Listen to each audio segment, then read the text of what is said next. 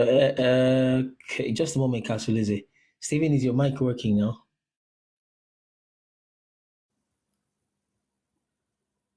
I can't hear him. Can anybody hear him? No, his network is really Can't hear terrible. him. Oh, Can't it's, hear it's his not network good. today. So how about Alara? Alara, okay, he's not. Let us know, Alara, once you're settled. It is in transit. So can I quickly say something? Okay, go ahead. But what I was trying to say is that I'm not saying God doesn't talk to us; He talks. But I'm trying to say that I think everything we need or answers we need has been pre-installed before we even ask. So we can access some data or files for ourselves. Just like it's there. So all we need to do is use or know your spirituality. Your spirituality is okay. If God is talking to me through your dreams, some is intuition, some they just see trance. So that's one step. The second step is when you now get this message, you now need wisdom to interpret them. Do you understand what I'm saying? It's not like I'm not saying God doesn't talk; He talks, but these things are already placed. So like He has programmed everything for us to just is around you. Then it's left for you to grab them and know how to use them. Sometimes you see some messages, if you are not meant to say it out, you're just meant to pray for that person. Then if you are foolish enough to go and say it and it doesn't happen, do you understand? Then you now need wisdom. Do you understand? So all these things are level of spirituality. Then for the story of Laban, Yorubas will say, Asunubari Lomarai, it's a yin yang. Like what he did is just to make the story interesting. If not for his own selfishness, he would not see the other side. Do you understand what I mean? Sometimes as soon as so when people do evil to you, then it's not left for your spirituality to make that evil they have done for God to turn it to good. Because these stories at times go hand in hand. Do you understand? If you take away Laban from that story, everything now becomes. Do you understand? So we can see him as evil, but at the end of the day, it's also part of the story. That's why we are all here. That's the essence of learning, perseverance, and this. We didn't come here to come and have fun. We came here to learn. So learning can be very painful at times. It's not easy. I see.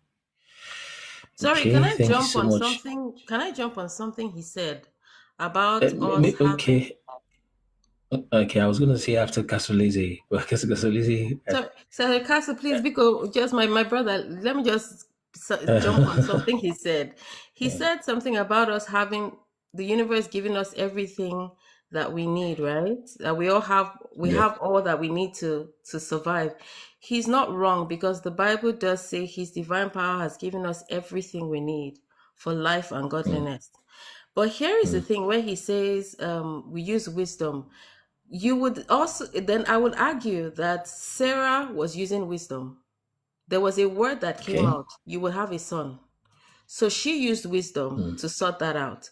Rebecca, there was a word that came, the younger will be greater. She used wisdom to sort that situation. Rebecca, what's her name? Rachel. Jacob. What? Okay. So Rachel, again, because I'm just trying to show there's the trend of that. The women. Let's use the example of the women who were using wisdom. She knew that her husband was so naive and so believing and trusting, so she had to use the wisdom of collecting her father's gods so that they will not they will not reveal their whereabouts to the evil spirits. What I'm trying to say is that when we use wisdom, human wisdom, to try to sort out our lives, it may not necessarily have the desired effect. This is why we need Emmanuel, that is God with us. I agree that, he said about God talking to us. God does talk to us, especially those of us who are his children. And you can only be a child of God when you have bent the knee and accepted the lordship of his son over your life. Then the Spirit of God, the Spirit of wisdom, now guides you to how to use this knowledge that you have to be able to navigate life, so that you will not use the wisdom of God and the wisdom of the world, and put yourself in trouble. You will now use the wisdom of God that his Spirit will tell you to now be able to navigate life, so that your life can work out the right way it's supposed to go. So we need to be careful about this mixture, because there is a tendency to mix stuff. There is the wisdom of the world and there is the wisdom of God. Wisdom of the I world is see. very seductive, very, let's put Bible aside, let's be real, that's the wisdom of the world. There is the Mm, wisdom of God that Isaac knew he did not have the kind of clout his father had, but he knew that if I mhm, devote myself to this God will fight my battles for me. mm. So that was the way he was able to apply that wisdom. So I would say that God does talk to us, especially those of us who are born again children of God. The Spirit of God talks to you and tells you what to do Yes. and how to navigate life. So let's not mix it. Do you understand? That's what I wanted to say. Thank you. Thank you. Thanks so much, Shama. And that is true. Baba Oladapo is an Ifa priest. That's why I just So, let him speak from. I understand what she's trying to He's say, an but he's an Ifa everybody has man. different level of spirituality. Are you sure you understand? I understand what she's trying to say. I understand what she's trying to say. Okay. But Okay. sometimes, if you go by the Yoruba way of doing things, when you see something, it is left for you then to still ask, should I say it or should I keep quiet? So she's talking from the Christian side of view, which I understand and I respect, but wisdom that I'm saying at times, there are days where you say things and you still need to confirm. Do I need to say? Do I need to act? Do you understand? And when you have some level of home training in you, it shows that's another level of wisdom. Respecting people, knowing your boundaries, knowing what to say, don't use hurtful words to people, and all of that. So, spirituality is not just about praying alone, it's also about understanding the rules and how it works. So, I understand what she's trying to say, but I don't really want to go into that too deep. So, we don't really cause a back and forth, but At the end of I the just want day, to expect, at the yes, That's still I just want to respect at what our you the still own say is belief. biblical wisdom. What you still say is still biblical uh, wisdom. That kind of That's what again, I'm just a saying. minute so Yes, that's that what you I'm can saying. learn properly. Yes, Yeah, just that's what learn I know. properly. Yeah. I know what I'm saying. It's biblical wisdom. Mm, So mm, you are able to know. mm, Okay, you saw. For instance, I see with not a good, too good news about someone. mhm, Maybe the person is going to die. You still need wisdom to go and say, should I mhm, tell the person or should I just pray and pray for the person? mhm. Do you understand? I Because if you see. go and tell the person that the person will die, the person eventually that you come and say that you killed the person. And in I some see your cases, point. when you don't talk, if the person is sick, you feel guilty inside the heart that I should have said it. That's why you now need to know, should I go or stay? Do you understand? One. So Yeah, I got you. I'm not going to start arguing. I understand where everybody is coming from, and I understand that at the end of the day, you still need directions. Mm, I see. So thanks for that. One thing that I think is going to decipher this thing at the end of the day is practice and experience. The more you have done something firsthand, it's easier to understand and you know what you're talking about. Because it's easy to give ideas online and to just for us to talk and all. But at the end of the day, it boils down to doing, you know. That's what it boils down to. But I got that. Let me hear from Kasolize. Let me let Kasolize go speak, next. Kasolize, you're gonna say something. So after that we let Alara since he's back. Yeah, what I wanted to talk about the dread of Isaac. So Okay. I feel because remember Isaac was a sacrifice to God, Mm, and mm, God doesn't joke with his sacrifice. Remember, even in mm, future, later when he said, "Burn this offering for me," and this offering is mm, specially for me and my priest and all that. Any other person that goes close to it dies, mm, right? mm, Any other person that goes close to that offering dies, and mm. the same thing applies to Yeshua as well. Even after he has gone to the cross, he gave him authority over everything. So that Yes. means the fear of Yeshua also reigned around the world as well. Mm, Even though Isaac was not to fulfill that covenant, but it was mm, just like trying to lead us through to Yeshua and all that. mm, Because that's why, even though he didn't do much, there was no fight. Just like Solomon, he didn't have to fight anybody, right? By Mm. himself. He just leave God to do the battles for him. Because he already knows. And remember, he was the one, if according to Joshua, he was the one that said, even if God wants me to be sacrificed, I will lay myself. Yeah, yes. And because of that, that made him special to God. So Mm. God will not joke with such person, you know. That's very true. That's why that's why he put fear in people. Anybody that comes close to him, maybe try to harm him or something, you make the person so afraid of him. So That's very true. I think it maybe will reflect his glory and fear enters the person. That's what Thanks I for think, that. though. Yes, thanks for that. Let me hear from Alara Studio. Stephen, is your network good now? I think it's where Stephen lives. It's like I can remember this has happened before. Stephen, Yeah, can you hear it?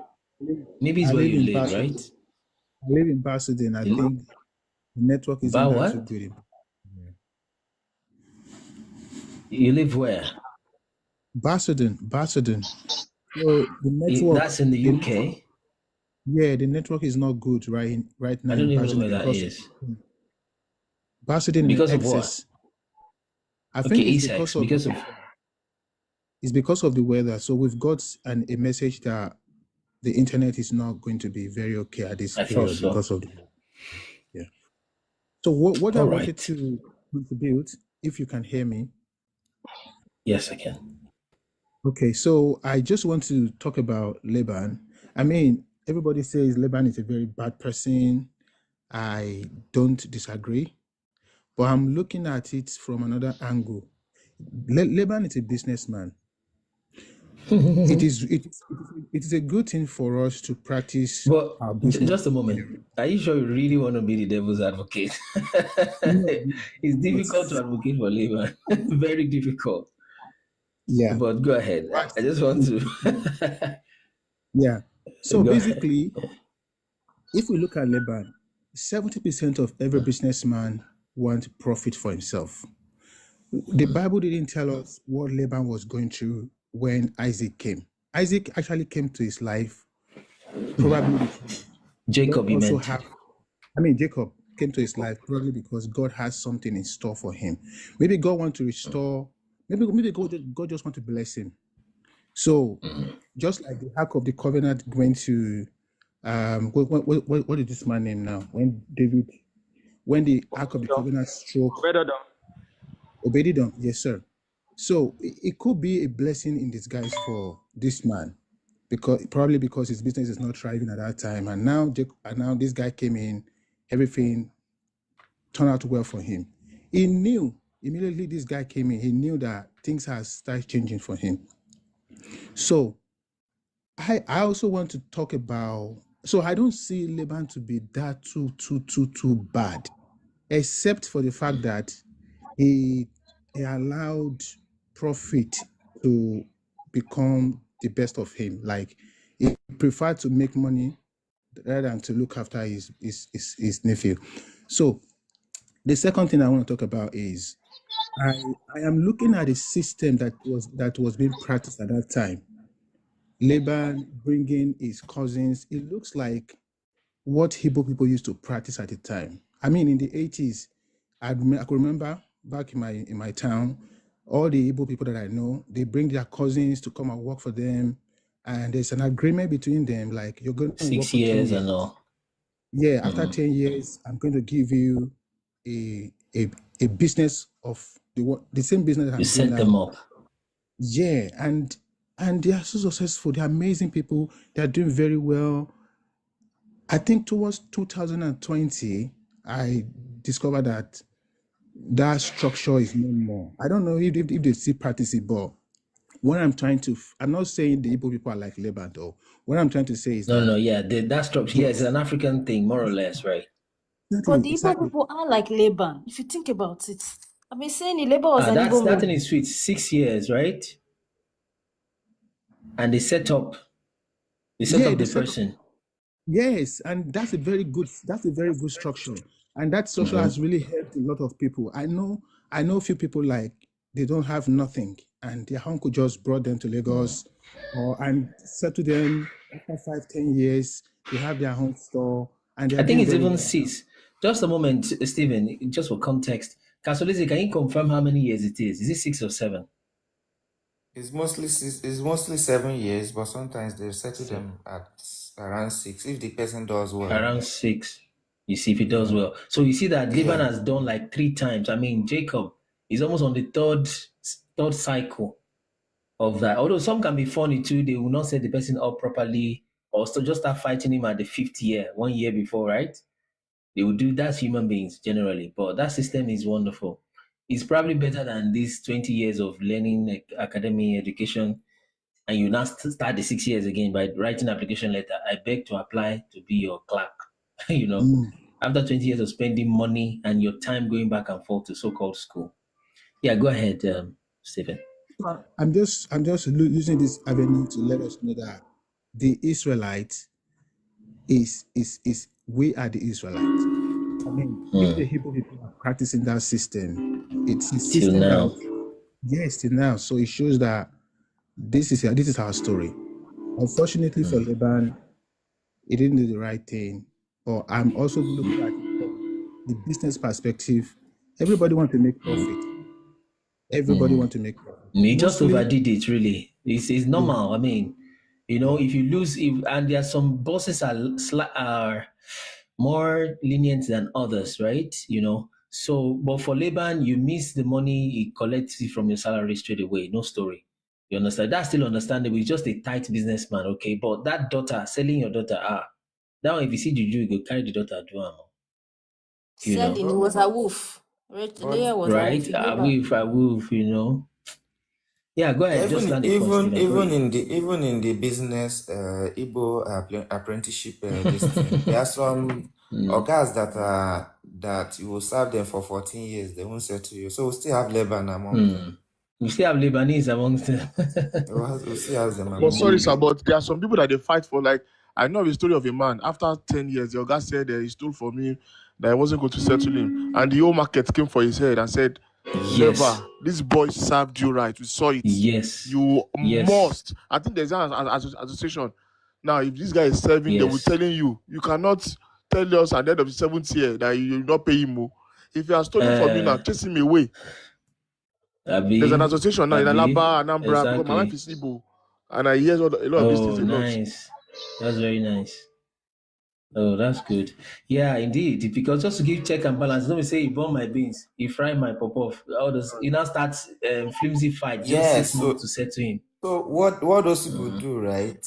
When it's time to settle the person, they'll be looking for an excuse. The smallest thing. The rice that I've been buying and eating, since he did not complain. Now this time around, he will complain that he bought rice with plenty meat in it. Why? You're eating his money. Is it a learner from scripture? From Laban, see Laban taking three circles. That's why I say even in that they still have Laban among them. Laban is still there. Yeah, they are still there. Yeah, so, but is it like just a question, because I don't really know the Igbo apprenticeship system, although it is, you understand, it is established in, at least I've seen quite a lot of people that are in shops, in the markets, that is, maybe the person is Igbo and whatnot, said, I'm doing training, you understand, then I'll graduate. That's what they usually say. That I think this is what you're talking about. That is it me or Skokila that is 7 years, right? Indeed. That's literally in scripture. Yeah, completion. seven is completion, right? That's quite It's the Jubilee. It is. It's literally the Jubilee. It's almost like a Hebrew thing. I just have not caught it. Someone can search. I think it says after 7 years, do this, do that. For someone you got from somewhere, if he is a Hebrew like you, make it this number of years. If he's not a Hebrew, he's a servant from captive of war, make him this and this and that. You serve for 6 years, then on the 7th year you let him go. And then you understand. So it's literally from scripture. It's written in Leviticus also. On certain lands for 6 years, on the 7th year you allow the land to lie fallow. Same with following. Yes. 7 is a number of circles. You're saying something? Yes. I said it's written in Leviticus. All those directions, they are written in Leviticus. Yes. But Yes, some indeed. people are so the guys Somebody's get phone is so ringing. fall in love with some people that you will now say, you know what, don't go. Anything you sell from this my shop, you now have your own percentage because he probably has Yeah. run broke. He likes him so much, he doesn't want him to leave. Mm-hmm. You know, like that. So, Mm-hmm. but Mm-hmm. on the seventh year, that person is already a She master of the set trade. him. Yeah.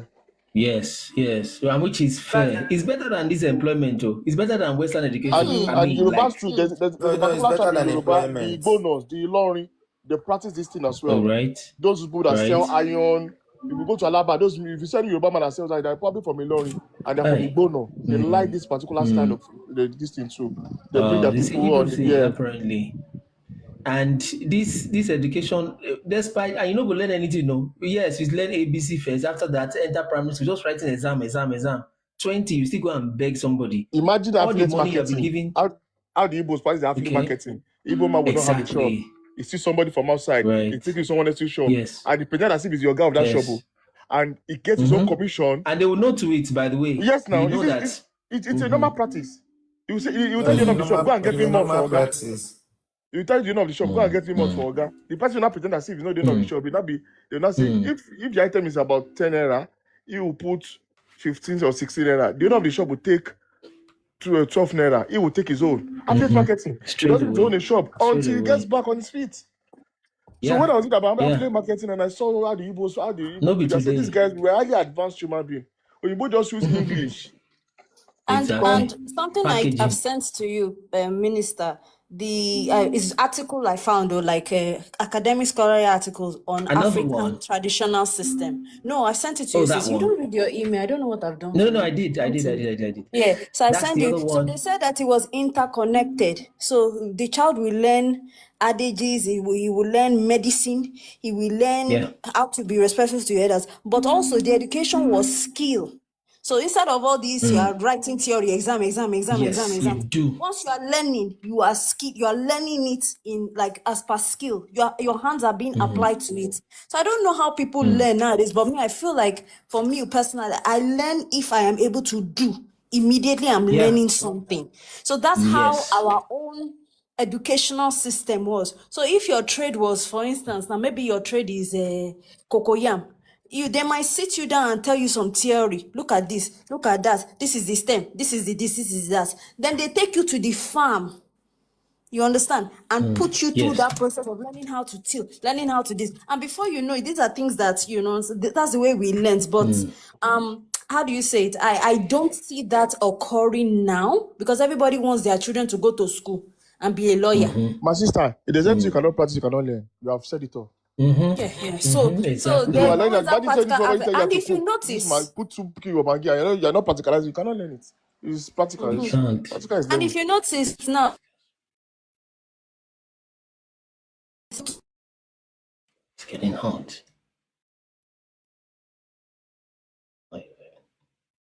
you get into a role or a job, they will have to train you before you can start. I don't know if you guys have experienced that. Any job that you apply for, at least there's something called onboarding. You learning on the learn job. first. It's like you learn on the job. So what is the use of that 4 year of education? Can't you just finish maybe 6 months or 3 months, go and do skill learning and whatnot? So I think there's a force behind this education to kind of drain people because 4 years is a long time. Am I still audible? Yes. Am I still you audible? are. Okay, go Yes, ahead. you are. So I think that nonsense started after slavery. So 1905. Someone can Google it for I me. think the industrial district started General in Education 1880. Board. 1880. Right? That's when it 15 started. years. Good. That's 15 years before 1905. 1905 is when Rockefeller started the so-called General Education Board and just gave it a big name, general name. It was a private thing. And it started in America. That's more or less what spread into most of the so-called Western advanced world to today.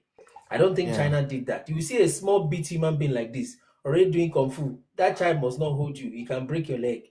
If he wants to do tailoring. But there's something we need to put in cognizance. Our own parents, after GSM 3, they started working as secretaries.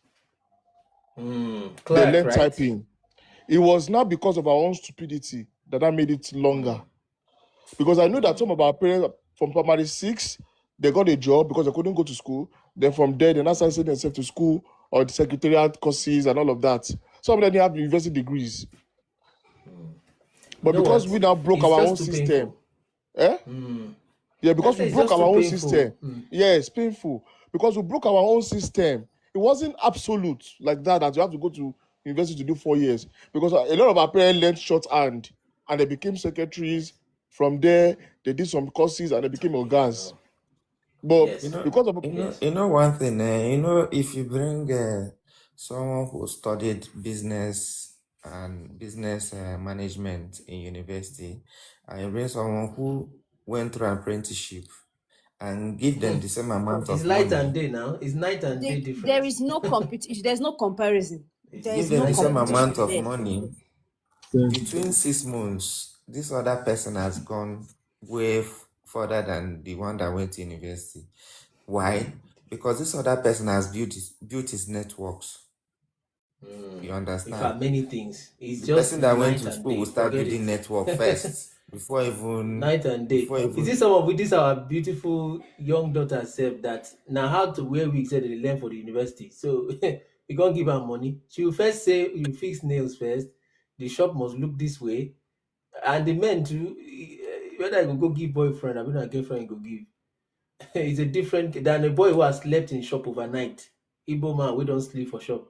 Now that one won't impress anybody. Yeah, he's a very humble human being. He knows what he's looking for. It's a different ball game, different world. Different world. And talking about practicality, right? I think we should begin to I'm thinking of directing this as we begin to wrap up gradually to homeschooling our children. You know? Am I still audible? This thing is starting to operate itself. yes, you are. Am I still audible? Yes, Sorry? you are audible. We can hear you clearly. Audible, okay. that brought a lot of ram. And he told his younger brother who did agric science to take care of those ram, and they kept dying. Somebody now told him, go to those aboki at Alabarago, go and pay them. The younger brother said, no, those people no know. When they came, the things that they were doing, they were just mixing the grasses, the water, don't do this, don't do that, fumigate. Though none of them died again. They brought some. So you see this education that I went to study in university. You see that in front of it is useless. It's not, it doesn't work. Right in front the of only you thing now. it kind of does. He just wants to read and write and socialize.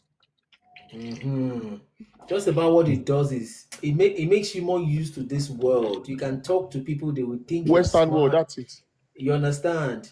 When you talk, carry it to Harvard. So you have to keep going with that. If you drop out to the regular normal world, you probably will fail. But our Chinese not used to this world. It's different. Chinese are cut off from this. You know, even their TikTok, you see Douyin, they call it. It's different from the Western TikTok. That's why I told you the other time before maybe somebody interjected me. They have miniature, we have said it before, miniature tailor like this. A child that is just kunkulu like that is already sewing clothes. Is already Have you seen their soldering kindergarten? motherboard. Yeah. Have you seen Chinese children? What their 3-year-old can do? What their That's what 4-year-old can do? That's what we're saying. So it's a So I simple don't know. common sense of how to learn. It's a simple common sense. So let me Growing just up, I move it remember we were straight doing all away. those things. Like me, growing up, I played, all this play where you gather plastics and You you learn pick from up. that play more than some schools, Yeah, so because Carry that's where I tire, learned. make tire from this. That's why I learned plumbing more. I learned plumbing from that. Wow. So when you get these shelters, fire on it. there is a pipe inside, like a straw inside it, right? You can use it, and we use it to connect different kind of cans, pour water, and the water will be, the thing make us to be amazing us, like, oh, see And water amuses going us, through doesn't this, it? through that. And then when I look at plumbing today, I understand how that works. So it's just the way it is. The Yoruba at the time, the boys we stay with their parents, their dads and mom, Yes, for 12 years. After 12 years, the dad will send him to go and learn from his friend. Yes, for boys, 12 years with your parent, and then after 12 years, the father will now send him to a friend that have different set of ideas. And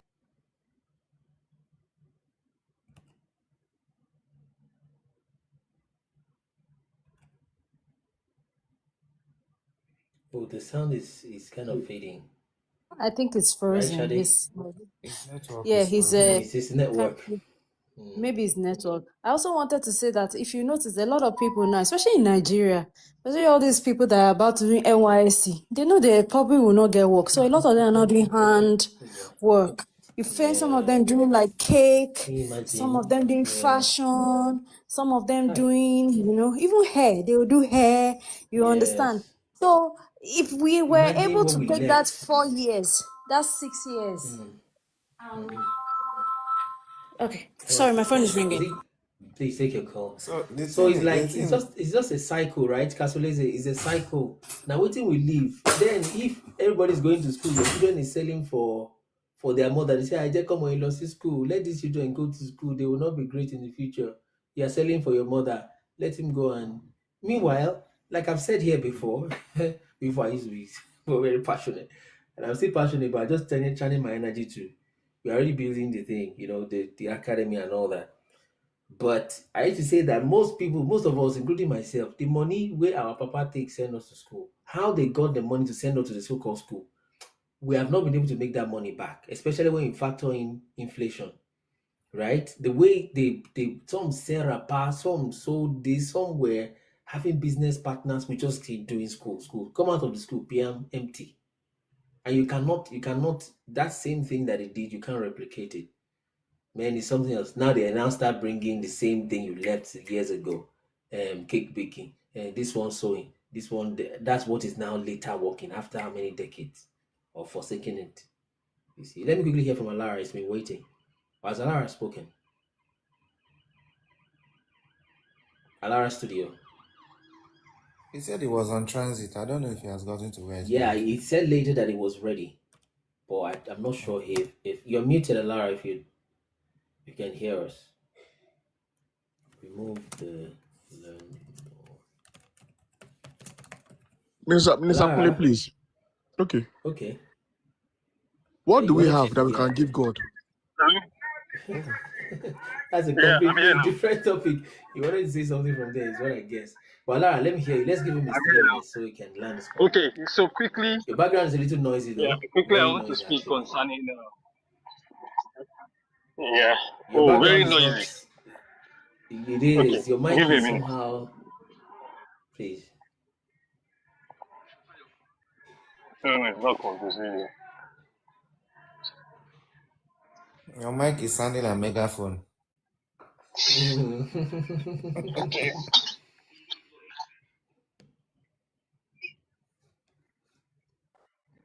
Okay, can you hear me now? Okay. Yeah, it's kind of quieter, so let's go. Your network is also not so good. Go ahead. Is it better now? Yes, Is it better it is. now?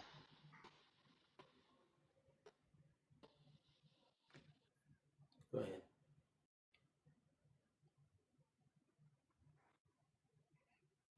Can you hear me? Hello? Can you hear me now? I can hear you. Can you hear me? Can you hear me? Hello, can you? I can hear you.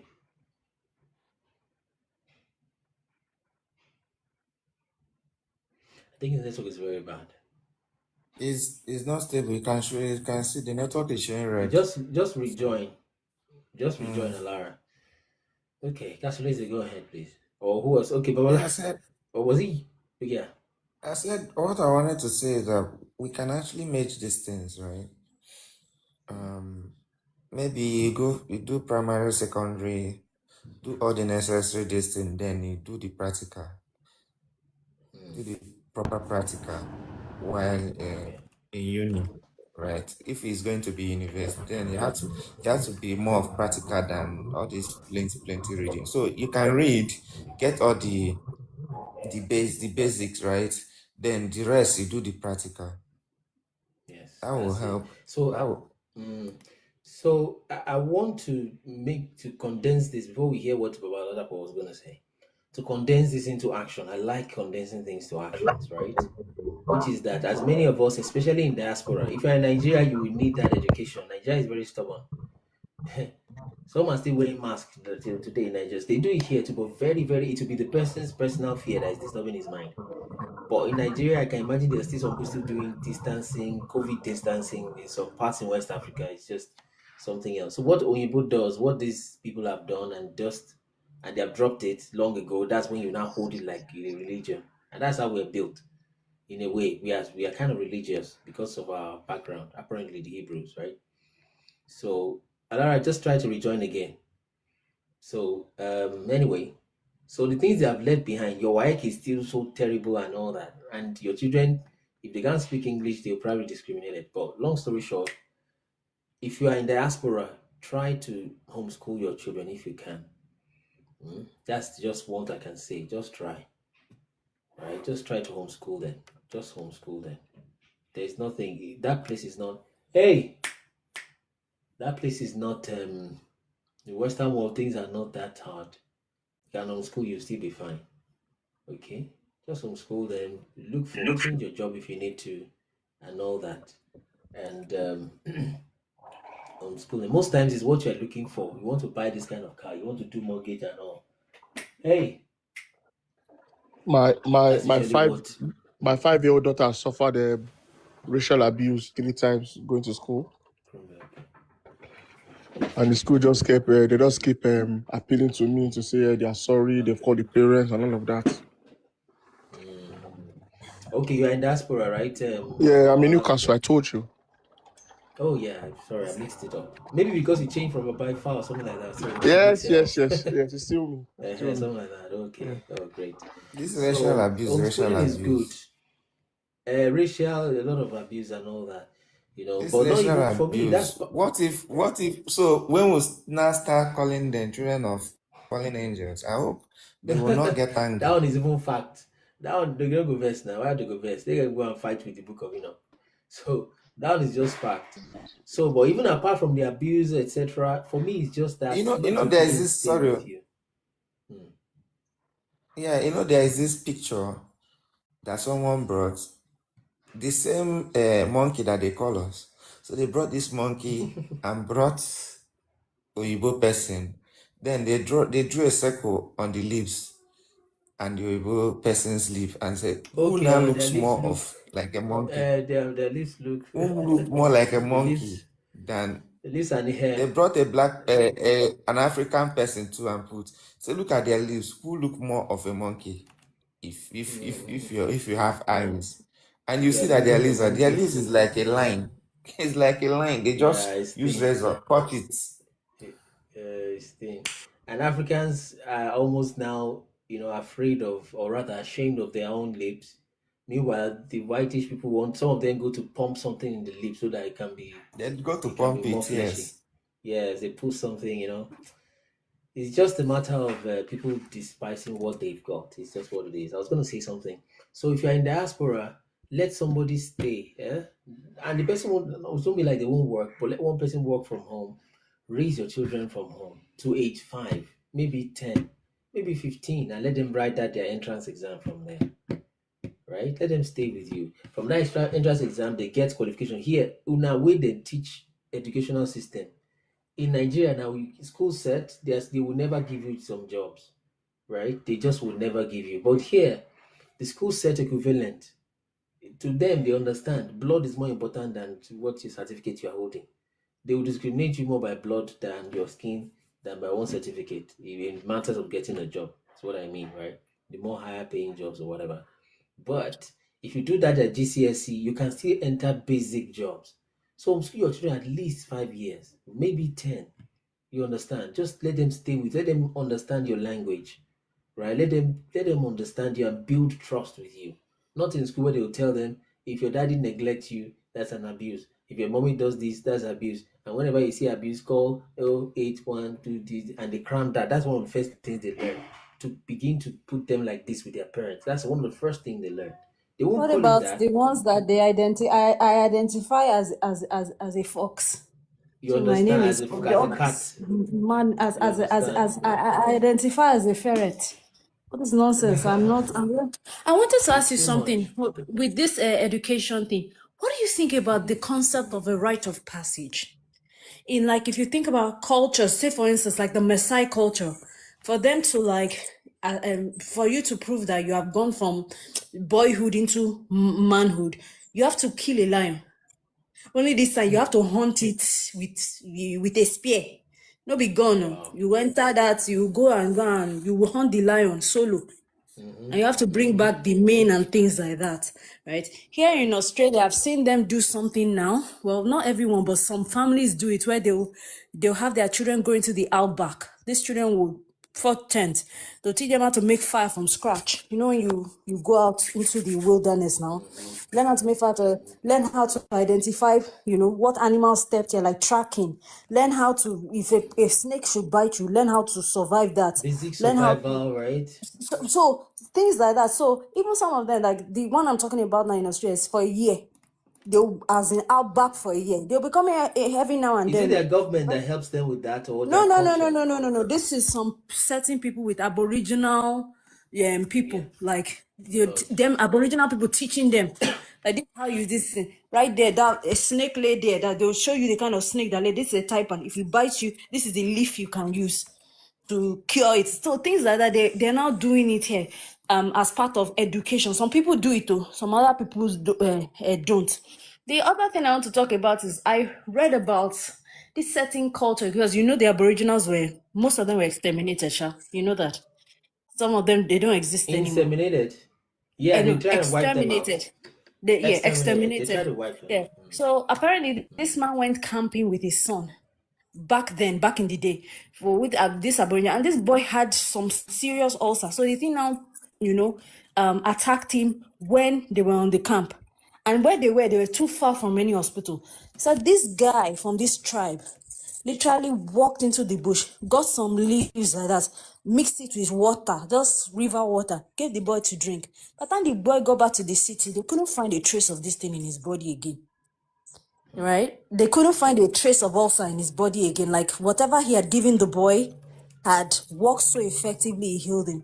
So down the line, you understand? But the guy didn't think anything of it. Down the line, the boy, when he grew up, now went back to go and look for that same guy again to find out that he was the last of his tribe. So the language, the understand died with him. So the story, basically the point is basically that language cannot die. Once a language dies, even like between me and you now, there's so many things we don't know anymore. We're speaking so much Queen's English, we don't know. A friend of mine used to tell me that her granny, because she grew up with her granny, if a snake bit you when she was a little girl, they didn't give you leaf, they will call out the thing. There are things you will say that ejo ajade lare, and it wasn't just Madam, it was madam, knowledge passed on from. may God bless you. Hello, sir. May God bless you. My grandma told me the same thing too. My grandma even went further and say, if the snake was sent to you by an enemy, they will ask that snake, is it a natural thing or you were sent to come and kill? If the snake is from an evil person, they will send the snake back to that person's child to know how it feels. Yeah, go ahead, Shadi. Do you understand? Like, so you understand? So I never knew that we had this much in the office. There was a demonization of what we knew. So my grandma used to, back then, if say for instance, your brother or something suffered an attack or something, you even know where a lion stepped. Oh, worry. You understand? It's just like the phenomenon of, some old ladies, they can look at a girl that is just one day pregnant and tell the girl she's pregnant. There's some women that can do that. My father could read it. If you are once 5 seconds pregnant, he will look at you and say, you look at you and tell you are pregnant. Yes. Some people can do it. If you disflower, I don't know how they do that. If you disflower, my grandma will look at you and say, she knows a so some people have that thing. But nowadays, I wanted to ask a question now. Let's don't know take this anything. one after the other, so that let's let Shadi learn properly so that we can flip back and forth. Shadi, we were going to learn so we can let. So like my own landing will be like, just like you said, like how do you say it? I have a nephew now. Like I'm partially responsible for his education. Part of his education is learning something. Ishewo. You will learn something practical. All this you are talking in class, the theory, or you write 15 paper, they will give you 50 over 100. At the end of the day, your 50 over 100 doesn't translate to anything in real life. Is that not a scam? It is indeed. I know how many papers I have written myself. Papers that gotten me high distinction. That HD on your report card doesn't do anything for you. Rich people don't have HD. Rich people are probably doing more networking and partying than all the things that we are doing. So yeah, that's my submission. I believe there's a big gap when it comes to skilling or upskilling. You understand? And using handwork, practical skills. You understand that we can actually attain and use it for something. So that's my submission. I gotta go to bed now. So in case I'm Yes, gone, it good is night. 11:30. All right, thank you, Shali. God bless you. Kachifo. Um, Ivie Kachifo. okay. Got you for. That's Igbo. Yeah, You're going to say something, absolutely. Casolese. So, what I wanted to say, do anybody know Bobonishe? I don't know if I'm Good, the is only it one that still okay? remembers that. Yeah. Hey, Flexi, So good morning. Good afternoon. I remember growing up, we used to have so Scorpion has stung me like 2 or 3 times. It was Bomonishe they used to actually Bomonishe and the onion. They gave me a whole lot of onion to eat. And that's why I don't really like raw onion till today because they have traumatized you with it, have you? yes, they did. Okay, so after the whole this thing, they'll carry Bobonishe and apply on that place. They will cut you. And that Gbogboniche, Right? sometimes you can use it internally and externally, right? On body You and drink drink it. You can also lick it, yeah, because it's sour. It's very, very sour. But on that time, man, almost every household, at least from where I grew up, has it. Yeah, Oh my they all God. had the Bobonishe. Yeah. Go ahead. Yeah, interesting. So, like we said, all this thing keeps leading back. Otapia. Good for himself, Otapia. Mr. Kule, do you know that for every Yeah. breakthrough in terms of health, do you know there's a cure for cancer, there's a cure for Those diabetes things and are, all of they that. exist. They are Now, there, yes. for everything the Africans gave the herbal solution, the whites would demoralize it and give the chemical Yes. solution. Yes. Perhaps sometimes the exact same thing. Not Yes, even yes. a So, substitute. so when the first Spanish flu break out, no, but there was a flu before the Spanish flu, and it was a white a slave guy that they took to was it America that told them use because the guy was obviously Ifa was what they were doing, and Ifa said they should use ogogoro. Ogogoro is what you have as your sanitizer now because it's basically alcohol. Wow. Yes, now use as sanitizer. Right. Powder is what you called Efun that time. Then cover your Because you're only nose. white. Yes, clean your environment and stay away from each other. They use bara. That bara is what in the egusi, that watermelon, that big egusi thing before they break it out to egusi, and it solved the problem. So they now took him to a lab. They documented it, and obviously his name was erased from history. Of course. So now I now begin to realize that when the COVID came was when everything now was now so clear that the Yorubas could solve that problem. Say cover your head. That was what I did. Cover your head with hot water, melon, ginger, garlic, tom. It worked. Do you understand? But they wanted to make money from pharmaceutical. Right. So you have to take COVID vaccine, and vaccine produced under 8 weeks had a lot of issues. People started having heart problems and all of that. So everything we created as solution to mankind that we have already had, when they see it, if they know they cannot make money from it or they cannot copy and paste it, they demonize it. Yeah, to add to what you just said, I think I saw a video of a lady on TikTok that spoke about family planning, and that her since she started doing a family planning, I think she did the insertion that she had a lot of hormonal imbalance. At some point, she stopped having her menstruation. Then I think someone now Almost like introduced her back to. false menopause, right? Fake Bros, menopause that's cycle. almost Yes, bros. That's exactly. almost killed my wife. Oh. Can you Ah, see? yeah. So, She blew so up she so said, bad. uh-huh. Oh, So she said We she had to went stop it. Oh. ahead to, yeah. She It said was she the had father to like said, "Tell your wife to stop it." can you imagine? tell my daughter I before you swear to take God Laban. Almighty. I swear to God. I swear to God Almighty. Before you will become Laban for you. Because I called. I took to my father. He said, "Ìyàwó yín ṣètò Sorry, fọmọ Alara. come back. Okay. So we could stop it immediately."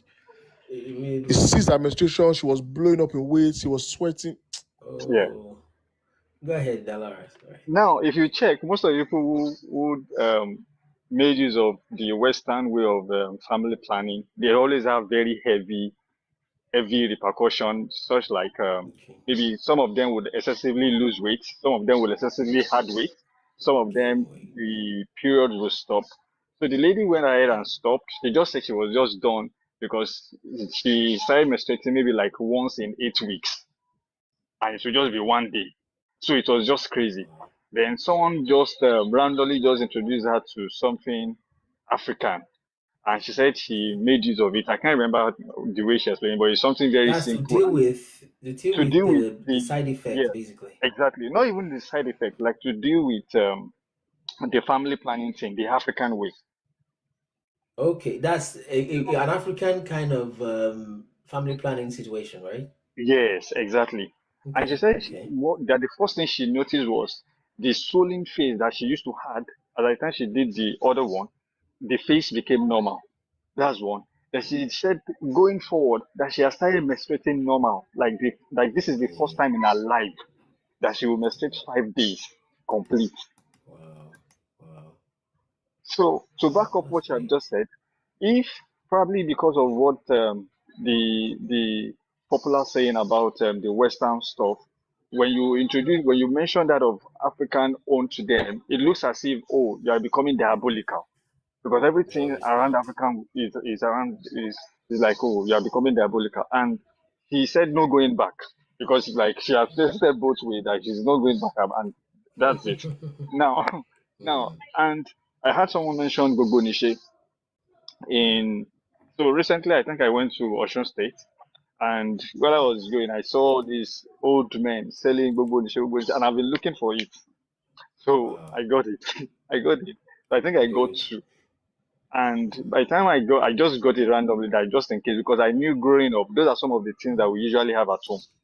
But now you barely can see it in anybody's house. So I just bought it. I see. So there, I usually have this stomach upset that once I have that stomach upset, whatever I'm doing, I have to suspend it for several hours. I'm talking of like 7 hours of severe pain that I would have to like sleep over it for it to go down. Like so, it's usually very tormenting. Then ever since I got this thing, I noticed it will always give me a sign that this thing is about to start. It will start like Okay. gradual stuff. I have noticed it twice, and what I just did was I would not even let it graduate to that severe part. I would just go and take the that Ibonise, and before you know it, Yeah, I would not even think about to it. It's subside. gone. Yes, Wow. it's gone. And So I think no, go ahead. yes, I was going to add to that God actually prefers, and I understand. I wish Chema was also here. Just a little balance. You know, yeah, they demonized it. God prefers, and I'm speaking from scripture, by the way, for us to function by these things are called blessings, right? Hmm. Eat food to get fulfilled. In fact, make your medicine your food and your food your medicine, right? You have a financial problem, go rather have you okay, work on the farm, maybe even get a job, whatever, and get your money by principle than by miracle, right? Go rather have us get is the good things of life by blessing than by miracle. It prefers that. I can tell that by scripture. So if you found something, you discovered it, you can even get that Baba's formula and all that. Although usually it's sometimes begin to trickle into the spiritual part and it's really difficult to separate. But as long as it's not getting into some, because there are some fetish things to be fair, but some of it is just pure, simple leaves, simple this, simple that, and they can give you that formula if you be open to them, pay them, come close, and then get that. That's it, I know. So those things are there. And I don't think those things can go lost, honestly. If you can search them, you will find them. Either six will find. Worst case scenario, an angel will tell you. Go ahead. All right. So let me quickly speak on the issue of Laban and Isaac. I think Okay, I, yeah, I yeah. overheard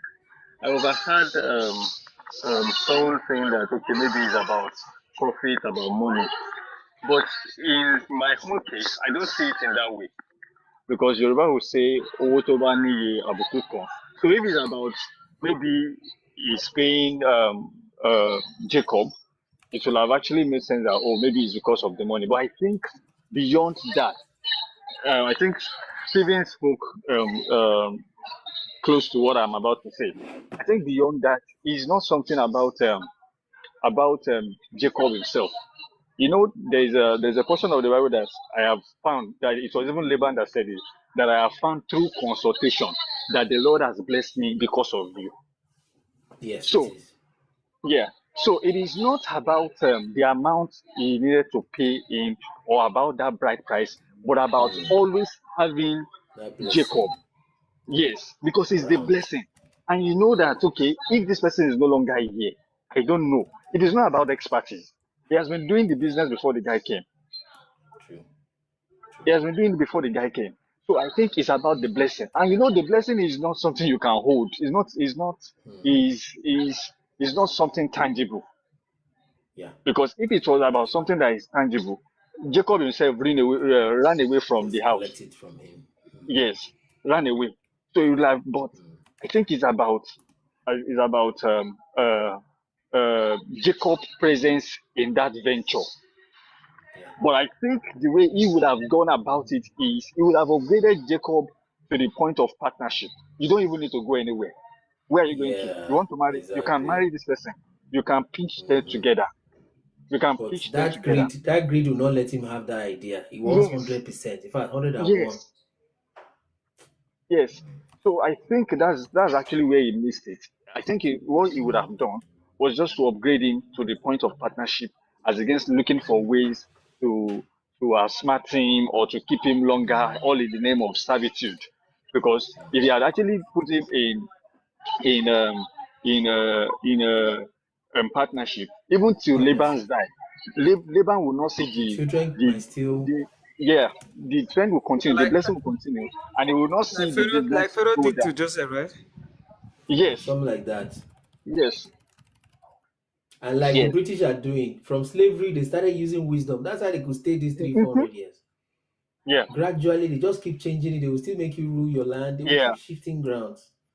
So, and they have made their place much better than the where the resources is coming from. It's just common, exactly. no over chop. No over. That's what France did. Now they have kicked them out. They don't spoil market for Europe. Hmm. Now the Africans are more or less waking up because they over chop, chop, chop, chop. You chop with sense. Even if you want to Minister, can I do. ask some? I Shade, don't know if you've touched on this topic. Is the 400 years over? You know, God has said, oh, 400 years, that's, slavery and He's all that. looking. Is it over? He's Over? he's looking. Even if it's not over, God, we don't tire. Exactly. It's looking like the transatlantic slave trade is the 400 years actually. Hmm. Okay, and some have calculated it. Numbers here and there. But for me, people should always do their best. Right? Always do your best within your timeline to move things forward. I usually use the worst example of that, right? Is the Maccabees. They were almost going to bring about the Messiahdom, right? Or the Messiah return at their time. Not as if God was constrained to send Jesus then, but it has been said that 70 weeks are determined upon them. Okay, but they miscalculated that time and they started fighting the Romans, fighting the Greeks first, fighting the Romans, and sometimes they won, sometimes they lost. It was summarized in Daniel chapter 11. Sometimes they would win, sometimes they would lose, and they were really, really oppressed and all that. But they fought, right? They fought. So I think that's a better thing to do.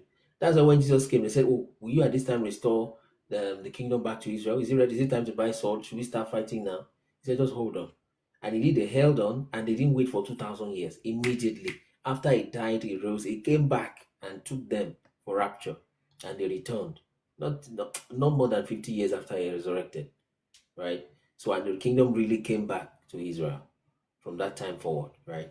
So yes, if it is the transatlantic Atlantic slave trade, that's the closest to the 400 years, based on the duration that was said to Abraham and all of that, and then the slavery, all the requirements that was mentioned there. Okay, So, and and some Gog have and checked it. Magog is the following Gog and Magog is 1,000 years of peace, Abi? It is the one that According to follows scripture. 1,000 years of is the one that follows 1,000 years of peace, which apparently, in fact, if we are to merge the two, the way you've said it, it's like after 1,000 years of peace, there's the time of deception, and that time of deception is like as good as overlapping the time of plus or minus 400 years of Satan beginning to hold on these God's people. Then after that, then the Gog and Magog war breaks that. If you get a sequence. Okay, so basically we are just possibly exiting that Satan, release and doing his own thing. Okay, all right. Yeah, Thank you, sir. that's what apparently. So it's looking like So that minister, truth because. Yes, yeah. are we talking the 400 years that God told Abraham, or another 400 years? No, I'm Because I saying know that that it's the asked. 400 years, or is it that it's being repeated? Is it that it's a circle, No, that one no, is gone and that circle is no, coming up? no. There was no previous one. Most people thought it was what happened in Egypt, and apparently Egypt was not to 400 years, right? Do you remember Yeah, that? because I know it's not up to 400 years, but so you mean that So transatlantic is the closest we can find. Do you get? okay. Yes, it's the closest we can find. There is no other time. Just follow it through from when they came out from there, they went to their land. After that, they took the northern kingdom. There's a breeze on your background. Let me help you mute. So after that, they took the northern kingdom, Assyrian captivity, which is separate. And later, just 120 years later, they came Babylonian captivity when they took Daniel himself. And they said there will be 490 years for something. That's not slavery because they were in their land then. And then that was the 400 years of silence, but that was not captivity. They were in their land, right? And that was just only Judah, by the way. After that, Yeshua came. And after that, both mainstream history and what we have discovered for the 1 AD, 10 AD, all the time from 70 AD temple destruction till 1770, there's no time when they captured the people other than this transatlantic slave trade that we know about. Okay, so that's the only time from that time when the promise was made to Abraham till now. There's nothing we know in timeline that looks like this Atlantic is the closest. Just And watching also, Mr. Pastor, Queen I every just want to ask, why is it 400 years? Can't it be like 100 years or I 50? know. Because there's Okay. always this, is either 40 days and 40 nights. 400 That was years. his pronouncement, That was One, God's what did pronouncement. you So say? What 400 you said is something 400 is like and 40 times 90. 10. Hey, just a moment again. Sorry, again.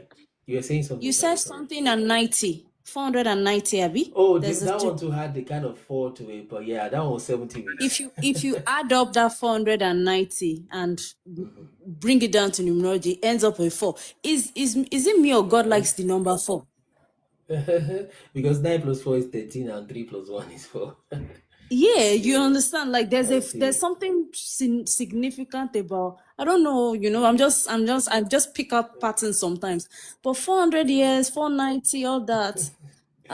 Obiora is saying, should I mean do the The same way picture of Igbo my people own? like the number 4 as well. Igbo people like Who number likes 4. okay, Igbo 4, people. right? Yeah. There's We have the the Yoruba kind 4 of like market 3. days, 4 this, 4 that. Like, So yeah, The so number we can try to look. Okay, yeah, go ahead. the numberings there are quite a number of numbers that God has actually made emphasis on.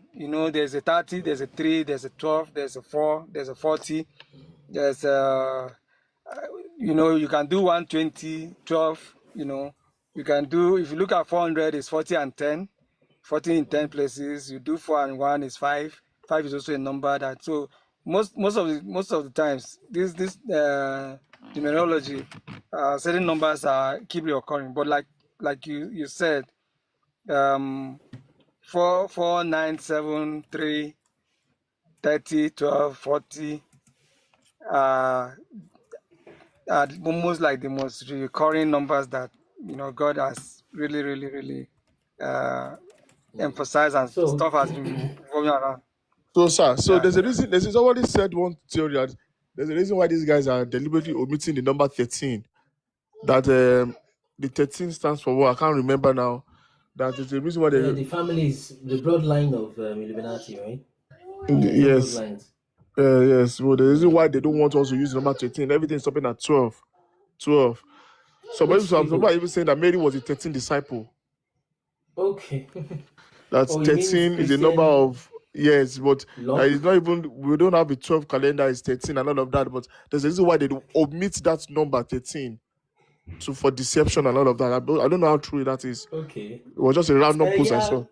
it's easy to. I got it. It's easy to get that from first principles and to look back to answer Chade's question or observation again.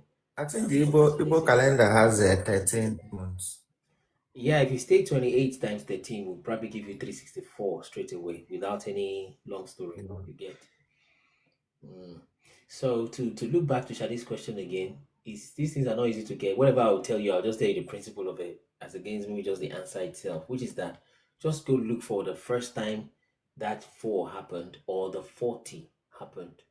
Okay, in scripture, you can just check first mention of 40 and it can begin to tell you. So, but there is a way life seems to work, which is that the first thing that happens becomes the precedence for that thing. Like I've said before, the day, for example, that Cain killed Abel, for example, like the day of that, like let's say the day in the year, that day probably till now must be a very strong day in witchcraft, right? Like the day that, for example, Adam fell, okay, in the week, right? Yeah, 40 days and 40 nights. You can check the first mention if that was the first mention of 40. So probably the flood, I think. Shadi, are you confirming that or you were asking? You can check. Someone can check. But it will probably connect to transition of the seasons. fourth mention of Test 40. He said the fourth mention of 4 is Genesis 1, 14 and 19. 14 to 19. That's the fourth mention of 4 in the Bible. Yes, and like I was telling Shadi about that numerology that she was seeing in her situation. I don't want to repeat the translation or the interpretations. It's something personal. So that it connects to the 4 winds of the earth, 4 cardinal points and all that. So those 4 rivers were also the 4 rivers in the whole earth, right? So that's when they were talking about the rivers, Genesis 1:14, I believe. But regards to 40, 40 always goes with judgment, with testing, in fact, sometimes tempting, okay? Test, the time for test to elapse, right? A time for sometimes like a kind of cycle, right? But all you need to check is the first mention. Now someone can check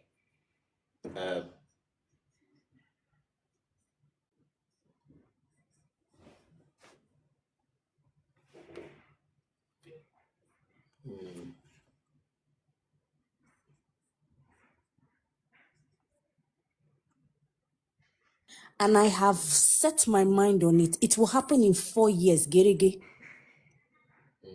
I've noticed like that.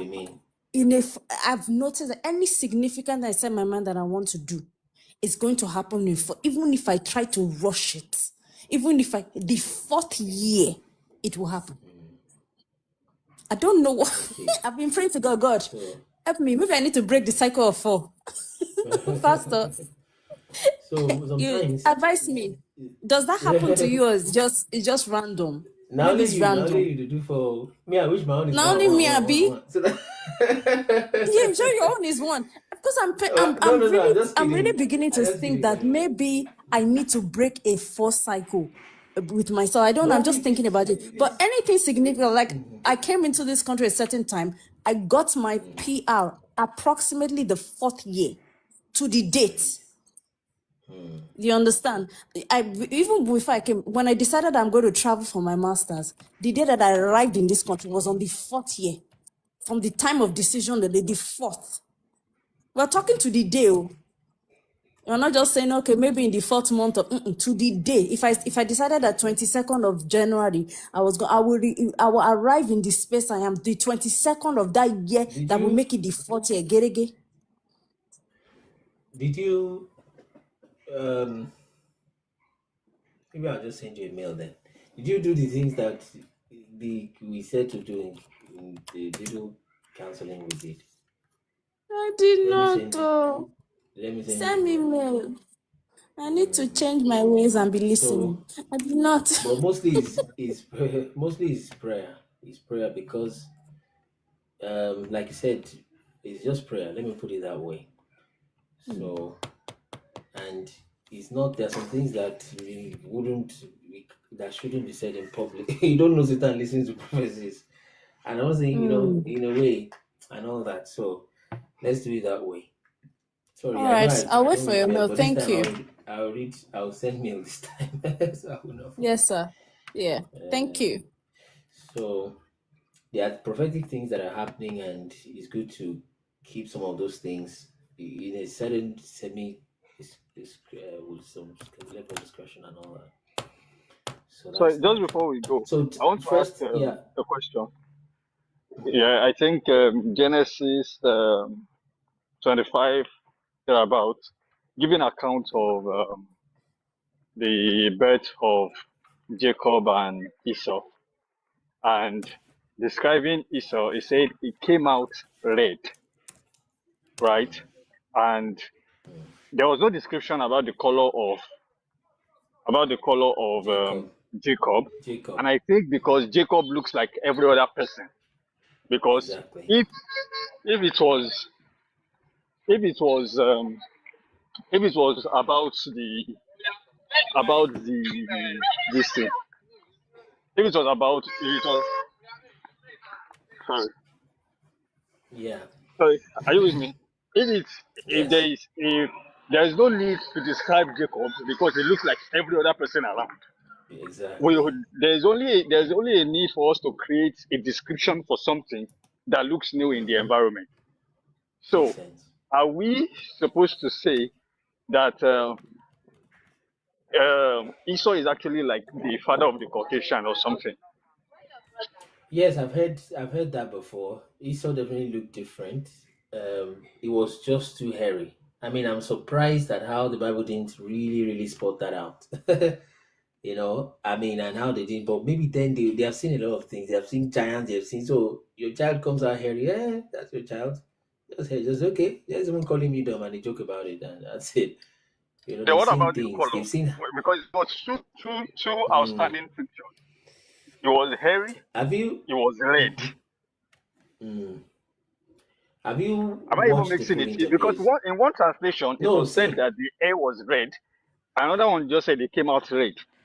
If you say it came out Yeah, red, that would mean just his skin. If you say the hair was red, I think it's not the same. He was it's red and both. hairy. That's what I said. It's Uh-huh. both. Isn't all It's these because of people, those what do they translation. call them? There's these people, What? these white people Castellation? that are red. There's these white people that are Oh, red. What do they call rednecks. them? That one? Or is it Not redhead red. people? This Red Indians or no Bigfoot. Indian. There's a name for They it. are, No, not Bigfoot. no. There's a name for those people. I forgot They recently they were making videos because their fellow that they white are people black said or they are something. blacks. Scottish people. So there's a name. Someone can type the Yeah, name. ginger. They call them Gingers. ginger. Yeah. Thanks, Choma.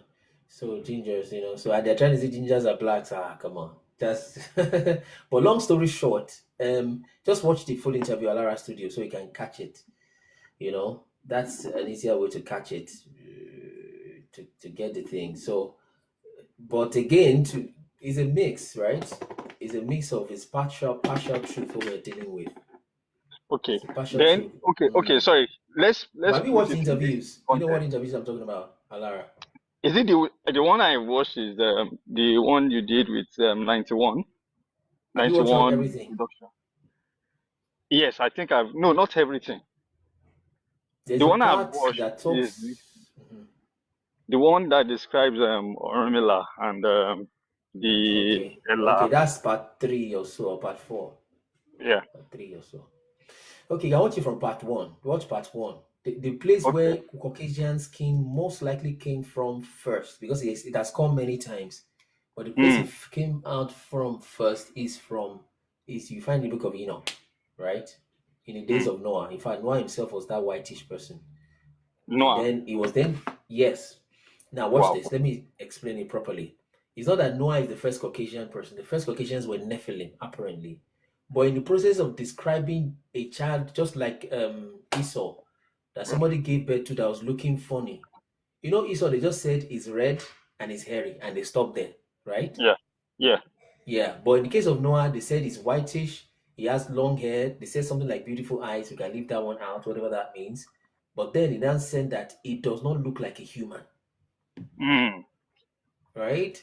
And what does it look like, Joe? It looks like the son of the fallen angels, sons of of the fallen angels, the Nephilim.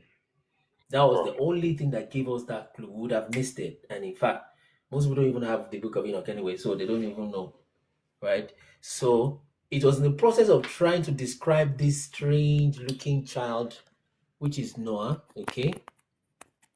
Strange looking child, which is Noah, that we got to see and discover how the Nephilim will look. And lo and behold, that's how your regular Caucasian person will look. Or in fact, indeed, anybody whitish, maybe even Asian, that look like that. That was the Hmm. first. That was the first mention. And there are more scary things about how the white people will tell them that their Caucasian whitish skin is very recent in history. Very, very recent. Mm. Apparently, some people were made with due respect in a laboratory, okay, more or less. So Yeah, maybe in but part five minister, we'll talk about that. Yeah.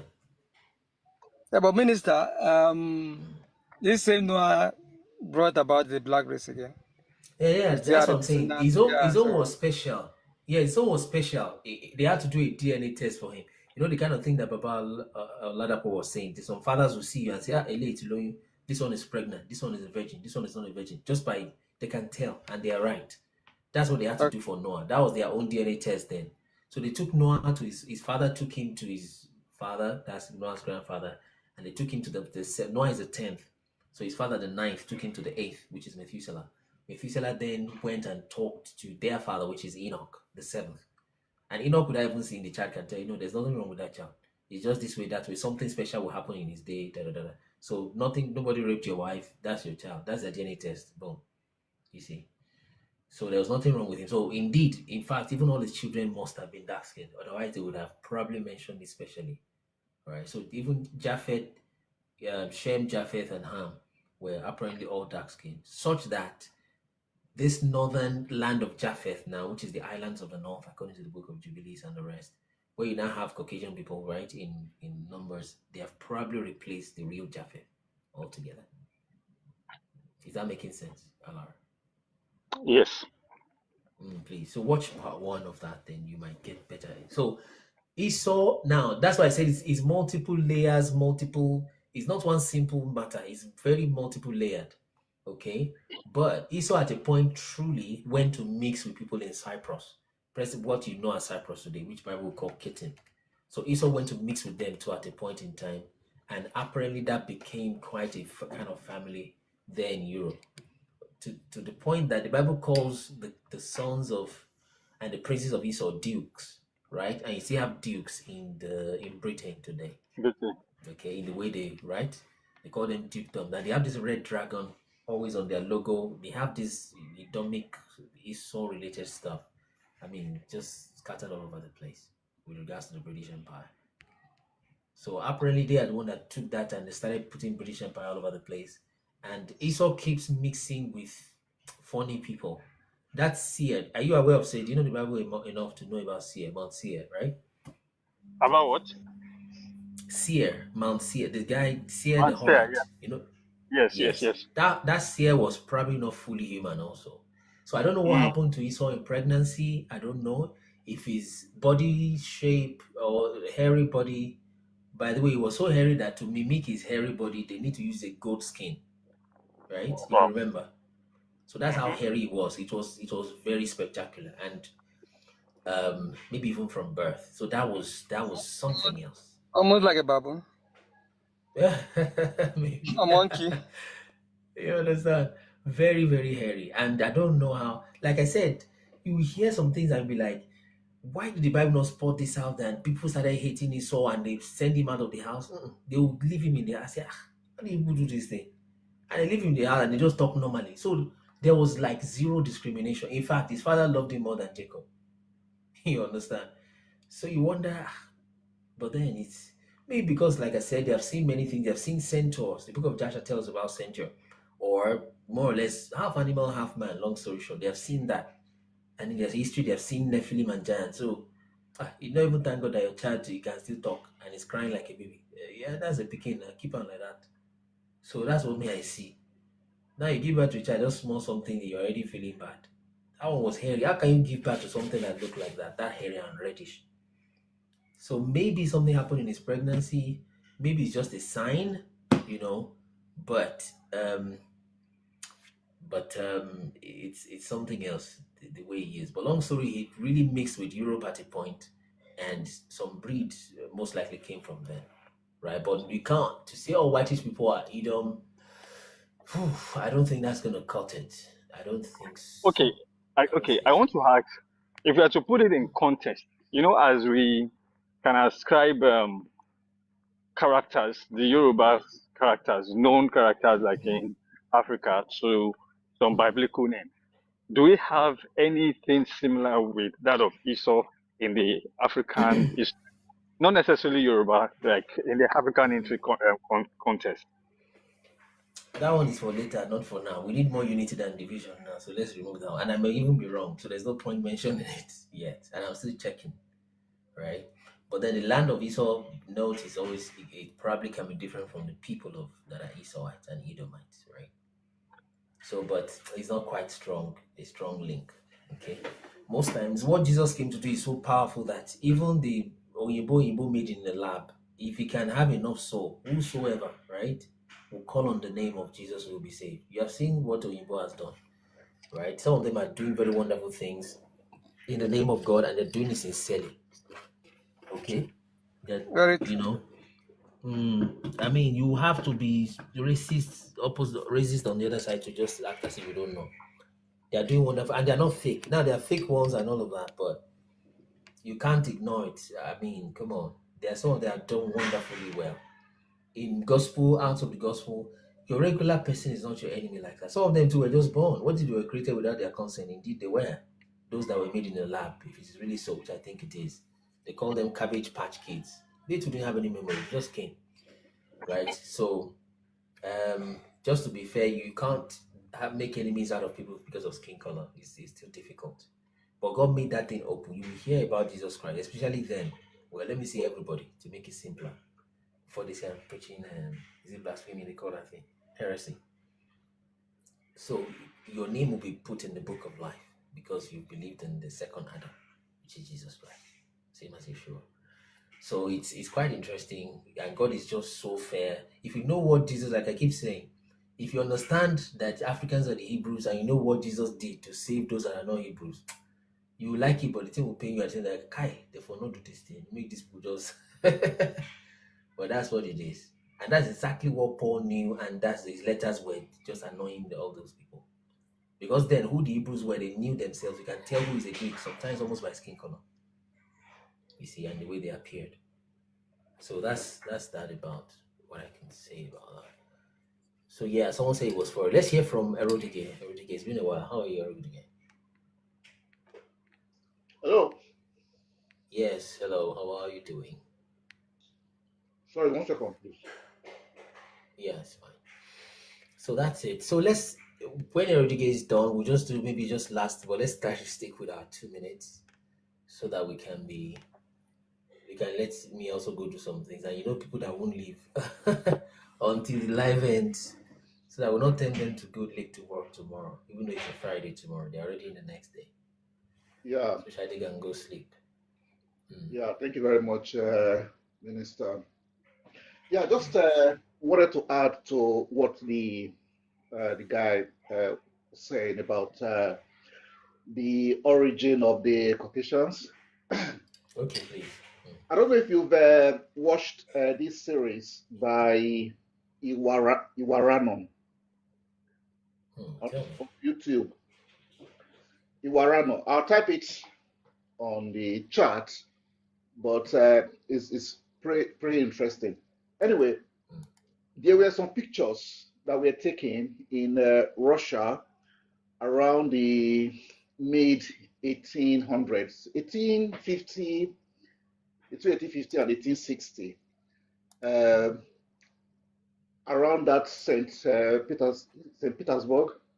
Uh, so the pictures were basically St. showing Petersburg in Russia. in Russia, yes. Okay. So the pictures were basically, showing these buildings, but all the streets were empty, the whole city empty. Yes. Not only in Russia, but a lot of cities in within that Europe axis, and even up until the Americas. So these pictures taken had these streets all empty. Then they now took some pictures again, maybe like 20 years later, around London, and all of a sudden, you start seeing people in the Same locations, right? But now populated. yes, now populated. Yes. Then the question was, where were all the people? Then there's this, obviously, you know about it because you've spoken about it a lot, about the orphans. All of a sudden there suddenly appeared a lot of orphans, young children Yes, without of parents. course. That's in part 1, right? Of the interview we had, right?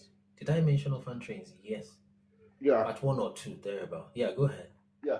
And the official narrative, obviously, was that women that got pregnant out of wedlock, they promulgated some new laws that made it very difficult for women to keep the children, and eventually the women had to let the children go. That was the official narrative. But the thing that makes sense is that there were so many orphans. It just doesn't make sense that a lot of women we find themselves in that situation of giving away their children. And not just in England, but a lot of other cities in Europe also had the same problem. So it just doesn't make sense that all of a sudden you now have so many children. Then in the US, they were having these trade fairs. You remember the early 1900s and even the late 1800s. That's literally things we have discussed, in that our interview. Sorry Yeah, to interject. I'm just going somewhere. So there was definitely, I thought you wanted to hit maybe one update on, because there were definitely people made. Oh yeah, sorry. You mentioned one interview. Let me just Google it straight away. Sorry about that. What's the name of that interview? EW what? EWA. Sorry, yeah, EWARAN. EWARANON. Let him spell now. You know the patient. Waranon. Go ahead, Rodriguez. There are two videos there. What in the world happened? That's volume 1. That has about 30 messages. Then the volume 2 is Lost History of Flat Earth. That has seven messages. That volume 2, that's probably where you want to really focus on. Is awesome. By the time you get to 7, something happened, because when the guy got to 7, he was about to introduce the millennial reign.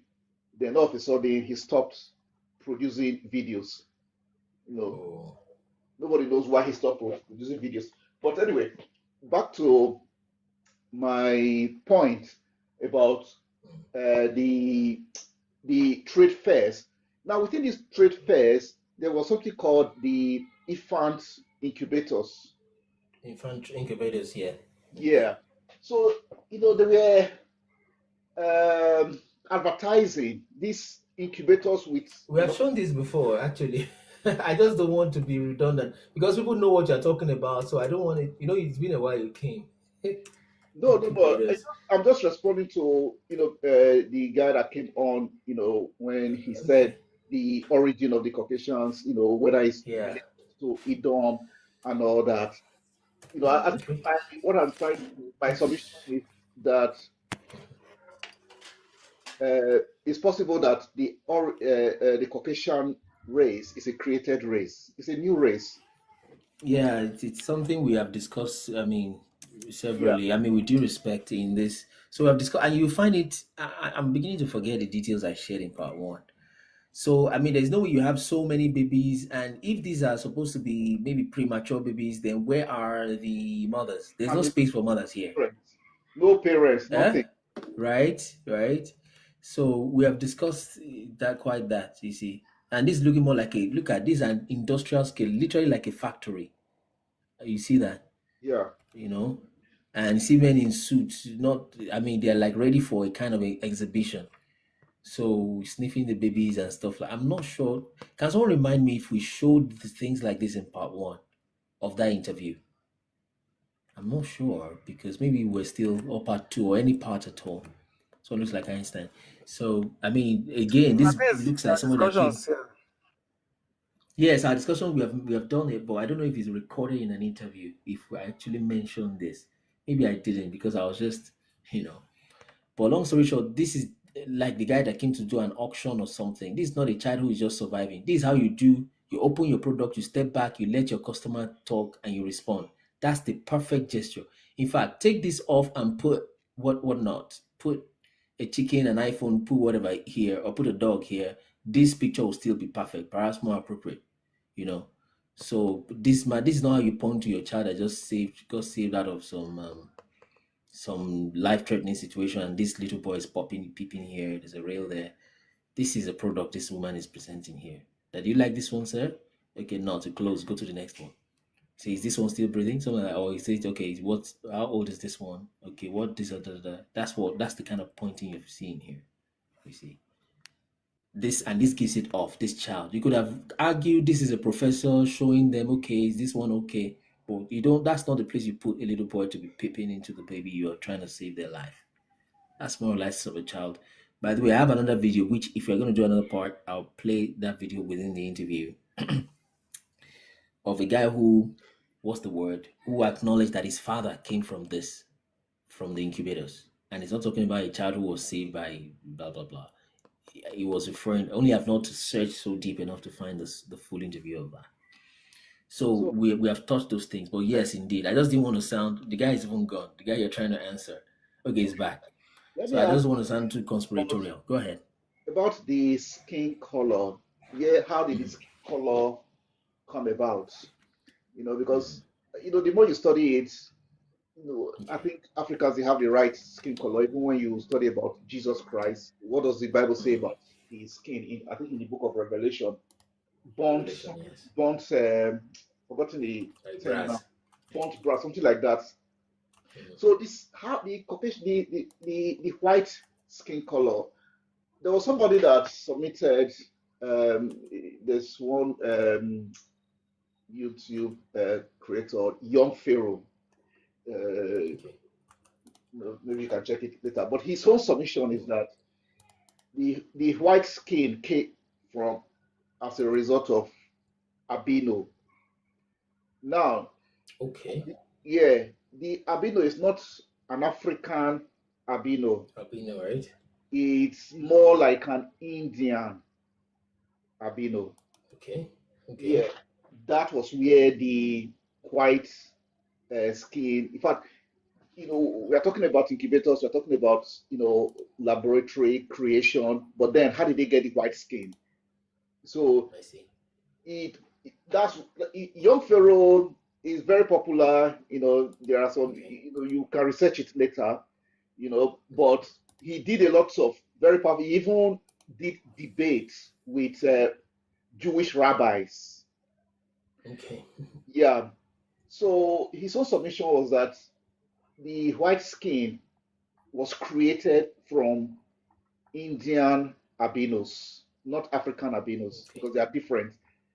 So that's why you still have kind of the hair, the lips, you know, the nose, and that is dissimilar to African physical features.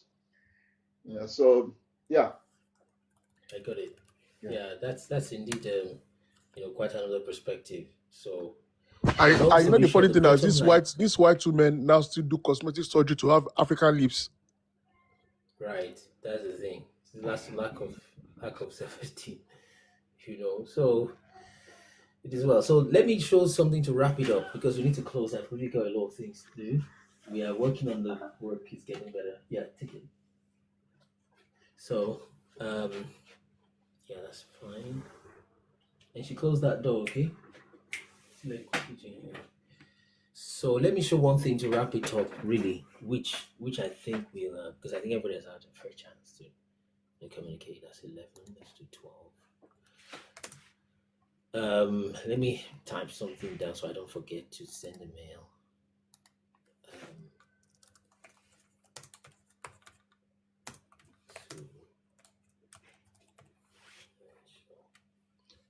Yeah, so this is, we have shown this many times also, which is what I'm going to show so we close, right? Which is just about when I was talking about home education. You're right. Home education. So, yeah. So this is where it all boils down to, right? If this can be gotten, so they've said this is a hoax. Like I said, they called it a hoax, but I'm saying calling it a hoax makes it better, in the sense that the person that hoaxed it, that faked it, is just so smart and he says everything so succinctly and so more or less perfectly. This is just it, right? Those matters of self-esteem is that ancient education system, right? That's the thing, and that's how these guys have come against those people. If this can be restored, everything will flip, right? Everything will flip, and that's part of what we're doing here. Okay, this African black, there's a lot of people that now this religion, this Bible religion, all that is one aspect. Another area is culture, very deep. Another area is political leadership, right? Maybe business is somewhere around those three also. The way they do business in the international politics, right? So if that self-esteem can be restored, if an African man can understand how powerful what God has given him is, if that can happen, then I think more or less everything else just more or less just fits in. Very, very important. Very important. If you understand that the people that are supposedly hating you and all that, putting you down, are so jealous of you. They want Africa without Africans. They want, if they can get your skin on in mass and they give you the white one, they will do it very happily. Because if you had to move Africans over to Europe, for example, and take Europeans to Africa, they'll be so happy. And you can imagine people just on a life. The cold is the first thing that will start killing people. They just freeze to death, more or less, on the streets. See, Africa, that a madman can still be walking without clothes. Some will start begging almanjiri and all that. They would have frozen on the street. And when they will assign the person that is supposed to turn on the heater or the national grid power, the guy will just use the money to go buy one Lincoln car. And before people are freezing and they have paid bills, they just die in their homes. You see. So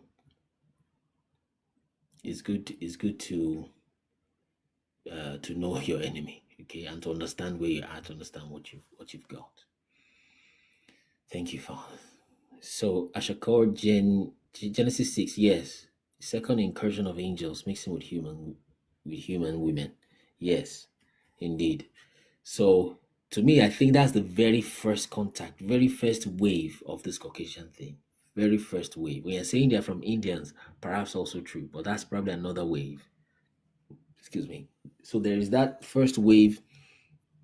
I think is that Genesis 6.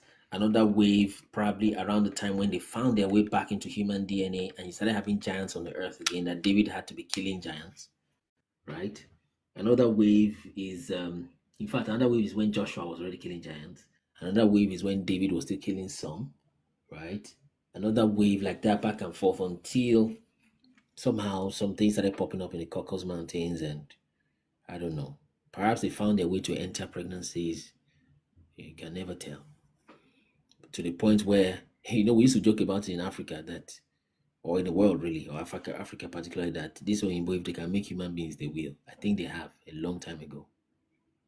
And I used to say that when you're watching alien invasion movie, it's more of a mockery.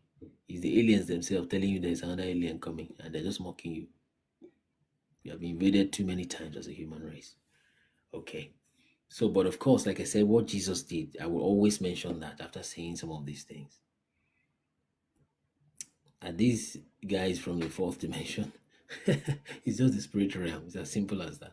But one thing about spirit realm is it can always come into the physical. Reptilian bloodline, all those things.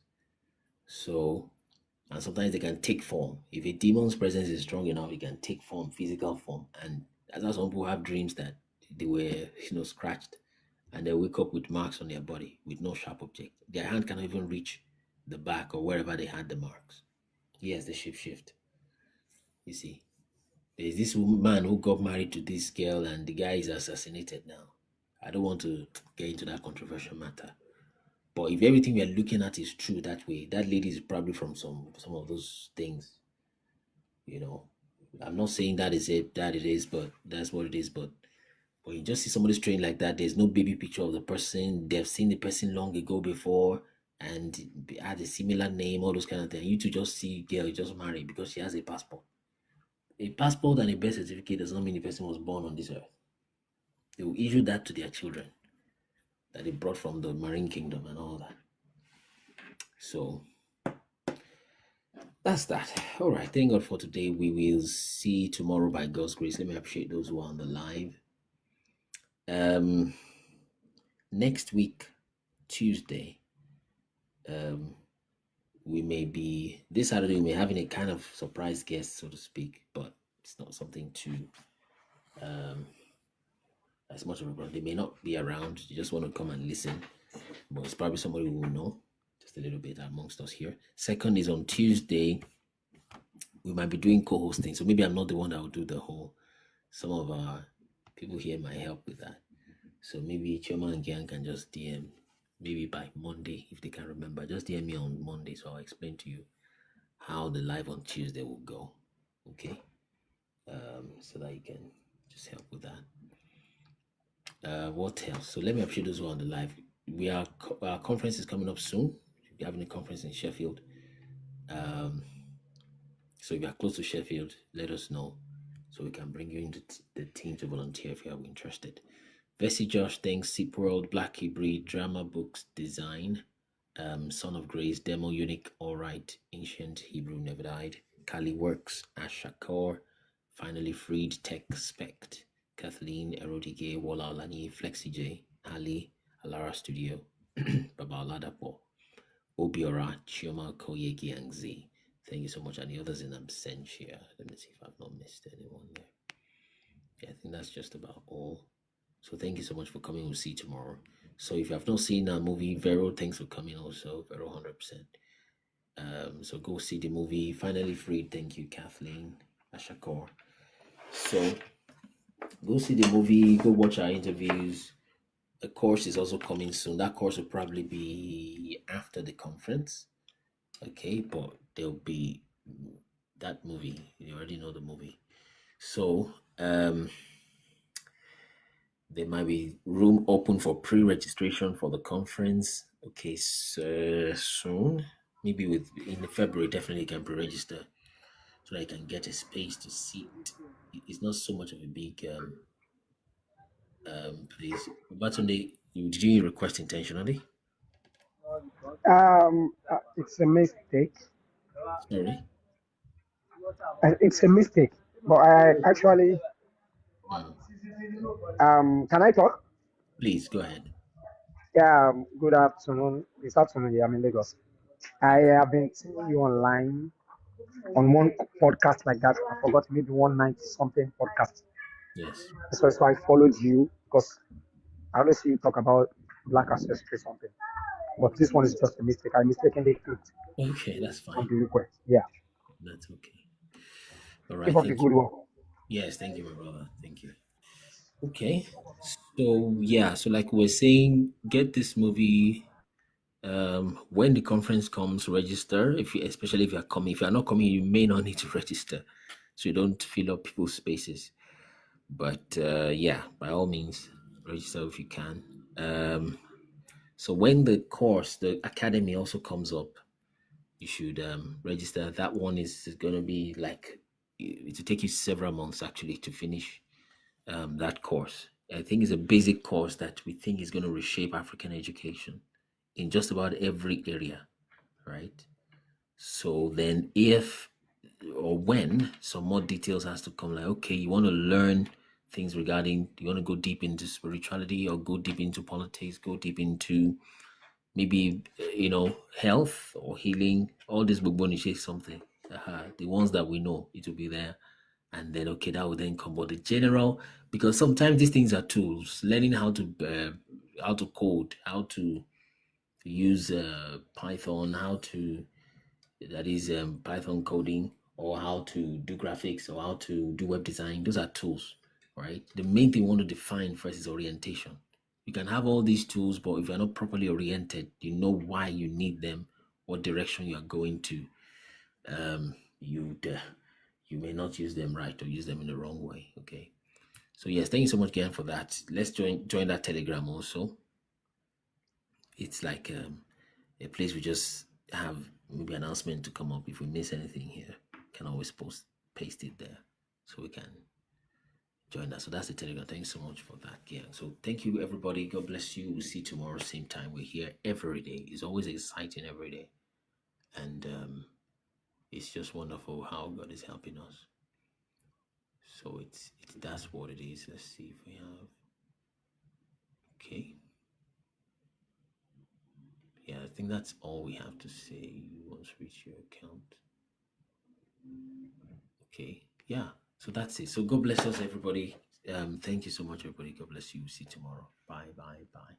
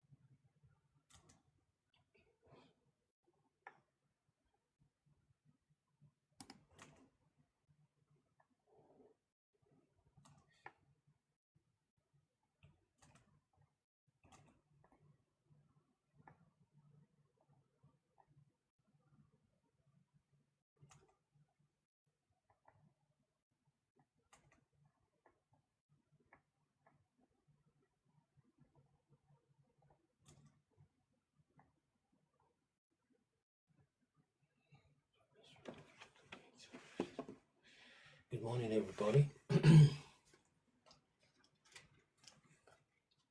Please let's try to share so that we can get more people to come on, so that we don't start without them. Be the next 3 minutes. Remove duplicate.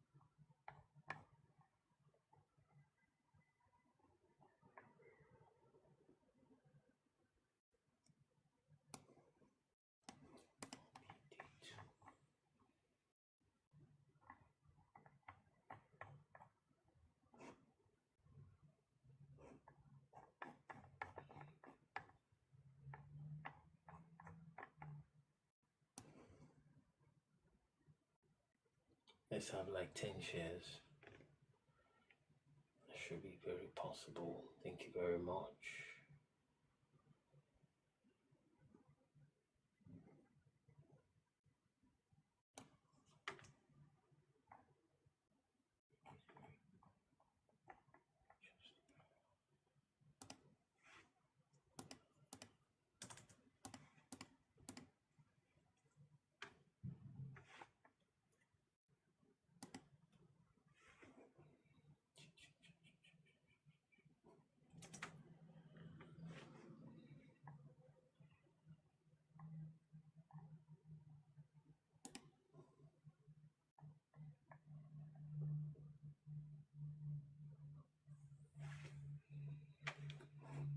Okay, let's begin then. Good morning, Kasoleze and Ife, Eagle Prince. I think I can see Eagle Prince there. Then DG Chuma, Kali Works, Ogogo, Vessi Josh. Good morning. Let's get started. Let's see. Thank you, Father. So we're doing Genesis, chapter 33, if I got that right. Genesis 33.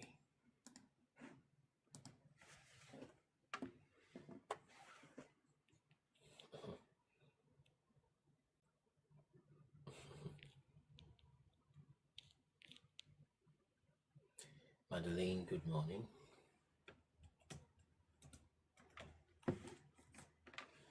Jordan, it's been a while, good morning. Let's try to get a better sound so we can change when the time comes.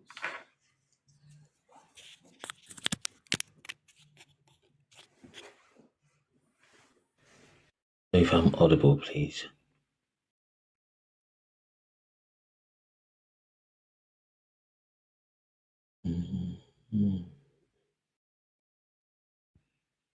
Let's still continue with Twitter. The Twitter has been funny,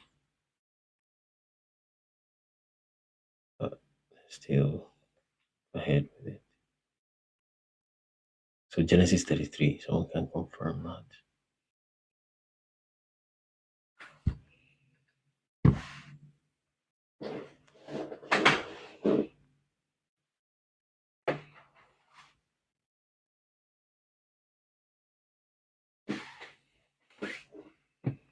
Okay, audible. Thank you very much. Consistently.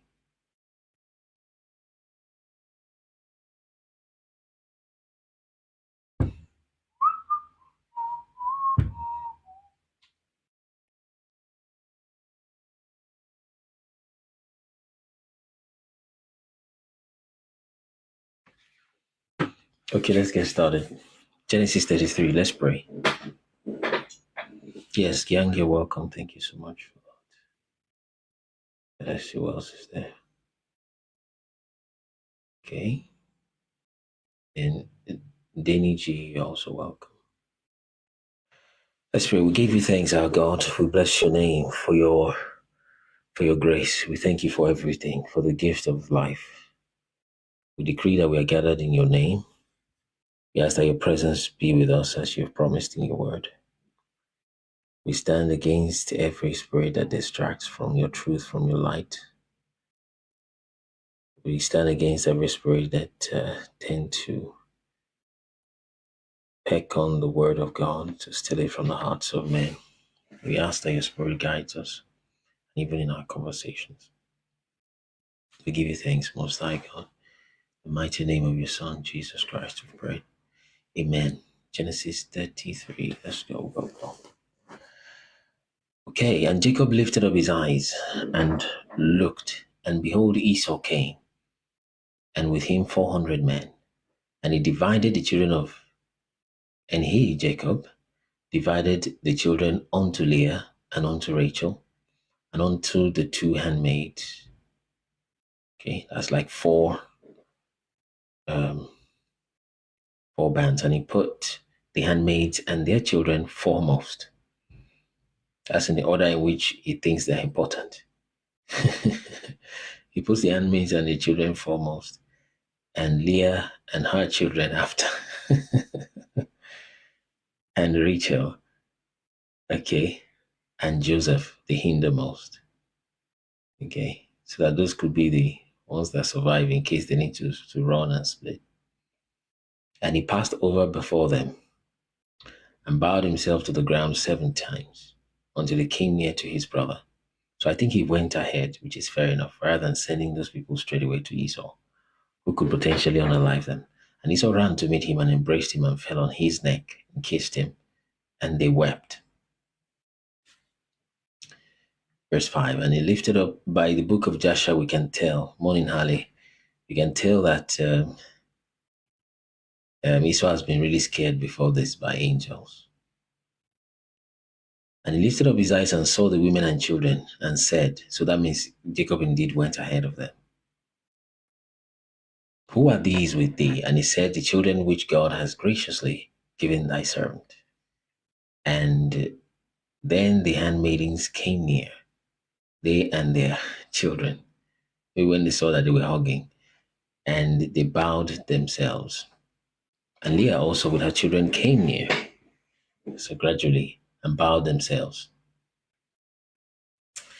And after came Joseph near and Rachel, and they bowed themselves. And he said, what meanest thou by all this drove which I met? And he said, these are to find grace in the sight of my Lord.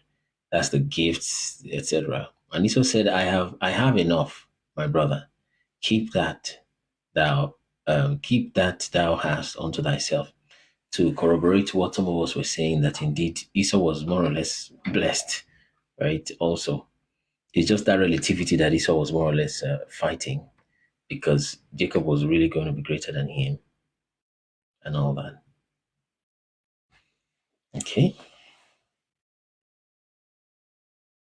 And Jacob said, nay, I pray thee, if thou, if now I have found grace in thy sight, then receive my present at my hand. For therefore I have seen thy face as though I had seen the face of God, and thou wast pleased with me. Take, I pray thee, my blessing that is brought to thee, because God has dealt graciously with me, and because I have enough. And he urged him, and he took it. And he said, let us take our journey, and let us go, and I will go before thee. As Esau 13. And he said unto him, my Lord knoweth that the children are tender, and the flock and herds with young are with me. And if men should overdrive them one day, the flock will die. Let my Lord, I pray thee, pass over before his servant, and I will lead on softly according to as the cattle that goeth before me, and the children be able to endure until I come to my Lord unto Seir. The book of Joshua again helps us know that he's saying that because he's like men let me just leave this relationship as it is now, just exactly like that. So something doesn't turn or twist, so before Esau changes his mind along the way. And Esau said, let me now leave with thee some of the folk that are with me. And he said, in other words, for protection, let me leave some of the guys here so that they can protect you. If there's any fight, they can be with you. Jacob did not want that. He just beg, let this wala just go. He wanted the problems to be like, just go. And he said, what needed it? Let me find grace in the sight of my Lord. So Esau returned that day on his way unto Seir. And Jacob journeyed to Succoth and built him an house and made a booth for his cattle. Built an house on the journey. He made booths for his cattle, therefore the name of the place is called Succoth. Good morning, Baba Oladapo. And Jacob came to Shalem, which is Jerusalem, the city of Shechem. So that means, by the way, I think this is also in Joshua 33 or Joshua 36. So it's not even so much news that Shechem is a city of Salem or Jerusalem, because it got changed to Jerusalem by David. Got changed to Jerusalem by David. Good morning, Obiora. So if Shechem is indeed Shagamu, Jerusalem was probably located in that area at a point in time. So maybe they changed the capital or something, I don't know, because we have seen other places other than West Africa, which is in the land of Canaan. And he came from Paddan Aram and pitched his tent before the city, and he bought a parcel of a field. So indeed he stayed there, he didn't go. So it was from there he would go. He wasn't going to really go so close to Esau anymore beyond that. But I believe still at this Shechem, the place where Isaac would have stayed will still be between where Jacob is now, far towards the north, okay, and where this person is, Esau, perhaps deeper into what we know as Congo today. Okay. Oh, yeah, Satan has been walking through the perpetual hatred of Esau. He needs that human being to be there, that flesh and blood. And he wants to get you to wrestle against flesh and blood when unnecessary. Okay. So he bought a parcel of field. He's just settling there, really. That's just it. Because I was wondering, he was building a house on a journey. I mean, how much time do you have? So he was about to settle in that Shechem.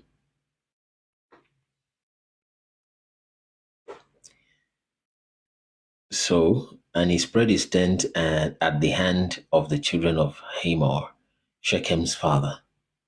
Yeah, that's Shechem's father. So he bought the land from that man, whose son eventually came to rape his daughter, for 100 pieces of money.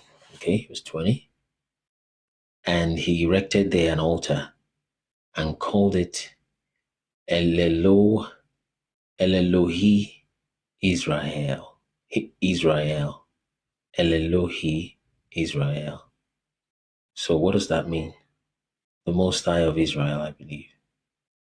El Elohi Israel. So he erected an altar there in Shagamu, if you will, or Shechem, it says here, the city of Salem.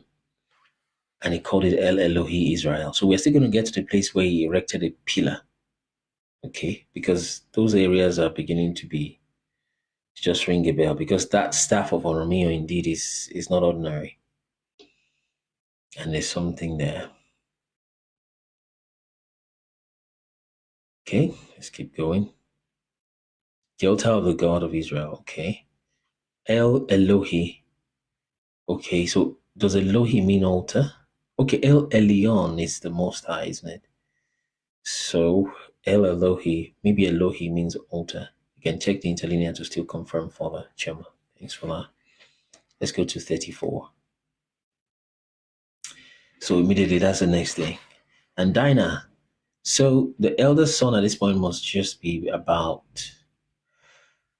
7 years of servitude out of the 20 years. And let's see.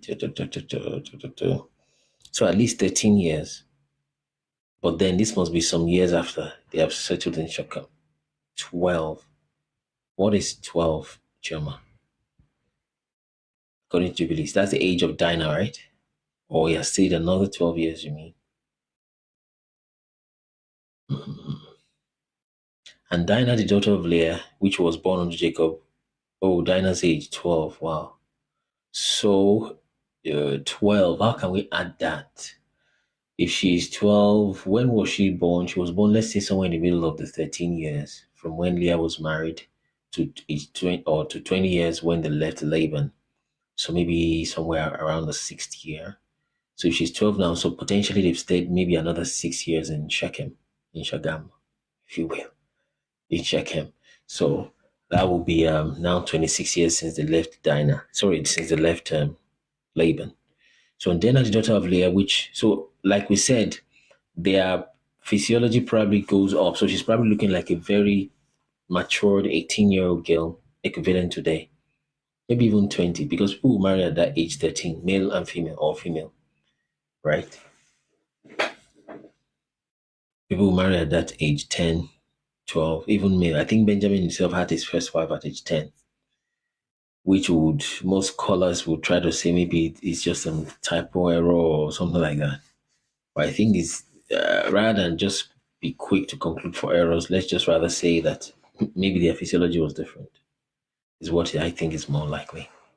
So this 12 was probably not, we would probably not feel, now of course, not to justify it, but probably not feel like fully child kind of situation. Okay. Shechem is where in Jerusalem. Shechem and Jerusalem are more like same. Is what we just read about Oladapo. It says Shechem is Jerusalem. I see he's interested in that Shechem thing. Maybe because he's here in Shagamu. Let me see if we still have that thing we did. Who birthed Dinah? I think it's Leah. I think it's Leah that birthed Dinah. So let's see if we can get that Shagamu thing for about Ladapo. So we don't have an official statement about it yet because we need like 2 more variables to be satisfied, as it were, to fully link it together.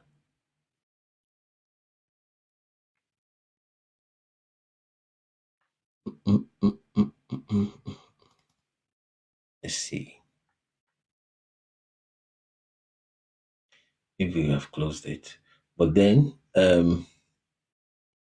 the Jebus founded, we have heard, so it's a confirmation of 2 rumors. Okay. Any info I'm satisfied? Yes. I can't find where we wrote it, but I can just say what we wrote and what we saw. Omi Jebu. So the Jebu founded Shagamu, okay? Right? And it's looking like in the Bible, the Jebusite founded Shechem. Okay, let me put it that way. That's a nice way to put it. She had daughters too. Yes, she had at least, I think, 1 daughter. She had 1 daughter. Someone can also confirm that, what Leah had. Yeah. So we have heard rumors that Ijebus are Jebusites, right? I mean, I know that it's as if that Shechem, that Shagam is Shechem, but I've not said anything public. So one day we decided just to live here. We said, okay, let's just enter this matter. Okay, we have time. And we started seeing that, come to think of it, the Jebusite founded Shechem, or at least you find them in Shechem, right? And then in our present day, we know that the Jebus founded Shagamu. So the probability is very close. Why the name's so similar? So that's how we came to that. Not a conclusion yet, but it's quite very close since I've done that set. So sun, moon, size, okay, we've done that also. So that's the way I can explain it to Baba Ladapo. Jebusite. Someone can also help me with this. Did the Jebusite necessarily found Shechem? Are they the foundations of it? Are they the ones that own the city? By the way, it doesn't mean the Jebus today are necessarily Jebusite like that. Okay? Because things might have changed, but that place is probably the same people that stayed there. Even the Jebus were the Canaan land people. Yes, I mean, the whole Canaan land is a land that Canaan stole from Shem, which is God later gave to Abraham, according to the imposters. Okay, the imposters. Oh, okay. Yeah, so Jubilee, Dana, Zebulun were twins. Oh, interesting. I didn't even know that. Zebuloni. I forgot that. Let someone confirm if the Jebusites created the city of Shechem, if they built it originally. Just check GPT or something. But let there be reference with the GPT, not just inference. So someone can help us with that. So that, I mean, if we can confirm that today, I mean, we can even begin to suggest that more strongly. Because, if as a ministry you have to confirm things, people will not forgive you if you make mistakes. Like, but if you make it, just apologize. But then it's good to confirm things double, triple sure before you start making official, especially official statements. But if indeed the Jebusites are part or the main people who founded Shechem and the Jebus we know, they founded Shagama, as far as we know. I mean, they are one of the main people there. Then to me, that is spiking up to 80-90% probability that this is what we're dealing with. Anyway, that's by the way. Let's proceed. So you will see Shango's story here, right? This is that's about to happen is what Shango did to the people. I forgot the name of the people, but you find it in Samuel Johnson's book. Of course, he's not saying Shango is Simeon, but we can infer from that story. We know it in Yoruba history, but he documented it. That's where he got that credit. So that this is what Shango did to some people is what Simeon is about to do here, and Levi. Genesis 34. So went out, okay, let's see. And Dinah, the daughter of Leah, which she bare unto Jacob. Shechem was established long before Israelite monarchy, yes, and was not associated. Yes, indeed. But David then converted Shechem to Jerusalem. Okay, when he conquered it, was established long before the Israelite monarchy. There, that's the point. So this person is speaking with hindsight, like he knows that Shechem has become Salem. So he's already telling you Shechem is Salem. You find that in Joshua also. I need the Samuel Johnson book. You may need to buy it. Yeah, you can just buy it. Okay, so on their website or wherever, I don't know. So my point is someone confirm if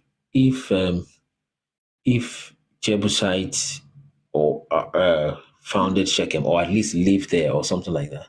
$180 on Amazon, it shouldn't be that expensive. Shouldn't be that. I have a copy and it's not, I don't think it's that expensive. I wouldn't have bought it if it was $180. Okay. And if someone has it in the house, they can share. You might be able to find it on the internet, actually, to be fair. All right. And when Shechem, so she went out to see the daughters of the land. Okay. You should watch where your children go. Watch where your children go. And when Shechem saw, okay, it's the son of Hamor, the Hivite. So this one is a Hivite now. We'll see whether they are Jebusites there. Okay, First Corinthians, or Chronicles rather. Jebusite built Jubus, and David changed it to Jerusalem. True. That's true. So Jebusite builds Jebus, right? Like that. So I'm looking at if their connection with Shechem, something like that. All right. So when Shechem, the prince of the country, saw her, he took her and lay with her and defiled her. And his soul clave unto Dinah, the daughter of Jacob, and he loved the damsel and spake kindly unto the damsel. And Shechem spake unto his father Hamor, saying, Get me this damsel to wife. And Jacob heard that he had defiled Dinah his daughter. Now his sons were with his cattle in the field. And Jacob held his peace until they were, Jacob has become so humble. Held his peace until they were come. Okay, until those people came. Meanwhile, the sons are boiling. Beginning of Dinah's problems. Yes, indeed. That was, the earliest we could find as the problem. And indeed, it was just some party they were doing, like, let's just go to the club. Let's just go to, to just, there's some ladies group down the street, something like that. Yeah, Judah was on fire for that, especially Simeon. According to Google, there is no record that Jebusite built Shechem. Okay, good. But we'll just check. Maybe there's still some connection somewhere there. But if not, we cannot just lay it to rest. Okay. Because we know that, what's the name of these guys? Shechem, so Hivite. So Hivite, Jebusite. Something, well, you know what? Let me just check this thing and not stop stressing.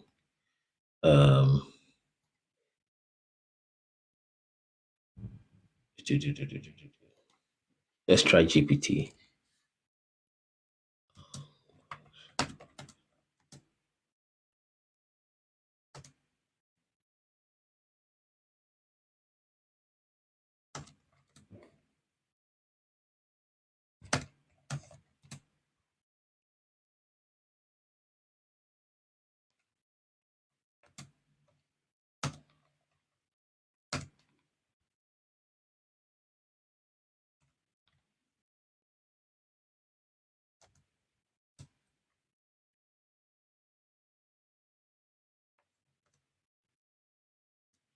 When David changed Shechem to Jerusalem. Respond briefly and add scripture references. So I said, how close are the Hivites to who lived in Shechem? Because we know Hivites lived in Shechem. And the Jebusite who built Jebus. Okay, who were displaced when David changed Shechem to Jerusalem? Respond briefly and add scripture references. So let's see what it's going to do. While we're waiting for that, let's continue what we're doing. But the Jebusites also Canaanites generally, right? They are one of those ites. So the Jebusites wouldn't be Israelites in that sense, or even Hebrews at all. That's what I'm saying. You may not be correct if you just think the Jebus today are just Canaanites. You may not be correct. Okay. So let's see if this is done. I will pray in the name. Still thinking. All right. But people move anyway, and a few things happen. And Shechem speak to his father Hamor. Okay, so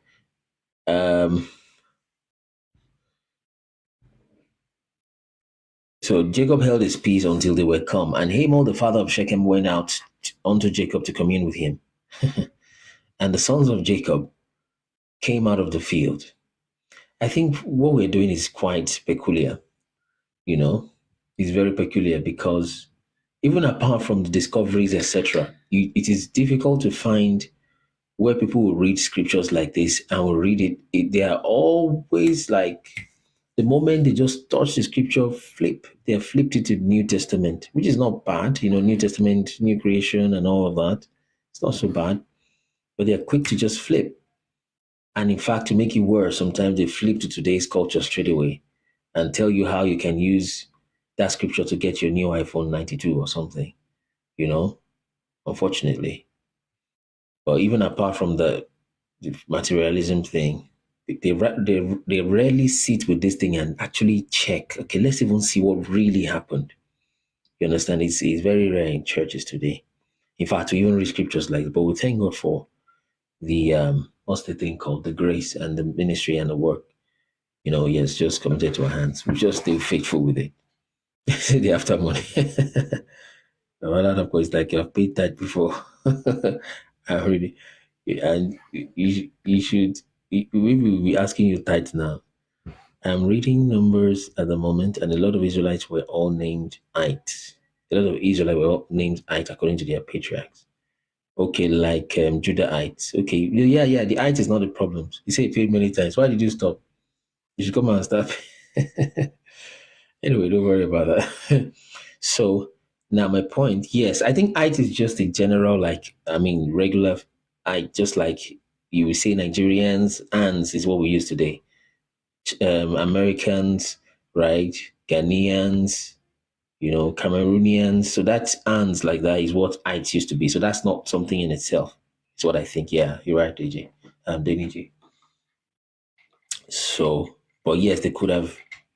That IT is not anything serious. Canaanites. There's also Israelites, by the way. So that IT is not the main problem. So this is very different, honestly. And I pray that God will just keep helping our ministry continually. Okay.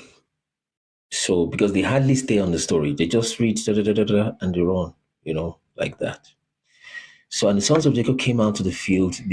When they heard it, yes, and the men were grieved. That's the sons of Jacob. They were very angry, and they were very wroth because he had wrought fully. That's Shechem, has wrought fully by the way the city was named even after that boy, the spoiled child of Hamor, owner of that city. They wrought folly in Israel in line with Jacob's daughter, which thing ought not to be done. Okay?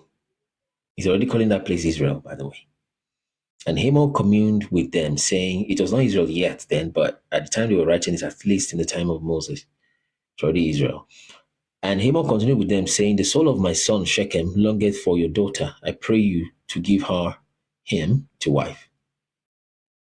And make ye marriages with us, and give your daughters unto us, and take our daughters unto you.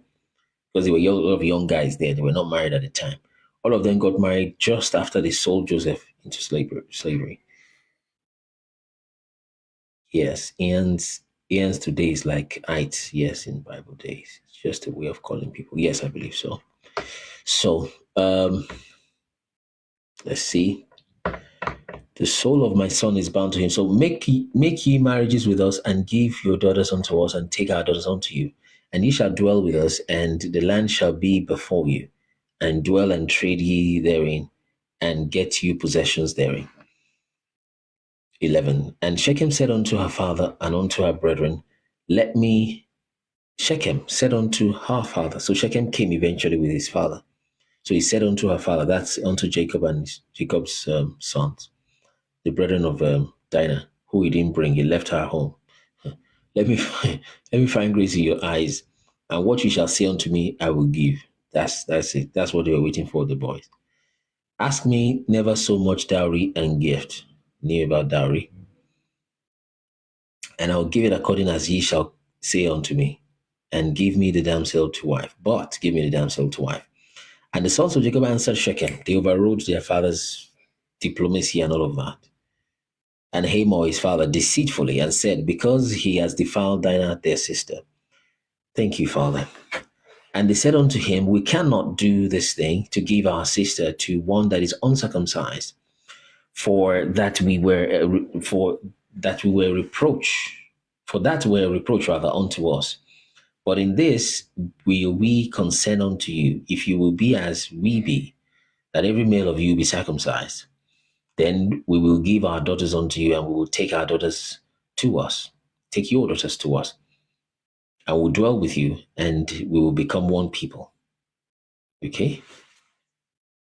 But if you will not hearken to us to be circumcised, then we will take our daughter, and we will be gone. He didn't want that. 18. And their words pleased Hamor and Shechem, Hamor's son. So deception has spread to the children. You wait until you enter tight corner, my brother. Well, actually, that was deception. Actually, technically, it is. Imagine they sold Joseph and they got married. Yes, they should be flogged indeed. In fact, there is this sacrifice they do every September, October. I mean, our own calendar, which I'm sure you'll find it inside African culture somewhere, but it must be long, long, long metamorphosed and changed. Okay, right now, right? That they cleansed the whole of Israel because of that thing. They kept cleansing, they keep cleansing themselves.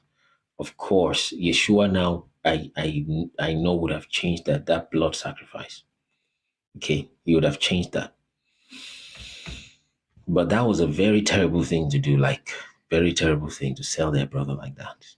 I can imagine a lot of devils and demons was involved in pushing them. Immediately they sold him, they started regretting. That kind of stuff.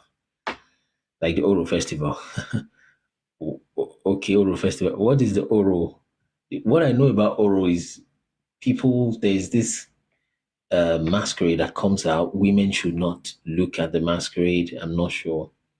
Okay. But then there's one festival in somewhere in Ondo State, Nigeria, where they would go up a mountain and young ladies would go up, right? And I can't remember the details, but I can remember that they would sacrifice bats, which is funny. If you hear rather what what's it called? What's it called now? What the festival is about, okay? And the man that said it's not just a random person, this is like more or less the king of that place, somewhere in Ondo State, that they do it to commemorate what Jephthah did when he sacrificed his daughter, whatever sacrifice that was. Maybe literally unaliving or whatever, right? So that's what that festival is for. But now they sacrifice bats, they paint themselves white, they do all sort of funny stuff. Well, let me see, on scriptural stuff at least. But that old man said that this is for Jephthah. And that's funny.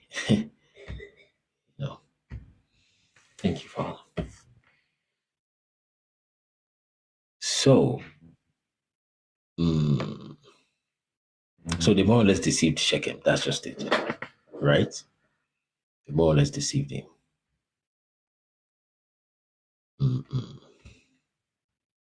Oro is for preventing non-indigenous people from voting. They use Oro for funny things, to be fair, actually. There was a time, even the Lagos state government, there was a time there was going to be a protest, something like that. And all of a sudden, Lagos state government became Ifa priest. And they were announcing Oro dates. Yes, exactly my point. Adeniji, bats are definitely unclean. So, but they are sacrificing bats. So it has to tell you how many things have changed from the potentially original things that scripture would tell these African Hebrew people to do. Yeah, but someone can remind me if I'm wrong. There was the time Lagos state government announced Oro. So I think that one was to stop a protest, something like that. I think fairly recently. Okay. So Oro should have been to cleanse the land, at least, whatever that means. But it's been like a psycho-political strategy now. Okay. That one is the way, yeah, indeed, it's politics, not Oro. So, but if you hearken to us to be circumcised, if you don't hearken, we'll take our daughters and we'll be gone. Our daughter and we'll be gone. And their words please Hamor and Shechem, Hamor's son. And that's very cheap. We'll get healed in a few weeks and we'll be fine. And in fact, they told Shechem in book of Joshua, don't touch her anymore for now. Don't worry. She's your own now. Don't touch her anymore for now. Because they are already pissed. So don't touch her anymore. They knew they were going to unalive the guy. Mm-hmm. So it pleased him. Eventually, Simeon married his own sister, surprisingly. Actually, someone can confirm that from Joshua, which is very weird, actually. But Simeon, it is Simeon.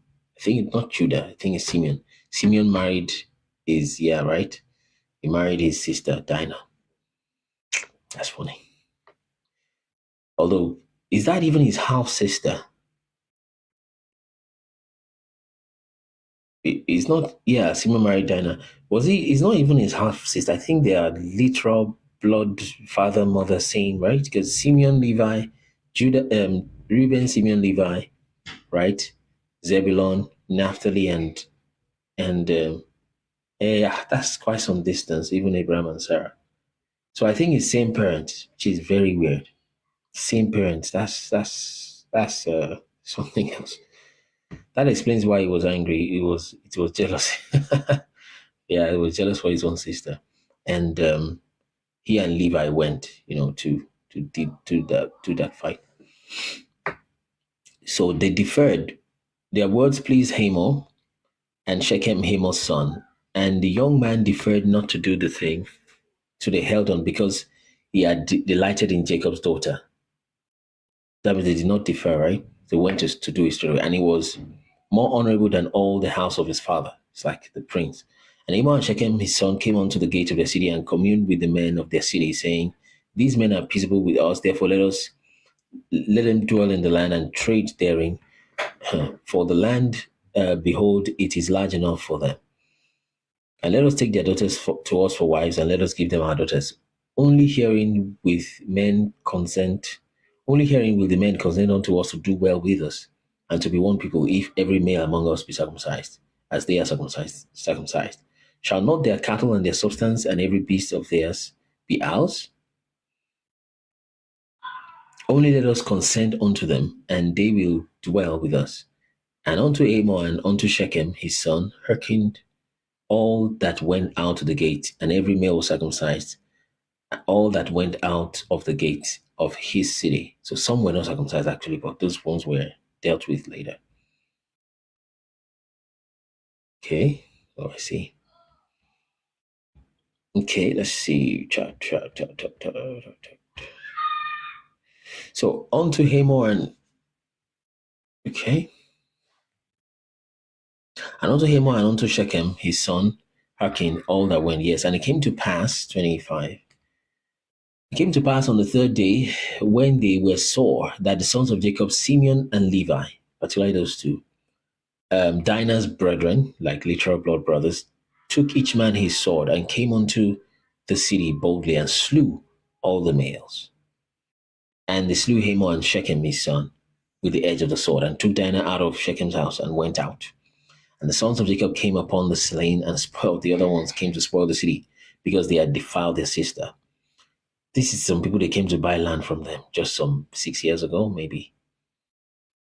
They took their sheep and their oxen and their asses, and that which is in the city, and that which was in the field, and all their wealth and all their little ones, and their wives they took captive, and spoiled even all that was in the house. And Jacob said to Simeon and Levi, you have troubled me to make me to stink among the inhabitants of the land, among the Canaanites and the Perizzites. Okay?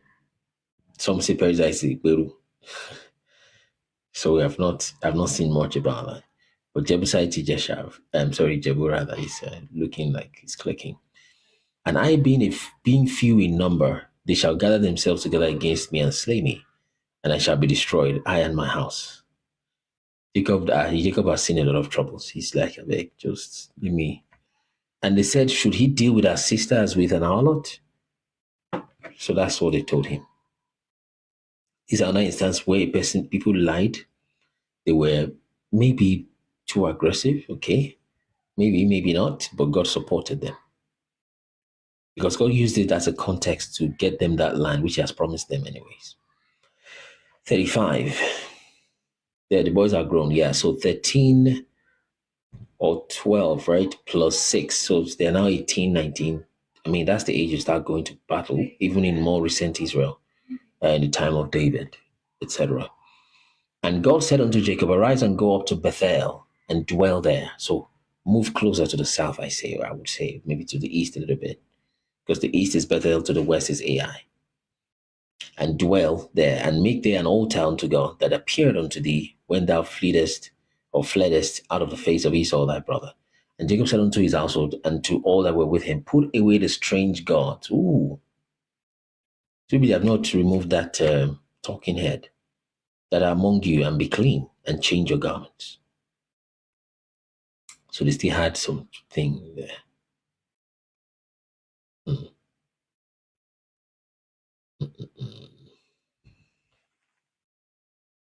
Okay. So wait, who was the God that appeared unto him on his way? Is he not the one that fought with him? Because I think that was more of the apparition we had on his way to see Esau. So put away the strange gods among you and be clean and change your garments, and let us arise and go up to Bethel, and I will make there an altar unto God, who answered me in the day of my distress and was with me in the day which I went. So and I think this worship is important because he's about to enter into some battles, if I'm right.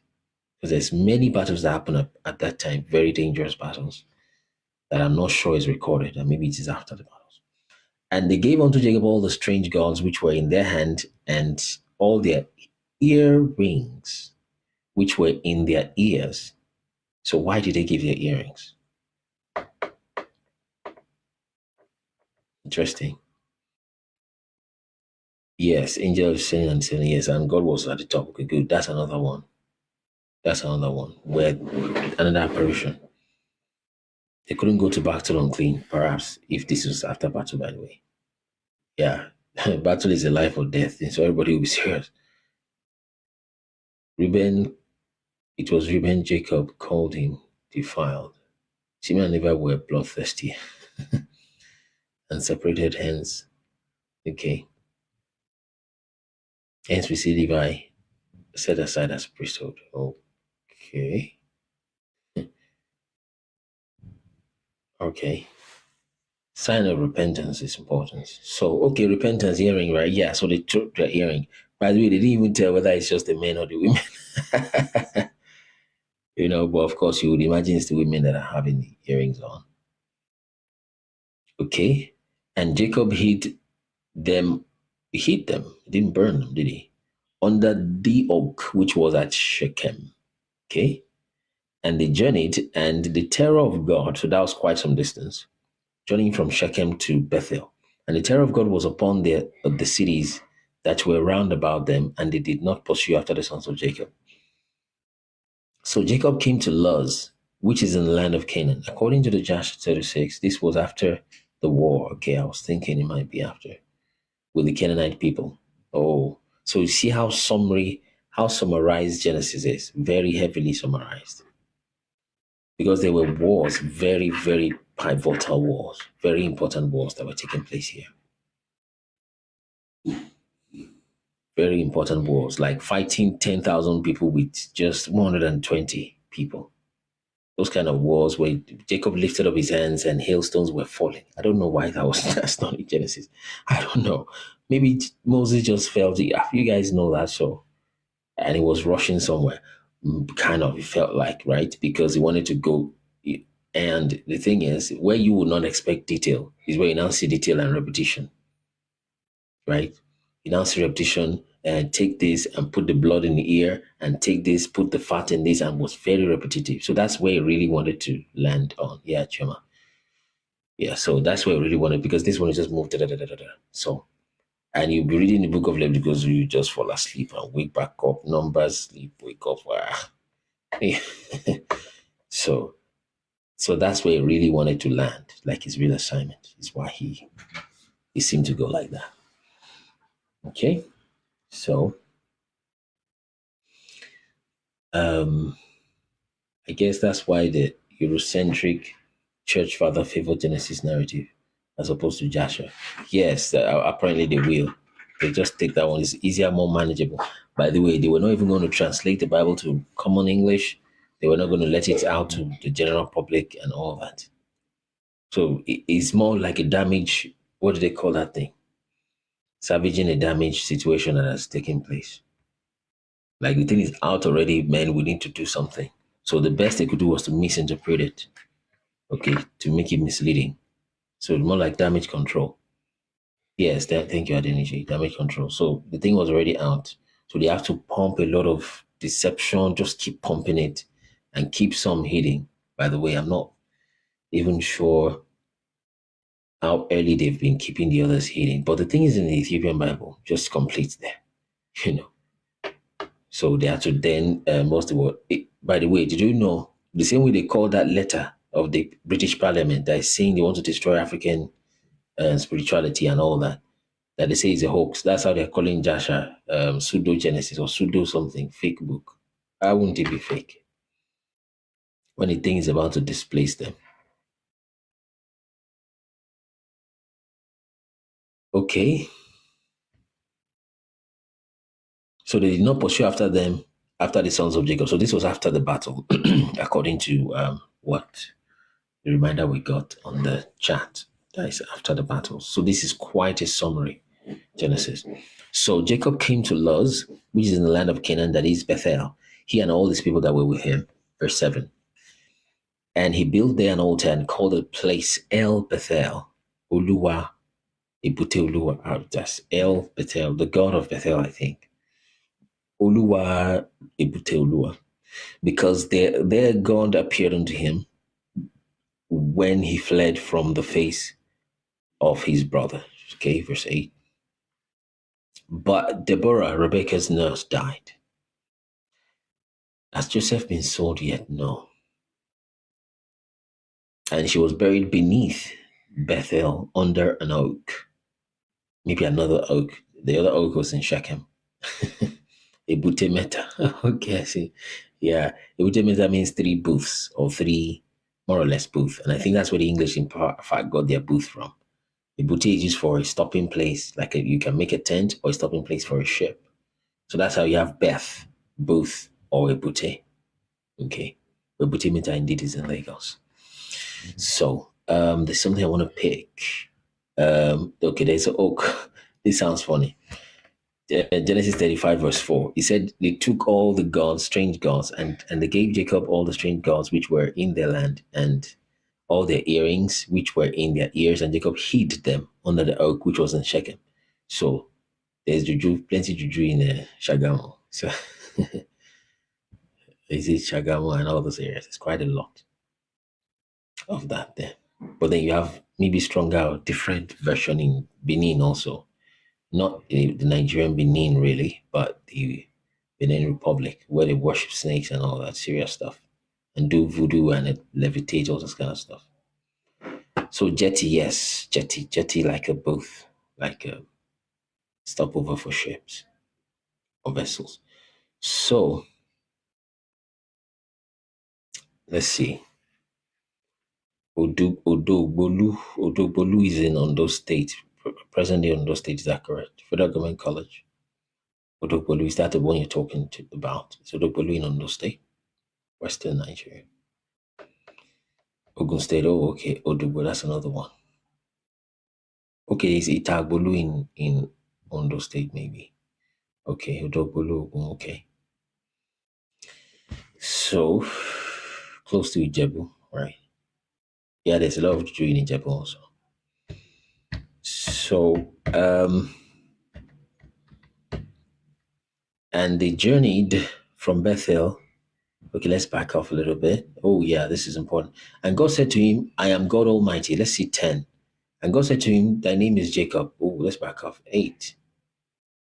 El Bethel, right? Because there God appeared to him and when he fled from the face of his brother. But Deborah, Rebekah's nurse, died, and she was buried under or beneath Bethel, under an oak. Okay?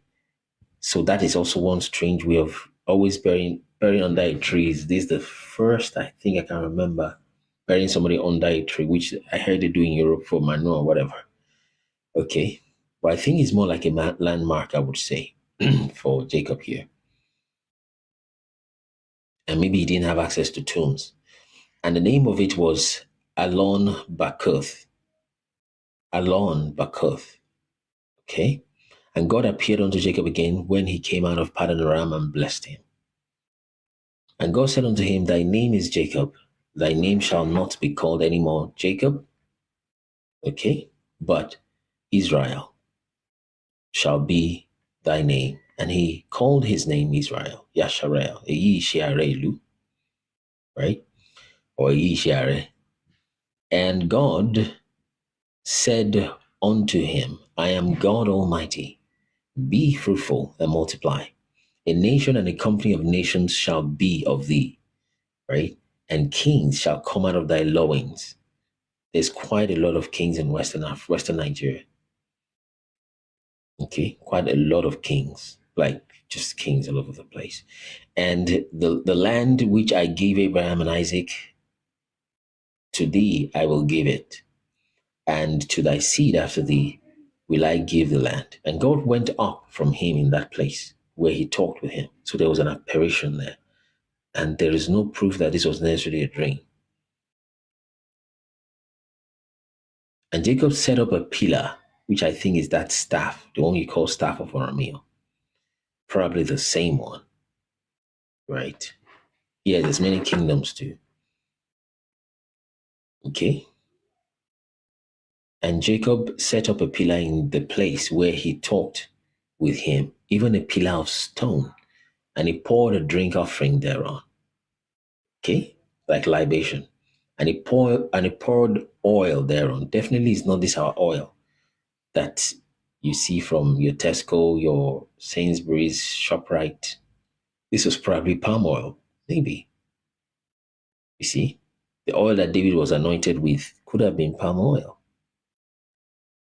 And Jacob called the name of the place where God spake with him Bethel. That's like Hebrew name is El Bethel.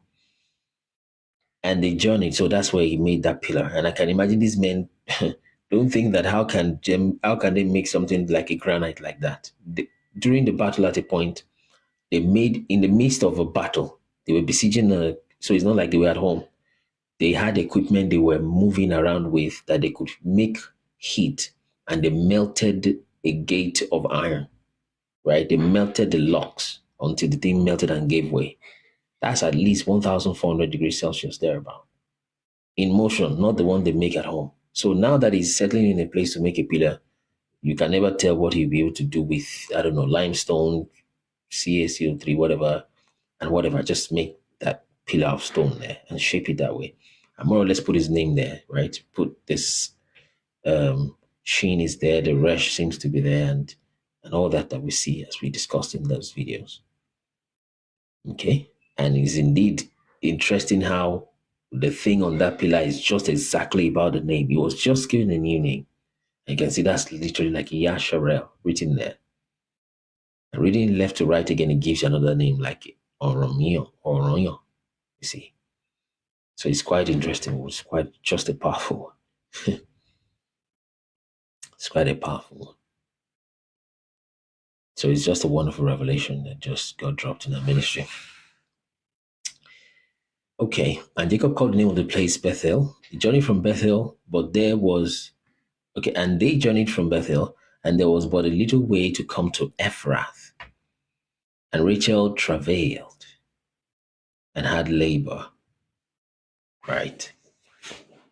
She travailed and had labor. And it came to pass when she was in hard labor that the midwife said unto her, Fear not, thou shalt have this son also. Okay? And it came to pass as soul was departing, she was dying, or she died, yeah, that she called his name Ben Oni. Okay, that's the son of my trouble. Ibini Inira, right? Ibini Inira. So that Ben is from Ibieni, right? Who the person gives birth to is what that means in Yoruba. Ben, Ibieni, someone's birth. So Ben Oni. So that Oni is like Inira, which means the son of my trouble, right? Ibieni, Ibi Inira. So this might be, again, not so sure, but this might be the father of the Benin people today. Now, it's been said the Benin is from Ibinu in Yoruba, but the way the languages can be, you have consonants, things can flip. Okay? You can even say Abiono, if you will, Benoni. Okay, so things can get quite dynamic. And they can change your name if you vex them, because they changed Melol to Meror. His name was Melol, innocent Egyptian name, the king of Egypt. But because it was causing them trouble, they call his name Meror, or Merar, which is sounding like bitterness, or Imoirora in that case. Okay, so things they can flip your name. So it could indeed be Benin that they have here. Okay, so I'm aware of the Ibinu Benin, right? Nomenclature from the Yorubas at a certain time in history. But I'm thinking with this perspective that we have, this is probably where Benin came from, Ben-Oni. But his father called him Benjamin. And you will see one of the sons of Ben-Oni, or Benjamin rather, is Ehi, right? Ehi, which is still today a Benin name. Right. All right. So he called him Benjamin. And Rachel died and was buried in the way to Ephrath, which is Bethlehem, Judea. And Jacob set a pillar upon her grave. So this is a different pillar as against the other one that he probably wrote his name, set a pillar upon her grave, that is the pillar of Rachel, or pillar of Rachel's grave, unto this day. Okay? Don't be surprised that pillar would look like a pyramid. Because I saw there is one of the Maccabees that died, and they built pyramids on his grave. It's written there in the book of, Jubilee, what's the word? Maccabees, written in the book of Maccabees. And Rachel died and was buried in the way to Ephrath, which is Bethlehem. And Jacob set a pillar, yes. So and Israel journeyed and spread his tent beyond the tower. So definitely he didn't have access to that tomb at the moment. And he had to bury his dead off of his face. So I think, of course, he would have put Rachel in the tomb where the fathers were, but situation didn't allow him, I believe. And Israel journeyed and spread his tent beyond the tower of Edar. And it came to pass when Israel dwelt in the land that Reuben went and lay with Bilhah. So I can remember that Rachel was dead truly then. Rachel was dead then. So he went and lay with Bilhah, his father's concubine, and Israel heard it. And now the sons of Jacob were 12. Okay, that's a very quick summary. You see. So Joshua says he removed her bed, or removes his father's bed from her tent, something like that. But I think that was just euphemism, trying not to be too graphic. But this was a little bit more graphic. So he lay with Bilhah, his father's concubine. So that was something else hit this guy. So, and again, Joseph's mother was dead at the time. So, I know. So the sons of Leah, Reuben, Jacob's first son, Levi, and Simeon, and Levi, and Judah, and Issachar, and Zebulun. The sons of Rachel, Joseph, and Benjamin. The sons of Bilhah, Rachel's handmaid, Dan and Naphtali. The sons of Zilpah, Leah's handmaid, Gad and Asher. These are the sons of Jacob, which were born unto him in Paddan Aram. Yes, indeed, when he was with Laban. Yeah, full details of that Reuben thing. He was jealous for his mother, funny stuff. Because Rachel was dead at the time, so the father was still, I think, visiting the girl, Bilhah. I mean, he was more or less the father of her children, so he was jealous. So he wanted to do that so the father would not be able to go back to her, technically. Just rash. But definitely Satan was just pushing this guy beyond stuff. But then he yielded. And Jacob came unto Isaac his father unto Mamre. So there's no record he's been there before then, but I think he usually sends monthly sustenance to Isaac and Rebekah, actually, all through this time. Okay. And Jacob came unto Isaac his father unto Mamre, unto the city of Arba. Arba means 4. So I think he's talking about Kiryat Arba, which is Hebron. Yes, indeed. So where Abraham and Isaac sojourned. And the days of Isaac were 104 score years. That's 180. Okay. 180. And Isaac gave up the ghost and died and was gathered unto his people, being old and full of days. And his sons Esau and Jacob buried him. Another summary. There was a fight at that burial. Right? Am I right? No, there was no fight at the burial. They just divided their belongings. Just when they wanted to come bury Jacob, there was some kind of fight. Okay, so let's take guests and get started.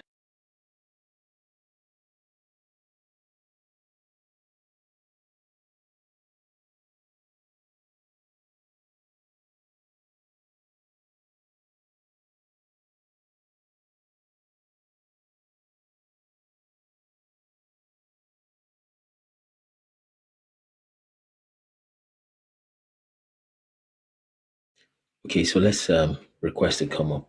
So it was the burial of Jacob that was a fight. Yes, thanks. Yeah, you're right. So what did we just read? The death of Isaac. Yes, death of Isaac at this point. So 36, and these are the generations of Esau, who is Edom. So that's what we continue tomorrow. Let's just discuss and close. I will pray. I will pray.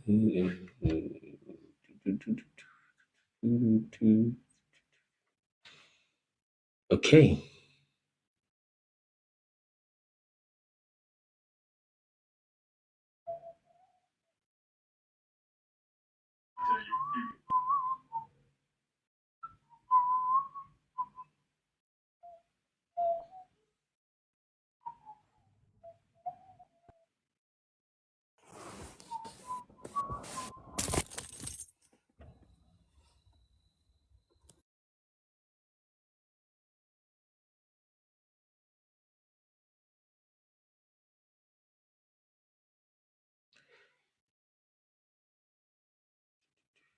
As I'm about Yes, to, greetings, conscientious. Oh, is somebody speaking? Sorry.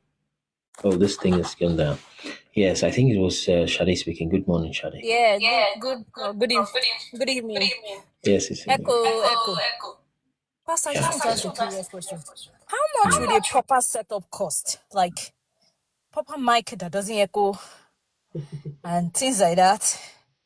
Yeah, because like I think I mean, this is like a podcast platform thingy, and there's usually like those types of things, right? They have this mic and whatever. You already have a table, that sort of thing, you know.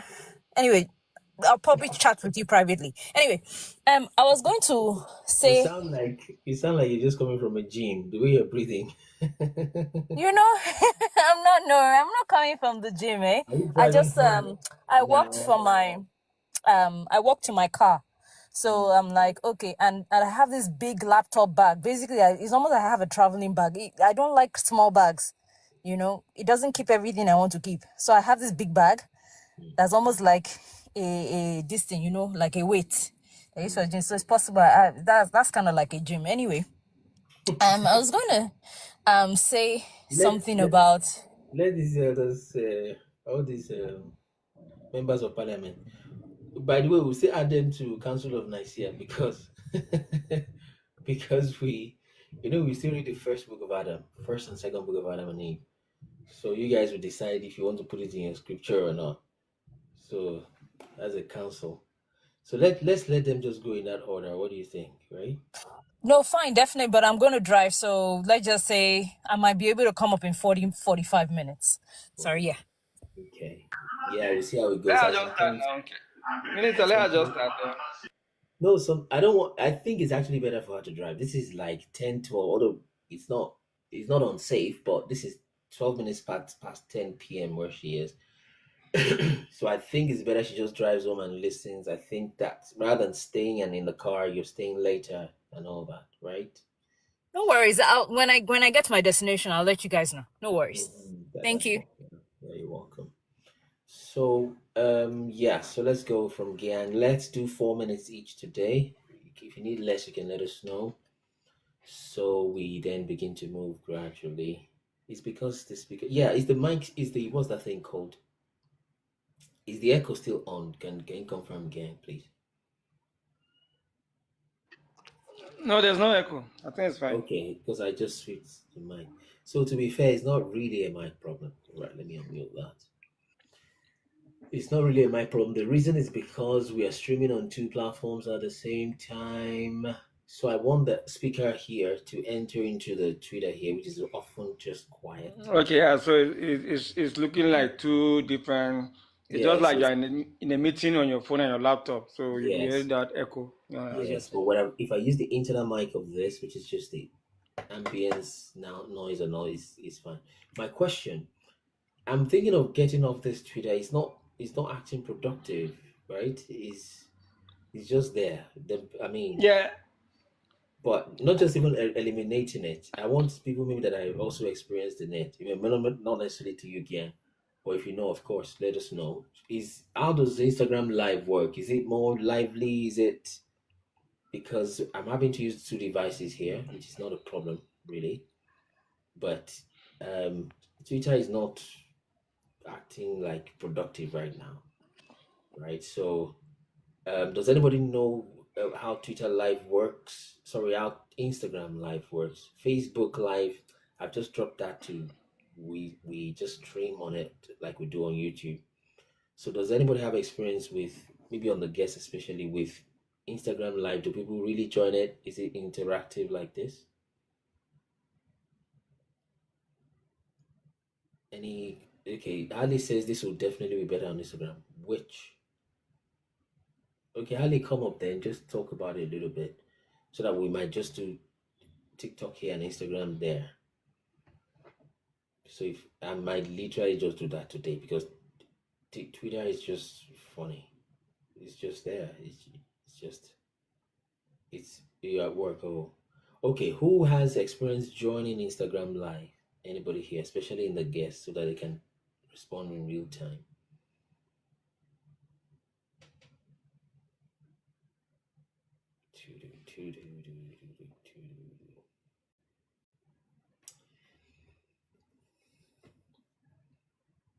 Anybody? Let me see. Okay, Kasuleze, do you join Instagram Live? Is it interactive? Do people join? Or sometimes Yeah, people but yeah, sure. Instagram Live is almost like YouTube Live. Okay, in the sense that people can't easily join as guests, right? Yeah, you can only make comments. You can join, but I think it has to be on video. The person has to. I've not seen a guest as an audio guest. I don't think I've Okay, seen that. Yeah. okay. Should we try Instagram like right away, like right now? You can. Because that means that Twitter will just now. Do we have Instagram on this? Let me try to do that in 3 minutes, if that would work. Oh boy, I don't think.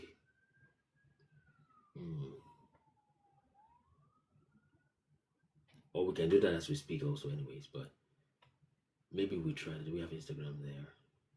Google Meet? No. We'll do that as we speak. Is a better option. We'll do that as we speak. We'll just try today so that we just change that. We know we're done with it. App Store, that's it. I was looking for that. Developer, no.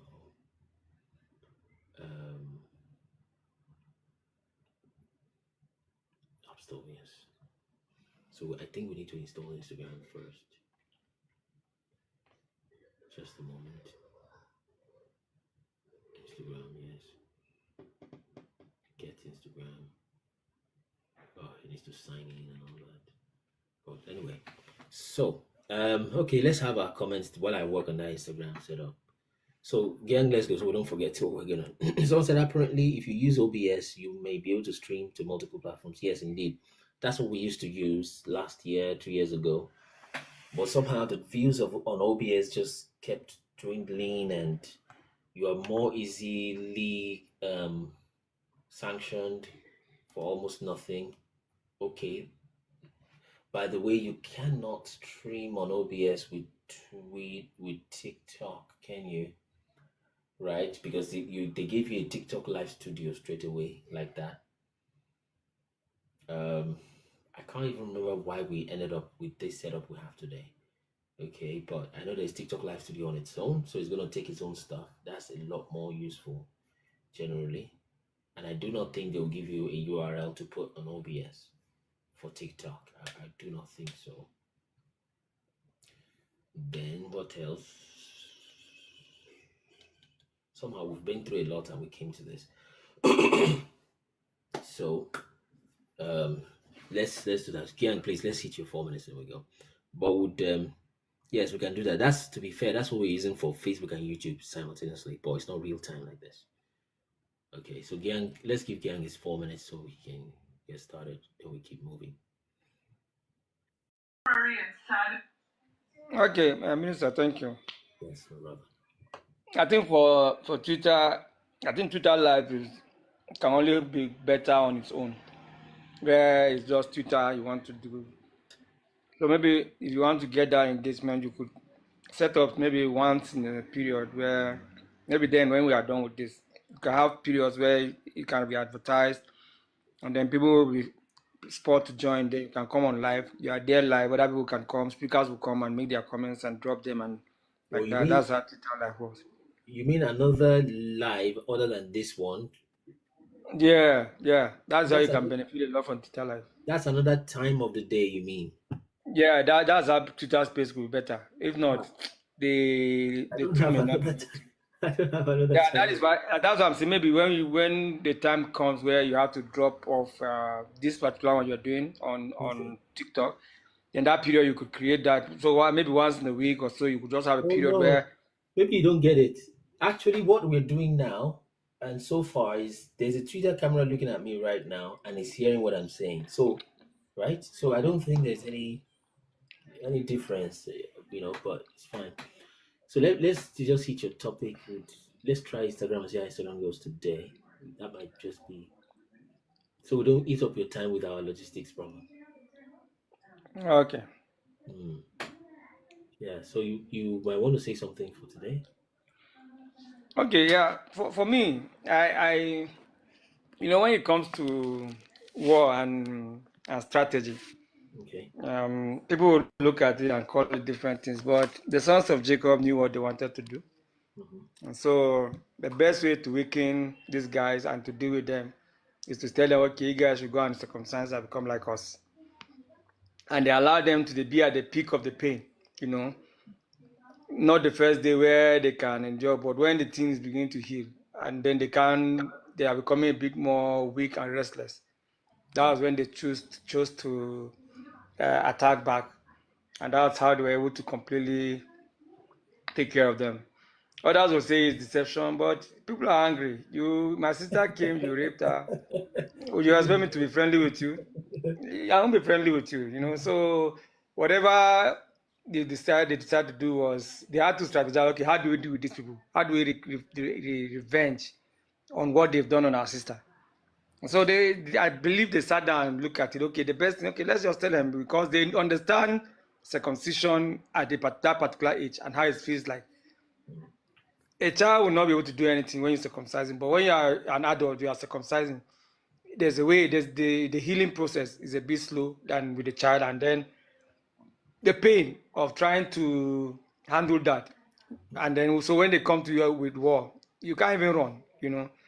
So all of that was why they took the advantage of it to take care of them. But my another concern that I had is the fact that the Bible even said that Dinah went out to see the daughters of this land.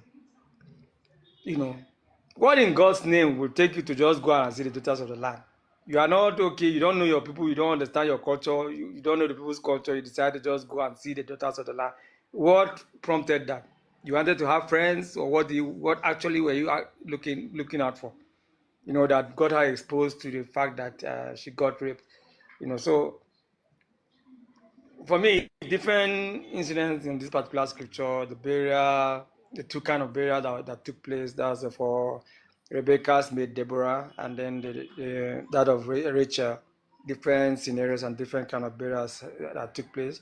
I don't know why this one was buried under a tree, and then Rachel was buried in a particular in a place where it's supposed to, based on what they usually use for burials, But just a big reminder of the fact that these cultures kept evolving, different different things that have been done. So, and to also confirm the fact that Genesis now sounds like more of summary of all the events that happen. It's no And someone is longer, saying that she was yeah, indeed the first daughter. I mean, the only daughter, it appears to be. yeah, the only daughter, exactly. She was the only daughter, and and the fact that you could see scripture spoke about, the Genesis didn't tell us that Dinah and Zebulun were twins, but we got to know that Dinah and Zebulun were born the same day. They were twins. So it's interesting to just get to see. So I'll allow other people to comment, and then maybe in the course of it I'll get, maybe I need other clarity or any addition to make, I'll do. But it's quite an interesting read. More of better clarity about certain occurrences that happened on the way. Then God telling Jacob to return back to the place after he wrestled, and then his name was changed to Israel, and God reaffirming the fact that he's no longer going to be called Jacob but Israel. All of that. Thank you. Right, that's very true. Thank you so much. So let's hear from Chuma. Chuma, are you there? Yeah, good morning, Minister. Yes. Good morning. Yeah, thank you for that. This is why, again, I am understanding every day why they took these books out. Right. Because these books give you more detail. Genesis, like you said, he was just rushing towards that Law. the law thing. Because I feel, because he also wrote Jubilees, he's like, yeah, all this detail, you guys already know it anyway, but let's get to the nitty-gritty. These are the laws. And he's so detailed, down to numbers. Yes. and when it comes to the laws. So that was the most important thing to him. This other part is like, you guys already know this, which is why what explains, which is how it's explained how Jasher, who is like supposed to be the son or grandson of Caleb, right? How he knew this stuff. So it's like they already knew these stories. Why am I going over stuff you already know, kind of thing, right? So again, we are seeing why they took these books out, because when you read Joshua 33, it explains how Dinah even got there in the first place. First of all, let us start with the fact that Jacob was supposed to have gone back home. Wasn't that the instruction that the Lord gave him when he was leaving Laban? So, But he sorry to decides interject you. to, sorry? Sorry to interject you. So we're live on Instagram. Oh. So, Halida is saying Instagram must be better. Da, da, da, da, da. You need to go to Instagram now and push it. So, just a moment, Choma. So, how do we split it? Let's try with Twitter let's try with Instagram rather what we did with Twitter. So we see how it works. What was I gonna say? So was it Harley? Let somebody go to Twitter and see what's going on there. Instagram. Yeah, to Instagram, please. Rachel was Jacob's beloved, right? The apple of his eye. Indeed. So Dinah was also the first daughter. Kasoleze, you're welcome. So I can see Kasoleze here, 94. Let me wave at Kasoleze. So Kasoleze, you're probably using two devices, but how can you come up on Twitter so that Luther, you're welcome? How do you join as a guest on Instagram? So we continue. Kasolisi, can you try to join as a guest on Instagram? Let me see how it looks. Just a moment, Choma.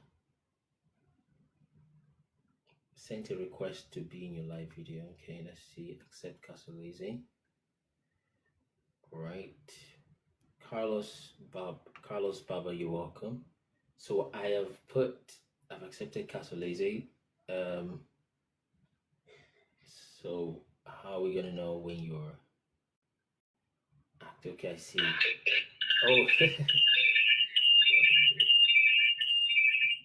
it's forcing your camera on. Okay, I think you can turn on your camera if you want to, and you can switch it off if you want to. Okay, see.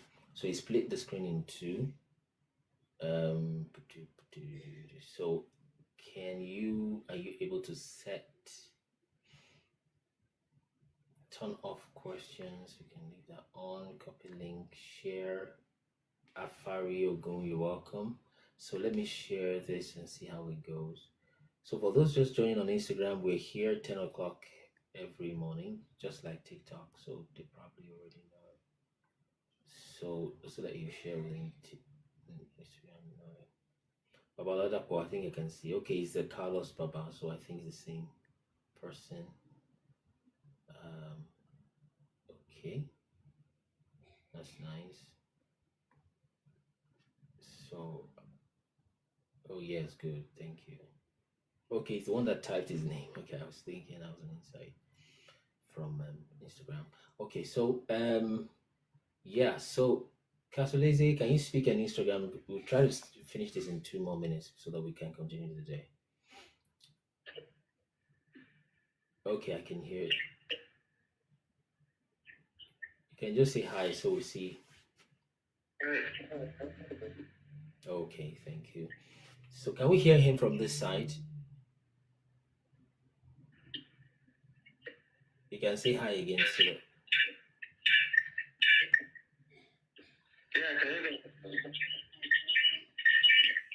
I was just wondering if they can hear you from this other side, but it's echoing, which is understandable. So how do you boost live on Instagram? We have 1 more minute to discuss this. How do you boost live on Instagram? Do you have where you tap likes and you do this kind of stuff?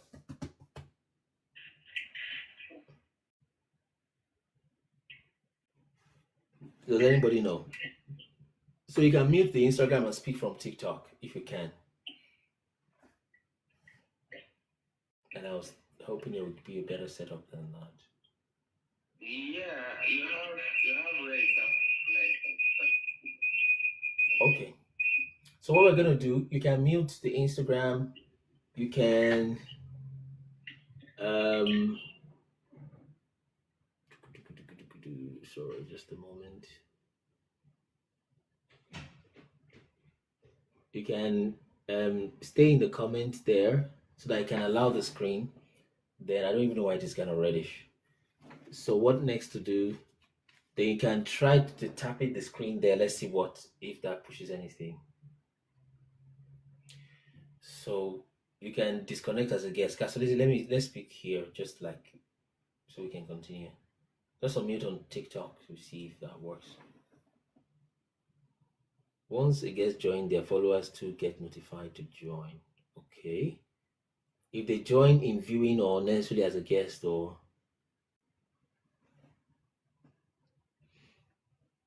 yeah, so Casolese you can drop as a guest because it's forcing you to turn on your camera, I see. So you can drop as a guest, Casolese. Just drop off of the guest so that it doesn't keep forcing your camera on, so that we can get that sorted.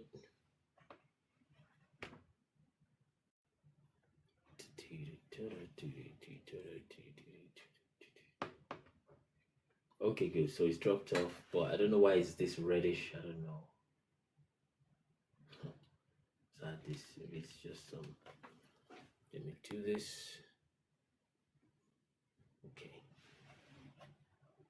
All right, let's just proceed. So you can just tap yes. I can see some likes. So let's like on Instagram if you're there, so that we proceed for the day. Instagram just has this oily, looking like a filter. So let's proceed here.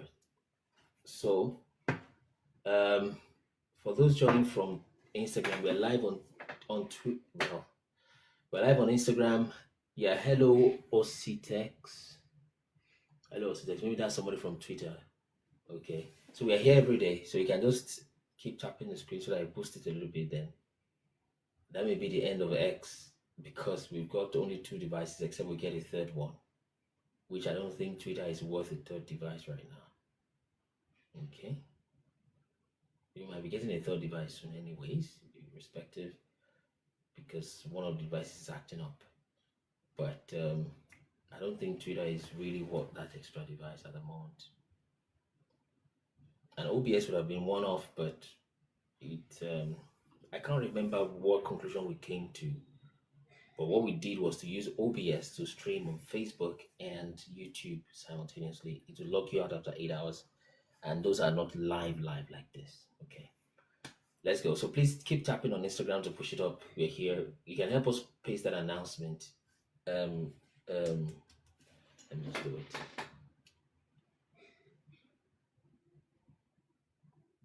Just a moment. So, Chima, please, let's proceed. Okay. I was just talking about the beginning of all this problem was really the fear of Jacob. Yeah, stuff had happened to him. His spirit had been broken during his time with Laban. So he was afraid. He didn't want to go back to Canaan because of his brother Esau, obviously. Yes, and one And more then thing, just a moment. Those on Instagram, can you hear the guest speaking?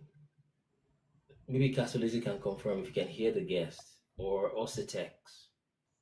Normally, you should be able to. So confirm within Twitter, within Instagram, if you can hear the guest speaking. I think they will be able to. So, but if you have any problem, you can let me know. Yeah, we can hear. It's just that there's a bit of delay. Good. Delay. Oh, which is kind of normal. So it's because you are here in the real time. Okay, yes. Carlos can also confirm. Carlos Baba, that's Baba Ladapo can confirm that you can hear on the other side. So which is fair enough. So let's just push that. Tap some likes. We'll probably be going. This is already 3, right? Already, although they are probably from here. Okay, and maybe one person joined, but it's more alive than Twitter so far. Sorry, once again, Chairman, continue, please. okay. So yeah, because if he had gone back to Canaan as instructed, he perhaps this thing with Dinah wouldn't have happened. right? So, and then Dinah was not there at that festival by herself. She went with her mother, her stepmother, and the other women in the house, Yes, indeed. right? So being surrounded. Exactly. So I guess they wanted to wait, and it's just like Lot, right? Because Jacob built his house at the outskirts of the city. Yes. They were not in the city. And just like Lot too, he started with being on the outskirts. The next thing you know, he's inside.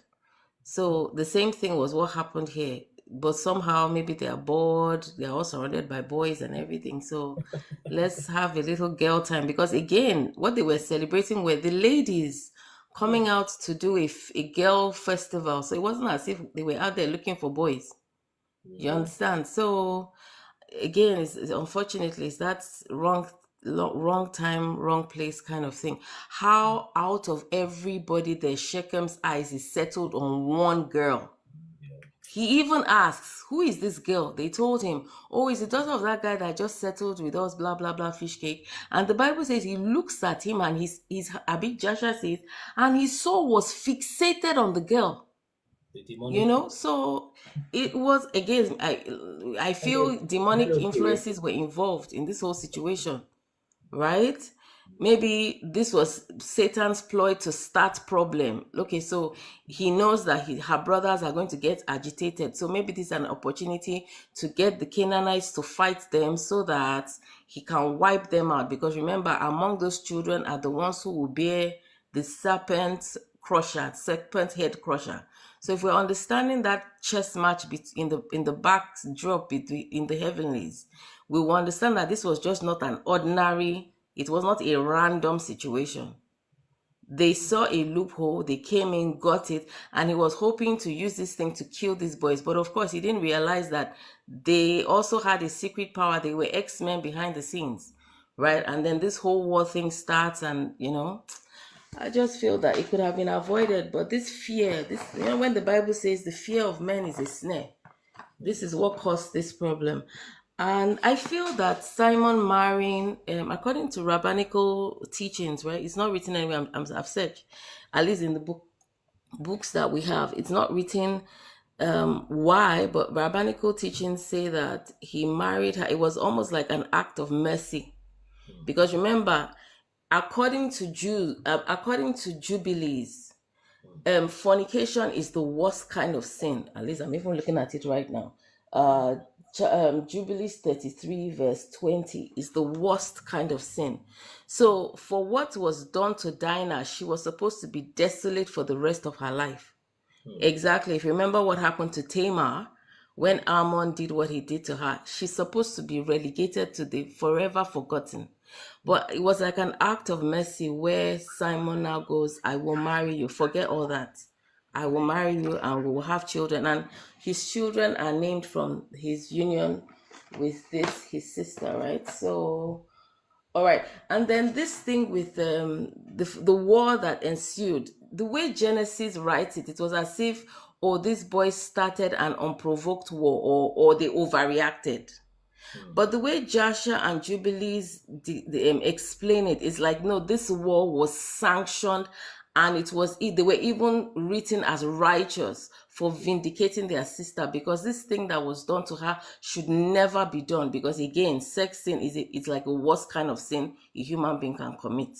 So for you to do that to somebody who is a child of God, who is marked under the umbrella of Israel, under the umbrella of God's chosen, is unforgivable. So y'all got to die, right? So it was like, in fact, you could, if you're reading Jubilees, you can almost feel the indignation of the angel talking to Moses as he's writing this, that this was sanctioned by God. Yes, this was righteous. So, but if you're reading it through, if you're just looking at it through the lens of Genesis, it's like, oh my God, they overreacted. And so what but, God didn't see it as something small. God didn't. It was a big thing they did. And and they got the mark of it. Anyway, all these boys that you spoil and you don't tell them no. You wreck a girl's life. And not once did he apologize for what she did. And the fact that nobody spoke up, because that was another thing the boys were Yes, the saying. whole city, right? None of them. Yeah, really- nobody in the city said anything. And that was another thing those boys were saying. You people didn't speak up when this man did this to our sister. And for that, can you imagine? Everybody died for it. So maybe if somebody had, and you know that thing you always say, even if it's just to say it out loud, something is wrong, say it out. You don't know. Maybe that thing will be your salvation. But because nobody spoke up, they died for the thing that one man did. You can imagine. All right, so that's my submission. Thank you. Yeah, thank you, Choma. So for those joining on Instagram, we're live every day, 10 o'clock UK time. We'll start doing it also on Instagram, perhaps literally from tomorrow. So if you're just joining, follow the account. We're also live on TikTok simultaneously. We're live on YouTube every day for 24/7, but that may not be live like this. But how can you join as a guest? You can request as a guest because I don't think I've spoken to the person before. Maybe except in the chat on Instagram, I think. Or pray you can come up as a guest on Instagram so that you could just say hi and then get to. So yeah, so the Instagram handle is the same thing. All the handles are the same. It's Kunle Ministers everywhere. Okay, Minister Kunle. Yeah, just the other way around at Harley. So it's Kunle Ministers. Okay, so do it that way, then you'll find the handle on Instagram. So how can you join as a guest, Priye, before we let maybe Shadi or Kasolese go next? Are you able to join as a guest, Priye? Yes, Kunle Ministers is the handle on all platforms, and the website also .org. I don't know why Instagram is just orangish like this. Maybe it's reacting to the sun. Or maybe this light. You can. So just, if you can, just request as a guest. Levi was right beside him and God judged their actions as righteous. Eventually God did. Yeah. As against, he said he's not moved by the love of God. No, he's saying, yeah, exactly. He's saying the action was Simon was not. I don't know. Maybe we'll later find out the one that Simon did that he overdid his own and got the curse. But this particular one, God sanctioned it. Yes, the action was sanctioned as righteous. Yeah. And somebody is saying the beauty of the female women. Somebody was talking about the beauty of Israelite women. Just because somebody is beautiful, does that give you permission to partake and partake by force?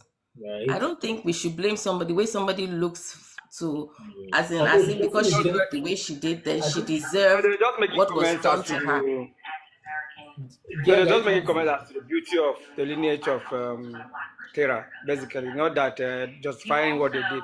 They're just saying that lineage has beautiful women. Yeah. Not that justifies. The background is very noisy. It's like they're talking about my. Okay, is it better now? Okay, yes, indeed. So was it your comment, Gian? Yeah, so what I was saying was that what the comment they had made was that the lineage, the daughters that were produced from the lineage of Terah are beautiful. Yeah, yes. not justifying the fact that that was why they had to use that to rape him.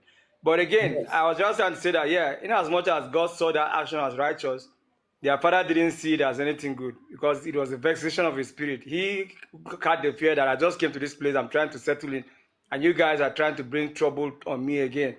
So that was also why he had to say that about them. Much as God accepted what they did as righteous, their father was not too pleased with that action. Yes. So Ali Bank, you're welcome. So Choma, you can just quickly land your point so that sometimes if our interjection is too long, it may lose the train of thought for the person trying to land a point. But go ahead so you can land it. So no, even to I've not finished, but to piggyback on what Giang is saying, even you're forgetting because we are reading and following. We have read Jasher, so we are understanding the backstory. You're forgetting that first of all, Jacob was already a broken man in a way. He was a beaten man, so he's just trying to avoid problems as much as possible. First of all, let's also understand the fact that he was not even in the right place. This is why this thing happened. Why is nobody addressing the fact that this? Actually, I heard when you said that, but I was thinking that place was still the border of Canaan land, I would say, right? Or But is it? he told him to go, the instruction, go to your father. Because even eventually, after all this bloodshed, what does God say? He did not go back to your father. He just repeats the same instruction. Isaac, right? It could be indeed, right? It could be. It could be. It's Yeah. part, that thing of part obedience that is still Still obedience, right? disobedience, right? Mm. It could be indeed. It could be just location, right? But it was just something else. Just very tragic. And he is indeed, in fact, to me, that's one of the main things. He was just so afraid. He just didn't want any problem. He just wanted to go to his grave very quietly because he has seen too much trouble, you know. And he kept avoiding going towards that Canaan, perhaps because of fear of because as you go towards deep inside what sub-Saharan Africa, where we think these things happen, the closer you're getting to that Congo, right, towards Sierra or Zaire, where his brother was, he did not. The moment he made peace, I think he just moved a little bit closer, and he started a housing project straight away, you know. So Hali, you're welcome. I can see you just about there. So Priye, let me, if Priye is gonna get you on live, but I think he said you're at work, so I don't want to. Anyone who can see the live videos can also watch this one. When someone joins, anyone who can see their live videos, okay. So I'll send an invitation to Priye on Instagram so that we can see if he can. Boy, he's kind of at work, but he may be working from home. I don't know the situation. So that just to see how I've not met them really before. So so that's that. So let's just tap the screen for Instagram also. It's looking more alive in Instagram, honestly, compared to what we've had with Twitter all these time. So I'm thinking Shade is still on the way. Let's hear from Gasolese. Gasolese, 2, 3, 4 minutes. Yeah, can you hear me? I can hear you. Okay. So, you remember in future when David was about to fight Goliath, right? He said, "Who are you, uncircumcised Philistine, to Yes. defy the army of God?" I think it's the same mindset. They look at it like this uncircumcised man defiling our sister is the worst crime, you know. See. So that's, and to me, I don't think what they did actually was right. Yeah. It was right. Yeah. There's not that you don't have any right, no matter how beautiful the person looks. First of all, these people I knew in the area. It's like you wanted to intimidate them out of your place. If they couldn't fight, they would just pack their load and leave, right? But these guys they are not cool-headed people too. Their head not correct like you, so they showed you their own side of madness. So that's what it is. Indeed. Then I wanted to comment on Jacob when he was arriving. He pushed everybody in front. Then only him later went to him. Then upon that, he still wanted to deceive his brother. He said, "No, you go. I'm coming behind you." Then the next, he just passed another road. Like that guilty conscience. Yes, and in fact, it's more of fear. Just that fear that when you're just signing a deal, just like on eggshells. Yeah, I bet before the guy changes his mind, let's just leave the thing the way it is. Exactly. So and two, I didn't see any trust. Yeah, it was not. He didn't trust God enough to know that God will keep him. It's not easy, my brother. Yeah, but remember their father, right? Yeah. If it was their father, that's their grandfather, he will go. Grandfather, yes, it was Abraham. I don't. Abraham is. Abraham no get that kind of fear. He will just follow. Yeah. If God say go here, that's where he's going to. I He literally. didn't see. I don't think Abraham saw like unaliveness anything. Yes, he didn't. And remember even in New Testament when he say if you love your life, you lose it. Right.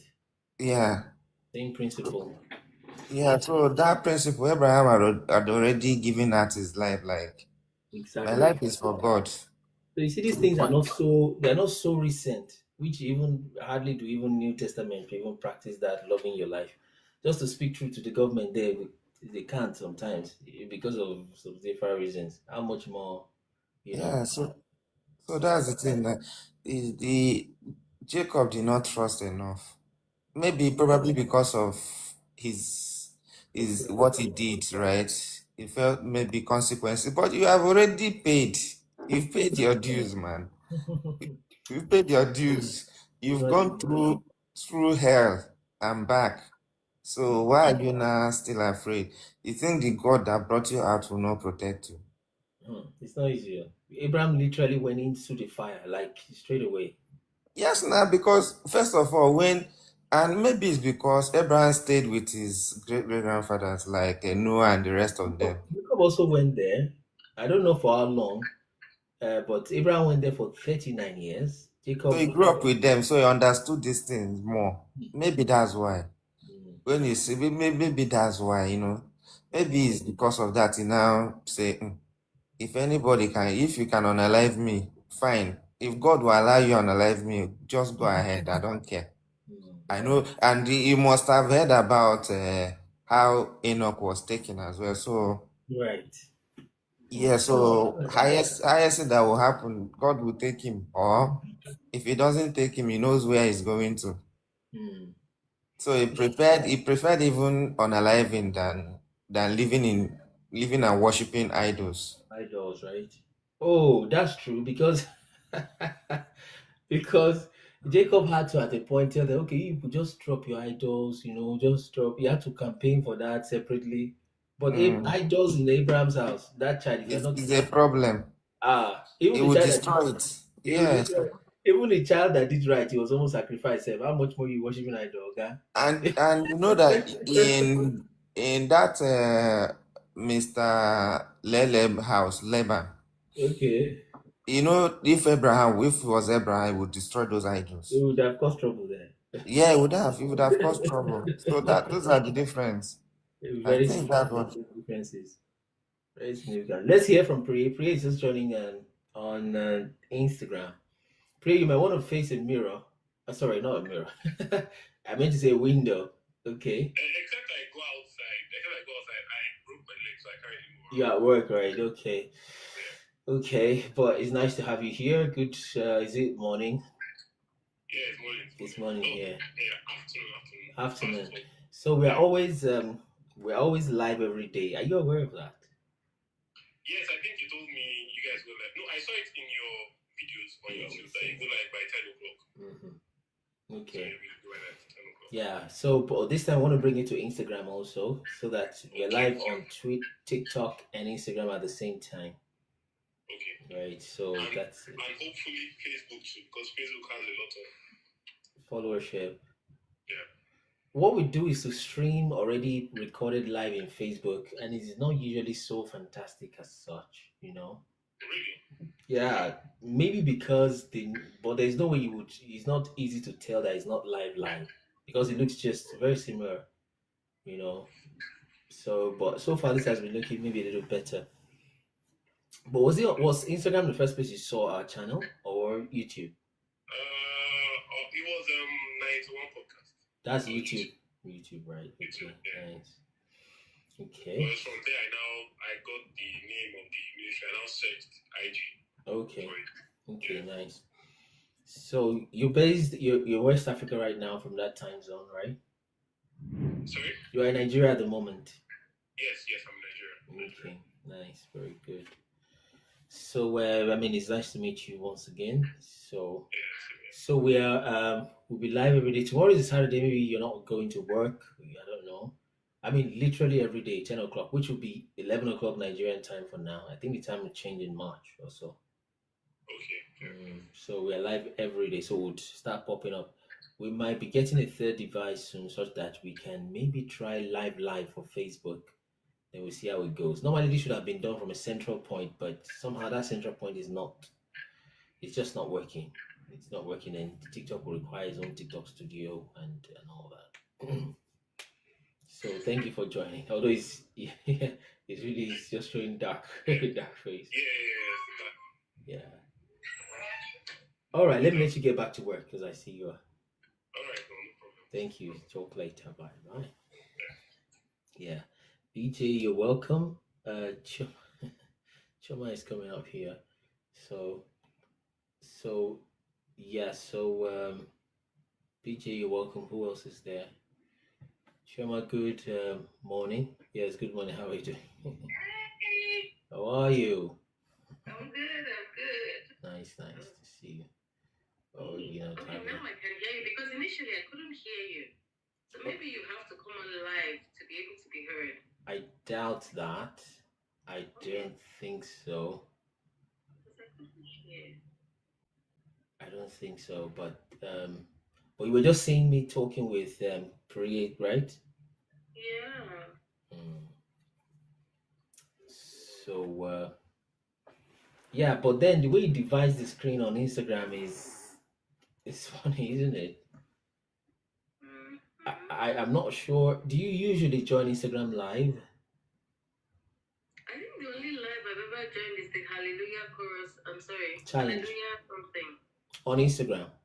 Yeah.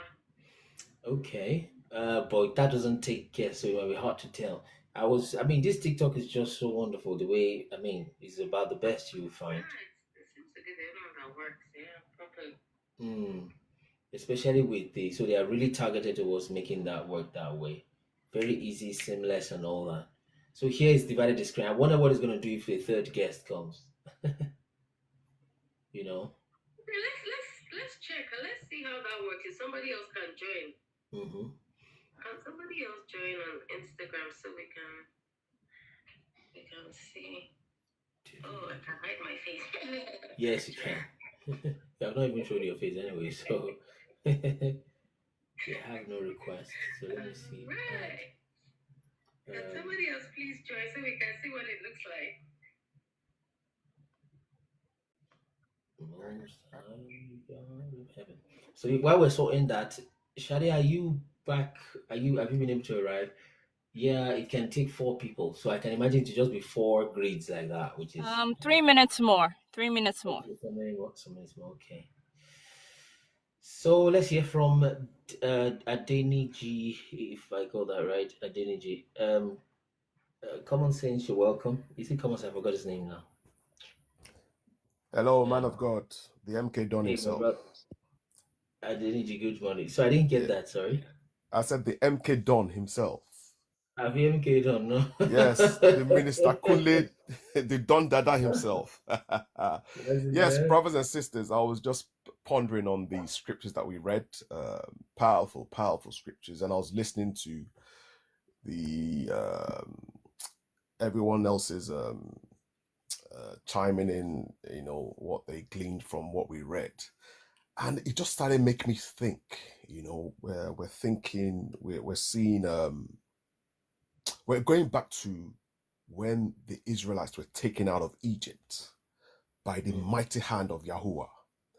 Okay, that's literally forward anyway, timeline wise. But yes, go ahead. Oh, sorry, I beg your pardon. Is it forward? That's fine. Of course, it's forward. Based on where we're at the moment, but that's a good spot. It is forward, actually. Yeah, forgive me. Yeah, you're right.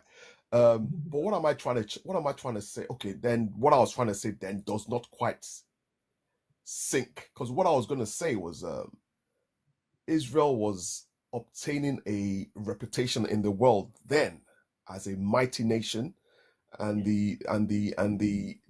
because then a lot of the nations were polytheists, were polytheic. Polytheism was the main cause of worshiping many gods. But here is now a people that have been called and set apart to the one and true God. So I was going to say there was a reputation. I was already following these people, so I'm guessing when these guys took advantage of Dinah, God had to show them that, look, these are my chosen people. They had to be used. They had to be disciplined and shown, because the reputation will go further and afar. And when I thought about how Simeon and Levi, what eventually happened to the Shechem and his own clan, is that the tool that he used to defile his sister. I mean, when we think about the justice here, the tool that he used to defile his sister, he now said they must be circumcised. And then after doing that, because we know it's a painful process, after now doing that, he now slaughtered all of them. So that in itself will go far and wide that, wait till, this is what this guy did to their daughter. And this is what the people did to them as a punishment, because that was actually quite disgusting, really, to take a girl, rape the girl, and then now you want to marry the girl. You now tell your father, remorse. no remorse. You now go and tell your father to go and make sure that it happens so you can pay the dowry. So I think, in a way, like I think one of the brothers said that when it came to Levi, God was happy with his judgments, and I think when we look at the judgment wholesomely, I think it had to be done just to keep the reputation of the Most High, because not just the children of Israel now that is at stake, it is also the God that they are serving, and the one that they are calling the Most High, and the King of Kings. That was my own penny's worth. Yes, indeed. That's it. Because if that continues that way, they'll keep. I mean, that's the way people can be. They just keep pushing the boundaries. Exactly. And it was my mistake. It was a bit of my mistake, because I obviously put the Moses story ahead of the cart before the horse. I see. That was after. Moses' story was after. Yeah. So it just goes on to show this story that happened to Shechem and his lot. Already it would have been legend even before the Moses story, that these people are the children of the God that got Shechem and his clan to be circumcised and smite them. It's the same God. In fact, I'm sure you're not too familiar with Joshua, because if you are, it's exactly what you're saying that happened. Like, there was even a time that a king of about 10,000, if we can remember right, maybe more, 10,000 wanted to fight Israel. They were just about less than 200, and Isaac was afraid for them, actually. So he prayed that, God, let these guys not fight my sons. All right. And one of the things that those people's counselors was telling them, that, did you hear what they did to that city? And they did that. Like, you better just, and that was just two of them. You understand? That was just two of them. Now there's about 100 and something of them. Yes. If you love your life. Exactly. And that was that news that God used for them. Because we shouldn't forget, this is the people that God is using to introduce himself to the world. Because the whole world did not know of this monotheistic God, this one God. They were all pantheons of gods, the god of agriculture, the god of sun, the god of the moon, the marine gods. The one God was alien to them, So it just tallies. And the book of Joshua, I actually have a copy. I have a hard book copy of it. One of my brothers gave it to me about 4 years ago. Started to read it, but haven't actually read it fully. But I have a copy of it. I do have a copy of it. That's good. So anyway, that's a nice one. So indeed, it's powerful. And the God followed the people. And when they were going to be talking about the God, it's not like the God who worship you, God, you made heaven and earth. No, Abraham was saved from fire. That one was saved from a spear. The other one was saved from water. It's the people. They knew their God and they did exploits. So they were the Bible they were reading. Indeed. Not just, Indeed.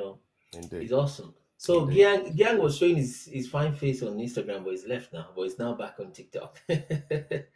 So Instagram will just pop your face like that. So so if you're just joining on Instagram, we're live every day. So on TikTok, now also on Instagram, 10 o'clock GMT every day, every single day. We've been doing this for about a year, and we're going on still, perhaps throughout this year. So you're welcome. That's the topic there. The topic is a little bit tiny for Instagram. Let me drop it down. Let's see what happens. Okay, so that's what we have as the topic. That's the same topic we discuss every day, but it's just always fresh. I mean, because we read scriptures, it's just always fresh every day. Yes, you can do 3, 4, 5. Yes, you can do. You can give you 5. So yeah, Triumph, you're welcome. Morji Triumph, Doctor Maconjola. I was gonna say Macanjola. Dr. Maconjola, you're welcome on Instagram. Rake Nai, you're welcome. So yeah, so if you're just joining, just follow on Instagram. And we have a conference coming up soon, by the way, in April. It's going to be in Sheffield by God's grace. It's Kingdom Dominion 2.0 because it's the second version. Okay. So so that way we want those who are close by Sheffield, Manchester, around to let us know so they can volunteer, etc., and all of that. So then that's that. So let's hear from. I think Shade is set to go now. So let's hear from Shade. 3, 4, All 5 right. minutes. Yeah. So Just say my subject. I don't know. I think I'll just be quick because there's really nothing much to say about this one. More like God permitting them to go into battle and wreck those people like that. It's just God issuing a disclaimer. Every significant thing, like if you notice after this battle, didn't they fight more battle? It was even practice for them. You understand? Like they are not to be messed with. That's like just issuing a disclaimer. These ones are not to mess with. Secondly, I think that Shechem guy, it's habitual for him to do stuff like that. Perhaps there were many girls he's done that, or it's something acceptable in their parts of the world, right? And I think you said something about, according to this thing, when they asked him to circumcise, he did it immediately because he was more honorable. You're honorable, you're raping someone. They should have flogged him first. There should have been an account of 10 lashes before they killed him, right? So he definitely habitual, definitely did something he shouldn't have done. But I've always wondered Simeon's motivation, right? To marry. To do that, to take vengeance, because everybody, as in like, well, they're the first children. Reuben was there, then there's Simeon, then there's Levi, then there's Judah, right? Reuben, maybe he has lost face, so he wouldn't really this thing. But Simeon and Judah, yeah, definitely, right? For them to kind of like just two men, they were, even if you are circumcised, almost It's two not men, like a piece of cake like that. It's because in even fact there were some there in that city that did not circumcise, and they had to fight them specially. So maybe up to 20. The Joshua was more detailed, like more realistic and all of do you that. understand? So I think, well, for me they didn't do anything wrong. You do stupid, you play stupid games, you win stupid prizes, right? And no, they didn't even just, I mean, he didn't just even defile, he was uncircumcised. Acting pissed, he forgot to say circumcise. He knows what he's saying. He could have said circumcise your fingernails, circumcise your tip of your nose. He knows what he's telling men. The reason why he's telling men, before you can even, go and know your own wife or know things like, the circumcise. You now did it finish. You're not talking about you love her, you this, you that. Someone that doesn't understand delayed gratification. So definitely I feel like that was an issue. Like if you think about David, David slayed Goliath. A lot of people, by the time he started to fight the battles, like proper battles, a lot of people do not remember that he fought Goliath. But God showing him off, and like, this one, what I'm going to do with this one was more like him taking down Goliath. So yes, definitely God issued a disclaimer. My second thing was like, Chioma was probably right. In that time, that was bad. That was like a brand on that girl, man. So this one that someone uncircumcised has already raped is one. And so Simeon marrying her may have been an act of mercy, like Chioma said, or even that he may have even had an affection for her or loved her from the beginning. It's possible. It's possible. Sarah, I mean, Abraham married Sarah now. But that was not blood, But see, God permitted it, right? Okay, think about Tamar and Judah. Yeah, that was in-law. Then Amnon and Tamar also a half sister. Do you understand? Think about Bathsheba and David. I hope you know the lineage of Solomon and Jesus and everything came from that union. That he killed his paddy to get his wife. I hope you know that. Do you understand? So it might be like to a great extent, God does use things no matter how circumstances to meet his needs. Because if I recall, in the time of David, before all that one happened, there was nobody that David, even the wives of David, there was no child of theirs that God saw him like, this one can take over from David, this one can continue from David, right? Not until Solomon was born. And if we are correct, according to if I'm correct, according to Testament, according to the Bible, Solomon was a boy when he became king. I don't think Solomon was up to 15 when he became king, when his father died. That's true. Have I calculated about that Oh, before? Solomon was young. When he became the king. I'm not sure. Well, then remember physiology also, the way they were then. Like from Fine. 13, you're already looking, well, it was But young relatively. yeah, but when David ascended the throne of 30, right? do you understand? So compared to his father, he was pretty young. So yeah, so I feel that God can permit things. So yeah, and even that he did not, God did not punish Simeon. There was a blessing on Simeon's head when Jacob would pray for them. You know, and but he spoke about Simeon's anger. He did say something. Jacob that doesn't like Wala. If it was Esau would have landed there himself. Esau just has temperament. I feel Esau is very hot-tempered. And then another thing that's peculiar that I think is, you said Dinah was Leah's mom. Leah was Dinah's mom, eh? Yeah? Yes. Seventh child. She had 7 eventually, out of the 12. 7 to thereabout. Yeah, she was So amazingly, someone that wasn't.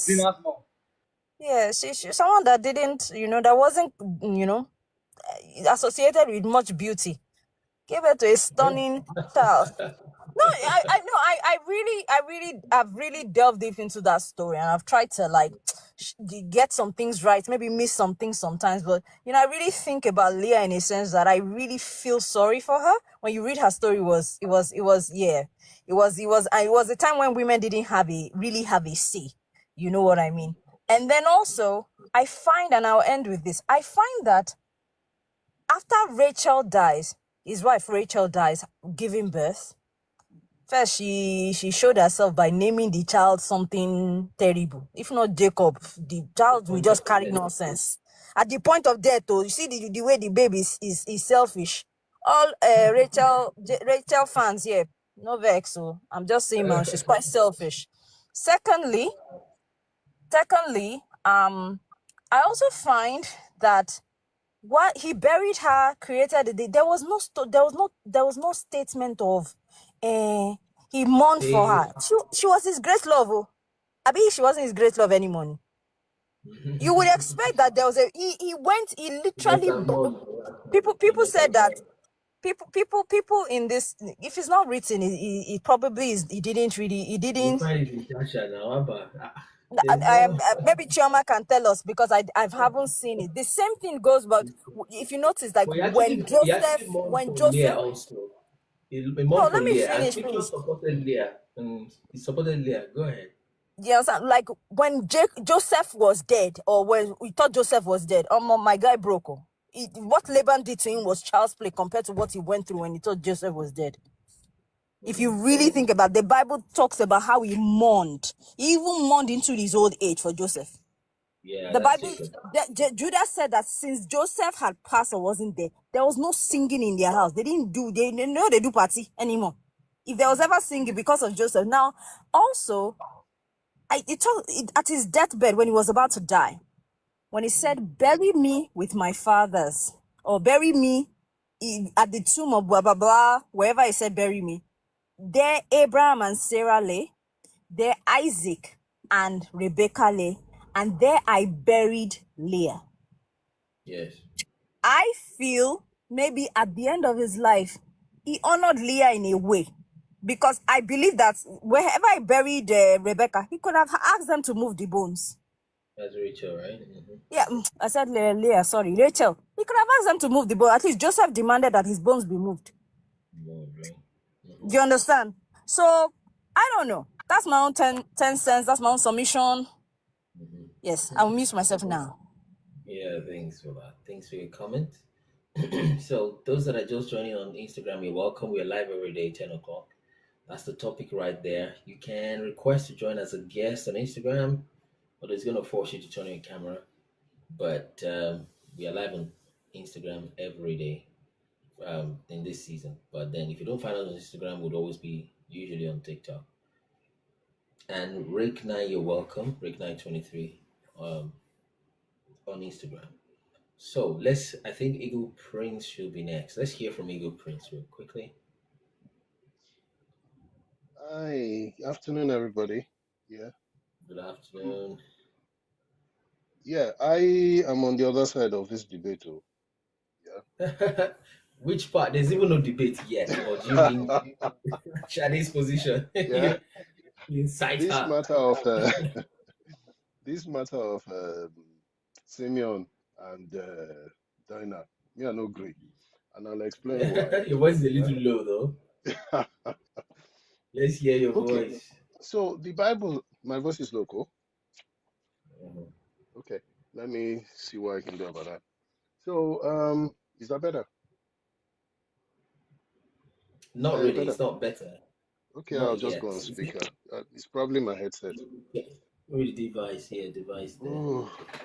Anyway, so the thing I have to say about that one is, if you read that account, yeah, the Bible says that he saw the girl and he loved her, yeah, and the Bible says he lay with her and defiled her.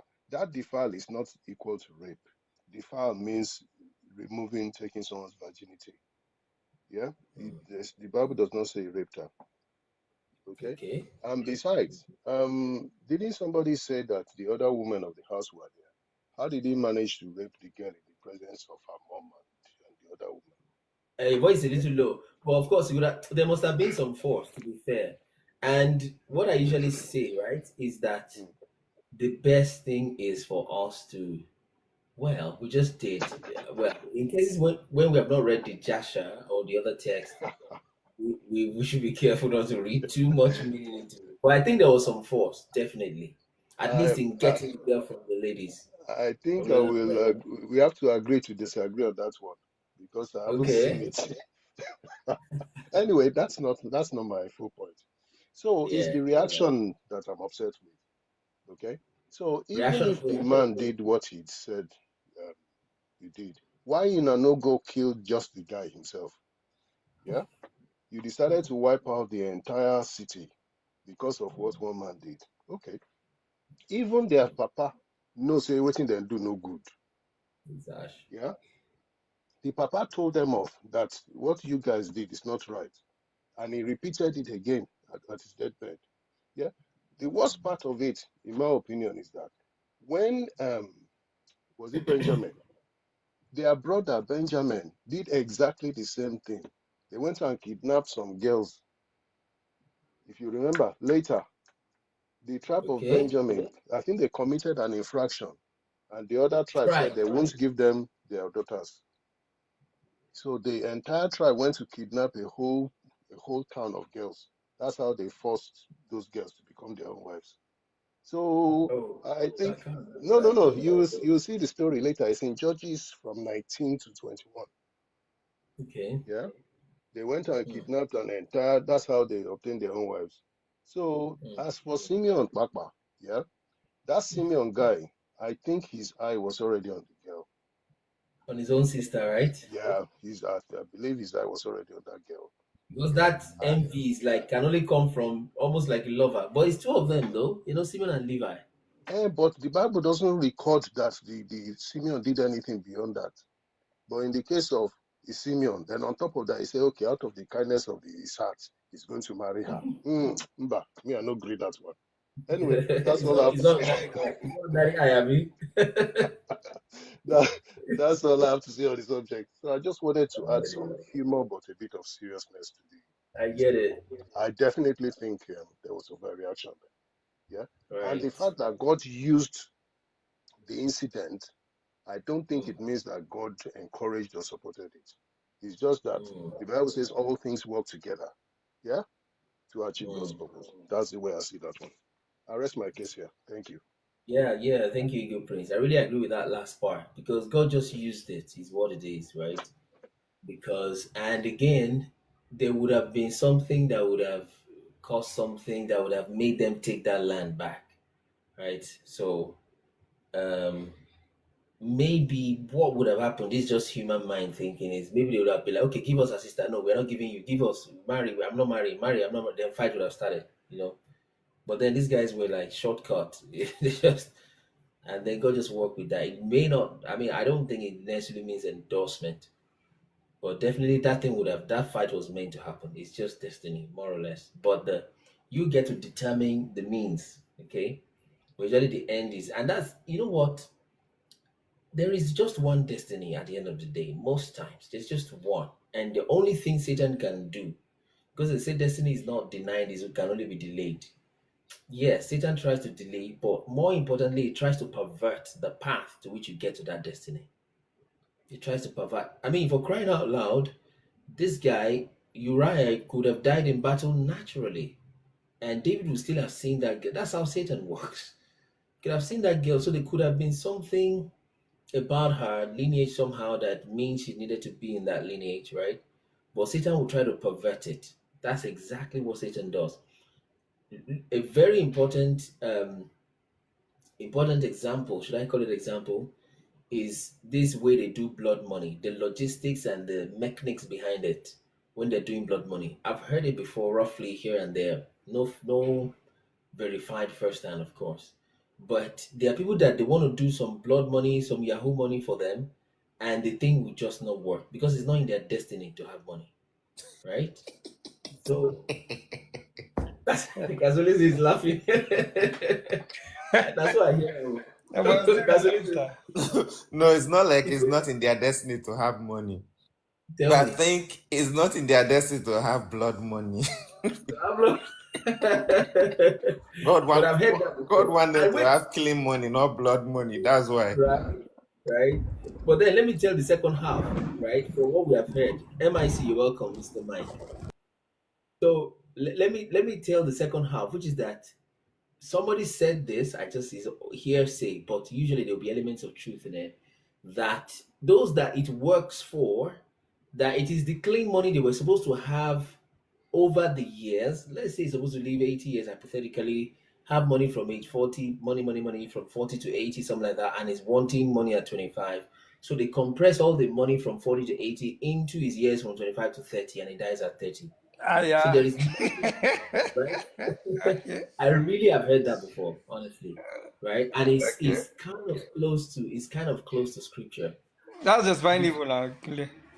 No. That's not my point. No, that's, of course, that's evil 100%. I'm just talking on the logistics, legalistic part So of things. that what you said is like the when they do that blood money makes it come faster than when it's supposed to come. Kind of. Yeah, kind And of. they But my must have point, a bright future for devil to use it. Actually, do you that's true. understand? That's the point I'm actually getting That's at. It's true. not like That's I really true. believe it. Do In you fact, those understand? people they were not meant to have money. I agree with you now. Do you understand?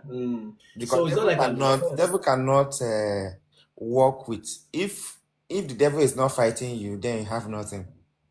So right. So he cannot work with somebody who has maybe He's in his camp. is in his future not to have some certain things. He cannot work with that person. It's those that will have things that he wants to pervert that is that gift, that money, that blessing, that destiny. So you only throw stones at trees that have fruit, something you can gain from it. So of course, that logistics I described is probably maybe not even true, maybe not that simplistic, okay? But the point is that Satan cannot create anything. That's where I'm trying to head at. He can hardly create anything. He has to pervert what God has already planned. So if that theory were to be true, indeed, it just takes whatever money the person has in the future, put it in his present, most time, and they will now give him funny rules. The Babalao, whoever, something will cut some percentage, funny stuff like that. But the point is that there are some that they tried for and the thing will not work, right? And they'll tell him, this thing is not your destiny, right? And they won't. Could it be that God protected their own The destiny Babalawo that beyond corruption? Just before Shadi, Gang, let me hear. You said what? Yeah, I say, could it be that God protects them because he doesn't want their destiny to be corrupted at all? No, his hand is already in the thing. He would have given whatever sacrifice, even if it is a human being, and he would do it and the thing will not work. I'm sure he would have signed disclaimer like a Google app that if this is no work now you. So, but long story short, his hand is already in soil, but that thing is not in his destiny. He won't be able to get it. He would not be able to. He just is not there in his line. So there's nothing to pick from. And if he forces it too much, he might end up in trouble. So it's not God protecting nothing. He's already giving sacrifice. His hand is already in idolatry. So it's not protection. It's just logistics, I would say. But of course, not to justify it, to explain that Satan hardly has anything new. If there's somebody you're supposed to get married to, it can just, I mean, you just mess things up. You have a gift of prophecy, you want to pervert it, you start using that to deceive people. You have a gift to do anything good. It's, look at all these, right? All these musicians, many of them start from church. You understand? And you just take it. Look at Michael Jackson, I think, of course, most of them start from church. But before you know it, they'll start singing, oh, naked body, naked body. That's what they keep singing. Meanwhile, you should have used that voice for glory and for God's glory. But he will make sure it's somebody that has a destiny. He doesn't have gift to give. He just takes a gifted person and pervert that thing. That's what he does. That's the point I'm trying to get to. And to bring it back to the battle thing is what we're trying to justify or condemn, as the case may be, is that I suspect indeed, which is the case, that God still will still have them have that land, right? He will still have them get the land, but the context is what Satan is trying to mess up. Maybe I don't know. Satan is like, okay, if Simeon unalive those people, God will be angry at them for unaliving innocent people, right? Innocent in that sense, even though the people also consented to what Shechem was doing, right? And God was not angry. Okay, let me get them to do this. Maybe Yeah, just to prevent the journey. Mr. Kule, why another thing that maybe Jacob was angry about was that, okay, even if you wanted to go and unalive these people, why Jacob don't was you just afraid. unalive? Why don't you just unalive the culprit, right? Jacob will not have unalived anybody. He's so afraid. No, Sorry. I know. I'm saying that even if there's justification for what they did, why Yeah. would they not just deal with the person who committed the crime? Then you carry other innocent people because they didn't consent. He's a prince, and you understand how kingdoms are. Sometimes princes do things beyond what you can say. You as a commoner does not have any right to make any comment as to what a prince will do because it's related to royalty. So in that instance, they might see it, but they don't have any right to say anything. But for you to just put all of them together and just unalive them because of a crime of the prince, yeah, sincerely, I that. But again, to affirm what you said, even Satan, putting an incursion into your people's destiny to just destroy them, to distort it. Even from Adam and Eve, it's the same thing. There was a destination. He came in, put a distraction. For all of the people that God has a hand on, He always tries to come in to just pollute it a little bit, and the genealogy of Christ, like I was trying to say, like I was trying to say, they will tell you that all the atrocities that are committed, the people that committed such atrocities were part of his genealogy. That God was just trying to show His grace and mercy towards humanity to say that, yeah, look at the path that He used for His Son to come. It was all the negative from Rachel the harlot to, Rachel the harlot was part of, was it Rachel? Yes, Rahab, you meant to say. Rahab the harlot to Bathsheba, the Uriah killing, unaliving daughter, and all of that. So you see that genealogy to come to Perez, and then Judah taking on his daughter-in-law, in a brothel, and all of that, to get to him. So if you look at his genealogy, it's just all the negative people that made up that particular tree that brought him about. So sometimes it's there, but to talk about Rachel and Leah in terms of the burial, I think she had if you look at the scriptures, Rachel had the best of. Her own burial is unique. Her own burial was unique because it was said that Jacob built an altar, raised a pillar on her grave. When he buried her, he raised a pillar, which is not done by any other person. Most people, they just take them to the cave, but for her, he raised a pillar. So it became like a status. Everybody that will go through a generation will go back to know, okay, this was the grave of Jacob's love and all of that. So he actually loved her. It's just that he couldn't carry her to the land, but he gave her a befitting burial and even raised a pillar. You know, usually pillars are symbols of remembrance. You know, so that years after those pillars becomes like symbol. Whenever they see them, they say that's the grave of Rachel and all of that. So he raised a pillar after he buried her in that regard. So I think he still showed the love he had for her, though he didn't take her to the land and bury her with his own ancestors and his people. But he gave her a befitting burial. The other lady was buried under a tree. Nobody knew anything. But for Rachel, he built an altar. I'm talking about Deborah. Mate, then Yeah, Deborah. yeah. Yeah, indeed. So does Rahab's lineage become King David's grandmother line? No. I think Rahab is in the future. David was, right? Come on. Rahab, oh no, she was in the past. Rahab is in the past, really, with She Joshua. came from that past, yeah. Yeah, so I think so. Danny G, I think that's the flow. Rahab was part of Rahab that was lineage. there. Boaz too. Boaz and now and Ruth. Boaz and Ruth. Yeah, all of them were part of that genealogy. Yes. So although one thing, I wouldn't say all negative people in that sense. I would say ordinary people that would make mistakes. That's what I would say. Not fully perfect, but not fully negative. Otherwise, it would have been something else. No, maybe the word of negative I use just, but what you said, you put it in a better way. Yes, indeed. So God just had to use the people. Well, maybe didn't have to, but use the people like that. Honestly, So ordinary people. So New Testament, super hyper grace or pseudo grace, whatever. Try to pop that and say that God would use and some. As anyway, I don't even want to touch that. Please, let's hear from you, Shade. And while she's speaking, just before someone has a question on Instagram, Joseph is not a biological father. How does it work? Well, at least run it to Joseph first now, pray. Just a moment, Shade. Let's see. So I have two questions, please. One, the name of Jesus still appropriate for use for prayer? Yes, indeed. Afari Ogun is still appropriate, just as Yeshua. In fact, perhaps more appropriate than Yeshua, because we're thinking that Yeshua is the regular name, right? That he must have been called by his parents. I don't know why Instagram is just like it's just I don't know if it's the lighting. Just John. So I think it's the lighting.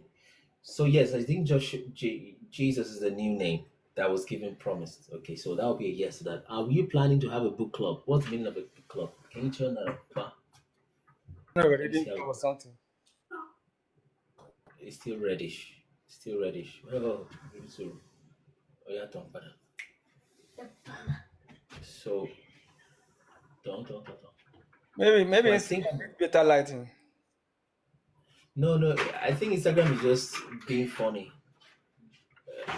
Or maybe it's a device. It's supposed to be an iPhone, but I don't know. It's just somehow reddish, like you put palm oil on the lens or something. So, but if you give it full broad daylight like this, just a moment. Let's try something. So sorry, Shade, just a moment. Let's try. It's still reddish. It's just the way it is. Or maybe I activated some filter, which I don't think Instagram has time for filters like that. The camera angle, we've changed it, and it's still more or less still reddish like that. So even if I switch, sorry, Shade, I'll be there in a moment. Okay, interesting. When I'm using the back camera, there's no filter. Okay, the back camera is looking much better, right? There are filters, yeah, but I'm not using the filter. I don't think so. So let's switch it back. Okay, it's looking better again. I don't know. It's just yeah. I've checked the filter is on 0. I mean, there's no filter there. So Shadi, let's hear your point, please, or your submission. I just wanted to refer to something you said about those people. Those people that rush and do blood money and those funny businesses and things like that. Apparently, the babalawo or the shaman or whoever does it for them doesn't touch a dime of that money. Right. He They himself is will, kind of as in, poor in the village, that's a war. They know like it's taboo. No matter the amount of billions you make and bring to him, it will not even 5 naira can he touch of that money. It should be a red flag to the customer himself. Exactly. But maybe before the transaction, you will say, you will pay me 50 naira or you will pay me this before it actually happens. But once he gets that money, if you like, bring horse and carriage, Mercedes Benz, bring private jet, Concorde, even buy him ticket and say, Baba, fly, or buy him gold, he will never touch that money. So I think that should be like, like you said, a red flag and whatnot. And just to top off what Gian said and whatnot. So I honestly feel that to a great extent there was something I noticed, like when the boys objected to their father and said, should we let our sister be treated like a harlot and whatnot? That shows a lot of growth too. These boys have grown up, right? Yeah. In the sense that once upon a time, Jacob might be able to have smacked them or told them, kneel down there. How did you do this? Why did you do this? But the boys we're talking about now, where, you know what I mean? Like they're grown-ups. It's just like, I don't know if you grew up among boys or this, like my cousins. I grew up with my cousins. Cousins are boys. I remember when we were younger, there's some things that we do, you understand, that my uncle would just pick the boys and say, we deal with you, and then it's the boys that will face the consequences. But once they grew up, even my uncle sometimes he'll say that, so and so don't do it. My cousins will be also, the so and so, you can't tell me that. You understand? Like, you can't tell me you understand that sort of thing. So at a certain level, at a certain age, it's probably, you understand, if you notice, like the sons of Jacob, it was their say. Yes. You understand? They had that say and that authority, so much so that they were bold enough to go and take out an entire clan, at least the clan of men. You understand? So I felt that was definitely prevalent and showing there and whatnot. Yeah, I caught Shade's commentary. Which commentary is it? The one I posted on your something? You can come up. Okay, maybe she's trying to say that thing is resolved now. With boys. Okay. Okay. And also, Pastor, I saw your recent post too. The one where Chema was arguing passionately that Leah was the Lulu. Yeah, the Lulu. I made a content. I made a comment on it, like, this is top quality content. The Pastor, no problem. Minister, I'm seeing B Bass works, talking about Solomon. I don't know where he got it from, but the genealogy of Jesus went beyond Solomon, and it didn't stop on Solomon. Because Solomon gave birth to Abijah, Abijah gave birth to Asa gave birth to Jehoshaphat, and Jehoshaphat gave birth to Joram. That height went until he got to Jesus. So I don't know where Bibas works. He said why. Why did Christ need stop from Solomon? Like, he can come up. Maybe it didn't stop now. That's what I'm telling you, that the genealogy continued. It didn't stop on Solomon's life. Because the Elites won't want you to know the lineage. Okay, let him come up then. Unique what? Well, just come up. It's rather than commenting on what somebody has not even landed. Someone is trying to request on IG. Yeah, so it's actually Papa Ladapo here is requesting on IG. A husband snatcher. A husband snatcher. That's Chioma's. Chioma just finished Leah. Poor Leah. If Leah could hear Chioma, the kind of accusations that you made against the girl.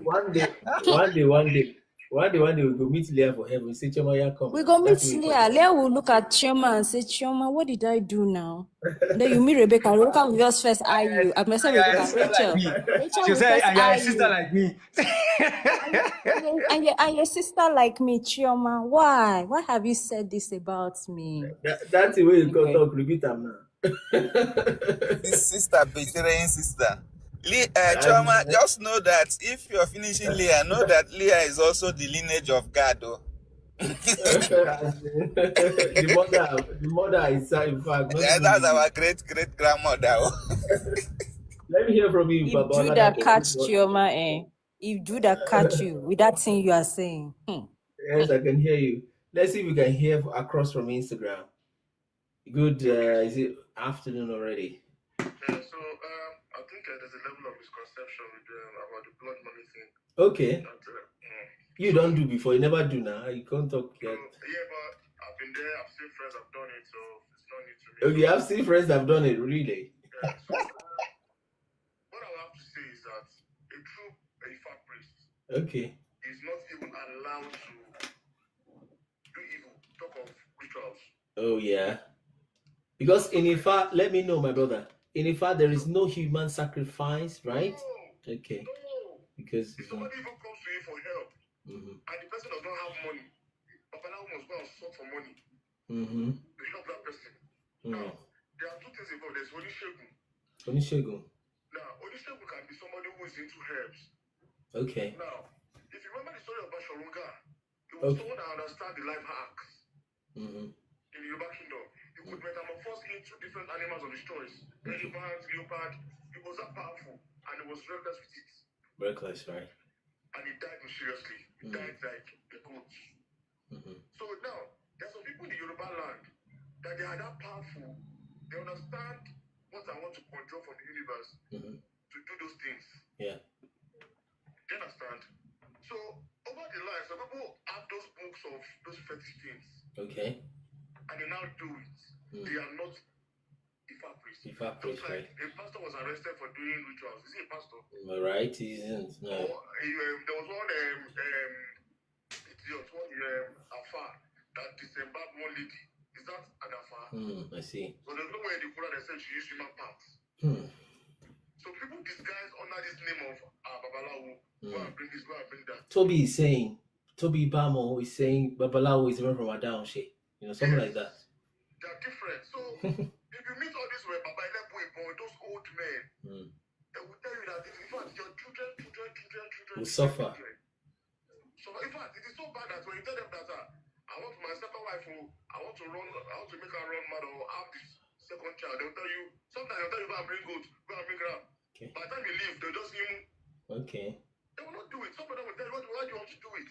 Do you understand? So when people now use that name to carry out evil, yeah. Do you understand? They are not, they're on their own.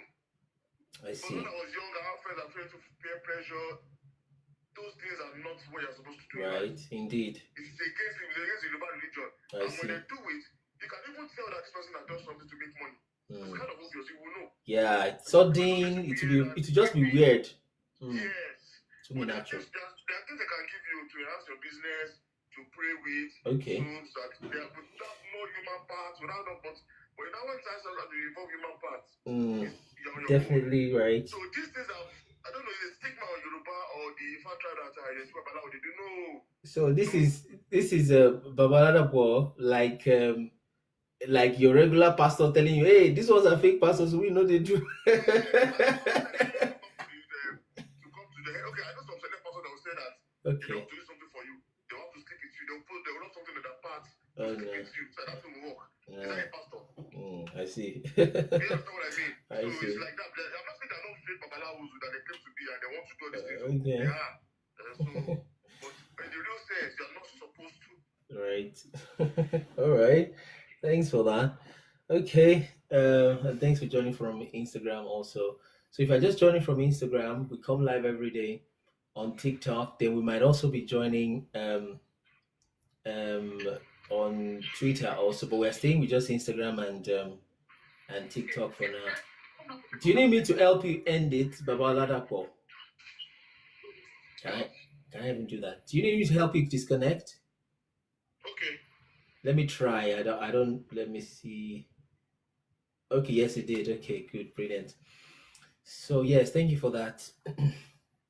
But indeed, I keep quoting Hebrews 1 and 2 and 3, or rather Hebrews 1:1, verse 1 to 3. How is Telegram going to be active?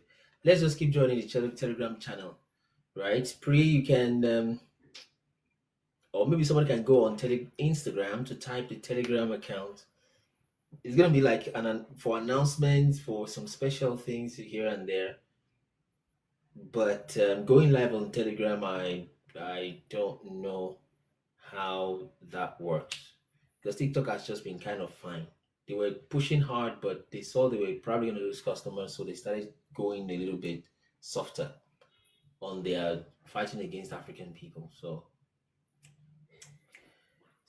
the link is in the bio. Is the link in the bio? No, it's Kole Ministers. It's also the Telegram name. So t.me https:// something like that. Kole Ministers, something like that. So, but I think Ian can still go help paste that there, or people can, but you can join the Telegram channel also. So for now, there's not much discussions because we talk here every day anyway. So, but we can post a few event reminders there, like that. So I was gonna hit on something. I think it's time to hear from Kali. Okay, Kali is here. I was gonna bring up Chema next, but it's the first time to speak for today, at least second time ever. Kali Works, how are you doing? Good morning, everybody. Good morning. It's 7 a.m. in Canada. So 7 a.m. yeah, Right. Just getting out of bed, more or less. Saturday, Friday morning it is. Friday morning. Hmm. Yeah. How do you say? I know it's Mangwanani. When you're speaking, is that Swahili? Because the language just mixes up in your head sometimes. That's more Ndebele lines. That's in the belly, right? Yeah, Kalanga is Mapakela, but Mangwanani is closer to like Ndebele, Venda-ish lines. Shona. Yeah, Shona. Yes, Shona lines. That family. But this is this Setswana you speak, right? I speak Kalanga, Tswana, Soto, Zulu, freestyles of Ndebele here and there because I lived in South Africa for a little bit. Yeah. Well, Mangwanani should still work then. Yeah. Mangwanani does work. Yeah, it's more Shona. But in Kalanga, Mangwana means tomorrow. Ah. Yeah. And I think that song was in Kikongo though. Oh, I don't know that song. But that's Congo, I think. Okay. I think for Kalanga, it's like, I don't know if you know Olivia Mtukuzi. Ntukuzi. Yeah, I also forget his name. I'm really bad with names. But he's the one that sang a lot of Kalanga. He was quite big in Southern Africa. He was a Zimbabwean artist. I see. Yeah. But then Nigeria is still number one in singing, by the way. Yeah. All right, just ready to cause trouble, but you're not ready to fight. So I can fight. Good morning. So you wanted to comment? I wanted to ask you guys what you think about the disciplinary zone of a lot of these biblical figures, because the way Jacob's sons were and the way, I don't think it's really quite mentioned a lot in just how he would discipline them. But I guess you have to infer with the behavior, right? That whole thing of if a child misbehaves, it means he wasn't raised right or disciplined right. But like even with like Eli and like a few of these figures, in terms of how they were disciplining their sons especially, was kind of I don't know. What do you guys think about it? We could try case by case basis, because I thought you were going to stay with just Jacob. I would have just invited your sister Chioma to give you context on that, just a little bit. But then you might want to check case by case, because in the case of Jacob, he's been through a whole lot. He didn't have the authority over his home. I mean, apparently, because he was living with his father-in-law for 20 years. For the first 7 years, he was father-in-law to be. For the last 13 years, he was his father-in-law already. And Jema is laughing. So that's a different context. And that doubled on his personality, right? His personality seems to be kind of, he says he's a tent dweller as against Esau, who was going out and hunting. So, but I think Abraham is a little bit more tough. I mean, to the point where you're about to sacrifice your son, and he knew he was going to sacrifice him. That's very tough. Abraham was quite, I think he was like that man. In fact, God said, I know that Abraham would instruct his children after him. You remember that, Kali? So that's kind of context, personality, situation, experiences they've had, but everybody knows what was right to do. Eli, I don't know. I don't know what Eli's situation was. I don't have too much detail about him. But he didn't raise his children as such, right? But God didn't really. Is it Samuel? Even Samuel's children were not so good, right? Didn't Eli actually die because of that? Because God was that angry with I him. think, Minister, I think Eli was more of this kind of fathers that excuse the crime of their children. So even when they commit sin and then you are reported to them, instead of even to scold them, he just tell them, people should be doing this. You are children of a priest. Why are you behaving this way? Rather than scold them and make them understand the implication of what they were doing. He kept condoning their misbehaviors, So when it happened and in his own household, God replaced his own children, replaced the priesthood from his own family. Yes. And as Chioma is trying to say in the comments that even Samuel's children were not super wonderful. Yeah, Samuel's children were not super good too. He didn't mention their atrocities, but I think the brief phrase, if you can remember right, is that Samuel is now getting old and his children did not walk in his ways. I think I can remember that. Yeah, exactly. Well, Kali, what are you trying to bring out of there so we can see we can apply it to present day or something? I don't know. I just wonder because the repercussions of these sons not acting right is quite big, right? I mean, some of them. I mean, we don't want to get into the king's side where they actually have to rule worlds, and that's a whole different thing, right? Because they followed royalty and all of that. But I don't know. The disciplining is a little. I don't know. I do the men tend to be softer with their sons, and then I don't know. I'm just asking. Because I'm thinking that because that question is like out of the blues.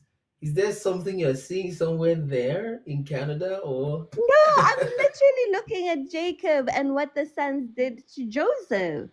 And answer this question in 60 seconds. Let's hear because you understand your friend, your sister better. Chioma, 60 seconds. What is she thinking? I don't know whether you used to say Wi-Fi. No, she's just trying to ask if if they're not treating their boys right. Because it comes across like the fathers are good, but then the sons have very little to be desired. Even David, I mean, that was classic. David is this wonderful prophet, lover of God, everything, but then his sons are Jesus, disgusting boys, except for Solomon, and even at that, right? Eventually, even Solomon ended up becoming yeah. So even the way Solomon came about, if you notice, God did not find one person in all the children. He had to commit sin with Bathsheba. The first one had to die. Do you understand? No, but that's the thing. God, how do you say Uriah died? God still punished David. I hope you guys know. Everything Absalom did was God promised that he's going to deal with it. It was punishment, but he permitted it and even called Solomon his beloved. And from Solomon's lineage comes Jesus, is it not? So he permitted it, right? So yes, so most of that, and I feel, and I just wanted to add that I feel that the angels, the watchers that came to sleep with women and give them dance and whatnot, even if that was wrong, if they had cautioned their children, if they had checked them, I think perhaps, you remember, the offspring became giants and they defiled the earth, right? What were their fathers doing? Maybe at this time, their fathers were not brown. They already messed up, isn't it? No, they messed up, but they could have checked their children. I don't think any of them could withstand their fathers. I don't think all the giants together possibly could not take one angel if one angel decided to deal with them. They didn't caution, they didn't rebuke them. So I don't know, maybe it's something that some fathers just do. But then again, if you see today's days now, a lot of Caucasian people, I work with them. Let me not say it very loud before they think I'm a racist. I work with them. It's the same thing. That's gentle parenting nonsense. You understand? Children that they haven't given a bara in all their life. What did they turn out acting like, you know what I mean? So yes. Yeah, indeed. That's But why I think the I said, cycle. sorry, Minister. I said Shade is a typical African mother. the Of course, number of flush I 110%. brought on this chat today. 110%. But I think this is the cycle that is working. Kali, right? Good men create good times. Good times create weak men, right? Weak men create bad times, and the bad times create good men again. I don't know if you got that cycle. That's Most of the men, you get it. So most of the men that are kind of good and all that, they went through suffering, right? If you never suffer this, they say Holy Spirit is the best teacher. I know, but sometimes Holy Spirit will teach you with experience. But Experience is very, very key. Yeah, go ahead, Kali. but if you are, you know, a man that is especially chosen in the holy sense, and how are you not raising your children in a biblical manner? Like where is the disconnect there? Like why are you not Let me following? do this. Let Okay. me do this. Kali, do you have children yet? Why must this be a thing now? No, no. The reason why I want to say that is there's a way you love your children, right? And you Okay. can love them well. And especially, what was I gonna say? The women tend to even be the one to spoil the children. Because you're sounding as if every boy is a single fathered, single parent dad. No. I'm really in the Bible, like because I try to extract what we should do better. What I try to look at signs and like how to do things better or what to follow and everything. So that's why I'm asking this question. And no, I don't have kids yet. So and the thing Minister, is, women, okay. yeah, sorry again. Women tend to, the mothers is what I mean precisely, tend, and it has its place, and it's that balance that helps, right? Because you now have just said everything is just the man, the man, the man. Yeah, biblically, but if you see how Sarah pampered Isaac, I can't say it of my mouth. Maybe she's the one that spoiled that picture. But Isaac was very quiet, very gentle. I mean, what Jacob did, maybe Isaac would have done that. To where you will need the dread of Isaac, which is God the Most High Himself, to help him fight his enemies. Otherwise, he would just like, okay, people should not do that again. Oh, eh? Look at the girl is now crying, and don't do it again. Oh. You know. So the mothers also have a place, and sometimes you see the mothers that is just on point like that, and it's the fathers that will pamper. But it's easy to point figures. Maybe when you start raising your own children, Kali. Yeah, Minister, the circle you describe, I think the circle you describe is just it. And that is what is prevalent even in our time. You will notice that children that are being raised now are not like when we were raised. When we were raised, we were very disciplined. If you just see your father in fact, it's just a look, you look at you, you will behave. But but today, they will question you. In fact, ask you some questions that you wonder, if it was my time, I asked my father this kind of question, I will eat for 2 days. So I think sorry, Joy, for land. So I think in some way I think just minister just gave a breakdown of how it is. Tough times give birth to tough parents, then they times become better, and when the times are better, like what I suffered, I don't want my children to suffer it. So you go too far. Exactly. So all of that get to happen, and then when things go off, then we now try to bring correction again. Even if you read the Book of Kings, you see that's the same mannerisms and same behaviors. Those that didn't have to fight too many battles, push God aside. When the things became tough, they returned back to Him, and like that. So that was just a circle, especially in the lineage of Judah and Benjamin from that Yes, that and circle. when things now get bad, maybe for 2 generations of even bad things, they won't Then they get run back to God in give yourself repentance. brain like let's get back. They go pour ashes on their bodies. God will forgive them. Then they continue. So, Then and you this have some question is good. important. Continue. Yes. Thank you, Ken. And this question is important before what Kali says before we bring Chema again. Is that I really indeed when reading that Kings, I'm like, what is wrong? How do we retain that continuity? They hardly go beyond 2 generations, and one person is already messing up. The next one messes up. One eventually comes back up. How can we? Because the problem is just that continuity. And even in today's mainstream, you know, I mean, there's some of these are big pastors, all of whom I respect, by the way. that is able to raise his children. They are like very hard and strong. But he's a very, very kind of tough man. You understand? The other side, sometimes they get so soft and, so it's about that continuity. But I think one way to do it is just that word, just that scripture, right? Just keep the scripture as the benchmark. If once that gets off, it might take hard times to bring your third, fourth generation to come back in line. Otherwise, they just won't be able to sustain it. Is the thing. It's about it. It's an important thing for. Yeah, and just to also say, for the kings, sometimes I think insecurity, uncertainty will just make them want to help themselves in a normal way. When God has said some things, you want to help yourself. I think Jeroboam introduced raising altars and putting prophets on the high places because he felt that these people brought me from Egypt and made me king. Let them not overthrow me, so he began to help himself. Altar. Then Ahab brought in Baal worship through Jezebel and all of that. So most of them, you see, they would either tend towards raising prophets for themselves, or they go towards Baal worship, especially the Samaritan kings, those who are on the headquarters in Samaria, the other 10, the northern tribe, so that kind of behavior and all of kind of stuff. Indeed. Shema, let's hear from you. We've kept you for a while. I think she's trying to get back. You can get back on your app so we can hear you. Yeah, there you go. Yeah, so to give more context, I lived in Saudi Arabia for a bit, right? And they do maintain a particular... How long? Yeah, for like 6 years or thereabout. And 5 to 6 years. And they do maintain something that is quite similar to what the Bible kind of describes. They have this thing of the separation of the sexes, right? So women are only are allowed to raise boys from babyhood to grade 2 or grade 3. Which is? And then that's like 7. Then from 8 years old, the men take control of those boys. Control. Yeah.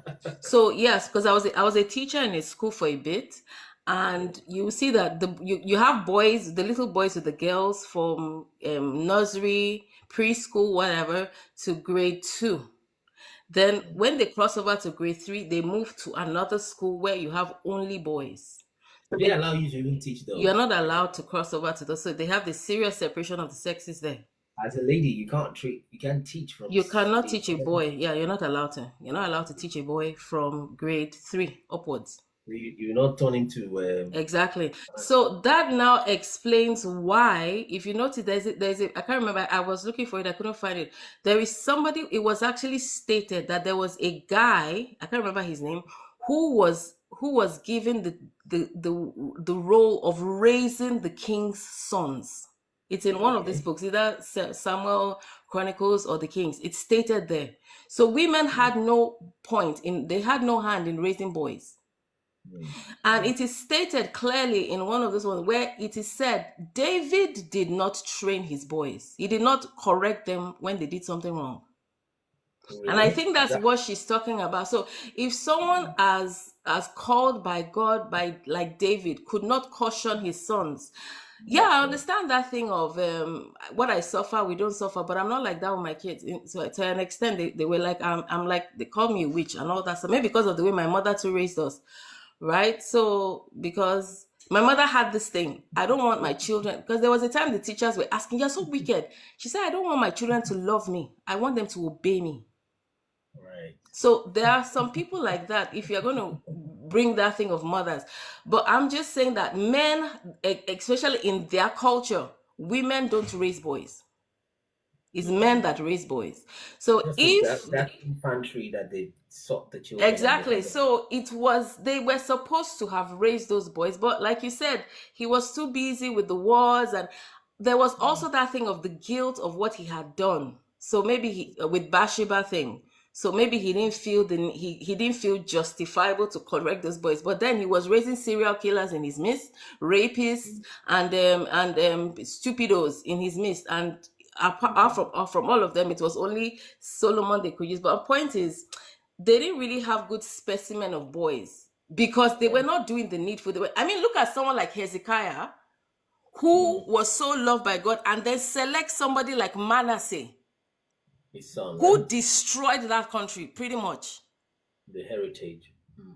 So that, and the way the Most High said, because of what Manasseh had done, God could not forgive his sin. And he was like, because of what Manasseh said, even though Josiah tried to clean up as much as possible, because He of had to what bring it. Manasseh did, God was like, no, you guys are going to slavery. There is no changing this. And That's this it. was a It's like son he of could the only defer. so-called, He could only defer it, right? He it could could only only push it defer off. it. And as soon as Josiah died, that was the end of that something. And, you know, so even, and look at it, Hezekiah, he had that boy within the 15 years. He Yes, had that's Manasseh. it. He So was had released he upon died when God said he was supposed to die, Manasseh would not have come. have come, right? So yeah, we can't on this particular issue. You can't bring women inside it. Women had no say, even to the So extent that the Queen of that's the Sheba. main point. You can see the as in the misogyny in Scripture. If we're going to be technical like that, that they didn't even feel the need to give her a name. They just said the Queen of That's Sheba. true. Queen That's of Sheba. how women How were about considered in their culture as second to right? nothing. They're just they didn't No, even that's give not. her a name. Yeah, that's not the topic now. I I don't. understand. I'm just telling you how women were viewed in their culture. So if Right, but such a person is seen as subhuman, she cannot be the one raising a male child. It's not possible. so humanity is too far now. Okay. But then anyway, It's I'm my just question. I mean if you don't give somebody a name, what are you what does that mean? I mean It's it's not. Queen of yeah. Sheba. She's Queen of Sheba. Okay. But she had a whole sovereign comes to your country and you didn't think to give her a No, name. Oh no. but Chioma, if you look at scripture, you notice that it's only women who had prominence in certain things that were actually mentioned. No Those that problem. didn't have much, Yeah. you can No. imagine. And You can the imagine Queen of that Sheba there didn't was, have Let's something leave it to God. prominent. Yeah. no, that's why they You call her just Queen leave. of Sheba now. Because She if you look at has a name. if you look at Every other in person had a name. Adam and Eve, we didn't even know that No Adam had problem. We are daughters discussing until with men, so we we didn't even don't know that Adam expect had men daughters to until. have Don't mind this man. Let's just leave it for God. No, I'm supporting you, Chioma. I'm supporting you. I'm not saying I'm supporting you. You know, she has created her mind to be already. No, I'm supporting her But too, then, sincerely. I am. but let me Yans, say two things. Shade is Maybe about they to need enter the the name chat. more. Shade But let me will say enter the chat. let me say two things though before Shadi comes up. First is to lay this to rest is like a transition because I see this ginger is coming for this women something. So someone is asking just a moment in Instagram. That's look but don't judge. Okay, that's their name on Instagram. What's the inception of this convo? I think they meant conversation. So that's the topic up there. Okay, Bible is BLK African history. So that's what we discuss. We hear 10 o'clock every day. So yeah, so right on the raising children stuff, I would say it's a responsibility of both. Okay, both of them. And indeed, the men had more say. Generally, they had. I mean, their voice is more respected in the home. That's it. Even till today, no matter how much you try to do the feminist whatever thing, the child still knows that it's a different situation, different person talking to me when it's the dad. All right. And in fact, statistics, someone can check that single parents that are children that have single parents that are fathers, which I've said before, still do better in life generally, aggregate, than children that have single parents that were mothers, irrespective of their gender of the child. Okay. So, that just tells a lot. So bottom line, there's more responsibility on the men, whether women were sidelined or not. Today, even when the women are pushed a lot more higher, whatnot, it's still higher on the men. You can tell the person talking to you is different. The vibrations are different, the mannerism is different, and all that, you see. So that's the responsibility on the man. So let's just condense it into today. And second thing before Shadi speaks also is that I wish we don't get into this man woman kind of thing again because we are not supposed to be opposite. It should be complementary. Okay. But if you want to go there, no, I'll just start doing my work at the same time. I will close in 30 minutes, which has been 3 hours anyways. Okay, but again, I discovered when you enter this women thing, women are mistreated. Even the Bible was kind of this misogynist all over. You will discover at the end of the day that what you're fighting with is more or less nature, if not even God Himself.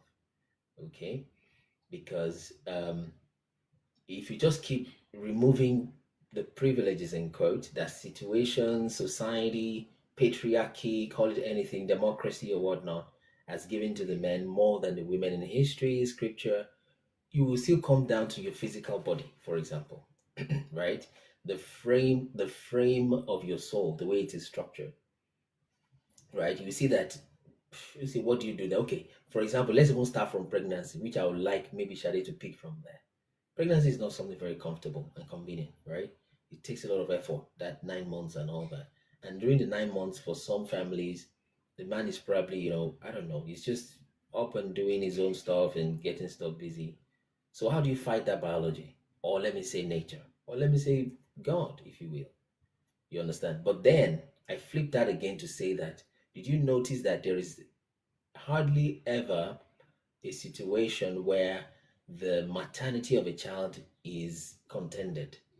I think that's a very big plus, in my opinion, right? There's nobody that can argue who the mother is except they swap the child at birth or something. But it's the father that always has to raise a child that is not his own sometimes, right?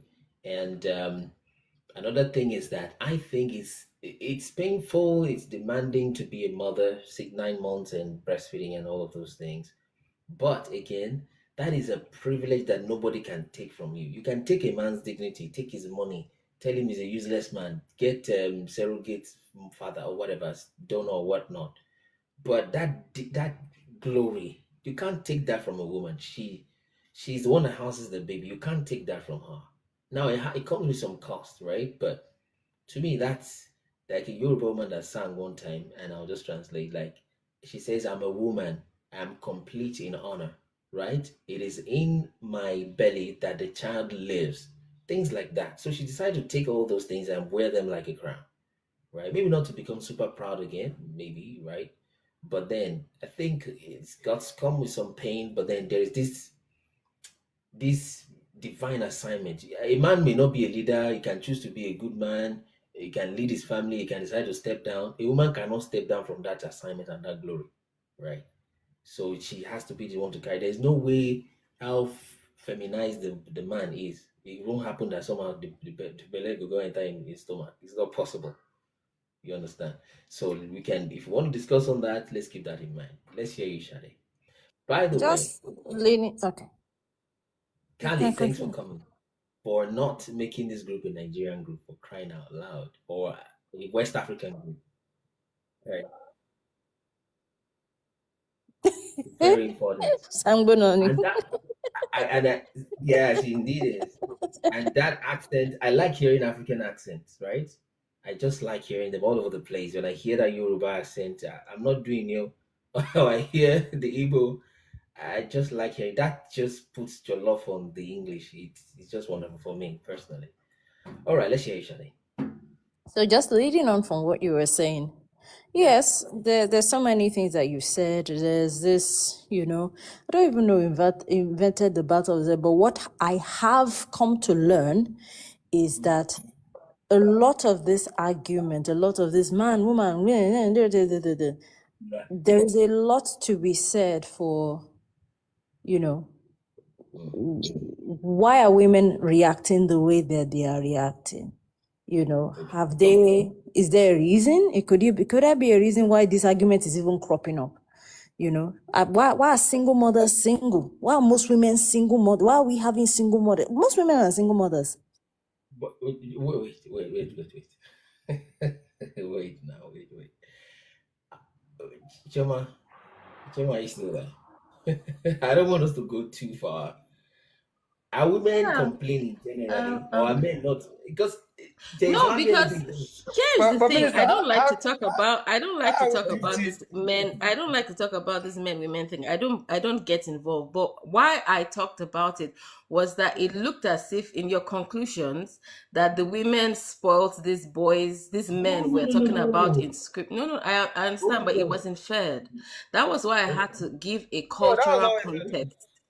Just a moment, again. But we were the ones listening, right? It wasn't fair that they were the ones that kind of pampered these boys. But I had to. That was why I came in with the cultural context that women are not seen able to. You're okay to nurture that boy till the time he's weaned, but after that, you have no say in what becomes this man. What this man becomes.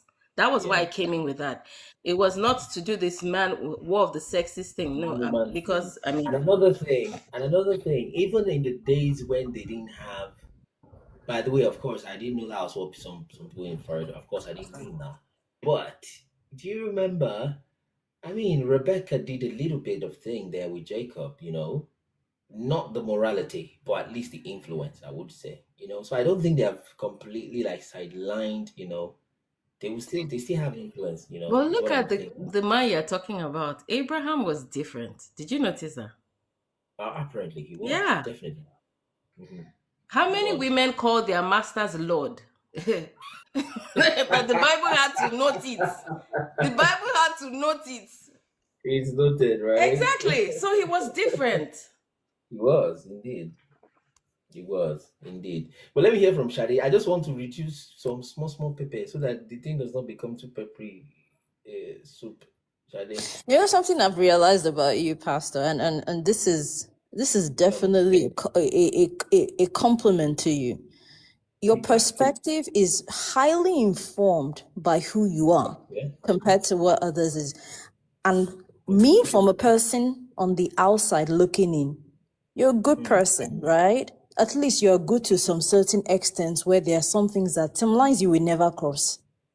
I've met people that have crossed the lines and overcrossed the lines. So when you speak about things, you speak about it from that perspective of, these things should be easy. This is how, when women are this, men are this. And this is me rounding up on the woman man talk. There are men that will look at a woman dead in there. What do you bring to the table? She just pushed out 7 babies. You have not brought anything to this house. We've heard that before now. This is something that happened. But let's leave that. You understand? So what I wanted to talk about. So Chama spoke about the fact that in Saudi Arabia, the men take the base. I was asking you yesterday about rite of passage, right? Where the Maasai culture, for instance, those Kenyan, at adolescents, to be, to get to a certain level and sit at the table and even call yourself a man. You have to go and hunt a lion. Richard. So I was thinking to myself, like, maybe in African culture, did we ever have anything like that? Because that whole Maasai process, the men actually at a certain age, the boys separate from the girls. Just like Chama was trying to say, you understand? Like, their own is not that the men take over and then they train them. No. It's now like this is the process of you learning to even build the courage to face a lion. Because at the age that they're going to go and do this, they're not grown men. They're still like adolescents, maybe 17, 18. You understand? That they're telling them to go and do that too. And they will bring pride and that's part of it. So I wanted to kind of say, like, I think to a great extent, there is an age that a boy reaches that, it is a man that informs him, right? There's an age that a boy is that it's a woman that, I give you an example. I have a friend whose mom gave birth to 4 boys. This guy tells me when they were younger, they used to think their mom was a witch. like their father would not even touch them, not even a pinch, you understand? But the mom, oh my God, the floggings, you understand? The moment they grew to a certain height, you understand? It was now their dad. Their mom now became their pally. You understand what I mean? So it was more like when they were younger, good cop, bad cop. When they were younger, as all boys, it was their mom that they feared. Mommy, we flog, mommy, we beat you. But the moment they grew up and it was now their dad. Their dad now, one of them, okay, I'll give you an example. One of them they took off light. He was going to light a candle. You understand? The way he lit the candle, you know how smokers light matches and cover it quickly. There's a way a smoker does it. You understand? If you've seen smoker, the moment the father looked at, when did you start smoking? He was so, when he started to study. Just a suspect, he has not committed. Just suspect. He hasn't even seen him, but he knew. Allegedly. The way the boy reacted, he knew that this guy don't catch me. The way the guy flogged him. So if I see you, if you understand that sort of thing. But the mother was like, don't kill him, dad, don't this, don't. But when they were younger, if it was a certain age, so that like I was saying, there's an age that a man influences a woman. That's why in some households, if a man, a son, and there's an age that a man is who is looking at, right? I watched a certain sermon by T.D. Jakes. He was talking about how there's an age a boy gets to. A woman cannot understand it. You understand? There's a certain way he will start behaving. There's a certain thing, there are certain things you start doing, it's only a man that can see it. The woman will not understand. And if you are the kind of mother that is overbearing, if you notice women that cuddle children, the children don't go far, especially boys. If you see a boy that is cuddled by his mother, he cannot even function in a marriage. Every time I want to go and tell my mommy. It's true now. There are men like that now. We have men like that now. What are we talking about here? You understand? How do you say it? Cuddled boys don't go far. But there's a place where a man must take. In fact, the boy will not even be looking at the woman as per this woman. That's why some men are, and I'll hand you this. That's why some men that they have honor and integrity, and they really believe in going the straight and narrow. They'll tell a boy, if you're going to do this, you must marry. If you're going to do that, you must do this. You can't do this and whatnot. And there's, on the flip side, there's another type of father who will tell a guy, at a certain age, you have to plow. In fact, he will laugh at his child if his child has not, done some sexual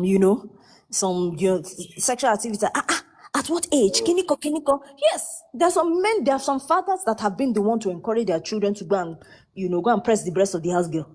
Yes, they are. It's because, and it's how they believe. So men are big influences on boys. And the truth is, when a boy doesn't have like a dad or a father figure in the house, he will look for someone to influence him. He will have his eye on someone, one uncle somewhere. You understand? That will influence him.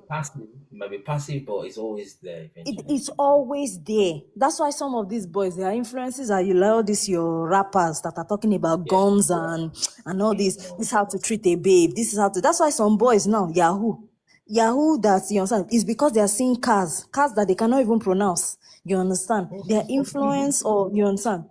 The how do you say, the influence of these external influences are one. So it is not easy for a woman to raise a boy. That is what I feel, right? Yes. Or boys.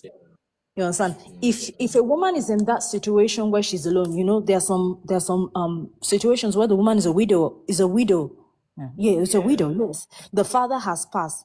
You understand? Oftentimes she will lean on the uncles. I've seen a friend of mine that he at some point he was doing nonsense. His mother went to go and call his uncle. His uncle came to flog him.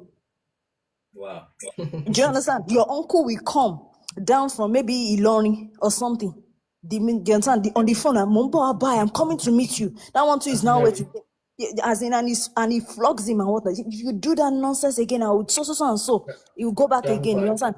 And that's how somehow they were able to kind of like, check the boy's excesses. Because especially boys, when a boy sees that she's a woman now, he must find an influence, that sort of thing. So yes, I feel it's not easy for a woman to raise boy. Slap on the mental face. It will not work at the point. Just take the cane and break it. What are you, right?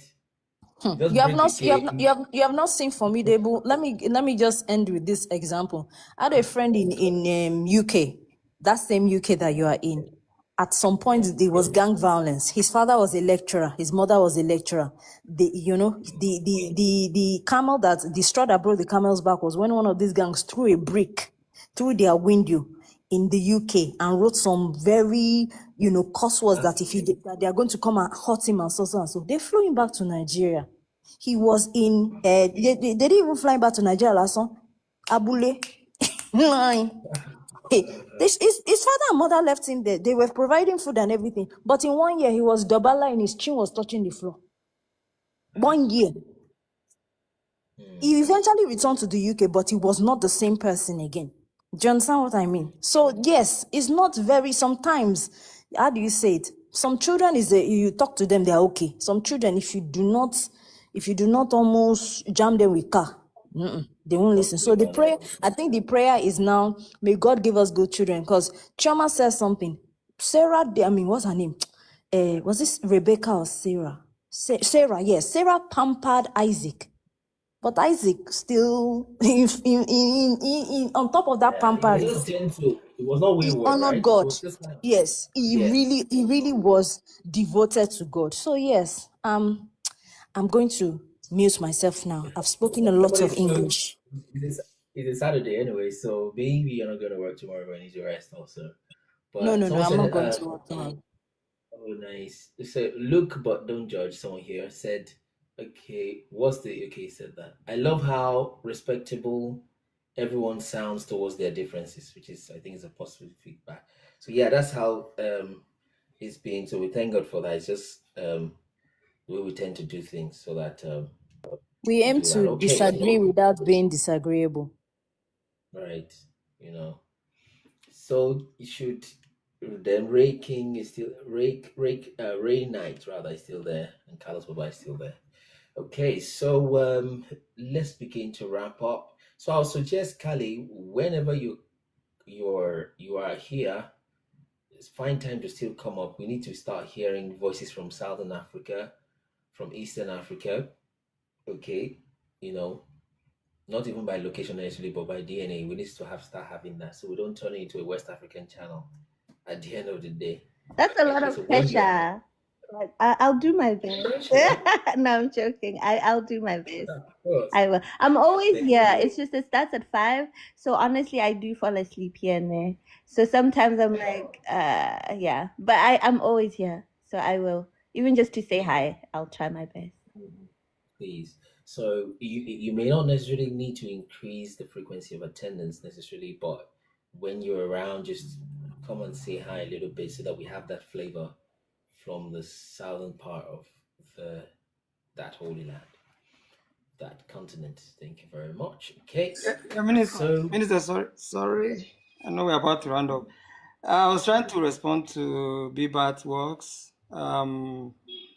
Let him come up. We've told him. Yeah, He's he not. said he's busy. He said he can't come up. But I was trying to Let just him. comment because No, go ahead. I think he was making reference to Joseph and then the lineage of Jesus. I think that it was engrafted more or less because if you know, by birth, Jesus came through a virgin. So ordinarily there was no father, there was no human insemination, sort of, on the Even if you go by fetus. the mother, it's still the same Judah, right? Yes. No, Levi, or something like that.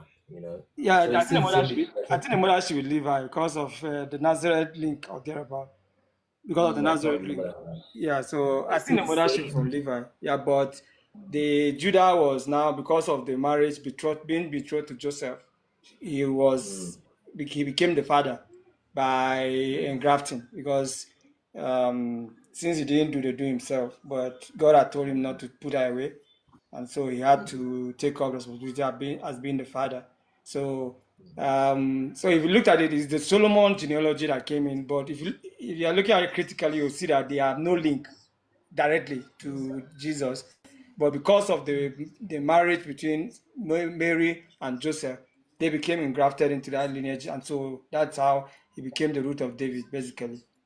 So that's just to clarify. I don't know whether I was able to give you a clear. Yes. Yeah, That's what she's I from just. Levi, I know, because from the Nazarenes, most of those Levites are within the Nazarene lineage. So most Nazarenes are from the Levitical lineage.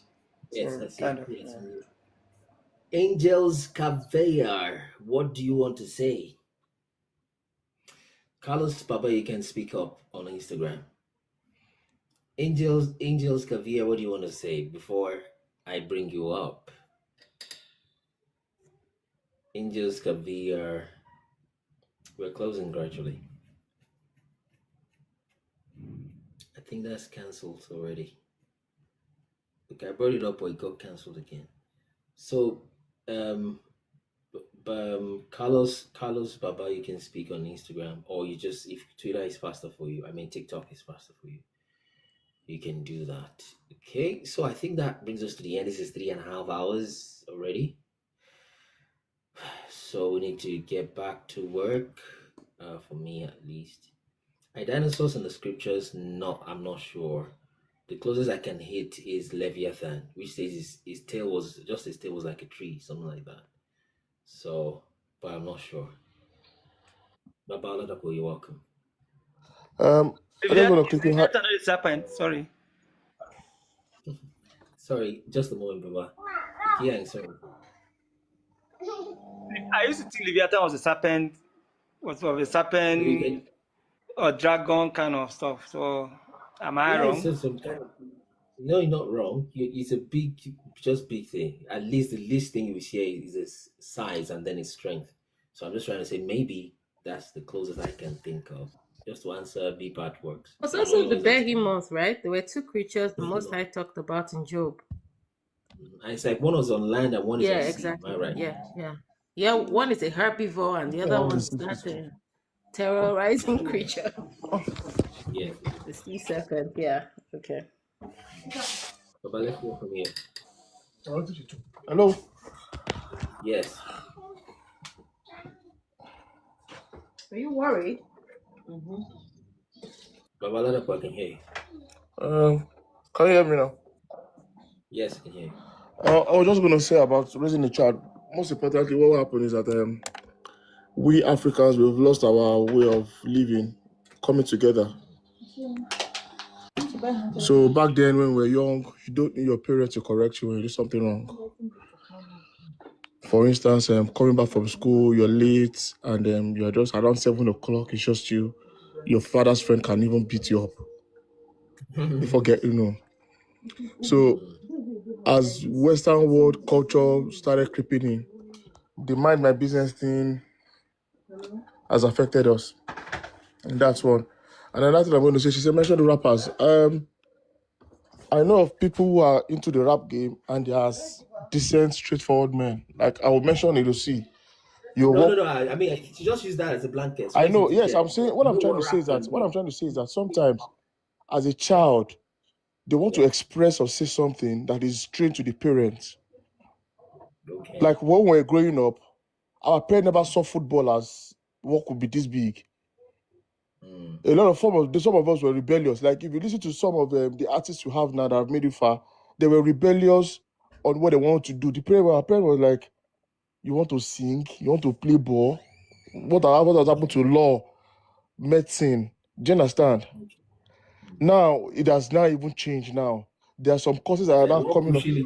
Yes. So sometimes you need to listen to these children very carefully. If not, they want to be rebellious to tell you, "No, I want this." They don't know how to express it, and you beat it out of them. Then later they start regretting, and you start regretting it also.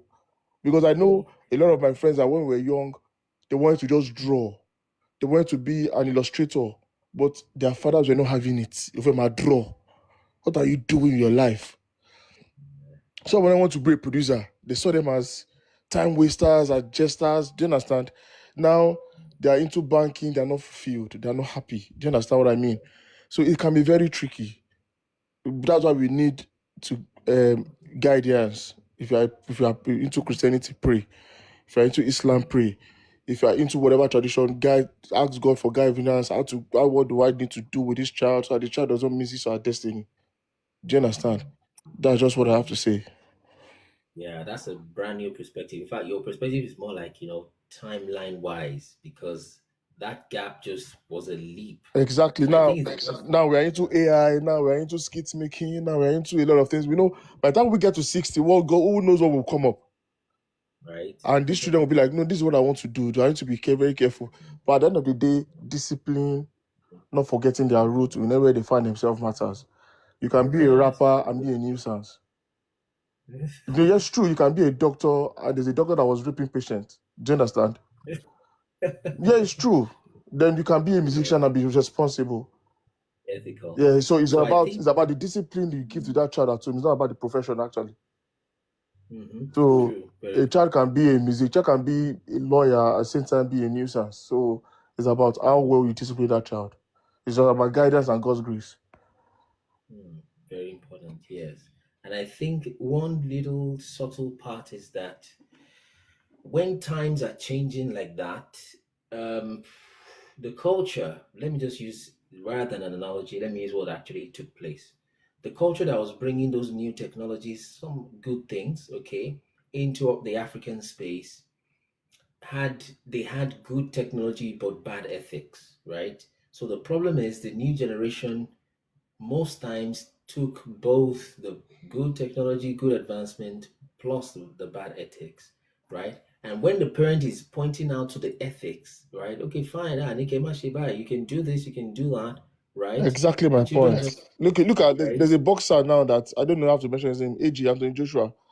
If you look at the history Okay. of boxers, they've always been nuisance. They waste money, they go broke. People see them as not too well behaved kids, especially in America. But because of this level of background and how his parents handled him, he's not the face of boxing. He dresses like a normal guy, no bling bling, no talking anyhow. Do you understand what I mean? So yeah, it's where African parents will now come in. You can do the profession, but don't take the ethics that comes with it. Yes. You don't have to go Yes. naked. You don't have to say nonsense for you to sell good songs, for you to be this. Do you understand? And that ethics is what we are now fast losing to the Western world. Yes. Everybody wants to, you are changing, giving our children white names, trying to twist and, everybody wants to dress like white, wants to be, so that's the point where we need to just strike a balance. That's the most important thing. Okay, so yeah, that's indeed true. It's just that problem with decipher, and it's very difficult to decipher. Culture is a very powerful thing. It's difficult to separate it and to do that fractional distillation and chromatography and separate it is difficult. That's what hits the Africans today. And culture is powerful. That's the thing you will want to follow, to the point where they're using holy scriptures, use anything to justify them acting European. So it's difficult to separate and say, no, this thing is their culture and this one is the actual message or actual ethic, actual technology that they brought. Yes, culture is very powerful. So let's wrap it up there today. It's been another wonderful day, just like every other day. God has just always been helping us and guiding our Somebody's conversation. asking a question, and I think it's about to spark another debate. But BB Artworks is asking a question. Okay, Could you take let him find a time to stab come up. at it? Right? He said, was it Job or God? Maybe you'll come tomorrow, Saturday. Was it Job or God that allowed the devil in his life? Honestly, I don't know. I think it's all three. It's just like the situation of which we didn't know before, of God asking Abraham to go sacrifice his son, or let's use another one of David. And God moved David to number Israel, and God moved David to number Israel, and Satan provoked David to number Israel, right? And I don't think that's a contradiction. I think they just superimpose. So most times the three factors have to do, but like I usually say, this is the most important. You, okay? You are the most important. Now I can't Job scripture. It would have been wonderful if we had a Shadi's trying to sound funny. So it would have been good if we had a Joshua equivalent to tell us more what happened with Job. But first, I just know God is just. By the way, Job is just the exception. You can tell. You don't watch 30, 20, 40 scenarios, and one of them is a little like, this God was just wanted to use this guy as an example, killed all his family and all that. And then use that as the rule. I don't think that's the best. Okay? But something similar happened to Abraham, remember? Very similar, right? Right. And his own was quicker. The thing didn't eventually happen like that. But his wife died in the process. Exactly. Right. And he was quiet. He took it in. Because Ray King is saying on Instagram, but the story of Job proves to be a literature, not like it literally happened. I think it did. If you know us in this channel, we take the Bible just the way it says. If it's literature, let it say that is a literature. Okay, like the story was to teach us about God's sovereignty. That's what New Testament, I call them pseudo grace, New Testament. It doesn't mean everything they say is wrong, but I just call it pseudo grace. That's what they say to try to make God look nice, trying to advocate for God, not knowing that they won't be able to do that successfully very much. So they tell you, well, the book of Job is really actually figurative. It was a story. It was an allegory. Nah, it's not allegory. So I don't think I have anything to say that it was a literature just like that. I don't think so. I don't think so. And even apart from Job, there's many other situations that can make God look kind of somehow. But what you do is back off, see the big picture, see what options you have. You don't have many options, in my opinion. So you go with Satan altogether. Right? So I just checked that and I'm like, you know what? I work with this God. It's even a privilege. So that's the way I see it. I'm not going to go that route of trying to make God look nice and say it was just figurative. Someone has gone that far and said that even, you know, this David guy will ask him is, did Abraham give birth to Isaac? He will say it depends. You know, this kind of stuff. You don't need to be God's advocate. He didn't ask you. All right, let me appreciate those who are on the live. We are having a conference in Sheffield by God's grace in April. Last week in April. And if you're close by, come around, you know, let us know if you want to volunteer and things like that. So what else? If you have not watched the movie, especially Instagrammers, Instagramites, right? You go watch a Primal movie. So you probably know about it. So go watch that. We are still going live on YouTube now, even though we're closing here. Yes, you can also watch the Interview 91 podcast. Yay, you're from Kenya. Hi. And you've been hiding there. Beep Artworks. I think you've just come up once, but I forgot that. You're from Kenya, so it's African. Beautiful. So Beep Artworks just come up. And the guy is just quiet. And so if you're free tomorrow, which is supposed to be a Sabbath day, so come on tomorrow and actually come up to speak. I see you keep asking hard questions. Hard questions. Because the book was written before Genesis. What's the proof it was written before Genesis? Ray King. Or Ray Knight, rather. How do you know it was written before Genesis? Yeah, maybe because of the antecedents. They looked at the period, the description from a man from the land of Uz, which was almost Okay. like there, and then certain stuff. That's what Bible says, that it was Maybe written before. dating. Yeah, maybe the carbon dating. Because written before Genesis, it means that it's just some science hypergrace mess up that's going on there. When you hear in my head now, you hear before Genesis, you're like, whoa, did Job exist before Adam? You know, immediately that's what comes to your mind. But what they're saying No, is they dated I before. know is what I know is before Abraham, but not Genesis, or the period within the era of Abraham. That was when Job lived. That was what I know. But before Adam, And that's based on Joshua, right? yeah, before, but saying it came before Genesis, I don't believe. But I know that it was the Let era the of person Abraham. come up. It Yeah, was the Ray era of King can Abraham. come up. And Yeah, for me, I like got you you. said, Minister, I also believe that it's not allegory. It's not any kind of. It was a true It's the story that real happened. stuff. It's a real story. Yeah, it's Because if you family. look at the narration and everything that happened, at the end of the day, he had other children. You know, so it's why would they come and talk about he had more and double of what he had in the past in his latter days than this? It was just allegory. Or left it at the point of the devil and his being restored, but to the point that he also had children and the name of the daughters were called and all of that. I don't think it was just a fiction. It was a Indeed. true story. Yeah. Also, because Yeah. of those animals mentioned, that's another Maybe that's where giveaway. he's made. Yeah. But then, but one thing about those animals is translations. I mean, when you discover that the unicorn is actually the rhinoceros, you're like, what are we talking about, right? Have you heard about that too also, I've Chioma? heard about it, but the way the Most High talks about those things, they were not ordinary creatures. So, And if you look at those ancient maps, old maps, you will see yeah, you you will see it. see drawings of that Leviathan that sailors And did looks like, encounter. Yeah. And that behemoth, I don't know which creature you would describe. The way the Most High is using them to flex almost. Like And so they, when you hear the story, sorry, Chima, if you hear the story of creation, that's when God started asking Job whether he was there when when the foundations were put in place, all of that. So those kind of questions were, God reinforcing the fact that I created the world. So and you weren't there. Why are you talking as if? Because he got to a level where he so much defended this God to the point where he started talking like God. So God had to caution him to start asking certain questions. Why are you speaking as if you are God? Were you there when I did this, when the foundation of the earth were placed? It spoke about the Orions, the blades, and all of that, the formations of the stars, and all of those things. And these are things that we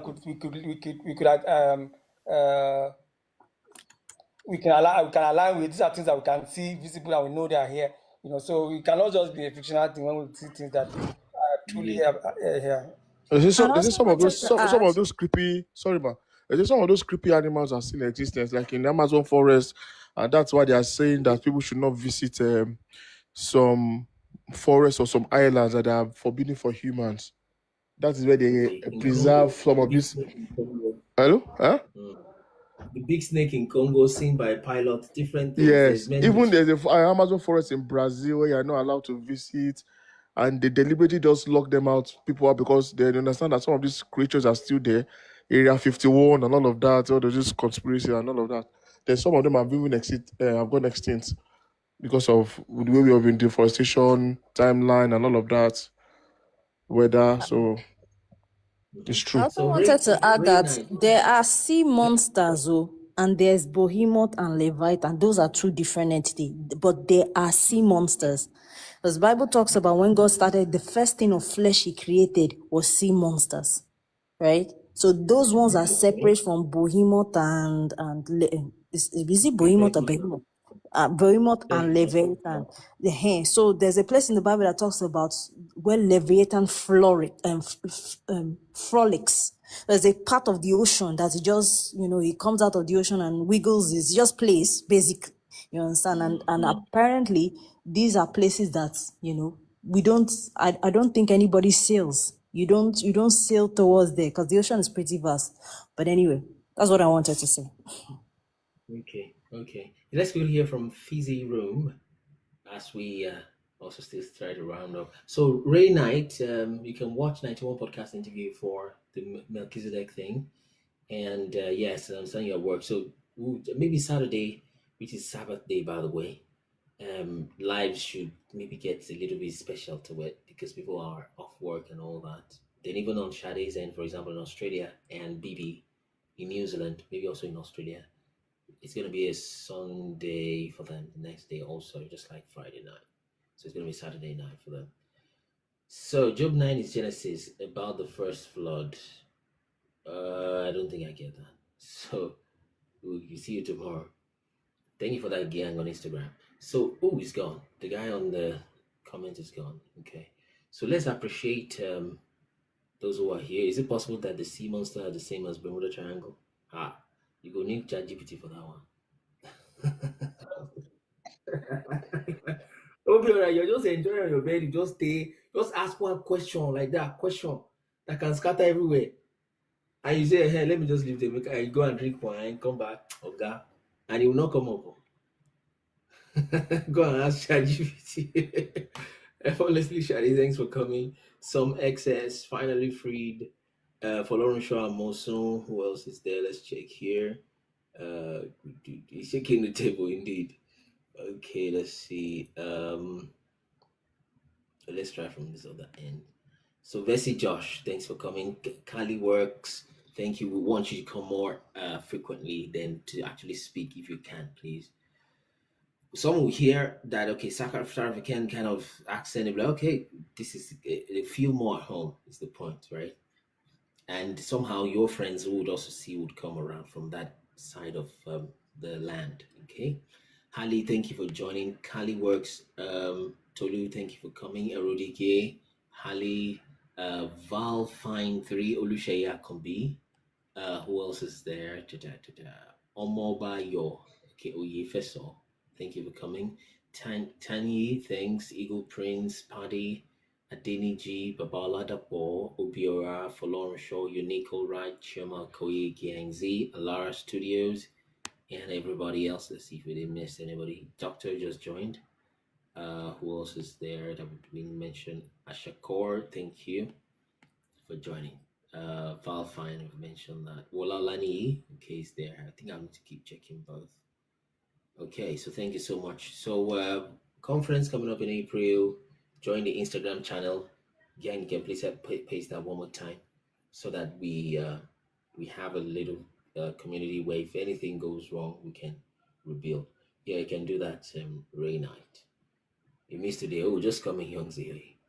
All right, so yeah, thanks for that. So you can click that, copy, paste it to join the Telegram group and all. So that's that for today. Thank you for joining the Instagram. So we'll keep Instagram on to be daily going forward as much as we can. But if anything happens, you don't see us on Instagram, you can check us on TikTok. Right. So thank you so much. God bless you all. Love you all. We'll see you tomorrow by God's grace. Bye bye. Thank you, Instagram. Let's see how Instagram closes end now. That's it. Instagram Insight. Okay, 23 others viewed your live. Okay, 23, not bad. We have never had that in Twitter, by the way. Show as a reel. Okay, let's show it as a reel. Let's see what happens. Maybe it's gonna post it like a video. Your save live videos are now real. Okay, tag people, cover. Okay, let me put that as the cover where we have Gang's face there and Chama on the other side, so they know it's a live. Then let's share that. Good. Finishing set up your account. Well, not now. All right. So thank you everybody for coming. I'll want to see. I'll reply that. So thank you. Bye bye bye bye bye. Thank you.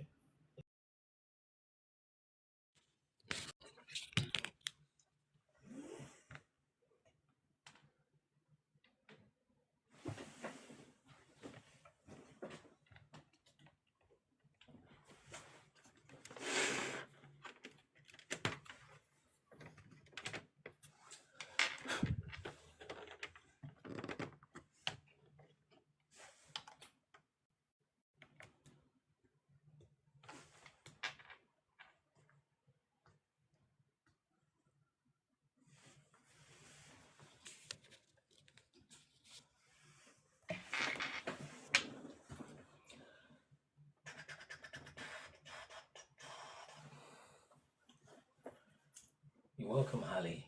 Good morning, Ali from Instagram. And Shema from TikTok. Young Zali's early today. Good morning, Young. Good morning, Walla. Yeah.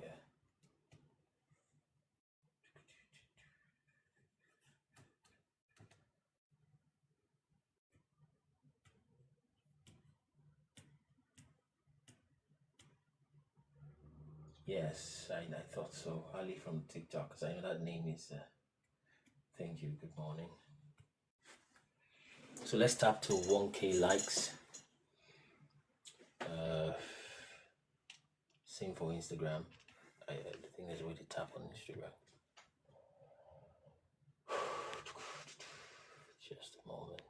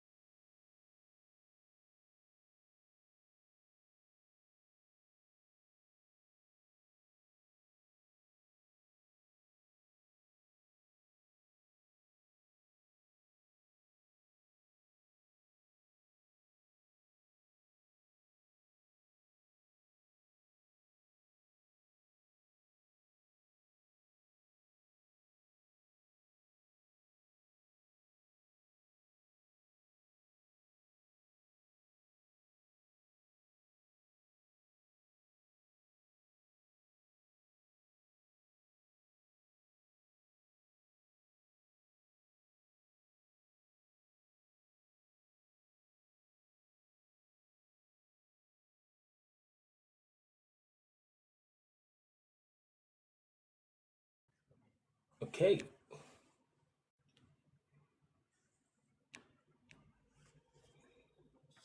All right. So where did we stop? We stopped in Genesis.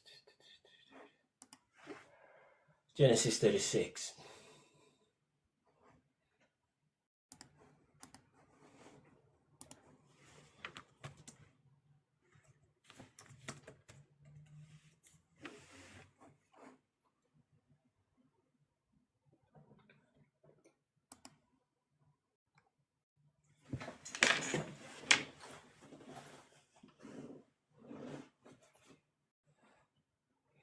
Okay, let's pray before we start.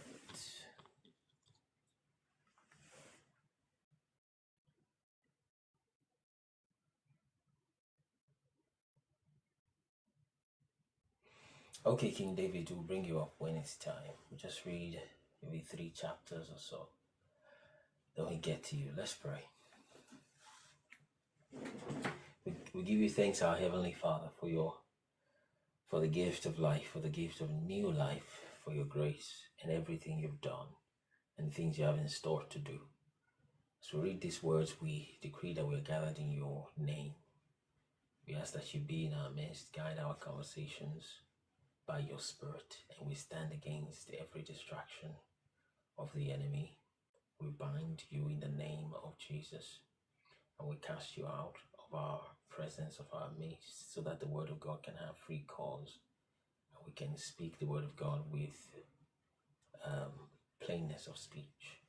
We give you thanks, Most High, in the name of your Son, Yeshua, we pray. Amen. Okay, Genesis 36. Let's get started. Genesis 36, verse 1. Now these are the generations of Esau, who is Edom. Esau took his wives of the daughters of Canaan, and Ada, the daughter of Elon the Hittite,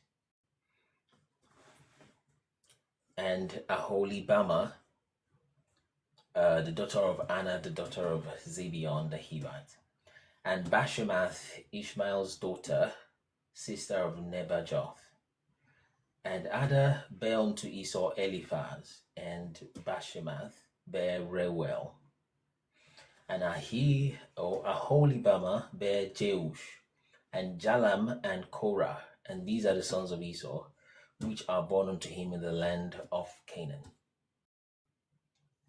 And Esau took his wives and his sons and his daughters and all the persons in his house, and his cattle and all his beasts and all his substance which he had gotten in the land of Canaan, and went into the country from the face of his brother Jacob.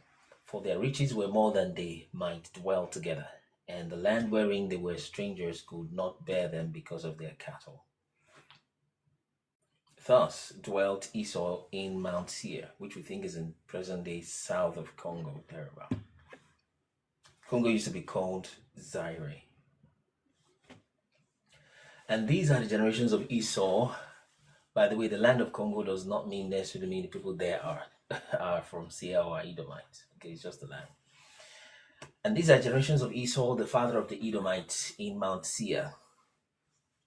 These are the names of Esau's sons: Eliphaz, the son of Ada, the wife of Esau; Reuel, the son of Bashemath, the wife of Esau. And the sons of Eliphaz were Teman, Omar, Zepho, and Gatam, and Kenaz.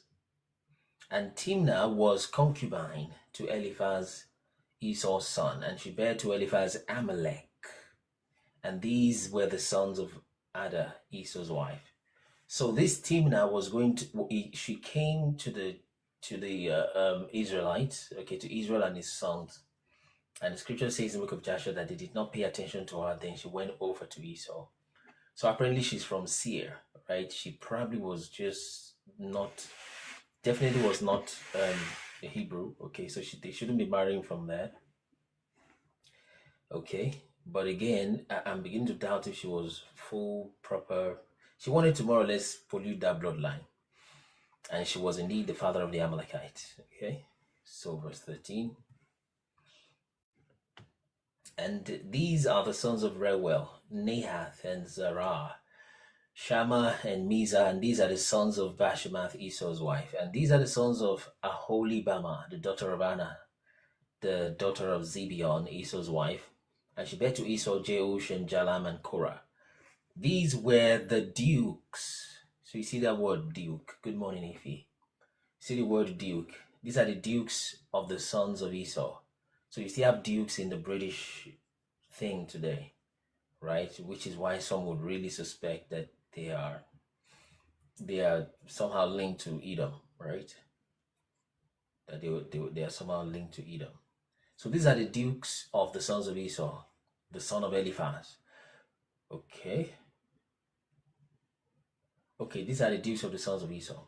The sons of Eliphaz, the firstborn, son of Esau, Duke Teman, Duke Omar, Duke Zepho, Duke Kenaz, Duke Korah, Duke Getam, Duke Amalek, that's 7. And these are the dukes that came of Eliphaz in the land of Edom. These were the sons of Ada. And these are the sons of Reuel, Esau's son. Duke Nathan, Duke Zerah, Duke Shema, Duke Mizah. These are the dukes that came of Reuel in the land of Edom. These are the sons of Bashemath, Esau's wife. And these are the sons of Aholibama, Esau's wife, Duke Jeush, Duke Jalam, Duke Korah. These were the dukes that came of Aholibama, the daughter of Anna, Esau's wife. And these are the sons of Esau, whom is Edom, and these are their dukes. So these are the sons of Seir, the Horite. So he wants to mention the sons of Seir. And Seir is not a Hebrew, but there's a reason he's mentioning the sons of Seir. These are the sons of Seir, the Horite, who inhabited the land. Lotan, Shobal, Zibeon, Anna, and Dishon, and Izar, and Dishan. These are the dukes of the Horite. So the Horites also had dukes. And what does Horite mean? It means like a hairy, shaggy, cave-dwelling man. Esau was also hairy. Somehow he has this affinity with this Seir for some reason. Okay? They just somehow flow together. Eventually, Esau destroyed Seir, his descendants. Okay, so they wiped out Seir more or less, but somehow they've mixed together. Okay, so Seir was also having dukes.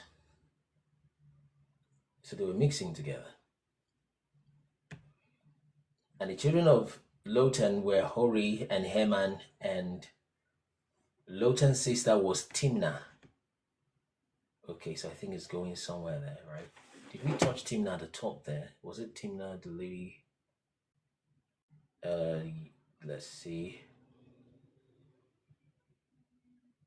Eliphaz. You mentioned somebody went to marry. Yes, right? Greetings, Kasoleze.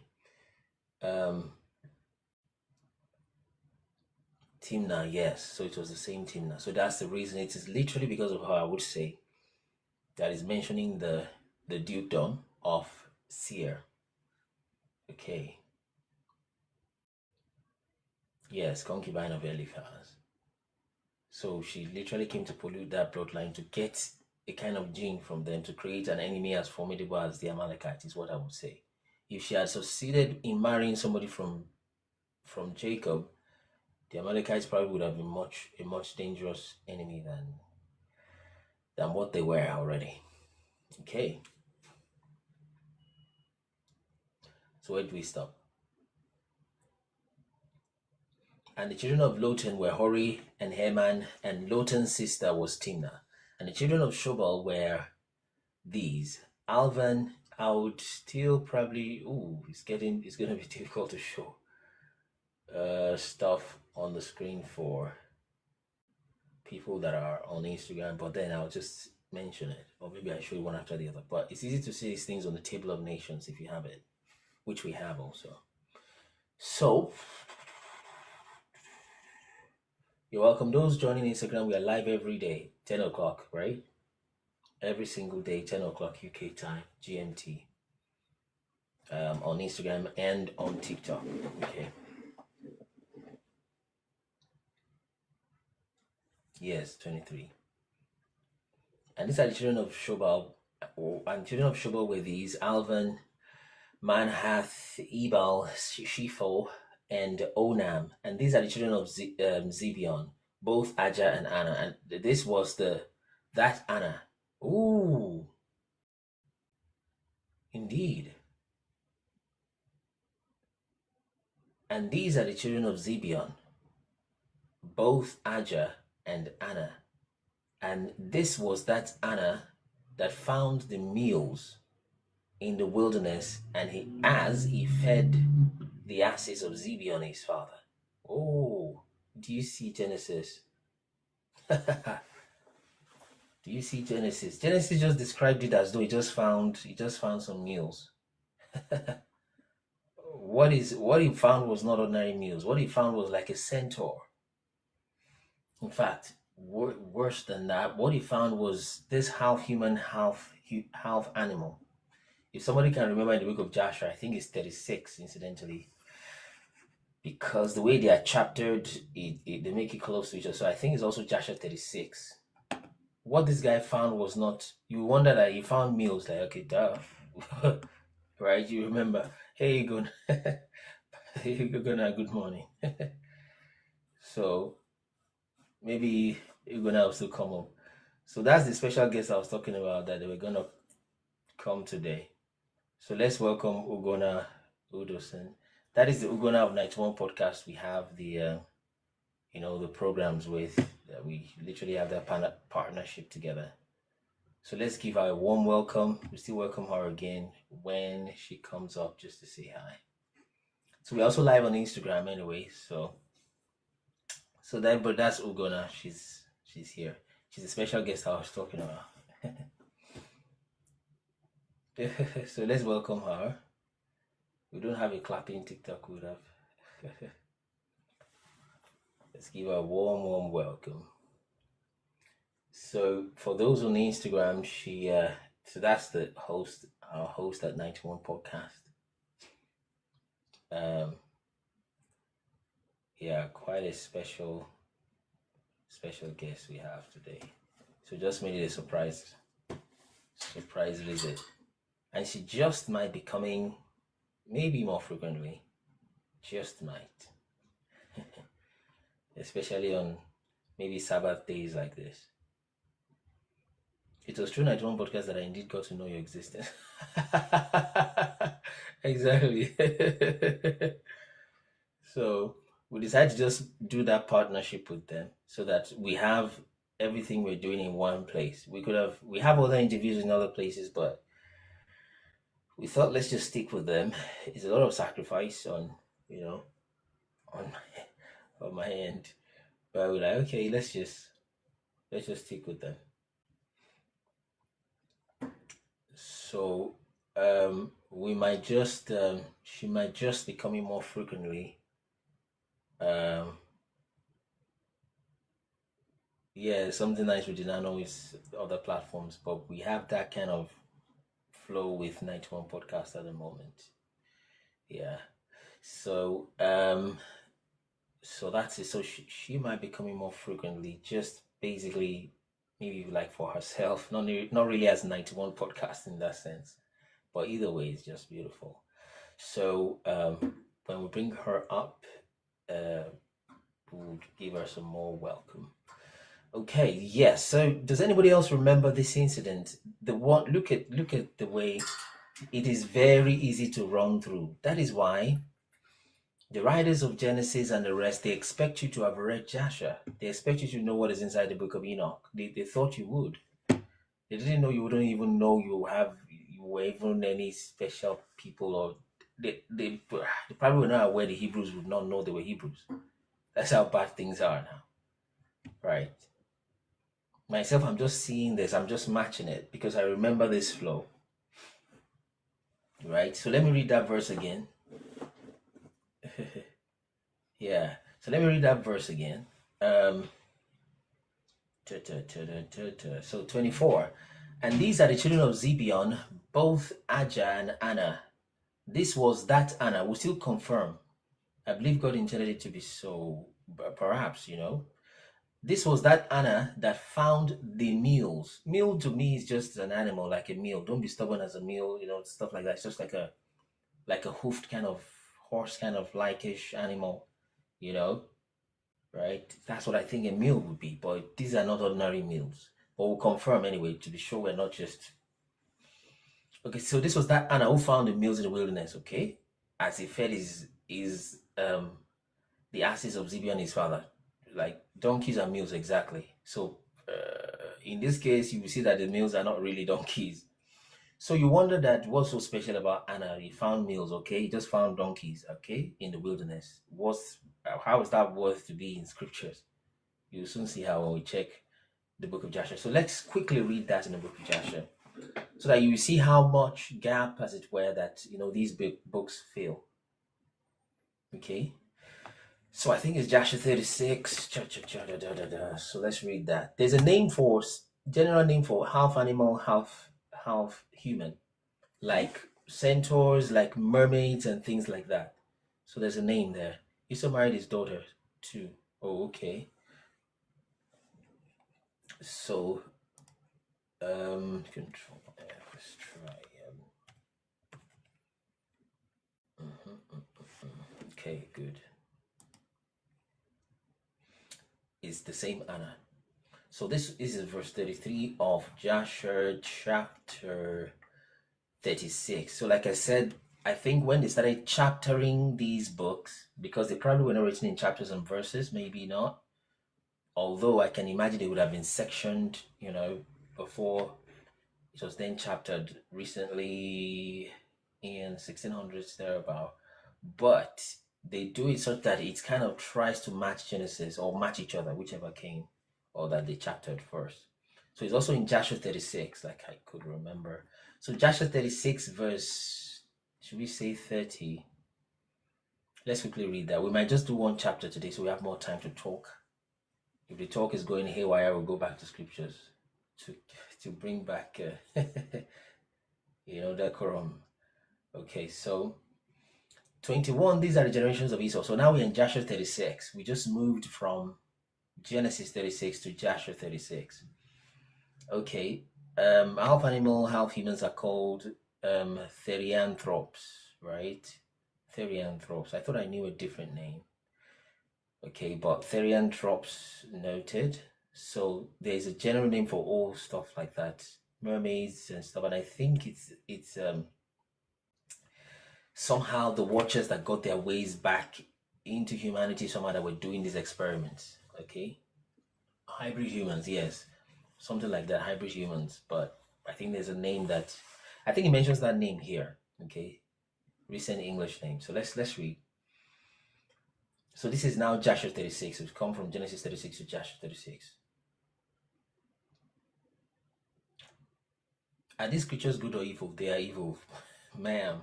They're not nice. Mermaids, sirens, centaurs, they're evil. The only place where they seem like maybe not so evil are the ones standing in the presence of the Most High God himself. Right? Centaur is just half. Yeah, Minotaurs is for bull. Satyrs is for goat, like Baphomet or something like that. Mermaids, yes, for fish, etc. So, the only place where they seem when they are good is when those that are standing in the present, like the four living creatures, things like that. But when you see them on the earth dimension in the spirit realm, no, usually not. Okay, physical or otherwise. Okay, especially in the spirit. In fact, either way. Okay, so and these Joshua 36:21. These are the generations of Esau that were born to him in the land of Canaan, and the sons of Esau were 5. Okay, and Ada bare unto Esau Eliphaz. So let's jump. Should we jump? 24. 36:24. And the sons of Jeush were Timnah, Alva, Jetheth, right? And the sons of Yalam were Allah, Phinor, and Kenaz, 25. And the sons of Korah were Teman, Mibzar, etc. Okay, let me just read that. Mibzar, Magdiel, and Aram. These are the families of the sons of Esau according to their dukedoms. Yeah, we'll get to 29, right? So dukedom. So that duke is like a king, generally. Kingdom, dukedom. And you see how duke. Someone can search and paste the connection of dukes to the British Empire, right? Perhaps the Windsors of the United Kingdom. So just paste a little fact check on dukes, what dukes means in Europe especially, but I think it's exclusive to the British.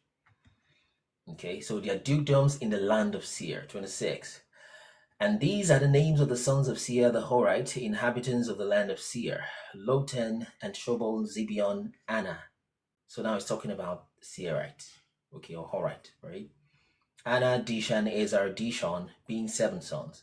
27. And the children of Lotan were Hori, Haman, and the sister was Timnah. So that's Timnah, as they went to mess up that family line, bloodline, and became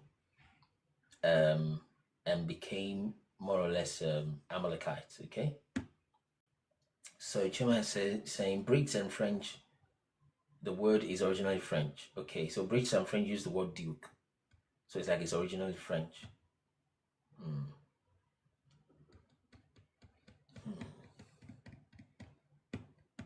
Let me see. Let's just do something. Let's do something. I want to check the root meaning of the word duke from Genesis. So let's see Genesis. Well, just quick. So 36:15. Just a moment.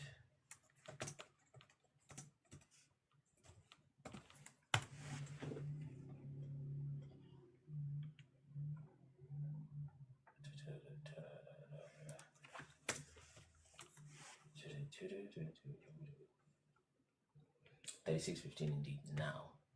So 1:5.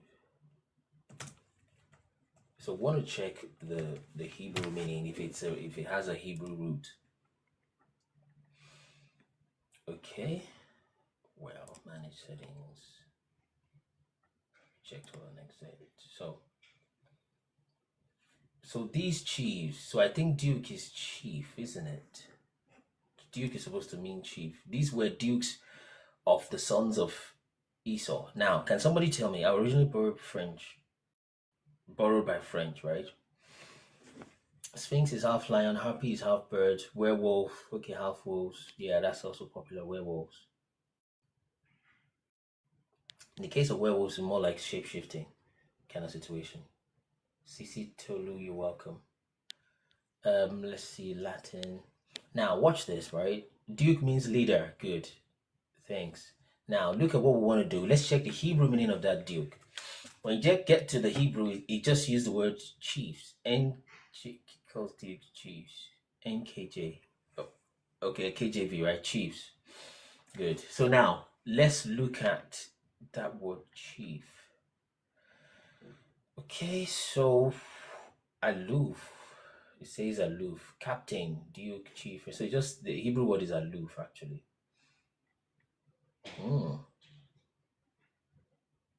Okay. Because I'm trying to look for African etymology there, if we would find any at all. You'd be surprised what you might find in some of these.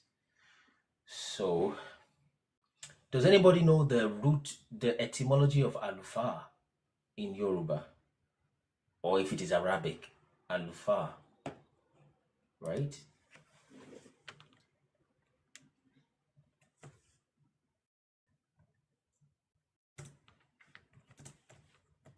Let's see if there's a link there, because you'll be surprised things you will find out. So this is real time,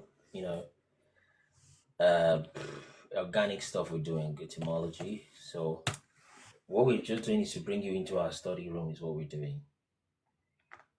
Arabic origin, okay. Alpha is Arabic. Does it mean priest in Arabic? Nupe, Borgu, Igala. Okay, without going too far, it means priest, right? Oluifa, aha. So you're going Oluifa Alufa, teacher in Arabic. Okay, interesting, cool. You sound like Oluifa, right? Okay, let's not dig too deep. So it says aloof, that's the meaning of the duke. So like a chief, like it says captain, duke, chief, friend, governor, guide, ox. All right, so maybe that's that aleph, right? The first in rank, right? Aleph. Okay, Alf. Let's see Alf real quick.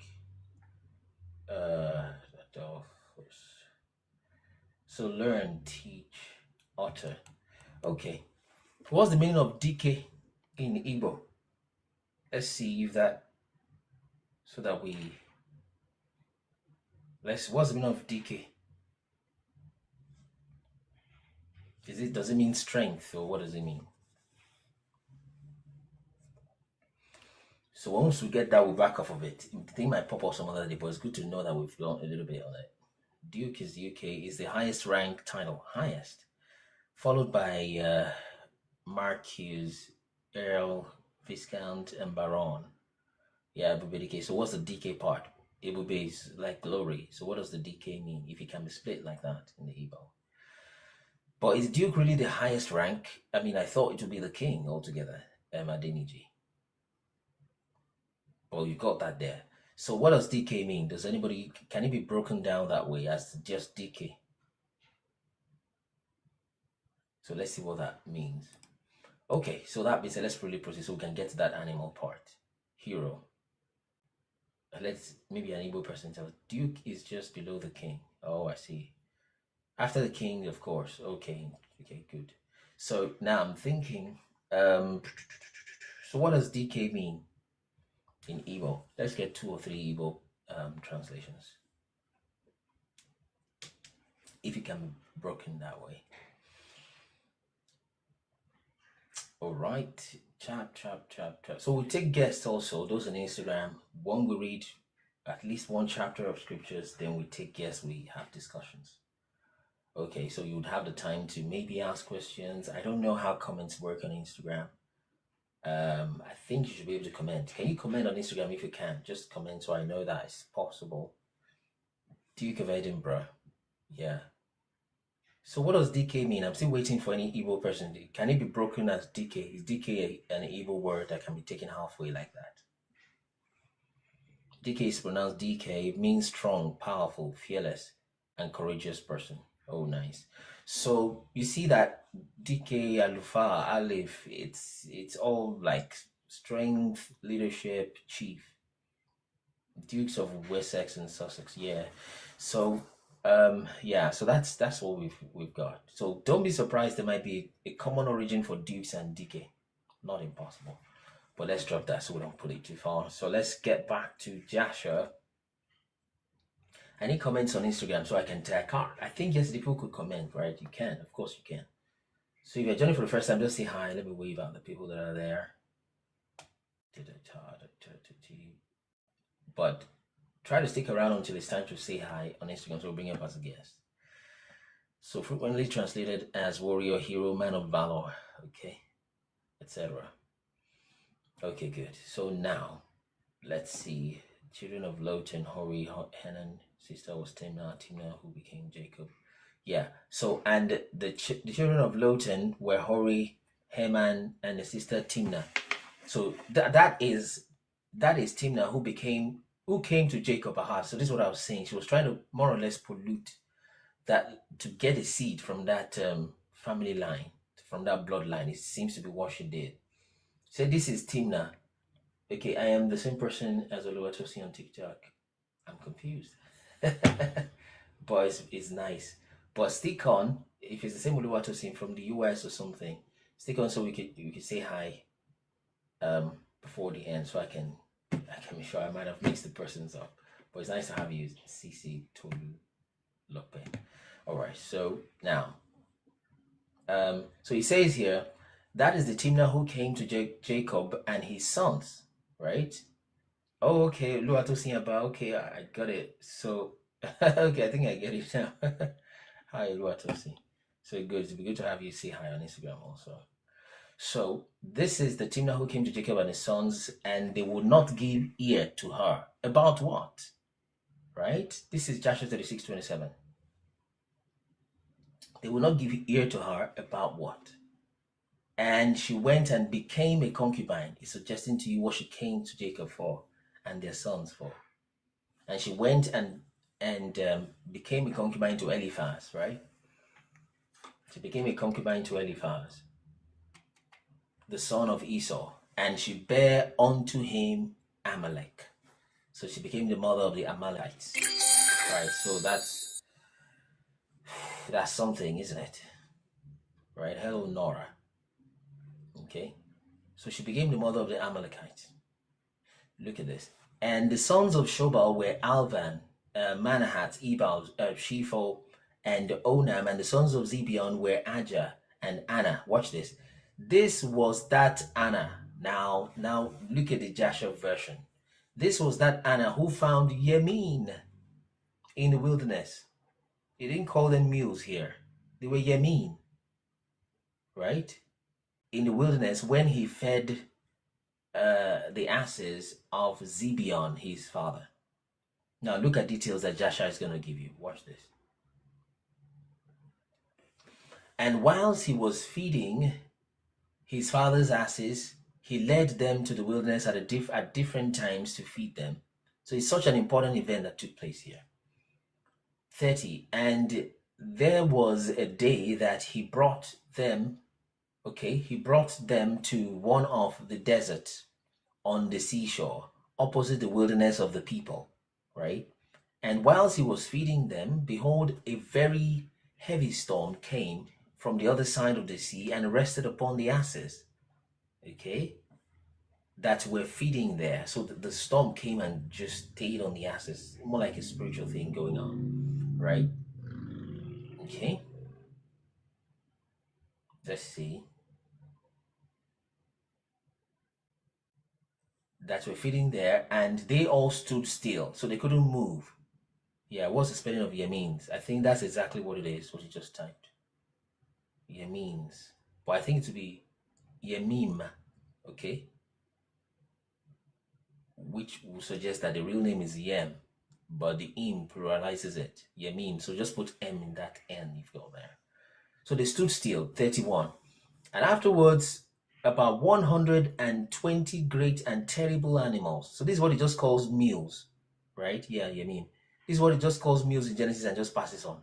It's a dangerous thing that happened there. The same thing with, just mentioned Nimrod, mighty before the Lord, and moves ahead. This Nimrod threw Abraham in the fire. But apparently, like we were thinking yesterday, which is just apparent, Moses apparently was just rushing in that sense to get into the law, right? Because you wonder this interesting past Hollywood standard action is happening here. You pass through that and you're telling me, take the blood, put it on the ear. 3 verses again, take blood, put it on the ear. You are repeating this thing too many times. I got it, right? But you've just glossed past some serious action here, because that was not important in that sense, because it's also written in the book of Jubilees, right? So you expect to be able to catch that there. Somebody else is writing Joshua, go catch your action there. Genesis is to run real quick. We get to Exodus, let's enter the Levitical order. So that seems to be the plan and the flow of it. 120 great and terrible animals came out from the wilderness at the other side of the sea, and they all came to the place where the asses were, and they placed themselves there. Okay, so these animals came there. And those animals from their middle upward were the shape of the children of men. So these were probably some spirits doing some DNA situation and testing. I do not think a human being will go have relations with an animal. And I do not even think an animal can get pregnant, by the way. Okay? I don't think an animal can get pregnant by a human being. I don't think so. The DNA won't match, technically, scientifically speaking. So for these things to exist like this, it must have been done at the DNA level, more like an experiment right from the zygote level or whatnot. You see? Not just sexual intercourse, crazy stuff. No. And if it was that, they won't be in this manner, this much. This must be somebody doing DNA engineering back in the scene, in the wild somewhere, in the wilderness somewhere. Okay? So they place themselves there, 32. And those animals, just a moment, just take that off. Tap, decline. Okay. And those animals, okay, hot spring found Anna. Yeah. From their middle downward, okay, let's see. From their middle downward were the shape of the children of men. Okay, so downward was like human beings. So they had the legs. You soon see what they did. They had legs like human beings. Okay, and from their middle upward, some, you see, had the likeness of bears, and some the likeness of kephas, And I think that kifas is what I was looking for. With tails behind them from between their shoulders, reaching down to the earth, like the tails of Dutchifath. That's another word there. So it's like the tails of Dutchifath. So you can easily construct this with AI or do whatnot. In case you want to do a movie, I don't think Abraham movie will come this far to that part, except there's a lot of team to support it, because right now it's just a little bit tight. So where is this? Josh, is this is Edom, right? So if it's gonna get here, you have to be done with Abraham, enter Isaac, enter Jacob.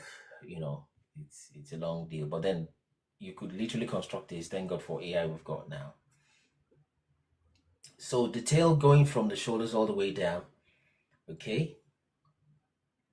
And these animals came and mounted, you see, so they could stand. They mounted, right? Just a moment. So they mounted, right, upon and rode upon these asses and led them away. So they came to take the animals away. Remember, the book of Joshua also mentions the mixing of species. Yes, I believe it did, right? Yes, especially with the watchers and all. So they were doing DNA engineering. By the way, if you're thinking maybe it's just some crazy human being that went to have some relations with some animal, how come the guy is having relation with bears, with wolves, with this? And I mean, not only him, no, it's not likely. It's probably done from the DNA level of things. So how about the 4 creatures described in Revelation? Yeah, that's what I'm saying. That's about how far you get, right? When that you see funny creatures like that are holy in that sense. Otherwise, it's trouble. Otherwise, it's trouble. Okay, so and afterwards, about 120. Okay, like that. So they mounted and rode upon the asses and led them away, and they went away unto this day, the day that Joshua was writing this. Okay, and one of these animals, watch this, approached Anna and smote him with his tail. It reminds me of some of those games, computer games we used to play in those days. Some of them could fight with the tail and things like that. So he hit him with the tail. He was lucky to have been alive. He hit him with the tail and then fled from that place. Probably fell when he was hit. This evidently the fallen ones trying to create their own chimeras. Yeah, I think that's another word, chimera. Like the Most High God. Brilliant, right? That exactly could be what they're trying to do. Just doing stuff. I think chimera is one of those words I was looking for. So he smote that Anna and probably he fell to the ground. And when he saw this work, he was exceedingly afraid of his life. He should be. And he fled and escaped to the city, right? And he related to his sons and brothers and all that had happened to him. And many men went to seek these asses to get their animals back, but they could not find them. And Anna and his brother went no more to that place from that day following, for they were greatly afraid of their lives. And it continues, 36, to tell the story. And the children of Anna were the sons of Seir were Dishon, sister Ahilabama, like that. And it continues the genealogy. So even this is a summary. So in Genesis, just this is the Anna that found mules. Like, okay, you found donkeys, all right. Like, how does that affect the pump price of petrol or gasoline? Not knowing that it's a very serious matter, I just mentioned like that. So once again, for those who might be doubters, this is not the kind of story you just make up. There will be very many contradictions, right? But this is literally spot on. Anyway, so that's the action you see there. Those are the kind of things you see in the book of Joshua. That is making us bring it to the open. Okay, so so where were we? So he said he found meals. So that's by the way, I think Zepho, still along this line of Edom again, when he was in Cyprus, okay, when he was in Kittim, which is Cyprus, there was this animal also that was eating sheep, literally devouring people's sheep. They were I'm just filling up the gaps, right? Find their sheep has been eaten literally by some dangerous animal, and they can't tell, right? I mean, what is eating our sheep? Is it what is going on? And I think it was Zepho that eventually went to a cave looking for a sheep and found that something is, and he took off the rock and went and smote that animal. that was eating the sheep, took his sheep from it, and they literally make Zipho a king, almost a god. At the moment, like, whoa, you've killed this animal. So maybe they've been seeing just glimpses of it, like those movies you watch. They wouldn't show the full form of that animal. It's just take the animal and just hear the sheep bleating and it's eating it up, right? And it will run off and all that. So Zipho killed that. I think it was Zipho. And then they made him king in Cyprus. This was the time when Edom indeed began to mix with Cyprus. And the the Japheth Isles, the islands, 5 great islands in the north. So Edom started mixing with Cyprus at that time. Okay, so very potentially is where this dukedom, etc., came to France. And you will see that we kept mentioning France. They kept mentioning places in France like Toscana, right, and things like that in Europe and in Italy, in the book of Joshua during that time. Okay, so that's another one that took place. So let's finish that chapter of Genesis that we discussed. So what verse of Genesis were we? 24. So Genesis 36:24. And these are the children of Zibeon, both Ajah and Anna. That was the Anna that found the mules in the wilderness as he fed the asses of Zibeon his father. And the children of Anna were these: Dishon and Aholibama, the daughter of Anna. And these are the children of Dishon: Hemdan and Eshban and Ithran and Cheran. 27. The children of Ezer are these: Bilhan and Zavan and Akan, right? And the children of Jishan are these: Uz and Aran. And these are the dukes that came off the Horite. So they are dukes also. Duke Lotan, Duke Shobal, Duke Zibeon, Duke Anna, Duke Dishon, Duke Ezer, Duke Dishan. That's Duke Dishon, Duke Ezer, Duke Dishan. These are the dukes that came of Hori, all right, among their dukes in the land of Seir. And these are the kings that reigned in the land of Edom before the reign of any king over the children of Israel. Okay, so they had kings also before the Israelites started having kings. And 6 others joined. Okay, that's nice. And Bela, the king of Beer, reigned in Edom. Okay, and the name of the city was Dinhabah. Right. And Bela died, and Jobab, the son of Zerah of Bozrah, reigned in his stead. And Jobab died, and Husham, these very quick summaries. Husham of the land of Timani, reigned in his stead. And Husham died, and Hadad, the son of Bedad, who smote Midian in the field of Moab. That's a very interesting battle, which is beginning to look. So, Ugona, remind me, we're going to talk about, we found the story of Helen of Troy, but there's something else Ugona brought up to me in private chat about another British kind of European story. Good morning, Obiora.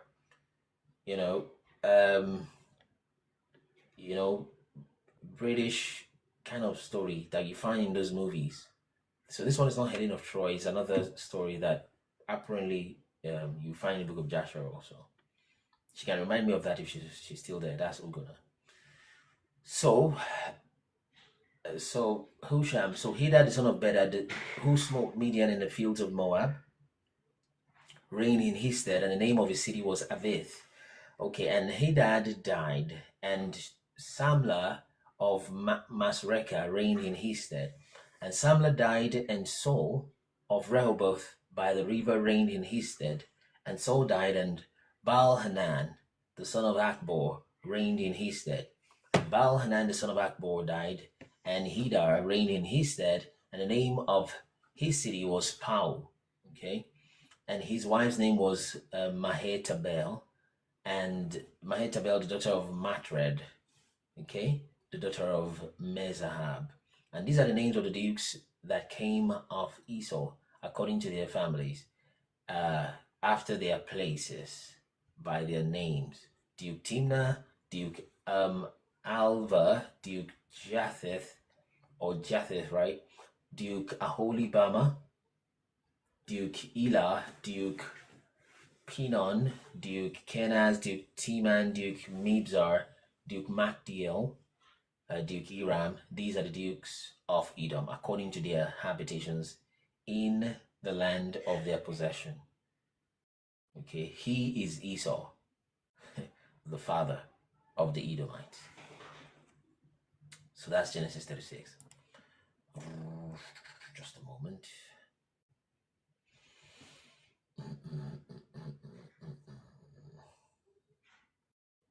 I think we need to read one more chapter. Otherwise, we may go too far before we start talking about centaurs. Okay. Let's hit one more chapter. It's still early. 37. And Jacob went and dwelt in the land wherein his father was a stranger, in the land of Canaan. These are the generations of Jacob. Joseph being 17 years old, Joseph, right, was 17 years old, was feeding the flock with his brethren. And the lad was with the sons of Bilhah. So he was with, not just with Benjamin, he was with the sons of his mother's handmaid, his stepmother. So that their stuff. There's Leah and Zilpah. On one side is Rachel and Bilhah. So, okay. So the lad was with the sons of Bilhah, okay, and with the sons of Zilpah, actually, his father's wives. And Joseph brought unto his father their evil report. They were not doing so good. Now, Israel or Jacob loved Joseph more than all his children because he was the son of his old age. He made him a coat of many colors. And when his brethren saw that their father loved him more than all his brethren, they hated him and could not speak peaceably unto him. And Joseph dreamed a dream. Oh, and he told it to his brethren, and they hated him yet the more. And he said unto them, Hear, I pray you, this dream which I have dreamed. For behold, we were binding sheaves in the field, and lo, my sheaf arose, and also stood upright. And behold, your sheaves stood round about, and made obeisance to my sheaf. And his brethren said to him, verse 8, by the way, there are many battles these guys have fought. Okay, you're going to have to leave. Okay, I see. Yeah, so she probably, like I said, will be coming on Sabbaths like this, Saturdays like that. So that's fine. So, there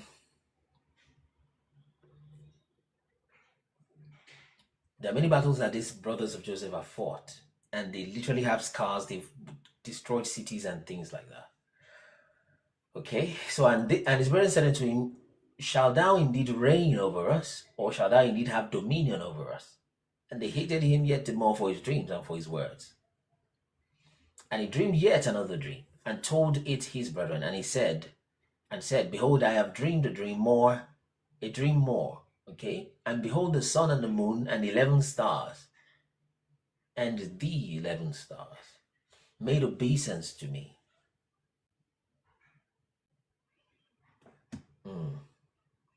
And he told it to his father and to his brethren, and his father rebuked him and said unto him, What is this dream that thou hast dreamed? It's not his fault, maybe the way he presented it, but right? Shall I and thy mother and thy brethren indeed come to bow down ourselves to thee, to the earth? And his brethren envied him, but his father observed the sayings. Okay. He just rebuked him so that, good morning, Oluwashim. Just rebuked him so that it's like, okay, everything is under control, right? No need to panic. Come on, don't say that again. But the father noted that. Like, wow, that's something, see. 12. And his brethren went to feed their flock in Shechem. We are suspecting Shechem might be today, present day Shagamu in West Africa. Okay? Probability is actually very high. Okay? And Israel said unto Joseph, Do not thy brethren feed the flock in Shechem? Come, and I will send thee unto them. And he said to him, Here am I. And he said to him, Go, I pray thee, see whether it be well with thy brethren. So they were taking time to come home, something like that. Okay, and well with the flock, and bring me word again. So he sent him out of the valley, the vale of Hebron. And he came to Shechem. And a certain man, the book of Joshua helps us understand that man was an angel. Okay, And a certain man found him, and behold, he was wandering in the field. And the man asked him, saying, What seekest thou? Thank you, Father. 15. What seekest thou? And he said, I seek my brethren. Tell me, I pray thee, where they feed their flocks. And the man said, They are departed from hence, for I heard them say, Let us go to Dothan. And Joseph went after his brethren and found them in Dothan. Okay?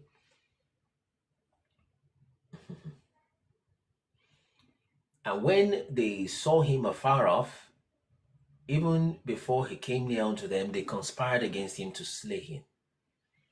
Okay? Okay. Oh, I see Joseph's dreams. 19. And they said one to another, Behold, this dreamer cometh. Come now, therefore, let us slay him and cast him into some pit, and we will say some evil beast has devoured him, and we shall see what will become of his dreams. So the way they see brotherhood then, the way they take human lives then is just something else. How would you think of killing your brother? Like, really, is that really a conversation? Right. We'll see what will become of his dreams. And Reuben heard it, and he delivered him out of their hands. Now, had he gone to the... Yes. He has gone to his father's bed, defiled his father's bed at this point. So maybe guilty conscience, trying to redeem himself. He was just really wanting to save Joseph. And Reuben heard it, and he delivered him out of their hands. Okay? Yeah, envy is terrible. It's written that envy rot the bones. And when there is strife, right? There is confusion and every evil work, is what that scripture says.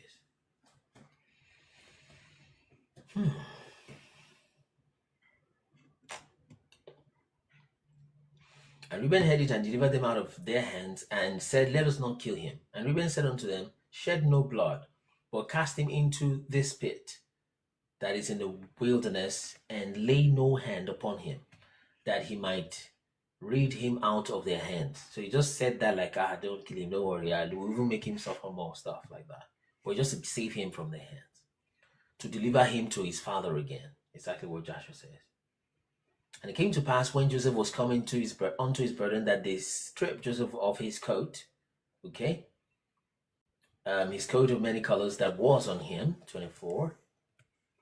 And they took him and cast him into a pit. And the pit was empty. Joshua tells us that it's empty of water, but there were dangerous scorpions, animals there. Scorpions and some snakes. And God delivered him from that. There was no water in it. And they sat down to eat bread, and they lifted up their eyes and looked, and behold, a company of Ishmaelites came from Gilead. Gilead is further in the east, perhaps just east of Central African Republic. Let me look for a present-day country to mention, so it's easier, where we think Gilead would be. The balm of Gilead shall eat. Oh, that's Gibeon, not Gilead. That's Gibeon, please. In present-day South Sudan is where we think that will be. Gibeon, Gilgal. So that's a different one. So this is Gilead. Okay, so they were coming from Gilead. Okay, let's see. Where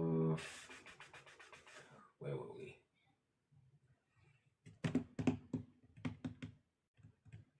$25. So from Gilead with their camels, okay? Bearing spicery and balm and myrrh, going to carry it down to Egypt, down in elevation, northward to Egypt. And Judah said to his brethren, just a moment, let me remove that host. So Judah said to his brethren, What profit is it if we slay our brother and conceal his blood? Come, let us sell him to the Ishmaelites, and let not our hand be upon him. So you see that sometimes people sell each other to slavery. Usually it's difficult to get that done without cooperation from inside, most times, right? So this was more like kidnapping and slavery, more or less, as against the slavery that comes from captives of war and things like that. Okay? Let not our hand be upon him, for he is our brother and our flesh, indeed. And his brethren were content. Then there passed by Midianites merchants that drew and lifted Joseph up out of the pit. I can't remember seeing that in Genesis. Because they were hearing noises from that, they wanted to get water from that well, and they saw him and they brought him out. Okay? Someone say human trafficking. Yeah, indeed. So the Midianite brought him out. Okay, let me read that part. They lifted Joseph out of the pit and sold Joseph to the Ishmaelites. Actually, that's a very, very fast summary right there. Very quick one right there. They passed by, they actually took Joseph, and they were passing by because these brothers wanted to sell Joseph, and they saw, look at the person who wanted to sell, is already with some Midianite guy, right? And they stopped the Midianites, almost going to fight the Midianites, and the Midianites then paid them, the Judah and the rest, the Israelites, sons of Israel, Jacob, for Joseph, I think 20 pieces of silver or so, 30 or 20, I think it's 20. So when they gave that, then the Midianites then sold them to the Ishmaelites eventually, sold him for the same amount before they went to sell him in Egypt for a higher amount. That's the Ishmaelites. So they drew him out and sold Joseph to the Ishmaelites for 20 pieces of silver, and they brought Joseph into Egypt. Now, do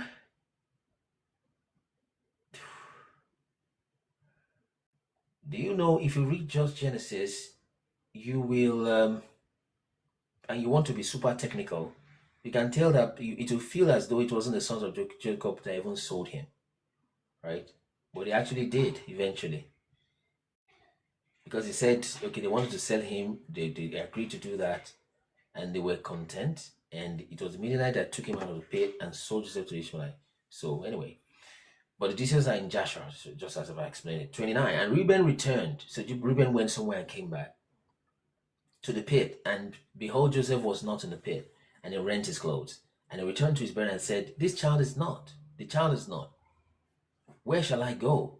Like, that's going to be like a second guilt. In my mind, I'm thinking, is what he's afraid of. And they took Joseph's coat and killed a kid of the goat and dipped the coat in the blood.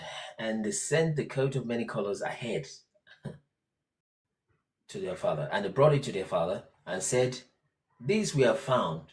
Know now whether it be thy son's coat or no. Meanwhile, they know that it is. So that he'll be the one to say that it was lost or that it has been killed. So it doesn't sound like, let's see, 33. So it doesn't sound like they are the one who is telling the lie, but they were. They just wanted him to be the one who says it. Okay? Thank you, Father. And when he knew it and said, it is my son's coat, and an evil beast had devoured him, Joseph is without doubt rent in pieces. And Jacob rent his clothes and put sackcloth upon his loins and mourned for his son many days. And all his sons and his daughters rose up to comfort him, and he refused to be comforted. And he said, for I will now go down into the grave unto my son mourning. And indeed, it was so bad, he almost affected his eye, just like his father Isaac, when he was just always crying and all that. So thus his father wept for him. Okay, in the Tanakh, I came to Yeshua's story in the Brit Hadasha. Okay. Oh, I didn't know that. So, and the Midianites sold him into Egypt unto Potiphar. I think eventually it was Ishmaelite, but there was a way all of them came, because Potiphar asked, show me the inventory of this guy. Where did you get him from? Doesn't look like a slave, right?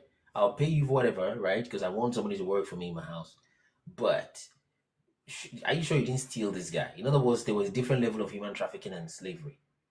And there was some that were legal and all that, right? So are you sure this guy was not stolen? He doesn't look like a slave. Where did you steal him from? And he said, well, we bought him from the Midianite. So they went to call the Midianite. The Ishmaelite stood, the Midianite stood. Like, you bought him and he was sold to, okay, fine. And he paid, right, and got him. Feels like just to continue, right? But let's finish this. Yahusha.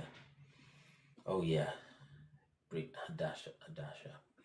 So the Midianites sold him into Egypt, unto Potiphar, an officer of Pharaoh's, and captain of the guard. Is who Potiphar seems to be a priest also. So we'll do Genesis 38 tomorrow. Oh, it's really, really a summary. from that 37 to this 38, Judah had married. A lot of things have happened. I mean, almost Tamar, right? Judah and Tamar. I mean, maybe 12 years between Genesis 37 and 38. Maybe 12 years. So let's just read 38 tomorrow, except something comes up and we need to. So we'll do 38 tomorrow, 38. All right, so let's begin to take guests, but let's start with Instagram today, okay? So if you're on Instagram, you want to come up, just request, but then sometimes Instagramites don't come on time. So anyway, let's just do it both ways, right? You reign forever and you reign supreme. So we're gonna do like our regular 3 minutes today because I think there's a lot of requests today. So let's just make it 3 minutes each per person so that we can hear everybody's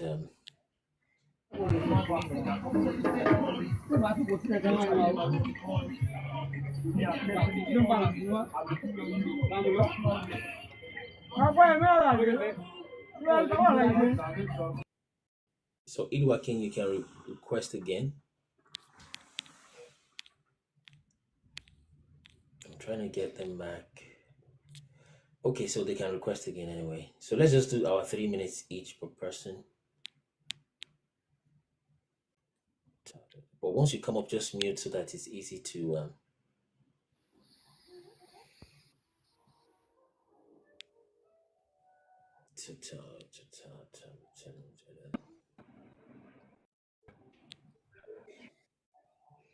Okay, so let's just do 3 minutes each.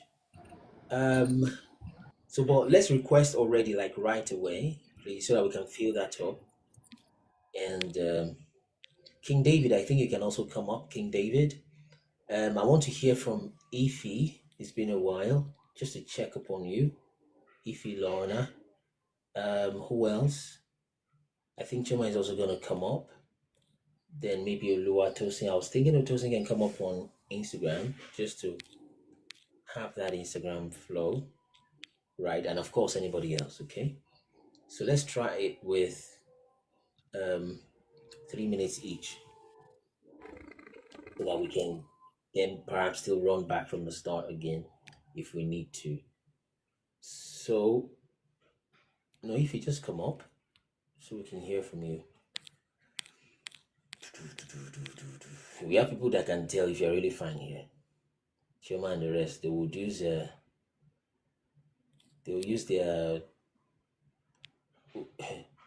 whether it's a womanometer. You have where you measure your things. If they'll use womanometer to check, they'll hear your voice, they'll be like, okay, I think she's okay. Because do not they confuse men. I hope you know. You confuse, they can't understand you. So we have people who they have installed a womanometer, like Shade, Choma, they will check. Because to understand for where people that have studied the Fourier series, even astrophysics, nuclear physics, understand for where you're deceiving yourself. Okay, let's start from Olude Raphael. 3 minutes each. Don't be smart, no, you're 3 minutes. Olude Raphael, let's go. You're muted.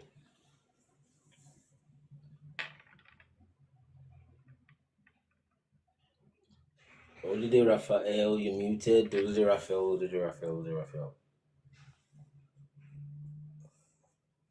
Let's try Casolazy then. You are. I'm a bit busy. Okay, you're busy. Let's hear from Gian. That's fine. Let's hear from Gian. Okay. Morning, everyone, and good afternoon or good evening, depending on where you're at. Quite another interesting read. Genesis is always known as a book for the first, so you see a lot of first happening. I saw the first mention of dukes or chief or what you could call it in that particular book.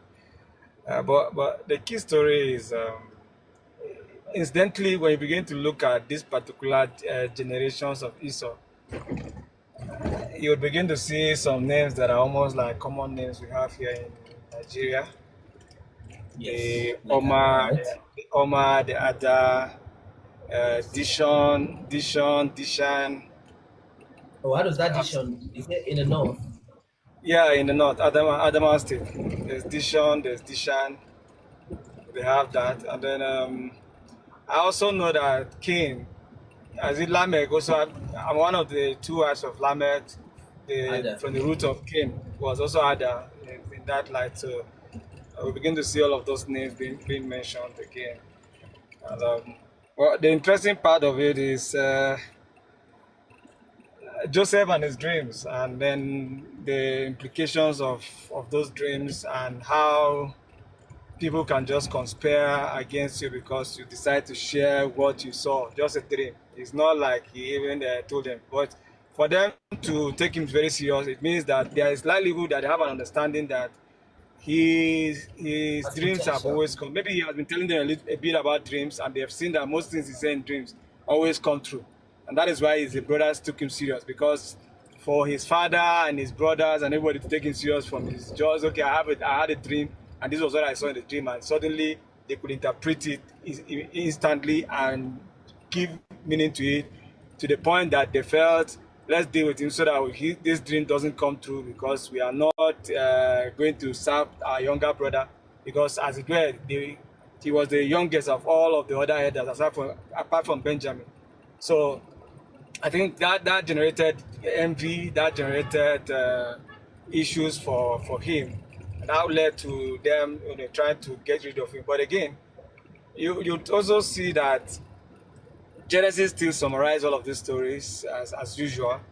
And like you said, Minister, it's likely there's a possibility that they had thought, okay, people should have read those other books and seen the details of those stories. Then Moses just gave a summary of most of those events that had been shown him by God. So it's quite interesting to see the art of humans against even their own blood, to say that, okay, because this guy had a dream from God, then we have to just terminate this dream by ourselves. Humans trying to again disrupt the plans of God or something of that nature. Thank you. I think my time is up. Yeah, indeed. So yes, that's true. And someone is even saying that you should mind who you share your dreams with. It's very important. But it seems like Joseph didn't have that discretion. Once you see you share some like your dream with somebody and they don't seem so happy, they're bringing it down, just give them some space. They might be dealing with some things. They might just be envious, and sometimes it's not them. Sometimes they're just in a bad mood. Like Yeah, sharing Minister, your but sometimes it's just family. Your family. You just want to share stuff with your family, your siblings. It's not like if you were strangers in here, but these are your siblings, your elder one self. You are trying to say, maybe he's always confided in them. So this time, I saw this dream. This is what I saw. He just innocently sharing what he saw in the dream, and when they read what it meant, took actions and plans to completely, stop that dream from coming true. And maybe they also saw in the course of their growth that the father had loved his mom more. You get it, and so maybe that also played a role. To see, okay, and then because of that, he also loved him so much because of his mom. When the mom passed, he also loved him so much that he made a coat of many colors for him. So all of those things will have just triggered those envies within them to say, okay, our father didn't love you, didn't love our mother that much, and then he's now giving more attention to you again and ignoring us, even though we are your senior siblings. So a lot of such things could have also led to those envies and those attacks on him. I see. Makes sense. So that's quite some lessons to learn from there. All right, let's hear from Shadi. Shadi, are you ready? You in transit or? I'm ready. Okay. Hello. So, this is the story of Joseph in my interpretation. I like to put myself in a scenario. Imagine there are brothers born, right? There's Simeon, there's Levi, there's Judah, there's all this time they've taken territory. Judah's head has been broken multiple times. Yeah. They've gone to war. They have scars, they have battle scars. Rebecca, I was saying Rebecca, what's her name? Rachel. Yeah, Rachel. Yeah. Rachel gives birth to a son, and like she passes on and whatnot. But there's something that's obvious. Their father loves this boy. Not only loves him ordinary, there's Benjamin, who is the last born, which is supposed to be like baby of the house. But this boy has taken a certain place in their father's heart, which is okay, you understand, but not to the point whereby you've turned him into the golden child. Yeah. You set him apart. You make him a coat of many colors. When Jacob's head was broken, nobody, I messaged Jacob. Judah's head was broken. Who made him coat of many colors? Or when Simeon got scars from battle, who made him coat of many colors? I hope you know that all these battles, Joseph was not in there. He was at home. He was born at He home. was at home. He was, God bless you. He was at home doing what? He was being fed. He has no idea what it takes to even, in the fields, when they go into the fields, when a beast comes against their flock, who defends the flock? Is it not his big brothers? But they have given that boy this golden child, this level whereby he's bold enough to, he has a dream, which is beautiful. You can have a dream, but he's not reading the room. He's bold enough to go into the place. He didn't even go out to meet his father. He stood there. Reuben is there. Simeon is there. Levi is there. I don't know if you guys have ever been a big, you have little siblings. And especially in African culture. In Africa, God bless you. So they've elevated this boy to the point whereby this boy can stand where men are talking and tell him, man, I had a dream. In that dream, I was this and I was that, and all of you bow down to me. Secondly, I had another dream. In that dream, I this and I that. And his brothers have been looking at him because this is what the boy did. Did they tell you Joseph had any job? No. His job was to go and spy on his brothers and go and tell his father. Are you serious? You literally created, you sown a seed of discord. And you put it on one boy, that boy should be the person. You don't even care what the repercussion is. But Joseph, he's the son of your old age, and that's that. He has a coat of many colors. He's elevated. He's probably going to inherit everything that Israel has. Be careful. That's part of the things that. So you can imagine now.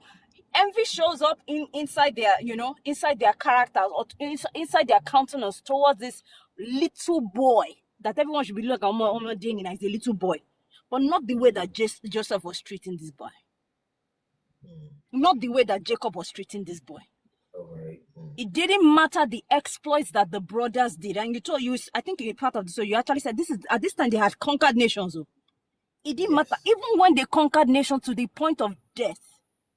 They never sowed. The father never sowed a coat of many colors when he was there. Then Joseph, he sowed it. Then they now made Joseph the amebo, the little brother that will come to the field. One day they are under the sun, getting beaten by snake, fighting off bear and lion. Joseph will come and say, So, Daddy, when they said they were going to, it's a lie. They didn't. When you asked them why they were late, they were all lying down. They didn't do anything.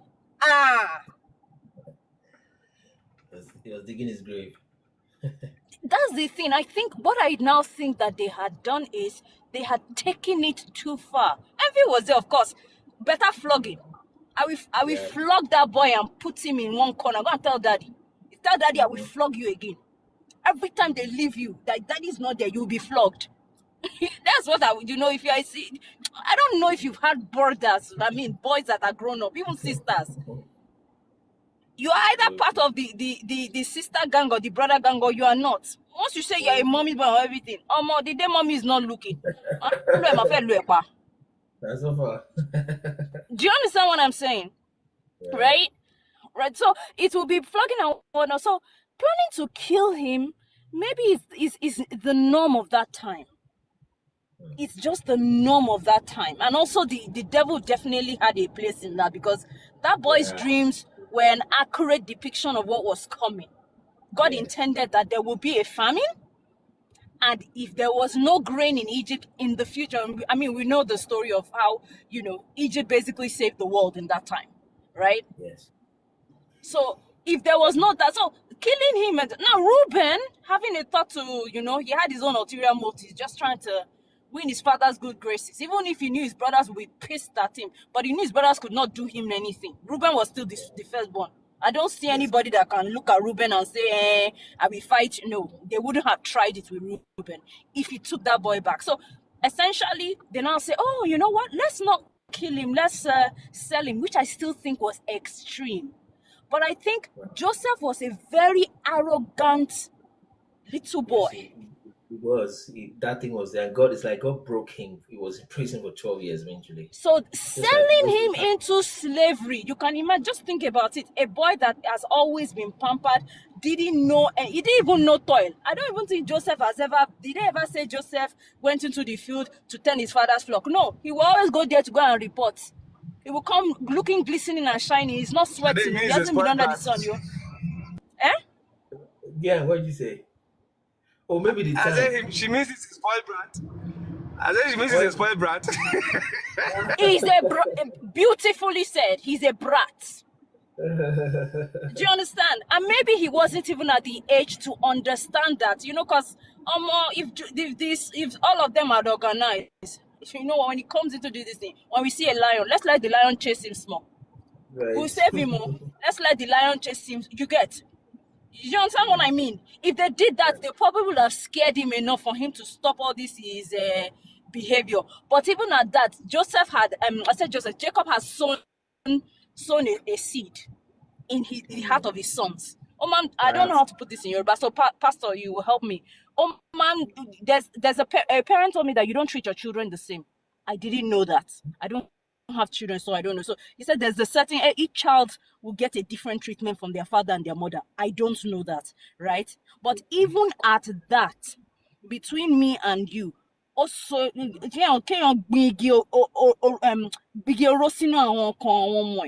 know what I mean?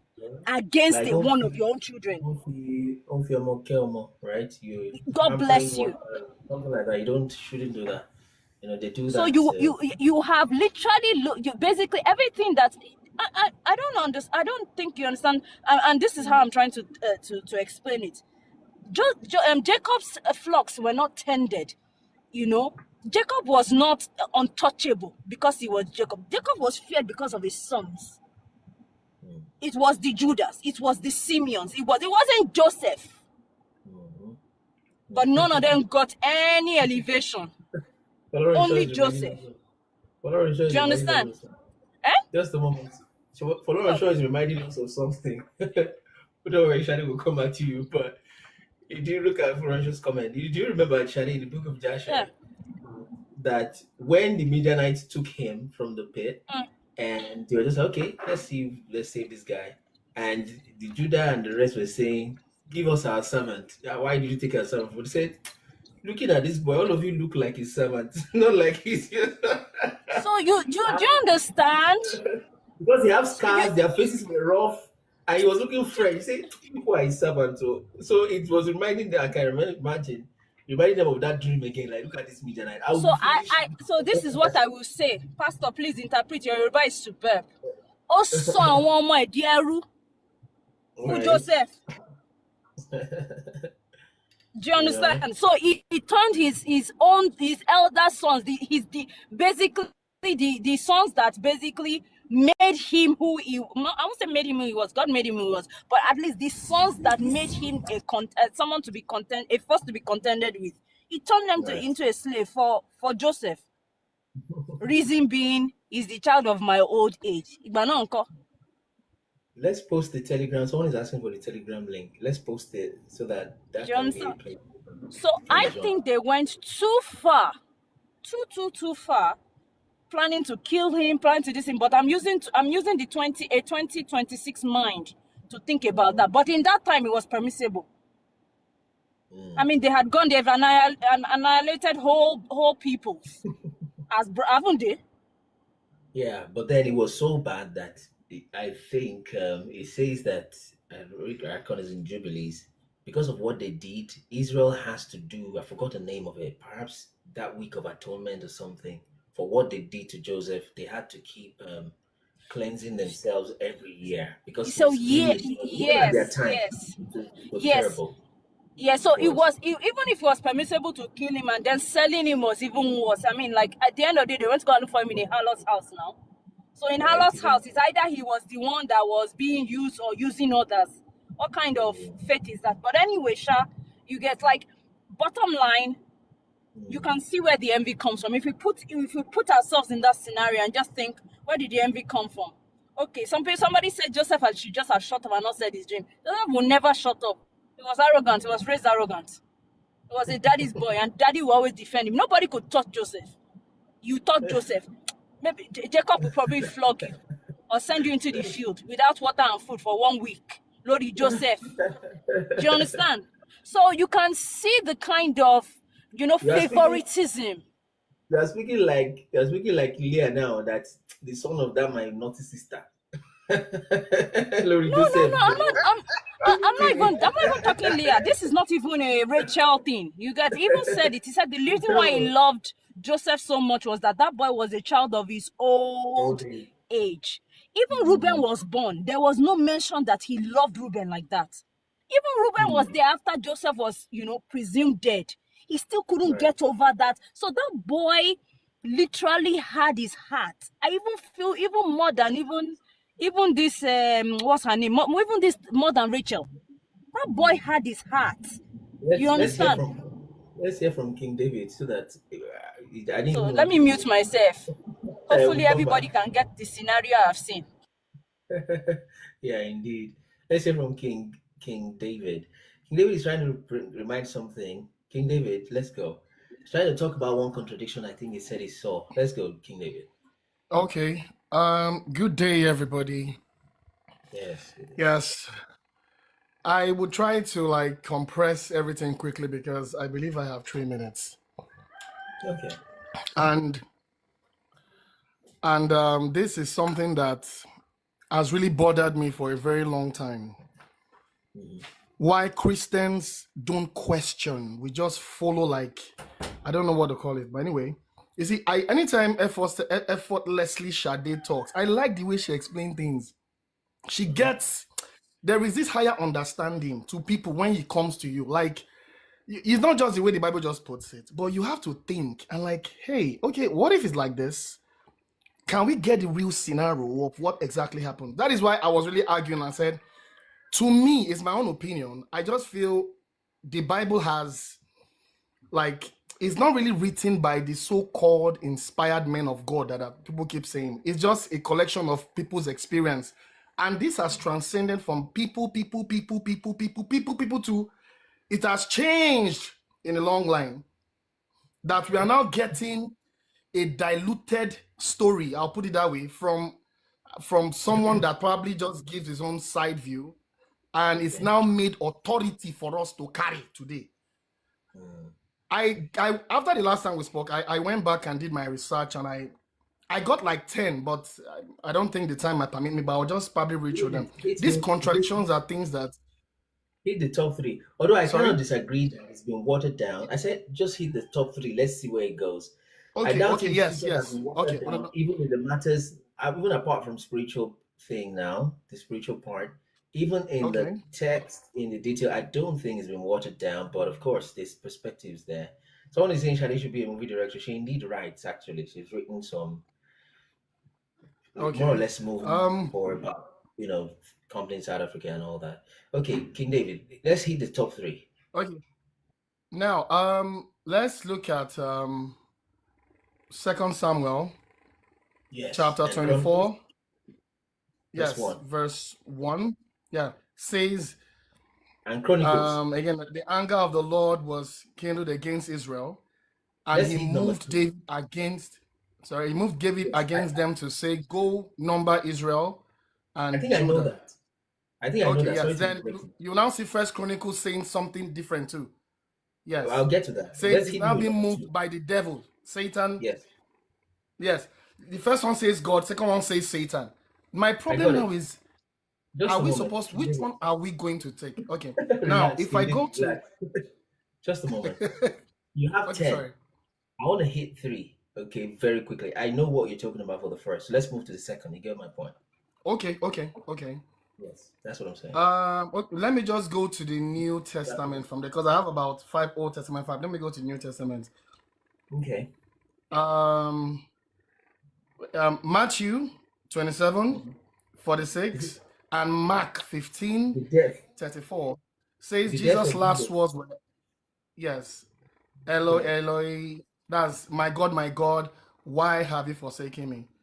Okay. Then we now have John saying it different. You know, John 19:30 saying Jesus just said his last word, it is finished. Okay. Okay? Give me the third one. Let's go. Yeah. Give me the third one. Okay, Or now. maybe even 2 more.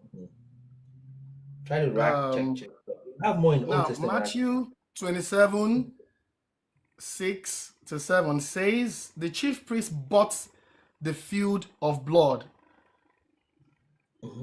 with then I think it now says in Act that Judas bought the field,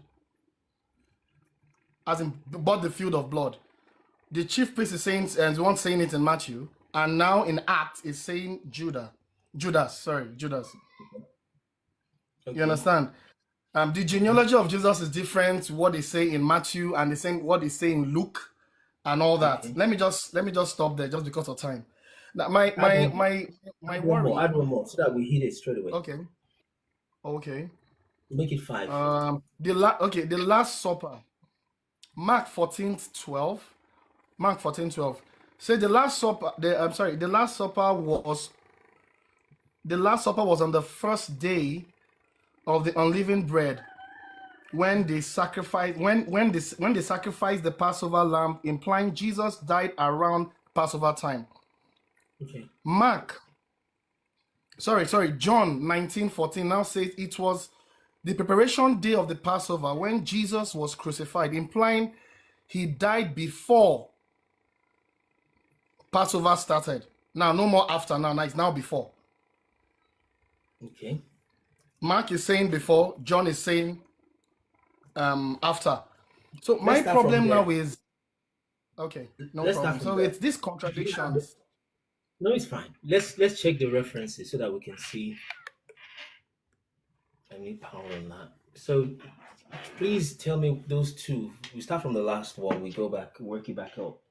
Can you give me the references for those two? Which one? The Last Supper part. Okay. Yeah. That's Mark 14:12. Okay, and Mark 14:12. We also have John 19, right? We have John 19:14. No, that should be 2, right? Or do we have it's the contradictions. One. Yes. No. The Mark. I want just one per topic. 14 verse 12 versus John 19. 14. 1940. So let's just read each one. Okay. There's something called mutual exclusivity, which we would see happen in these things. We have a course coming up soon, right? There's a course coming up soon. It's more or less like an academy, okay? And would encourage everybody to get into it. It brings everything we're discussing into perspective.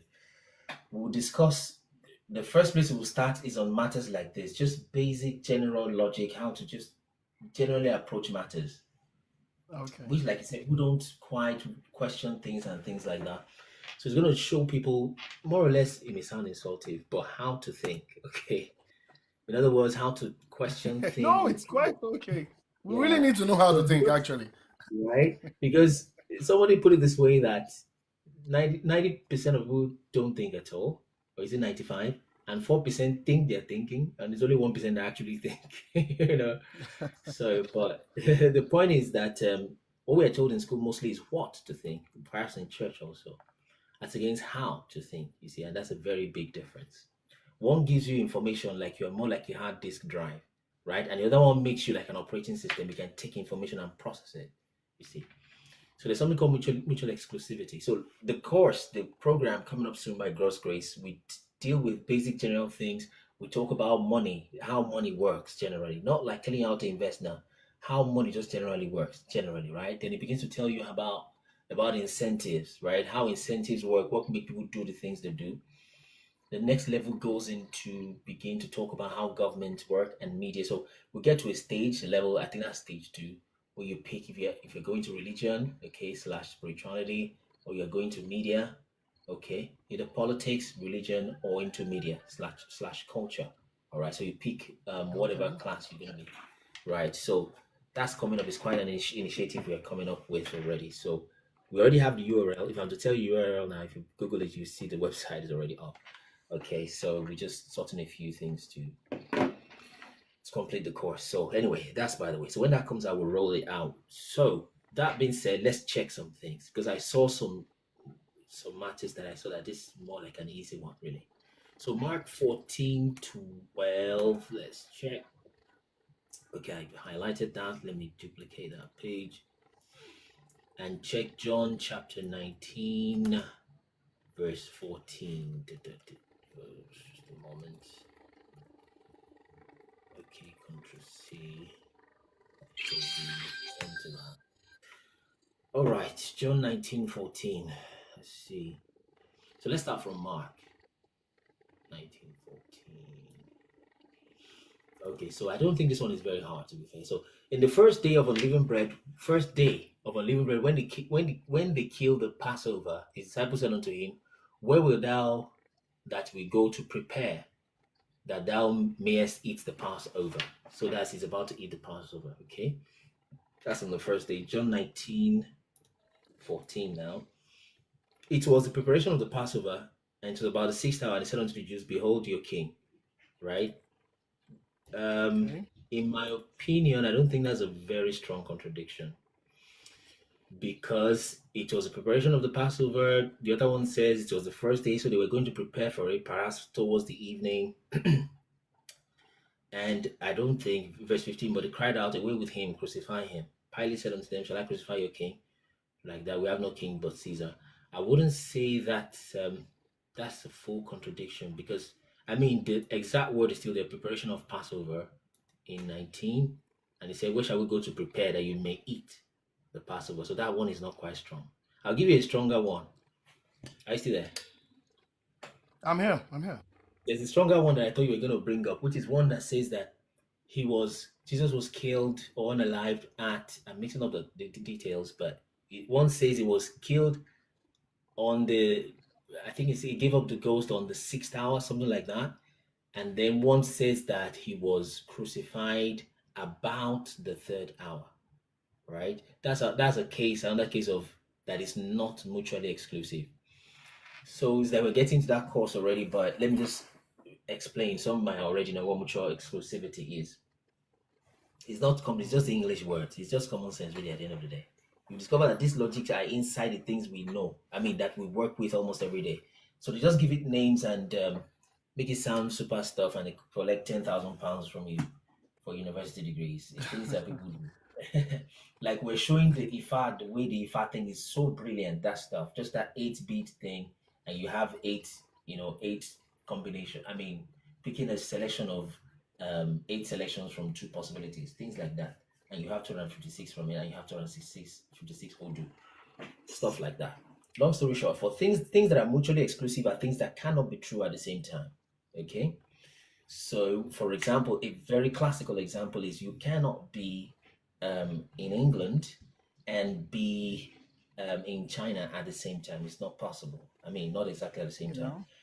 Easier way to do it, I can't be at home now. This is like 11:39 a.m. here, and be in, let's say, the grocery store at the same time. It's not, so it's mutually exclusive. So if people were checking their clock and they saw 11:39, I can see Kunle in at home, and then the person is checking, okay, 11:39 a.m., same day, same everything. I saw him at Tesco Mall, right?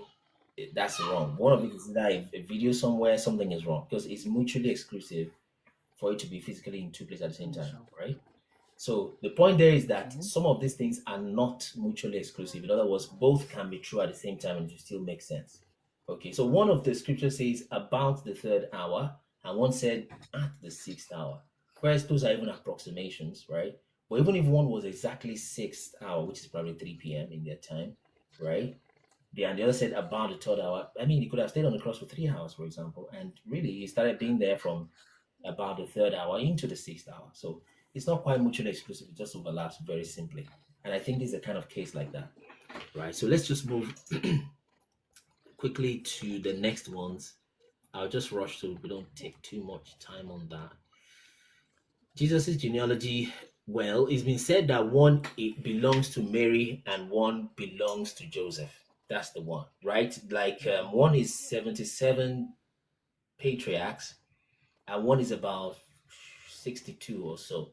So that's the explanation that's been given. Some don't believe it. Some think maybe it's a mistake. Da, da, da. It might have been a mistake. With due respect, of course, to the scriptures. They might have missed Probably it something. could be. It could be. It's not impossible. But then you will soon find out, apart from mutual exclusivity, that some of these things are not super, super like a deal breaker, at least not for me, right? That you know what the Bible is, da, da, da, da. No, it's not. It's not. It's not a deal breaker, honestly. But some have But said, this one is for Mary, this one is for Joseph. Go ahead. there are okay, like there wasn't much time for me to like break. The other ones I talked about the death of when Jesus rose from the dead, like at the tomb. Luke is saying something different. Mark is saying something different. Matthew is saying something different. Like who they met. One like they met an angel. The other person like they met. It was a young man. One's like they met two angels. That's easy. That's very easy. It could have been a different order of meeting. It's a matter of the heart. And you're right. These are things that atheists would point out and say, you see. Exactly. You understand? Maybe that's where you're coming from. I get it. So if it's just a matter of the heart, if God forbid you are doing a murder investigation and you have different people telling you who, God forbid, kidnapped your loved one, and they're giving you contradictory information, you don't stand there and say, see, they're even lying. I beg, let me go and sleep. I can't believe them, bro. You will take that information and lay it out and superimpose it and check how it's going to work for you. But if your heart is not in it, you're going to say, you see, it's missing. You see. But if you need that information, you will take it and say, okay, if this one, what if he saw an angel first, and then a second angel appeared, and this time they were two, and then he saw the apostles after? You understand what I'm saying? Right? You'll be able to arrange them and to make sense. But if your mind is not in it, you will just begin to discard, and they're just trying to attack, and it doesn't. Again, even if there were some kind of discrepancy there, which I don't think so, it is still not a deal breaker. The Bible is not be today. Is a bestseller for a reason, not by mistake. People are not that stupid. But they would have just aligned everything now. Why would they just leave it like that? You can like, do your own. There's a man. You can do your own. I'm doing my own too. But there's a man indeed. There's a man indeed that took the whole Gospels. Okay, I think a few people must have done that, and tries to put it in a kind of chronological order and merge the whole thing as one flow.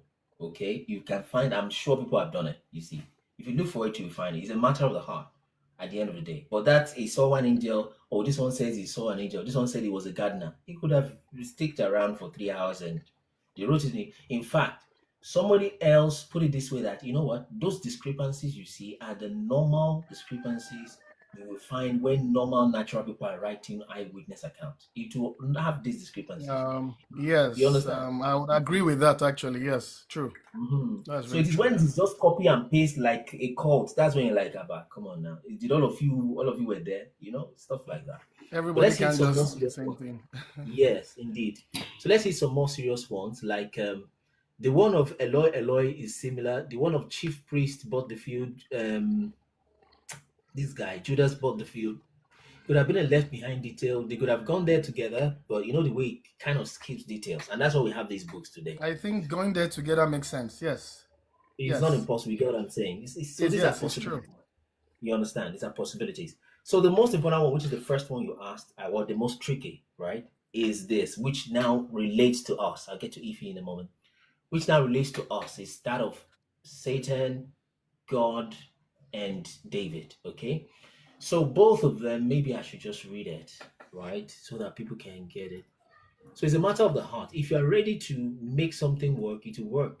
It's just like people that believe in a certain kind of Big Bang universe. They will see contradictions. They will still look for something to explain it away. They will find another one. They are doing everything to protect it. I was speaking to one guy. He said Dave Partners or something that came with another account. And We spoke to the point, and I told you know that the moon landing was fake. He said, "Don't worry, they're planning a real one." It's just the way it is. It's just like wrestling. Please tell me the first scripture. First Samuel Okay. 23. First Yes. Samuel 23 or 24. Yes. 2 Samuel 24:1. Okay. Second Samuel 24:1. Then Chronicles 21, chapter 21, from verse 1, I think. Yeah. So I think it's gonna be First Chronicles 21. Yeah. Right. Chronicles is also 2 books. So 1 CHR. So yeah, First Chronicles 21. So let me read both scriptures. So like I was telling him, it's just like wrestling. When we started watching wrestling, as young African children and all that, we thought wrestling was real. Like, wow, Hulk Hogan is stronger than that. We didn't know it was a fixed fight. But guess what? When everybody and the world started understanding that wrestling was a fixed fight, guess what they did? Did they stop watching wrestling? Did they stop? No. I'm asking. They didn't stop. So they knew it was fake, but they still watched it anyway. They didn't stop. That's do you understand? That's what the heart does. Once your heart has already followed something, yeah, Chema, thank you. So once your heart has followed something, that is where we're at now with moon landing. They know it is fake. So like, okay, don't worry, we'll do a real one. Okay, it's just a joke. So it's a matter of the heart. When a person sees that, by the way, one big difference between the Bible scriptures and this your Enuma Elish and these other small tiny books, they're just trying to blow out of proportion. The main difference is one tells you not to sin and the other one doesn't. So atheists hate that. They wish God doesn't exist. Actually, is what they wish. It's not as if they really believe it doesn't exist. So they just wish it doesn't exist. Make sense to say God doesn't exist. It doesn't Right? even at all. You understand? So they are better off saying that, you know what, this God exists, but we don't like him. We wish he can change the way he does things. That's a better position. They can say that one. So people still watch wrestling, even though they now know it's fake. Apparently, there was no announcement. They just said, "Don't try this at home." They didn't tell us that this. For me, I can't remember seeing any announcement or notification that tells you, "Well, this wrestling is just a fixed fight." We don't see that. We just see that the fighting and we think is really a serious fight. Like, and you'll be hitting yourself on concrete floor or your mom's bed and the house springs, boom, boom. We spoiled all our parents' bed now. Everybody knew what we did. So jumping everywhere. I think it was real. But then anyway, these are just contradictions I just saw. I just wanted to talk about it. It makes us stronger every day. And I have a suggestion. Sorry, a quick one. For this program you're doing.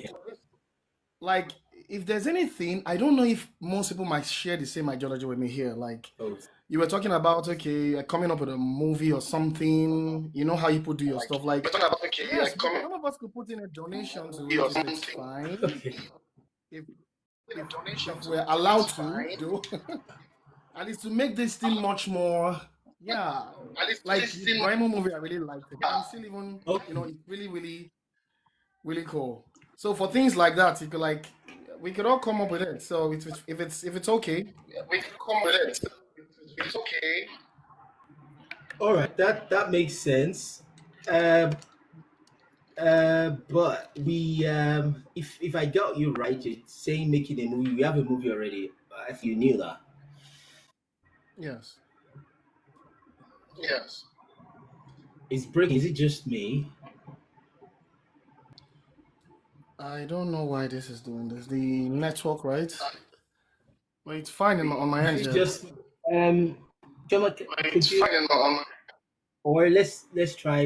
Shadi, can you unmute so I know if it's just my end or all over the place? Hello. So is it? I'm testing. Can you hear me? Can you hear me? Yeah, I can hear you loud and clear. I can hear you. Okay, good. So I think Shadi's end is clear. So I think it's just the heat. All right. So let's do that. Thank you. Great. So so let me just land on that. So it's a matter of the heart.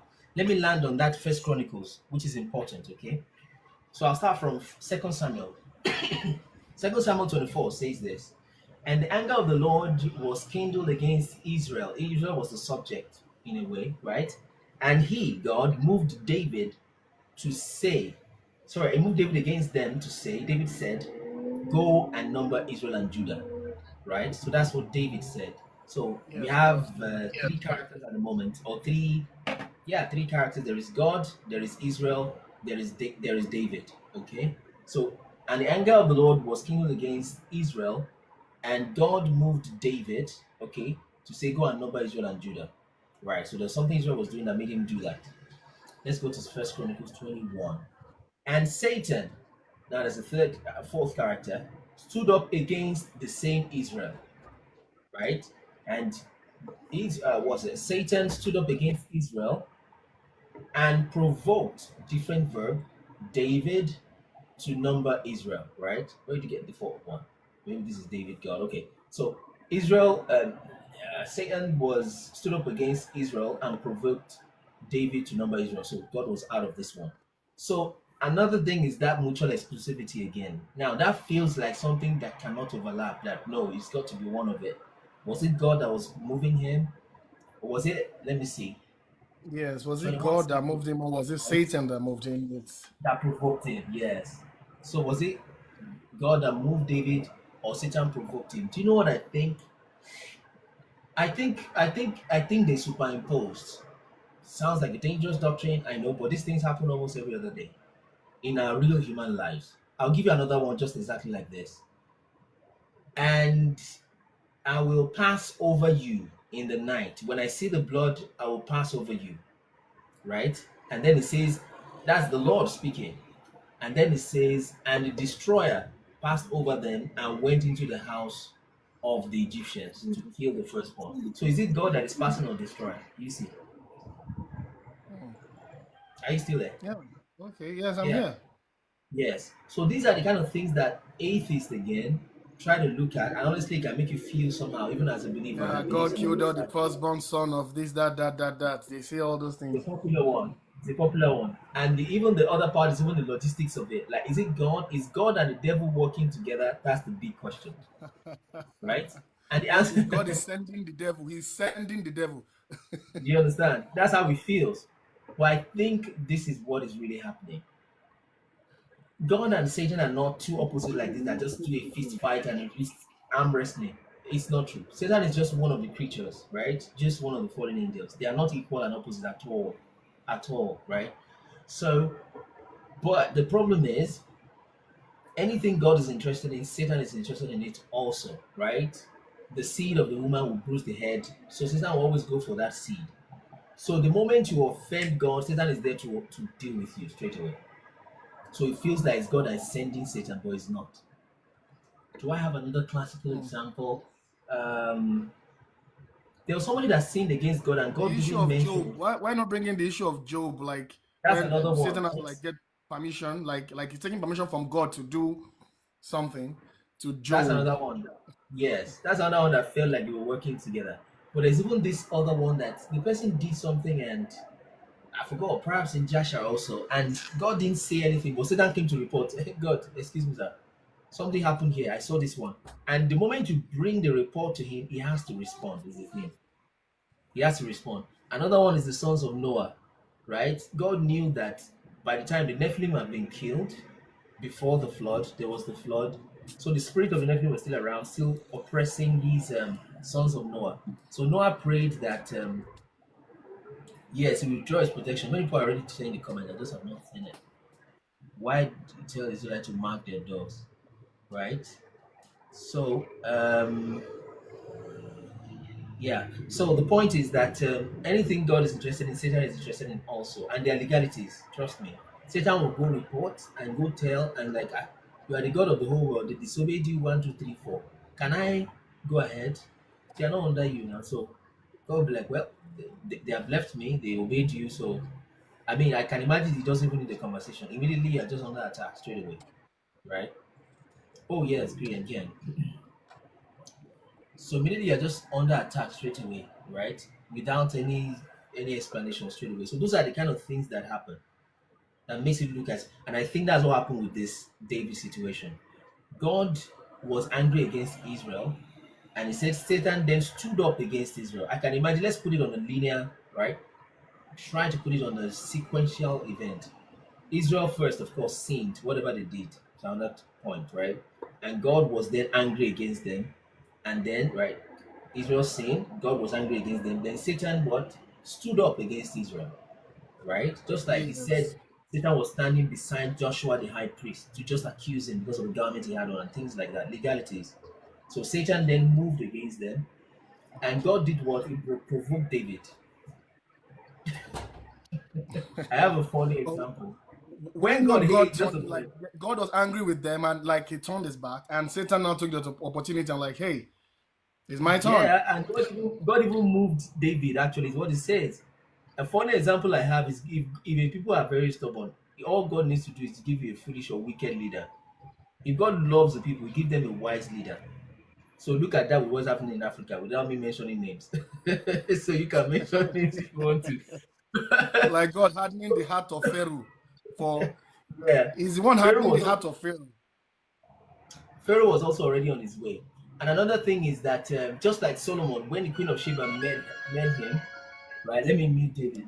So when the Queen of Sheba met him, he said, God loves your people so much. For them to give you this kind of king, to give them a king like you, I don't think she was just patronizing him, right? Sorry, I just locked up that noise. It's making me shout. So I don't think Queen of Sheba rather, was just patronizing him. Um, she was stating basically a principle, right? Just it's a warn to a people if their kings are children that rise up in the morning to play and to eat bread, something like that, right? So when God loves it, we give them a wise king. Otherwise, if they are wicked people, just give them a wicked king. So that's what must have happened, and God moved David. And this time, if I'm right, someone can check. It's probably still an extension of that is Bathsheba kind of sin that was still going on here. Still that extension of the Bathsheba scene when he killed somebody's husband and took the wife and all that, right? So those are the kind of things that make it look as if God and Satan are working together. They are not. But Satan is always there to punish. God said, I created a destroyer. That's another one atheists bring. That, okay, I make good and evil. I made a destroyer to destroy. You know, that's when he then said, no weapon formed against you. So it gives you a protection against it. So there's this more or less God's whip, right? Feels like working together, but it's just the way it is. Even if there is no Satan, when his people disobey, then Israelites disobey, okay? And that happens. Someone can paste the Telegram link so that people can join that for announcements and things. And in case they bring the channel down, we don't want to be too touchy with the channel. So if you bring it down, it won't pain you too much.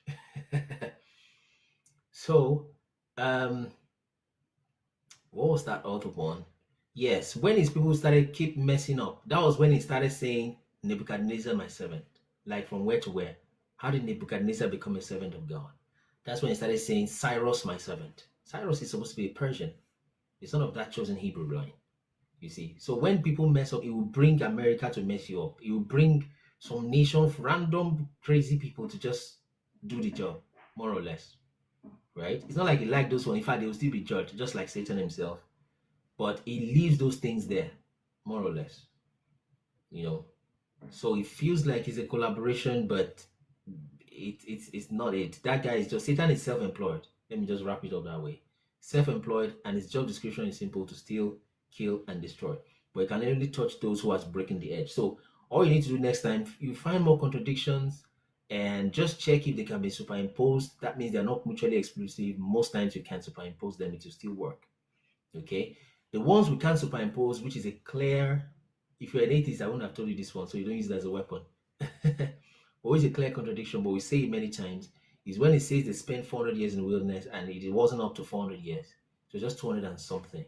Okay. And all you need to do is to add the age of Amram, of Kohath, and you don't need Levi. Levi was already born. Okay. Amram, Kohath, and Moses when he left, something like that. And you cannot have up to 400. Right? And the slavery didn't start instantly. Joseph still reigned 40 years, whatever, and all that, and it took some time before whatever slavery started. So at the end of the day, you find like 125 years or so. So it wasn't 400 years. So apparently that was an omission from going from Septuagint to Masoretic text, which should have been the children of Israel spend, because what you have is and children of Israel spent 430 years in the land of Canaan and in the land of Egypt, rather. Okay. Yeah, that too was a little omission, I would say, just a little omission somewhere. Okay. So, and again, I won't be surprised if this dark state people did that intentionally to make you think that it's past, not knowing it's still coming in the transatlantic slave trade, by the way. So it says the children of Israel spent 430 years in Egypt. Okay. But it should have been the children of Israel spent 430 years in the land of Canaan and Egypt. So he started counting like from the time of maybe Israel or Isaac or something. And he added that all to the time that they went to Egypt before they came back. So that's the little omission you find there. Let's move to Ify real quick. Ify, good morning. Good morning, sir. Hello, How are you? everybody. Oh my gosh, I got really confused. I didn't yeah, I didn't even know, but they I think they explained to me because I thought we were talking about Joseph, and then I started hearing Matthew. I didn't know, God have mercy, you know. So I don't even know because, to be fair, I don't know if I'm supposed to still talk about Joseph, what I was going to say, or if I should just wait till I understand what. No. He just asked the question slightly off of what we are discussing, which is allowed generally. Okay. Okay, so we'll go back up to Joseph and all that. But first off, how are you doing, Kekwan? I'm fine. I'm fine. Thank you, sir. I'm asking because what you told us happened 4 months ago and all that. You don't have to repeat it. Yeah. So you have a community, etc. Just and all that. And we're here every day. Yeah, I know. If you notice, I join and then I disappear. I join. Sometimes I'm at work. But yesterday I was at home. I don't know what happened. I was sleeping or so. I just took out yesterday to sleep. I called my job and said I couldn't come because I was having headaches. I just needed to sleep it off. Yeah. And after resting, you felt better. Yes, I did. And then even now, the migraine is coming back again. So I'm thinking. So I've just been drinking water because I'm trying to not take too much of medication. So I'm doing more of water. Yeah. But I'll be fine. Once I sleep and wake up, I get better. I think it's just as a result of the sleepless nights over the months. So I just need to rest. That's what it is. Okay. And then your sisters are here with humanometers. Yes, so Sade and Chioma. Yeah, even Brother Gyang, everybody's here. I'm happy, yeah. And then I can't wait for us to meet in Sheffield for those who are here, Yeah, okay, great. So let's hear your contribution question about Joseph. Let's give you 4 minutes. Okay, so number one, what I realized is that most people take sibling rivalry as a joke, but it's something that, if not checked, can actually lead to destruction.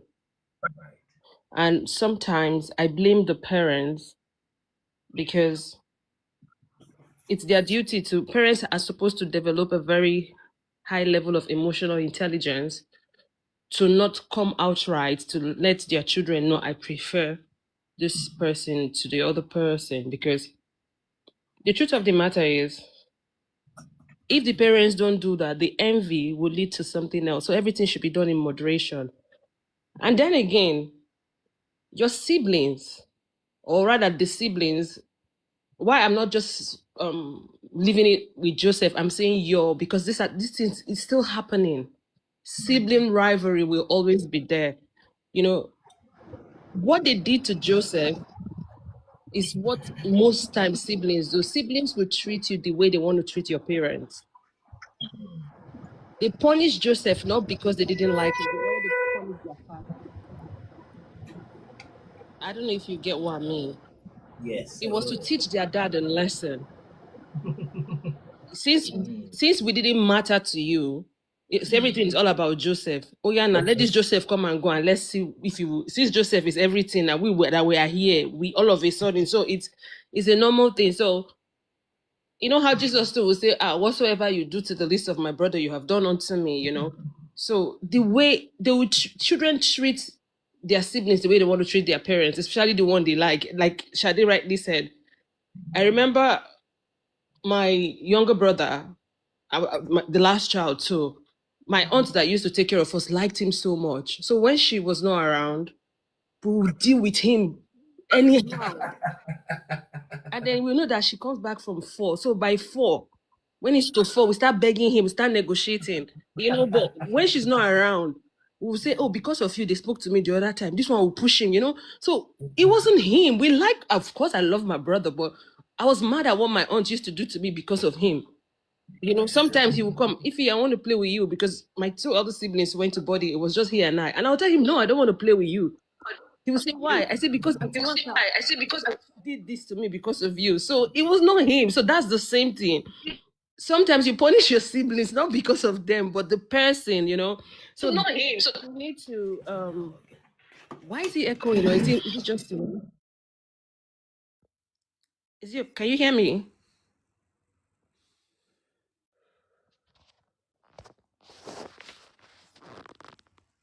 It's like the voice is. Can you hear me now? Can somebody confirm? Yeah, I can hear you now. Audible? Can you confirm if she's still audible or should I? Can you hear me? Yeah, I can hear you now. Can you hear me? Yes, I can hear you. Yeah. Awesome. Yeah. Loud and clear. So good, thank you. So Good, what thank you. I'm going to say is, So, as a principle, generally, as humans, we have to be careful so that we don't become vessels of dishonor or vessel of the so enemy. that we don't miss. You have to be able to have self-control.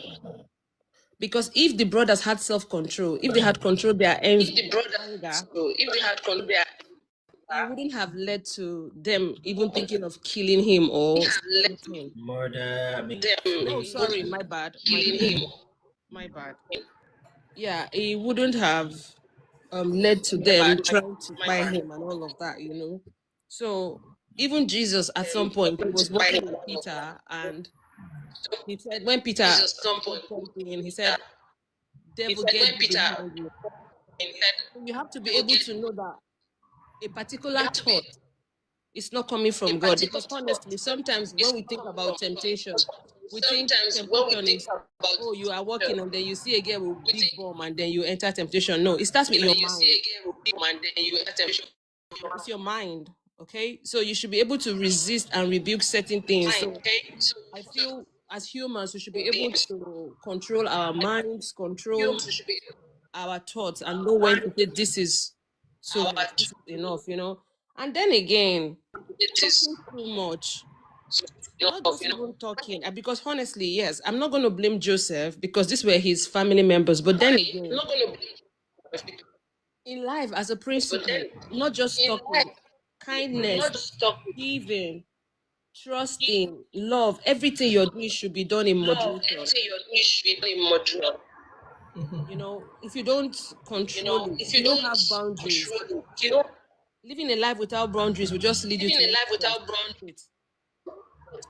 boundaries, So we have to learn how to control these things. And then there's another thing, like this before is, and now, then there's another thing. like I said, I used to be a grace preacher. I love to teach grace, God's. So I used to see Joseph as a type of Christ, like a type. There was this thing like type and shadow of Christ. Do you understand? Like he shared significant stuff with Jesus because he was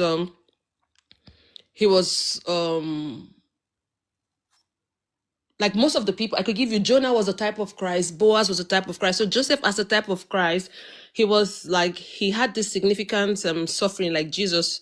He suffered rejection and then eventually he was exalted. He was sold for silver. Like Joseph was the beloved son and rejected, just like Jesus. He was betrayed and, both were betrayed by those closest to them. False accusation. Joseph was also falsely accused and imprisoned. Jesus was falsely accused and condemned to death. Then there was the pit and resurrection. Joseph was taken into the pit alive, which parallels the resurrection of Jesus as well. And then after the suffering, Joseph was elevated to the right hand of Pharaoh, becoming the ruler of Egypt. And then Jesus was exalted to the right hand of God. And then there was forgiveness. Joseph forgave his brothers for their betrayal. which mirrors Jesus's forgiveness of those who crucified him, you know. So both figures ultimately transform their suffering into a means of providing salvation and life to many. Yeah, so that's it. That's all I have to say today. Thank you. Yeah, thank you very much, and it's good to hear that you're doing great. Yes, and indeed, I missed something along the line when somebody said that indeed his dream would have come true. But did you notice also, like I usually would say that the sheaves he said he saw. Sheaves are like um, when you bind wheat together or any grain harvest like that, and you bind them together, it becomes a sheaf. Okay, and it suggests food, right? It suggests plenty, right? And I'm thinking in my mind that if his brothers had not sold him, of which by the way is more or less destiny, but if they had not sold him, I suspect that the famine would have been sustained inside of Israel, Canaan land, right? And the plenty would have stayed in the family, the prosperity would have stayed in the family, but they kicked him out. And they still had sheep that were still bowing down before, but now they had nothing to even bow down with. They came with empty sacks to Egypt to still bow down eventually at the end of the day. So it tells you how sometimes this destiny thing works, right? And if they had not sold him, maybe he would have been more prosperous than them, and maybe his own farm or whatever would have produced more. But everybody would still have had food, But they were hungry, just like the rest of the world. They had to go to Egypt for food and all that. So that's what we saw. Thanks so much for the contribution, Ifi. So let's hear from Baba Ladapo. Good morning, everybody. Yes. Good morning. Good morning. Just a quick one. Sorry, just a moment, Baba. Go ahead. Yeah. No, we heard you say.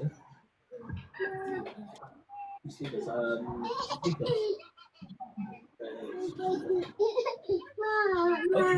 Yes. So just about Ladapo. Yes, indeed, Shade. Which I don't even know how that decision got made up. Okay, well, got made, which is that the birthright eventually landed on Joseph. That's what I was going to say, right? It happened the way God planned it. So God works with all these things and brings out, whatever beautiful from it. Yeah, let me bring up Gang again. So please go ahead, Baba Ladapo. Yes, I was going to say something. In as much as we can say that the parents pampered Joseph, like what Madam Shade rightly said, but we need to take it easy on parents. They are human beings too. There's something that has to do with lastborns, and I don't know why. My wife, I'm going to use that as an example. There are about 8 of them. The lastborn is a young man. They were always complaining about the kind of attention he got. Not until during her sickness, they now later realized that she didn't really love him special. It was just the lastborn thing. Do you understand? They probably have exhausted their energy training others. So when they get to that lastborn, they just lay low. Sorry to interject, Baba, but Joseph was not the last born. Okay, sorry. Okay, it wasn't the last one. Okay, so now another thing happened that I noticed. Sometimes it was what happened to Joseph Jacob. That was what happened to Lion King. Sometimes it's not easy for a parent to not to like that particular child. That child carry special glory. Do you understand? Like I have a friend, when he gave birth to his last child, they told him this particular boy is the reason why all of you will travel. He didn't have a dime, and it happened. And somehow he's beginning to like that boy special. So these things that are blaming parents. I have children now, and I understand that sometimes you give birth to a child, everything will just boom, and you give birth to another child, things will just go south. And some parents didn't really do well in that angle. So I just want not to believe that it was just how Joseph's story was just going to be. It was a perfect story. Because if not for his brother selling him to the wilderness and all of that, he will not get to where he is. And also the discipline of not sleeping with the other woman too got him to where he was supposed to be. So it's just always like that at times. We really cannot blame parents when they teach some children special. It happens. It doesn't And I think mean it's just a they mix like it of special. both. It's a mix of, I would say it's also a mix of both, because there's a way kind of, even if your parents are pushing you on the pedestal, you know you have elder brothers, they say you younger speak first, Jerry, you get money. You are the one that will say, emergency or runs you, So you understand? It was just I used to blame my own mother too for treating one of our particular brother specially. But now that she's getting old, I now realize that it was a situation that happened. Do you understand? There's always one, so there's always one that troublesome brother that will say, give it to him. Jeko lo, feel it fun. Oh, you are a better person. You would think they like him special. No. Sometimes they don't want him to soil the name of the family. Do you understand? So these circumstances can be very tricky. And some parents don't know how to manage it, especially when they're single mothers or single parents. Do you understand? So blaming parents, I know, yes, they didn't manage it well, but it's not easy. Now that I'm having children, I'm beginning to see, oh, these are what they've been doing. Now, I have two girls. The younger one is stubborn. The other one is calm. And she likes to ride the other sister. So when I tell the sister to just let it go, my wife will say, see, I'm cheating this one. Oh. It's not fair. Oh. Do you understand? So it's not easy as a parent. I really cannot. It's a very tricky situation. It's just, all we just need is God guidance at the end of the day. But she was right. They over pampered him. They should have just cautioned him a bit. yeah. Thank you so much for that perspective. There is a lot of wisdom in these scriptures. And by the way, like I used to say, we have not started touching, at least in our ministry on TikTok, we have not started touching the spiritual part deeply yet. It's just the natural human wisdom, just okay, it's family situation, and it's already this wonderful. So his perspective, and that's why it's good both parents are there. Even if one is pushing up, one parent can still okay pull it down, another brother can be to go, you have to be sold. It's funny. Anyway, it's good. We're quite learning, and there's a way you might want to, um, like one child above the other. You must not make it obvious. You must be balanced. It's just your way. And Sorry, like if you Mr. said, Funkle. That's why you see, when they do a die for some children, a man has 3 wives. They will tell him, you see, this is your life's wife's child. That's the one with the glory. Oh. But because he knows that he cannot help it but pamper him, they'll say, yeah, send him away. So that, that particular one is the one that he will maltreat more. Where it doesn't really happen like that. They don't have the capacity. Because they know that part is a glorious child. Just send him away. Send him to a far, far place, one of your cousins in another town. So that the other wives will not notice. So they will not poison him. So we are humans. It happens. Our parents were once like us too. They didn't fall from heaven. Do you understand? So growing up, too, life started changing. They got weak, or they just like one particular. It doesn't. Sometimes we then realize that okay, it wasn't really their fault. Some of the decisions they make then, they say, mom, why did you do this? Why did you do this? Now I'm in their shoes. I'm struggling too. So it's not easy. But that they had to sell him, it was part of the story to make it interesting. If not, he probably will not get it. Indeed. So, and in fact, the case of from Isaac to Jacob was almost worse in the sense that it's written that and Isaac loved Esau. Sorry, Isaac to Esau actually.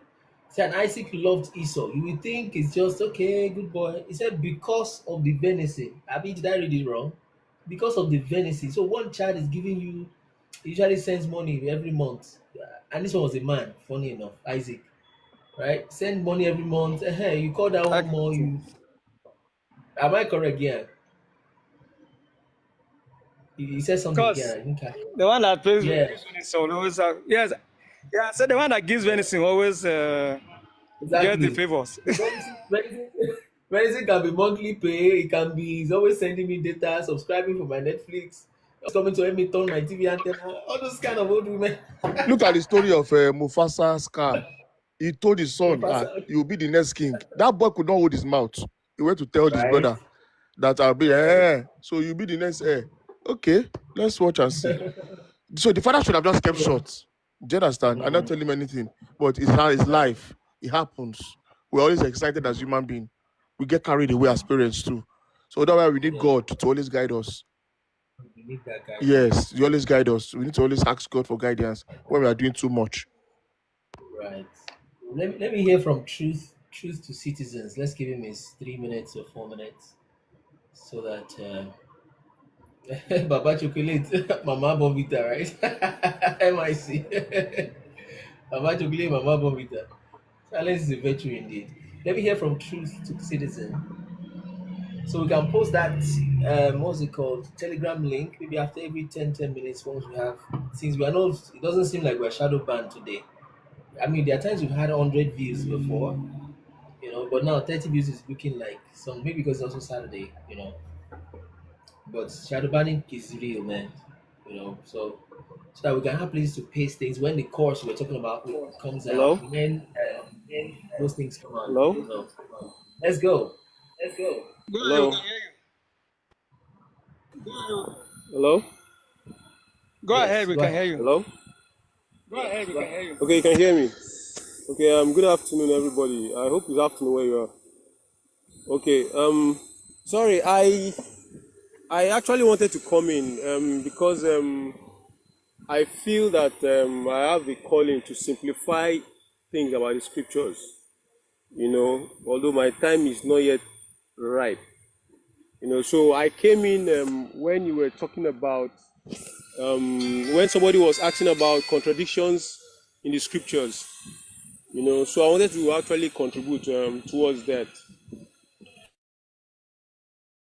I think what happened is that if we actually want to understand the scriptures, we actually have to know some few things. Like, number one, we have to understand that the scriptures is a book about a government called the kingdom of heaven.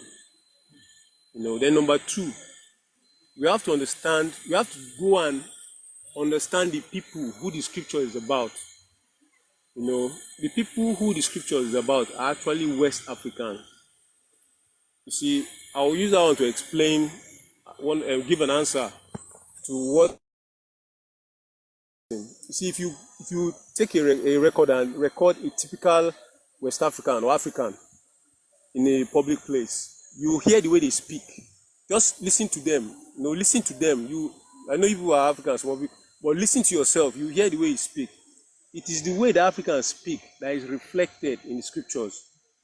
You see, the way Africans speak, they attribute God in everything, both good and bad. It's God that did it. Hey, thank God, and our God, no worry. You understand? So that is how the scriptures is written. So in terms of those contradictions, and like for example, the example of Joseph that you were giving, the answer is very simple. The Bible is a book about a government, a kingdom, about kings. You understand? Joseph was a king. That's why his story was written. Everybody, or most people that had prominence in the Bible, they were kings. You understand? It's about government. You see? So it explains a lot of things when you actually look at it from that perspective. And that is why you see that in the scriptures, God did not send message to individuals. You hardly find it. Even when you see where there are messages to individuals, it is those people are in line or on the path to the message to a people. He sends message to a people or a king through a prophet. You see? So you begin to see the difference between the scriptures and religion. Because in religion, you always hear messages to people. People are prophesying about people, giving message to people. When the scripture doesn't exist, or it almost doesn't exist. In fact, the Bible told us to avoid such people that do such things. So I don't know if I've been able to make any good contribution. So, but one simple way of looking at the scriptures, like I have a book, it's just a picture of the umbrella. You see the Almighty God. You see the umbrella, the King or Christ. Then you see the people underneath the umbrella. That's a very simple way of understanding the scriptures. So, but it demands that we actually read and study and understand the scriptures. Because in the scripture, the position of the Almighty God, He is the law. And He is not merciful. He is the source. He is the source of everything. That's both good and evil is the source. This is where Christ or the King comes in. You see? So I could give you an example if you don't mind. You see, there is this issue of the woman that was caught in adultery. You understand? She was supposed to be stoned. So Christ, who is the king now, used his position because according to the law, God is the law now. According to the law, he should be stoned to death. but Christ used his position to save her. At the same time, she was pardoned and told not to sin anymore. You see, so what Christ did there is what we call grace. Grace, you know, a king using his position to intervene. You know, so there are other examples, you know, but I actually wanted to just pinpoint the issue of contradictions. All you need to do is to listen to, just take your recorder, record a typical African market or public place or bus or gathering. And listen, meditate on, you begin to see answers to the scriptures. You know, the reason why a lot of people think there are contradictions is because the Bible is a cultural book of African people. So if you're not in that culture, you can't really understand a lot of things. If you don't understand the culture, you will not be able to understand it. I don't know if I'm able to point some light to the man that was talking about contradictions. You know, Indeed. So maybe later on when I'm more settled, I just bumped into you. When I'm more settled, if you like, I could probably chat with you. Yes. I'm actually not a social media person. You know, yeah, I'm actually not much of a social media person because I'm actually waiting on God for a particular period. Maybe after this period, you know, but my calling is to simplify scriptures. I could actually simplify any question you have about the scriptures, you know, make it in a simple way, you know, and I did that in my book. There are some pictures I just draw, you know, just very simple. So, but one picture you should have in your mind, which is also in my book, is that the Almighty God, imagine that the Almighty God is the Son. Pardon me, imagine that the Almighty God is the Son, who is the source, and the law is the law. You understand? You have a big umbrella now, shading people from the sun. That umbrella is Christ or the King, you know.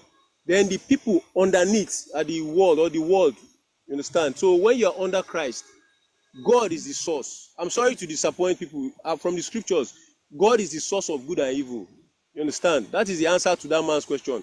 God is the source. The Almighty is the source of good and evil according to the scriptures. There are many places in the scripture that tells you that. But religion tells otherwise. Religion paints a picture that God is loving. No, God is not loving, the source. Christ is loving, and Christ is the King. You know. So that is an explanation. And I have scriptures, plenty of scriptures to back it up. And I can simplify it further. You know. You can just, like you said, you can just do a DM, maybe, so that it doesn't sound like you're marketing.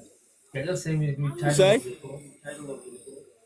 Okay. It's a self-titled book. Anyway, it's a self-titled book. It's not really a big book, just self-titled.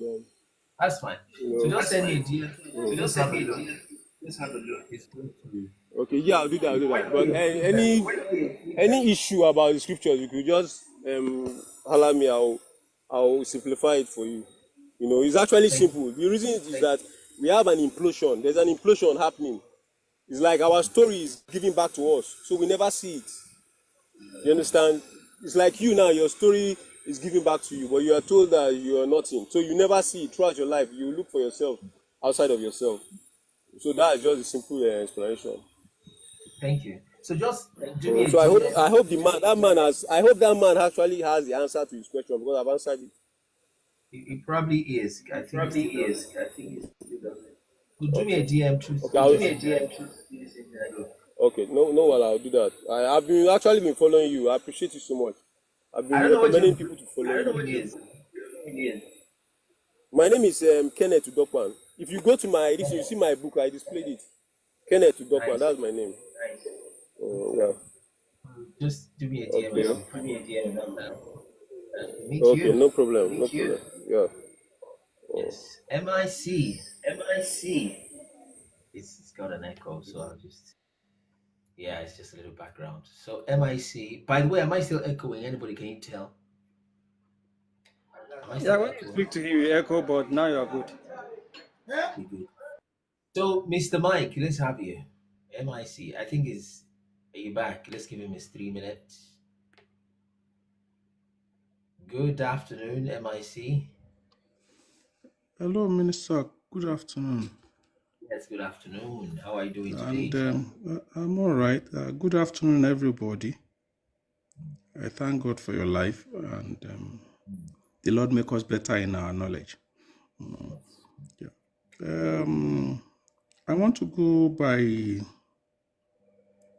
in line with the last person that spoke as touching God. Religion had brought us to the point where we begin to see evil everywhere, and we begin to see God only in the good things. But the reality of life is, like Yoruba will always say, and that's why I celebrated my brother just finished speaking. If you look at the understanding of Yoruba, I don't think Yoruba has part two in life in this world. I don't think there's a tribe like Yoruba. I could be wrong. Now, Yoruba will say Tibitire Lada Ile Aye. And I always tell my children, if you say Interpretation rather. Sorry to interject you. Oh, That sorry means life about that. For the purpose of those has a that good don't and bad understand side. Yoruba. Yes. Life has That a is good and bad side. yes, Right? life is in the two goes with life, the evil and the good. Yeah. You cannot have one and leave the other. And I say this to my children. You cannot love sugar and tell me you don't like bitter things. Then the person will end up becoming diabetic patient, because the bitter things actually help your system in a way. I'm not a biologist, but I believe a little of bitterness that goes, bitter stuff that goes into the system play their own role. And if that works with our system as human beings to make us live, how much more events of life? So you cannot seek good all the time. And that would take me to the issue of Joseph and the prodigal son. People, we can, like others have been saying, we can talk about our parents. We can talk. Almost everyone here now, we are the ones that are not married will be married one day. We are tilting towards parenthood, and many of us. I mean, I'm not looking for children anymore. My youngest is going 17. So, but the thing is, when you see Joseph, if, like a minister, you said, if he had stayed in Canaan or wherever they were at that time, that the vision will have come to pass. That's true. But every vision that is from God, that's part of your destiny. Check it, sir. Except if you convince me with one man in the scriptures that did not come across his own time of Jacob's struggle. Every potential destiny that will make a difference in every family will go through his own time of Jacob's struggle. And I go with my brother, the other one that says Akosejaye in Yoruba land. Akosejaye is just a simple divination process of Yoruba finding out the destiny of a child. And like I always tell anybody, no child is bad, just like no product on earth is bad. Everything that God has made, they are made beautifully to function beautifully, regardless of their purpose. Now, when they go and do a Akosejaye to find out what the child will become, the moment they know that this is the star of the family, in the then Yoruba culture, the then, not now, what the advice they give to the father, or sometimes the mother, depending on who the diviner who could see through the body language that will be district in knowledge and understanding. They tell you, take that child, just the way they told the mother of Jesus and the father, take this child, take him away. Because if he stays, God is all knowing, God is all powerful. Something critical might happen, So the same thing they will tell you, take this child away, go and keep it with your brother or your sister or something. Why that will be is that the pampering that will make the carrier of that destiny to even be the one that will ruin the destiny will have been averted by way of going to another culture where it will now be trained, linking it now to the prodigal son, because the prodigal son never had caution. If you read the story, there was nowhere where it was said that the father cautioned him. And then again, when you see the issue of the issue of Jacob and his sons, and then the prodigal son, there was no mention of any wife at that instance. The wives have died. The rich man, the father of the prodigal son, there was no mention of his wife. So it was more like single parenting. So you are bound to just protect the one that seems like the star. You just want to pamper, you just want to satisfy, you just want to make that one happy at the expense of the peace and sanity of the mind of others. Just like the brother of the prodigal son that was troubled, even though he has his own comma. But that's not the topic for the day. So I believe strongly this Bible thing is just our own story, because we are the one that really we are the passionate one when it comes to the issue of the Bible. I've tried to make my study. I don't think there is any race too that I don't know, that is more passionate than Yoruba when it comes to the scriptures. Yes, I might be wrong. And that's why we have some of the topmost ministers in the world. We have, some of the biggest church in the world. We have everybody is more like a minister in Yoruba land. Almost everybody. And then you wonder why. Because it is our own thing. It's in our gene. That is who we are, and that is what you will play out. Even the one that seems not to believe in anything among us, we see them playing out the scriptures every day. But my pain is that my story have been turned upside down and given back to me and threw me into confusion. And you now read the Bible, instead of seeing the black face, you are seeing the white. You are seeing the white Moses, seeing the white Joseph, seeing the white Jesus. I beg ye, from where to where now? And checking the word of the map, which I have seen in one of your programs. Before the Suez Canal was created by human being, the whole of the place they call Middle East today was part of Africa. Yes, indeed. Somebody can correct me. I'm not a geography student, but the little I know about world map. Before the creation of Suez Canal, which was an economic game and historical game to perverse history, the whole of Middle East was part of Africa, was part of Northern Africa. What do you call it? Northeast of Africa. Yes, northeast of Africa. That's where the Middle East belonged to.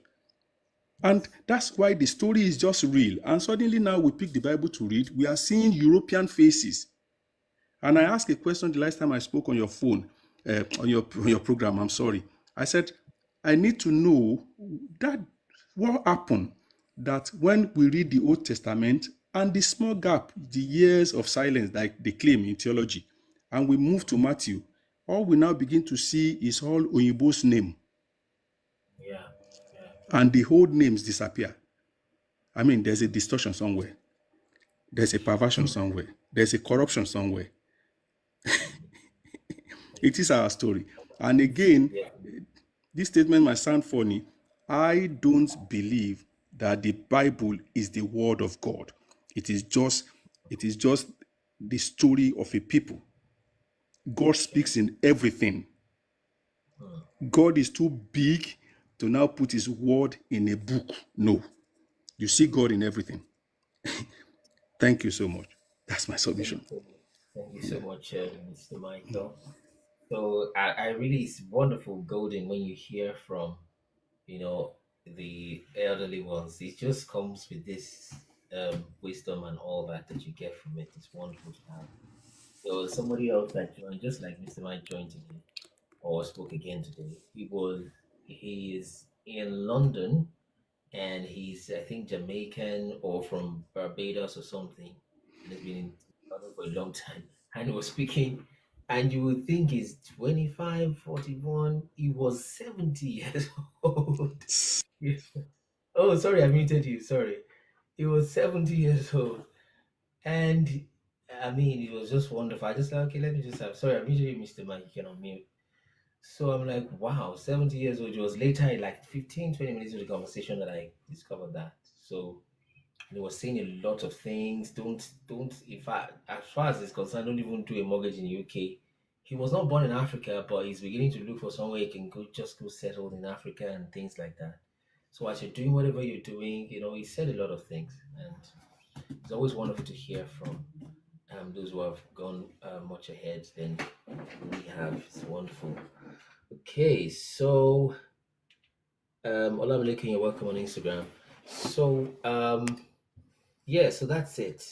We're just taking one flow from top to the bottom, and took that long.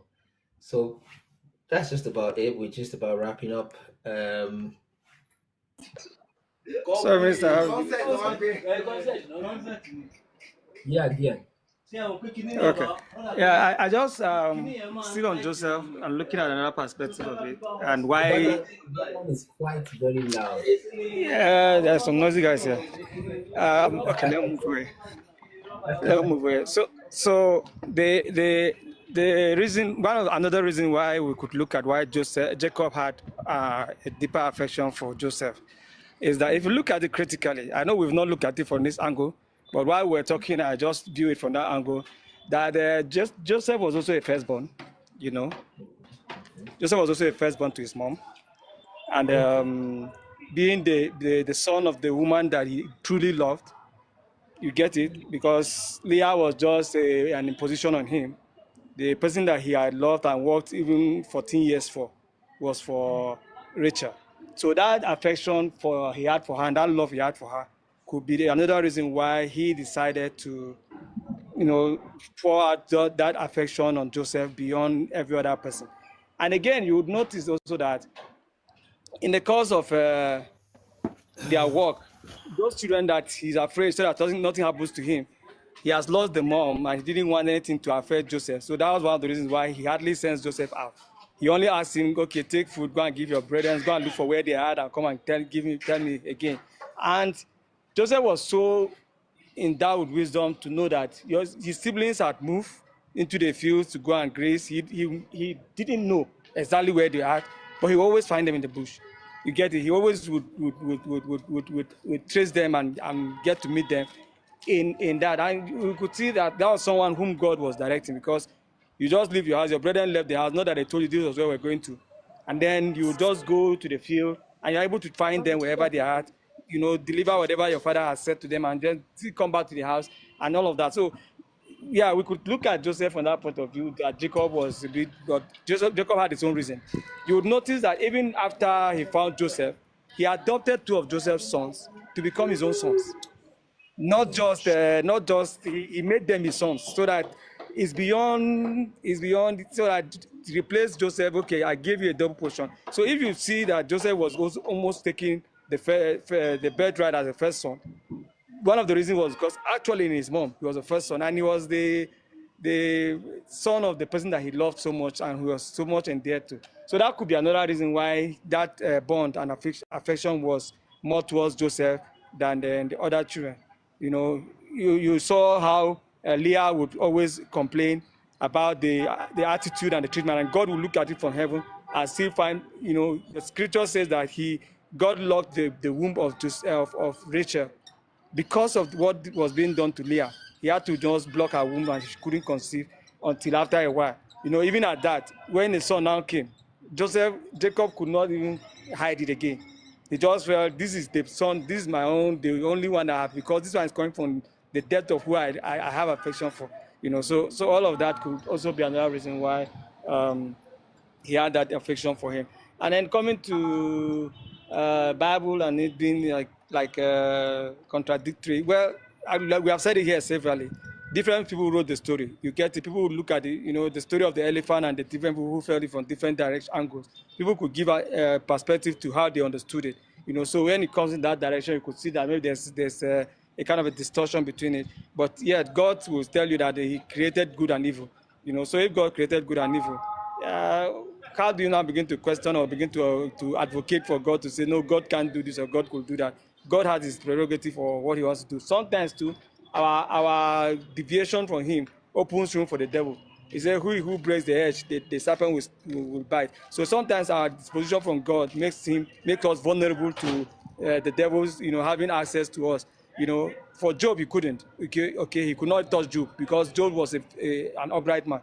But he told God, those things that Job is serving you for is because of what you have put around him. Remove those things that are his confidence in you and see whether he will not cause it to your face. So sometimes Satan will always go before God to also, accuse and also give his own points of view based on our lives. And sometimes things that we've carried upon ourselves could be the legality that Satan uses to say, like for Joshua in Zechariah, where he felt this is why Joshua, because Joshua was wearing filthy garments. So based on that, I have a right to even challenge what he had. And all God could say was to just rebuke him, because by legality, he had every reason to take care of the touching, because there was a iniquity was found in it. So for David to even go out to mention to number Israel, there was iniquity in him. So Satan has a basis for even causing that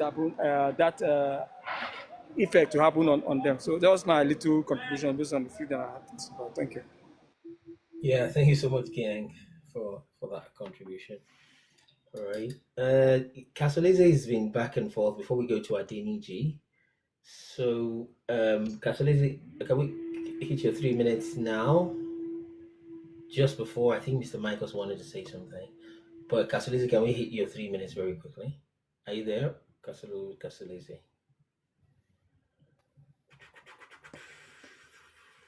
Okay, he's muted again.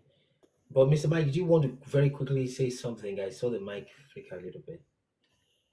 Yeah, not anything serious per se, but just to follow up Gian in what he has said.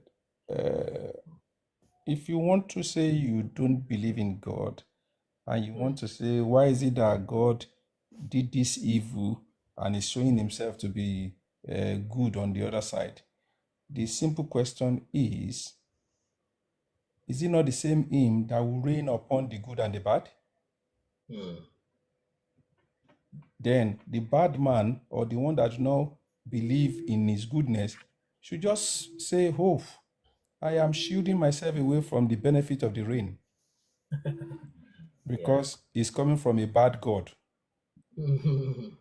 Or somebody says, like those of us that live in Igbo land, for example, in Europe and in the UK, you now say, okay, this God is so bad, so terrible, that he makes sun to shine on some people in Africa, and on this part of the world it's always damp and cold and terrible all the time, horrible weather. And he had put you here for reasons, for other things to be done. So, like, my conclusion really is just that he's the creator of the everything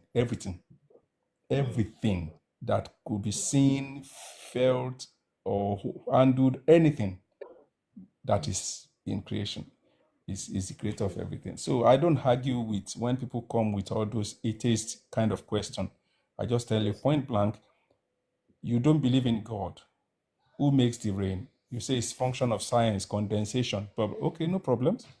All right. And then I allow you to go. I don't argue with that kind of people. I don't call them foolish. I always mind my word. I never call them foolish because they are coming from a line of thought that is not yet experienced some enlightenment in the realm of the spirit, really. So for those people, you don't call them foolish, but rather you just believe for them that, the light will shine upon their soul one day and they begin to see clearly. Until you begin to see clearly from an unbiased angle, you always want to feel, oh, this God is a partial God. God is never partial. Whatever a man sows, he will reap. And that's why even the cross breeding they are doing now is creating poison to the soul of man and the body of man. Because when you sow corn, you are expected to have corn. But you now want to breed corn with sorghum. You want to breed corn with sorghum. Yeah, you are likely to succeed, but then the outcome might not be palatable to the eater. After a long while, it might be sweet at the beginning, as the beginning of consumption. But at the long run, it comes with its own challenges and what have you. What will you now say at that point? Will you say it's God that have done that or the devil? No, it is neither of the two, but it is your own creation because man also is a creator. So, and that's my submission really. I'm a small boy in the school of the scriptures. I'm learning. Thank you. So who the son sets free is free. The person uses free. Thank you for that. Kujo said, "So God is good and bad." I think Kujo actually likes that. Kujo has been here before, if I can remember right. We really like that philosophy of good and bad. Let me hear from you, Black people. Okay. I think it's Adeniji. Shade? Yes, man of God, brothers and sisters, Yeah, just a good moment. afternoon. From Shabbat Milton Shalom. Keynes, right? Yes, Just a moment. yes, I thank know. you. Sorry, The my mayor, brothers and sisters. the Yes, mayor I of was. Milton Keynes. Just hold Yes, the MK Don. I have given you that title. You are the MK Don, Minister Kunle Don. Yeah, so you are the MK Don. Thank you. Let me Thank hear you. from Sorry. Shadi. I just want to hear from Shadi a moment, please. Okay. So I wanted to Please say go ahead. something. I asked a question one of these days. There seems to be a pattern, like with, God knew it was Jacob that he wanted to bless. Why include Esau? God knew this, why include this? And remember, I asked you that question. And then Mr. Mike that just said something about Tibitire, Lafidalia or something. It's almost as if for every, to maintain a certain type of balance, there's a requirement to, create a sort of like an antagonist, right? For you understand what I'm trying to say? Like, think about Isaac and Ishmael. Ishmael wasn't everybody, even God knew this Ishmael guy is not the one I was talking about. But he still permitted that boy to be born. He still permitted him to be great. In fact, God said he will bless him, he will be great. So the Ishmael is God's own creation, you understand? Including Isaac. You understand, in a sense. So you find out that Ishmael is now, his hand is against everybody, basically. It's very, you understand? It's almost like the Ibi in that saying. And then Isaac is the Ire, right? The same thing you find with Jacob and Esau. The same thing you even find with the Creator himself. Where there is a God, there is also a devil. So I'm thinking perhaps there is maybe legality we don't even know about that requires that those two things exist or coexist like night and day. Yep. Do you understand? Something like that. That's what I wanted to say. I just picked that up from what Mr. Mike was saying. Yes, indeed. It is really indeed. And another way I can just put a kind of icing on that, is to say that take it to the simplest first principles according to scripture. There was a tree, you see, to at least test them, right? The tree of what? Knowledge of good and evil, you see. So it's is literally a very deep fundamental principle of reality to have that duality in nature. The Eastern religions have called it balance, they call it yin yang, call it different stuff, but it's there. Although I don't like using those terminologies because they end up in yoga and different stuff. Oh wow, yeah, it's true. The instant they have that yin yang, they have balance. They have yeah. Wow, I actually didn't think about it like that. Yeah, indeed, it is the same thing. So it is truly a fundamental, very deeply fundamental essence of reality for there to be. What makes a mountain is because there is a valley or a plateau. What makes a night is because there is day. You see, if there was no, if there was no, if there was no darkness, you cannot appreciate light in that sense. So there has got to be that duality, so to speak. So the binary is very, very important and very, very fundamental to reality, is what it is, right? So I know we've called it good and evil, but maybe the good and evil is not really good and evil in that sense. Like the tree of the knowledge of good and evil, it just tells you without that knowledge, you can't tell the difference between a rock and gold, right? So it helps you place things in both continuous and discontinuous variables. You can tell things and just gives you that wisdom to tell between things. So it is really a very deep concept that is just literally burned into reality, to the fabric of reality, that you can hardly take it out. It's just what it is. So, and what it will do is to teach the good side.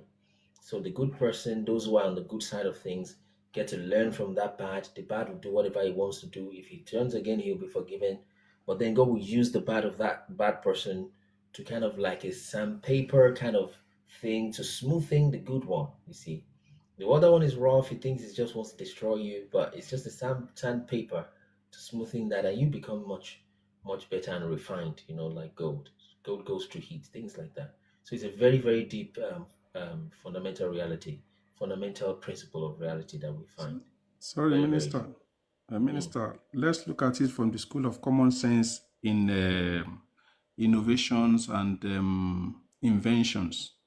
When you look at the issue of bulb, who created the bulb? Who invented bulb? I think Thomas. The bulb, European, the light European, bulb. Who invented the light bulb? I've forgotten the name just now. Edison. Thomas Edison is it? Okay, Thomas Edison. How many times did he fail before he could achieve it? Oh, they said 1,000 times. Interesting. But he had something in his mind. For every time he fails, he knew he's yet to get to the tape.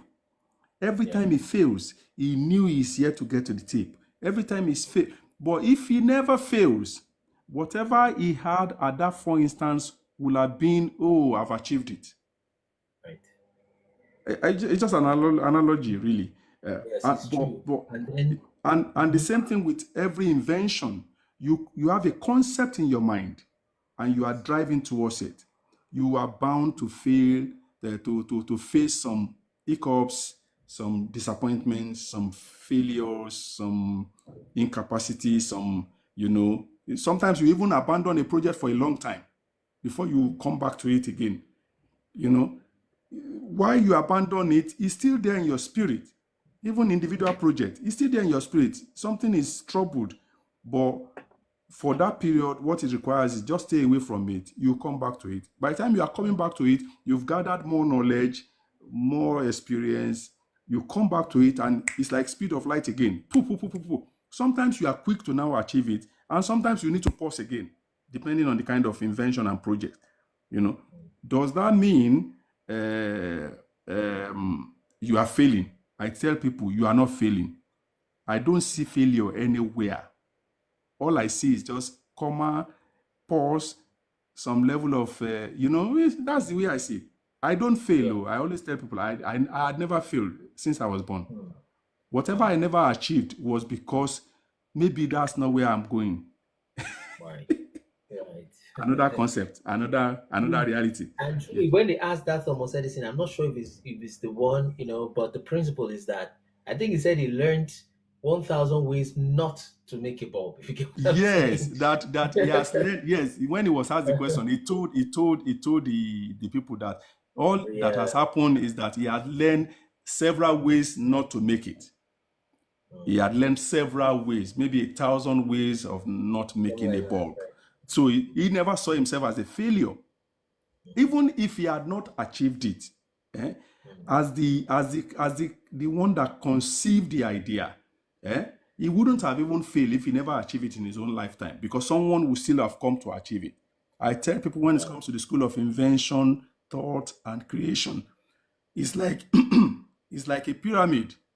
The idea drops on many hearts in the world.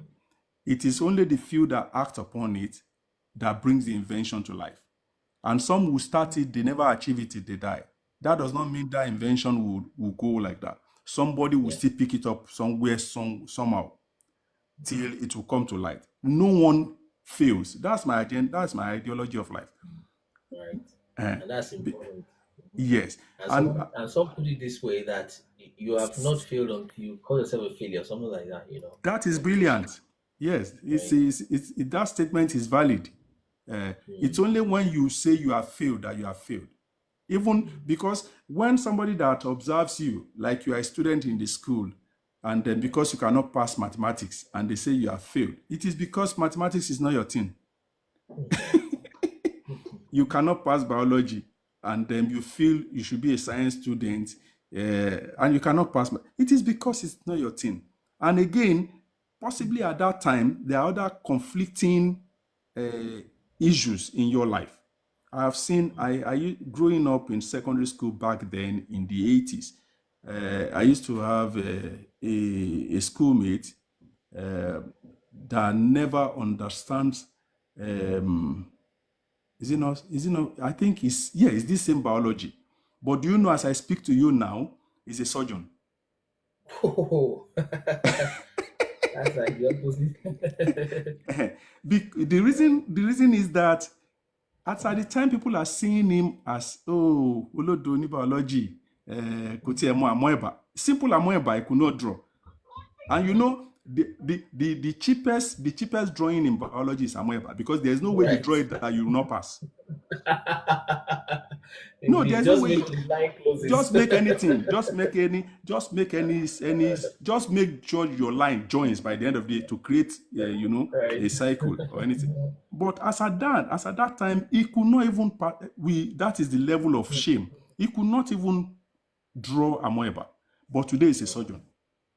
Right. I always ask myself, is it so? From that angle alone, nobody is a failure. It's just that emotionally we buy into what people call us. Right. And that drives us into not being able to go to where we are going or achieve a thing, So that's just my thank you. Thank you so much for that once again. All right, so let's quickly, I don't want us to go. Yeah, Cujo, I eventually, I remember that day, so that's the same Cujo. It was like, I went so long, maybe 2 hours or something, and you know what, it's like this thing is just, because right from the start, that thing is there was a time to test, and you can't say God failed now when he created, and he said he repented me that I made man. Are you going to say God failed? I can't say that. Let's hear from Denny real quick, so as we begin to wrap up gradually. Black Hebrew, I didn't take you down, but let's hear from. Okay, Gian, just let me try to do it might be the network, but Gian, let me do the guest thing so that it's not conflicting, maybe. So, but Denija, are you there? Let's hit your 3 minutes real quickly. Yes, my brothers and sisters, I am here. Yes. Thank you for allowing me to speak. Joseph, I love the Joseph story. The Joseph story is quite a lot of tapestry there, a lot of intricacies woven into that story. My lovely sister, Effortless, when she was describing Joseph, I was like, wow, okay, this is a different side of the coin that I'm hearing, because she was quite vociferous in how she was borderline saying he was a bit of a spoilt child. He was kind of over pampered. But I actually see the Joseph story more aligned with Brother Yang. We have to look at this Joseph story in the eyes of Jacob, his father. Let's not forget, we know the Laban story. We know his eyes were on his mother, Rachel. That's the one he loved. We know how Laban 419 the guy, so to speak, that he had to do another 7 years to get the affections of the one he truly loved. And then she was barren. And then Leah was born in children, the Zilpah, and then the other ones made it. And then eventually the child of promise comes through his beloved. So there was a connection there for him, And another thing is, Joseph had an anointing from the womb. Even before he was formed in the womb, he was going to be a special of the lineage of Israel. So when we read the stories about the dreams and his brothers having some sort of envy, which is natural, it was actually prophetically declared that this was going to be Joseph's portion.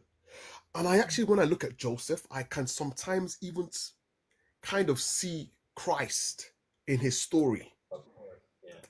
We see him, he is the beloved of the Father.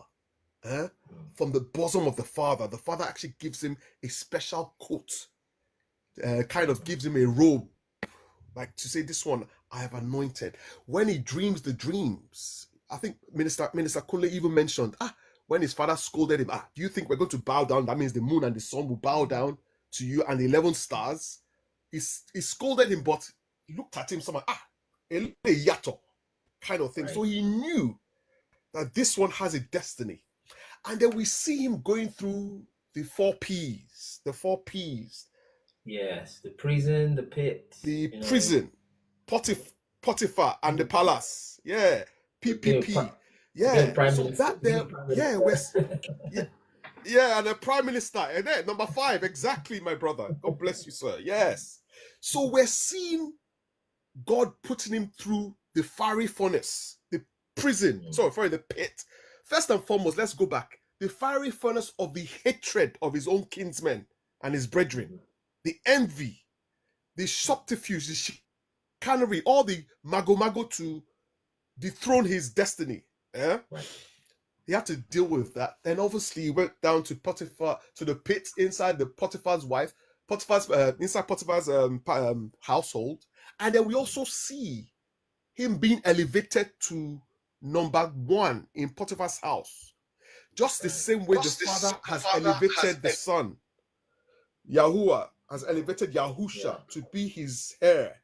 We see that in Potiphar Joseph. We also see that in Pharaoh when he gets to be the prince of Egypt. Only second to the Pharaoh of that kingdom. You know?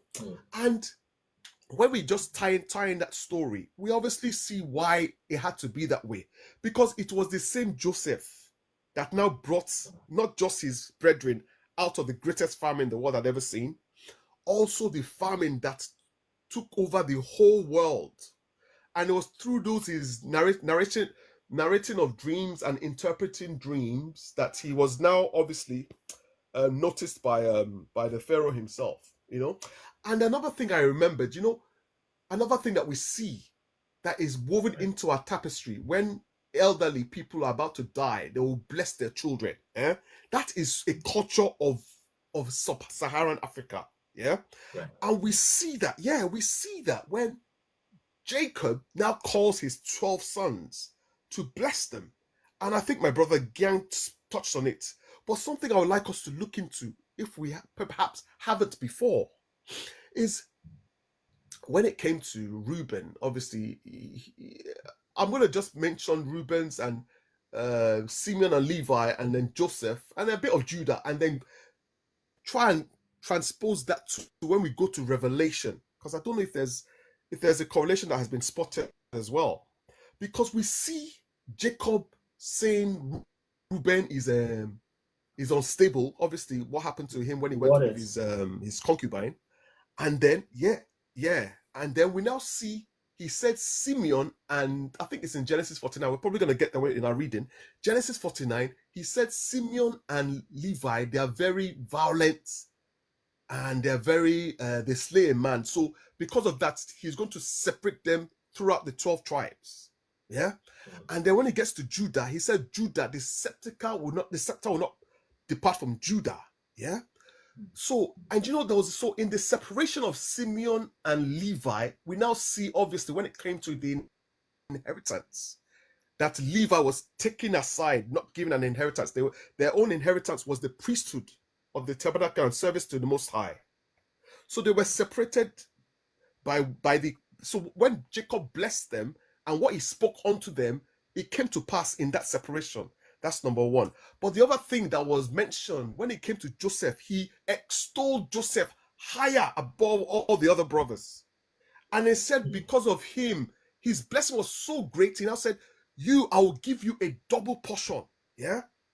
So when he now came to blessing his 2 sons, just the same way his father Isaac blessed Jacob, gave him the birthright. Yeah. And even Joseph was now angry. That's why you putting your right hand on Ephraim. That Manasseh is the older one. Yeah. So he gave Joseph a double portion of the inheritance, so that when we now see the 12 tribes of Israel in the Tanakh, the Old Testament, we see all of them mentioned. Levi is obviously removed, yeah, but Joseph is removed as well, but replaced by Manasseh and Ephraim, yeah, too. So making it 13, but obviously Levi is now removed because they don't have an inheritance. So it's back to 12. But when we now get to Revelation, I don't know if you guys have noticed this. When we get to Revelation in the sealing of the 144,000, Manasseh is Manasseh is there, Joseph is reinstalled, but Ephraim is taken out. And that's because the blessing that he gave Ephraim was going to be, his kingdom would be a kingdom of many nations. Although the many nations will not get the inheritance like the 12 that are sealed to be ruling in heaven, but out of the Ephraim is the many nations that, I won't say we, but I'll say the Gentiles that are going to be grafted into this commonwealth of Israel. It is through that Ephraim's inheritance. They don't get to rule, because let's not forget, this salvation is of the Israelites, is of the Hebrews. Without the Hebrews, there is no salvation to the whole world. Yeah. And we enter into this commonwealth of Israel through Ephraim being taken back out when the sealing of the 144,000 in Revelations. Joseph is put back, Manasseh is put back, but Ephraim is not there. But guess what? The tribe of Gad, is it Gad or is it Dan? Dan, sorry. The tribe of Dan is removed because they were so wicked. I mean, I don't know. We're going to read about them. The tribe was so bad that God said, look, because you are Israel, doesn't mean you are Israel. I'll remove you if you mess up. So that there too is also to show the Israelites and the Hebrews that, look, by birthright and your blood does not necessarily mean you're going to be receiving the spiritual inheritance that we see in Revelation. Something to learn from that. Joseph, that's to me, learn from that people need to, stay on the game, stay doing right, because you see those slots are moving. Even the 12 disciples, which Judas was eventually removed. It's like no permanent Nigerian police force, NPF, no permanent friend. No permanent friend. Yes, sir. But then there's this. That's why that idea of this won't save, always save, just is not it. It's not that thing is not. It just can't be the truth. The pseudo grace people and all that. Let me add maybe one more minute so you can land your point so that I can also hear from Black Hebrew. Go ahead. Yeah, we need to honestly, one thing I wanted to say about this forum that we're on now, honestly, my brothers and sisters, there will be a time we will look back and remember the early beginnings, because my brother, I see this ministry, its tentacles expanding, and we'll get to a point where we will be remembering when we used to come up every day, 10 a.m. to discuss Bible stuff. But there will be a time that it won't. The time when things explode, when the valley of the dry bones, the rattling has started. But when the sinews start to form, when the bones start to come together, my brothers and sisters will remember when we used to do 10 a.m. Forum and we all used to discuss, because now we'll be called into action to activate the awakening that is starting, because there's work to be done. There is so much that the mainstream has imbibed from the Eurocentric way of reading the scriptures. But in this awakening that is happening now, obviously all of us here have critical minds that have got us this far to start to question the narrative. And it was from the questioning that we are now beginning to unravel the subterfuge and the chicanery of the elite in the dark places. Because indeed, we do not wrestle against flesh and blood, my brothers and sisters. But we wrestle against principalities and powers, rulers in dark places, the unseen hands that are pulling the strings. So we just thank God that in these last days, that as Daniel prophesied, that knowledge will increase. And we're seeing these knowledge being increased, and we're seeing people, like-minded brothers and sisters on this forum, asking questions and beginning to read the scriptures for themselves, going deep into the word that indeed sets us free. My brother, God bless you. God bless the ministry. May the things you do continue to bear fruits, and may your knowledge that you've imparted, that you've acquired, may you impart it to the nations, and may we begin to see ourselves as we read the Holy Scriptures, because indeed the Bible is Black African history. Hallelujah. Oh my God. You need to open a ministry branch in Milton Keynes. Such a pros and someone has put it this way that the only difference between poetic and prophetic is just is it the F, poetic, prophetic. That's Hmm. what. Bless you, sir. Bless you. Thank you so much. Thank you, man of So God. that's Thank you. ability there, very passionately speaking. So indeed, there is a day we are going to stop this daily life, and I more or less already know that day. But of course, I won't announce it in public. So it's really time bound. So we're just working based on instructions and God's leading. So it's what we're doing. But we're still here. I mean, for most of this year at least. Okay, so. But indeed, it's very true. A time will come, things will shift from here and all that. But we enjoy the time while it lasts. That's the way it is. Okay, let's hear from. I think Asian. If we can get maybe one person to give some space, I think Black April is trying to come up so that he can come up. Then who else is trying to come up? But Ancient, you can ask your question or your contribution 3 minutes if you can make it that. But let's make room for one or two people. Ancient Hebrew, are you there?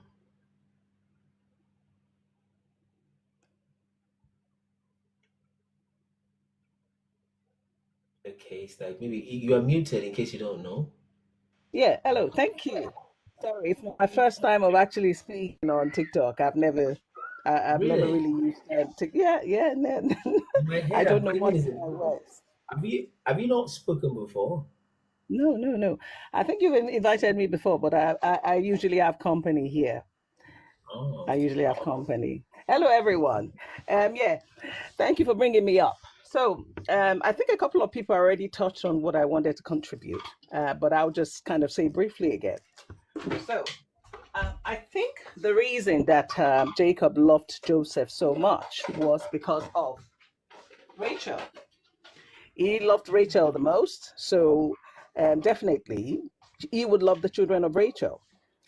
The brothers saw that as a threat.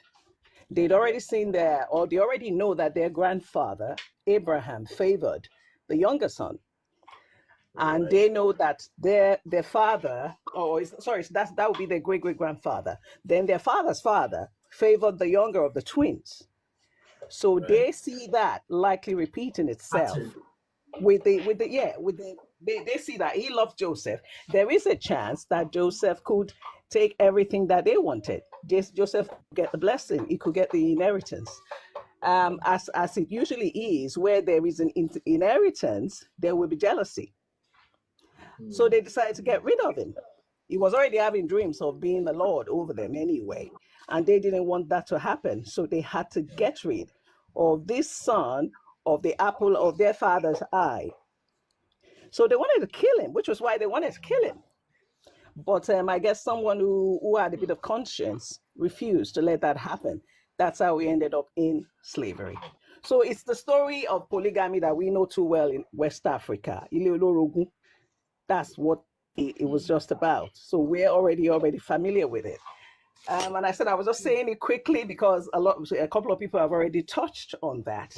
So the other thing that I wanted to say is I am so grateful for your work, the work that you've put out there, particularly, the timeline that you did, because we didn't really know where we were with things. But your timeline is correct. I can tell you that.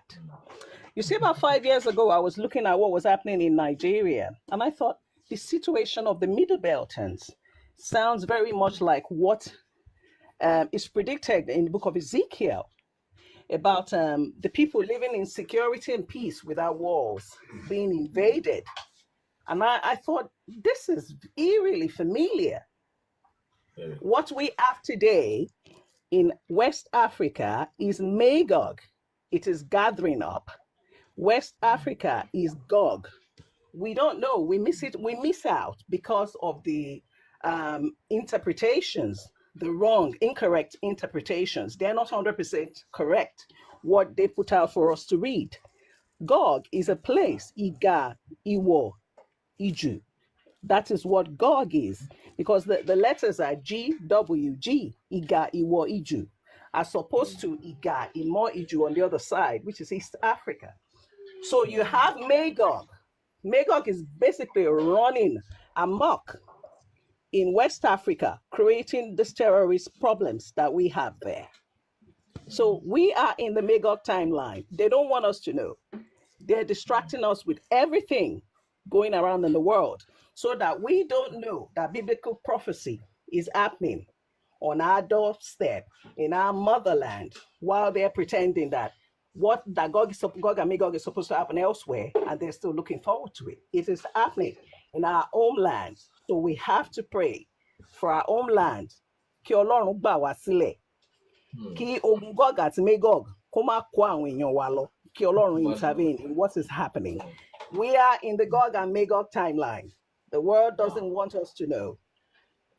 So Magog is basically the word that you all know today as Mogaji.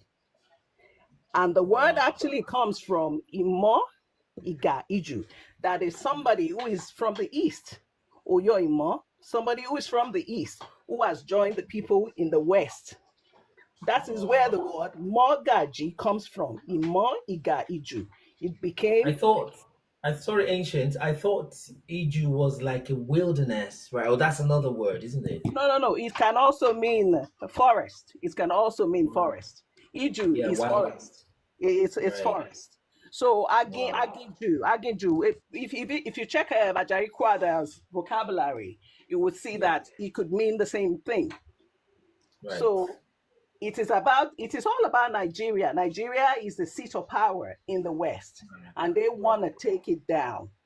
They want to. So it is all happening. Our people do not know who we are. Right. So who are they using? They're using Canaan. Canaan is the one who left his inheritance, and he came to sit in another person's inheritance. And Canaan, Canaan, who is supposed to be the servants to all his brothers, is the Almajiran Shi that we're seeing in Nigeria today. They're breeding them. They're keeping them poor. They know who they are. They know who we are. And they know exactly what they're doing. So our history is what we have in the Bible, but it's been presented in a different way, in a way that we wouldn't be able to recognize it. So I'm so grateful to have come across your work. I bless God that you put that out there, and you put a lot of other stuff out there too. So hopefully a lot of people, their eyes will be open. God will open their eyes, because it's critical that our people know what to do at this critical point in time. They have to reunite with God. They have to go back to God, so that they don't end up losing their inheritance here on earth and losing whatever they have waiting in heaven, because that is the goal of the enemy. Distract us. And that, in fact, the goal of Islam is a paradise. Africa is the paradise. Africa is the paradise that Islam dreams of. And they want to take it physically. But we read the Bible in a spiritual way. We do not realize that we're talking about a heavenly paradise here that God gave to his children, and that the enemy wants to take. So sorry, I won't take your time. I'll just leave it there for today. Eshegoni, God bless you all. Bless you all. Thank you very much. That's wonderful. Really insightful. Yeah, that's great. And just like we say, is what God is doing. It's wonderful. It's just wonderful, and it's beyond an individual person. It's beyond this thing. It's just a mighty power of God. Let's hear from Baba Oladapo. Let's give Talking of what, just want to quickly touch on what my mommy said. If you watch the movie 2012, Africa was a paradise, right when the world ended. And if you listen to the so-called billionaires of the world, Africa is the last resort where they would come to when everything has finally collapsed. I just wanted to point on that she's very correct. They know what they are doing. They know. Even in their movies, they kind of pull these messages out there in our faces, but it takes a level of consciousness to realize that, like Wakanda, is Africa, and all of that. They know what they are doing. Yes. And indeed, even the new earth that is coming will be about the same thing. It's very, very similar. You have a new earth, It's just wonderful. Okay, let me hear Black Ibri's question as we start to close. Black Ibri, I saw a flash of some people that wanted to come up, or you can request if you want to come up. Black Ibri, let me hear from you very quickly. Say you had a question. Thanks, Minister. Well done, everyone. Just a quick question. It's a little bit totally different from what we've been discussing today. So yesterday, while studying scripture, I noticed something. Second Samuel, I can't remember the verse now. That's the chapter after David killed Uriah and had Bathsheba, when Joab asked him to come and do the final bits of conquering the nation, the battle that they were having. I think the Amalekites or something. I'm not too sure now.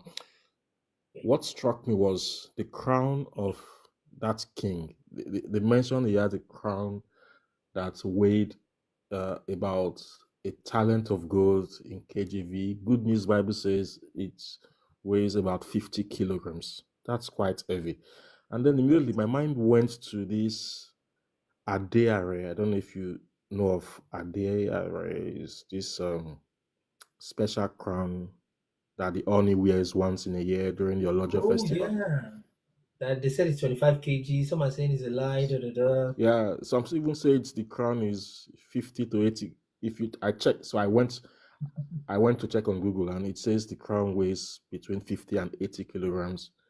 And then I now checked on Google AI heaviest crowns in the world, and the highest that came close was some 8 kilograms ancient crown. The others are just 2.5, 2.8. Nothing came close to. So I was now wondering. Now David took the crown and made it his own crown. So he took the crown from the whoever that other king, and it became kind of an Israelite crown. Did he say that he wore it? Can you remember? Because in my head, when I hear heavy weights like that, I'm thinking of a giant that is not gonna fit. He wore it. He wore it. He said, let me look at. Yeah, you could just go check. Interesting. So these are the kind of things you start finding here and there. I know that the moment we start looking into these things, is indeed not important. I even thought, neck we break indeed. So I even thought there was maybe some kind of spiritual powers making the crown heavy, is what I thought, right? Maybe not necessarily there was a dense material in it, because it's about density, mass dividing volume, so that something seemingly small can weigh so heavy. So I was thinking it's some supernatural thing that just makes the crown heavy. I just heard the story. I've not listened to it myself. Black Hebrew, if you're saying something, we can't hear you directly because you're off the app, but you can go check if you wore it. If you wore it, then it suggests that the crown fit. Okay. And if we convert the weight, it may indeed be what we're dealing with.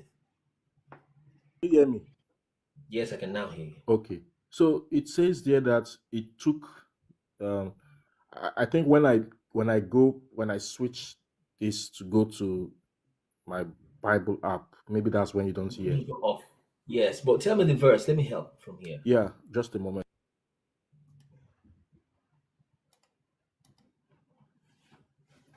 So it's 2 Samuel 12. Right. Verse 20. 2 Samuel 12:20. And David rose up from the earth and washed and anointed himself and changed his apparel and came into the house of the Lord and worshipped. And he came to his own house. And when he required, it's down. Okay. Sorry, verse 30, not 20. 30. And he took their king's crown from his head, the weight whereof was a talent of gold with the precious stones, and just set on David's head, and he brought forth the spoil of the city in great abundance. So a talent of gold is where we now need to check how that might land. Yeah, so Good News Bible said is about 35 kilograms. Right. You see? 35 kg. That's probably going to be the heaviest. So it probably is just a simple physical phenomenon. Maybe the crown is that big, made of such dense materials that something just about that. Because to put in perspective, by the way, 10 kilograms is 10 liters of water. Okay, because which water is, yeah. So on your 10-liter keg, if you remember, it's just that keg, bluish keg like that with a Yeah. white cover. That's 10 liters. So putting just that on your head, you can tell your head is already, so multiply that by 3. You understand? Or take a bag, which means a 50-liter keg, well, straight away. Your 25-liter keg when you buy fuel in West Africa, right? That's the 20 full of water.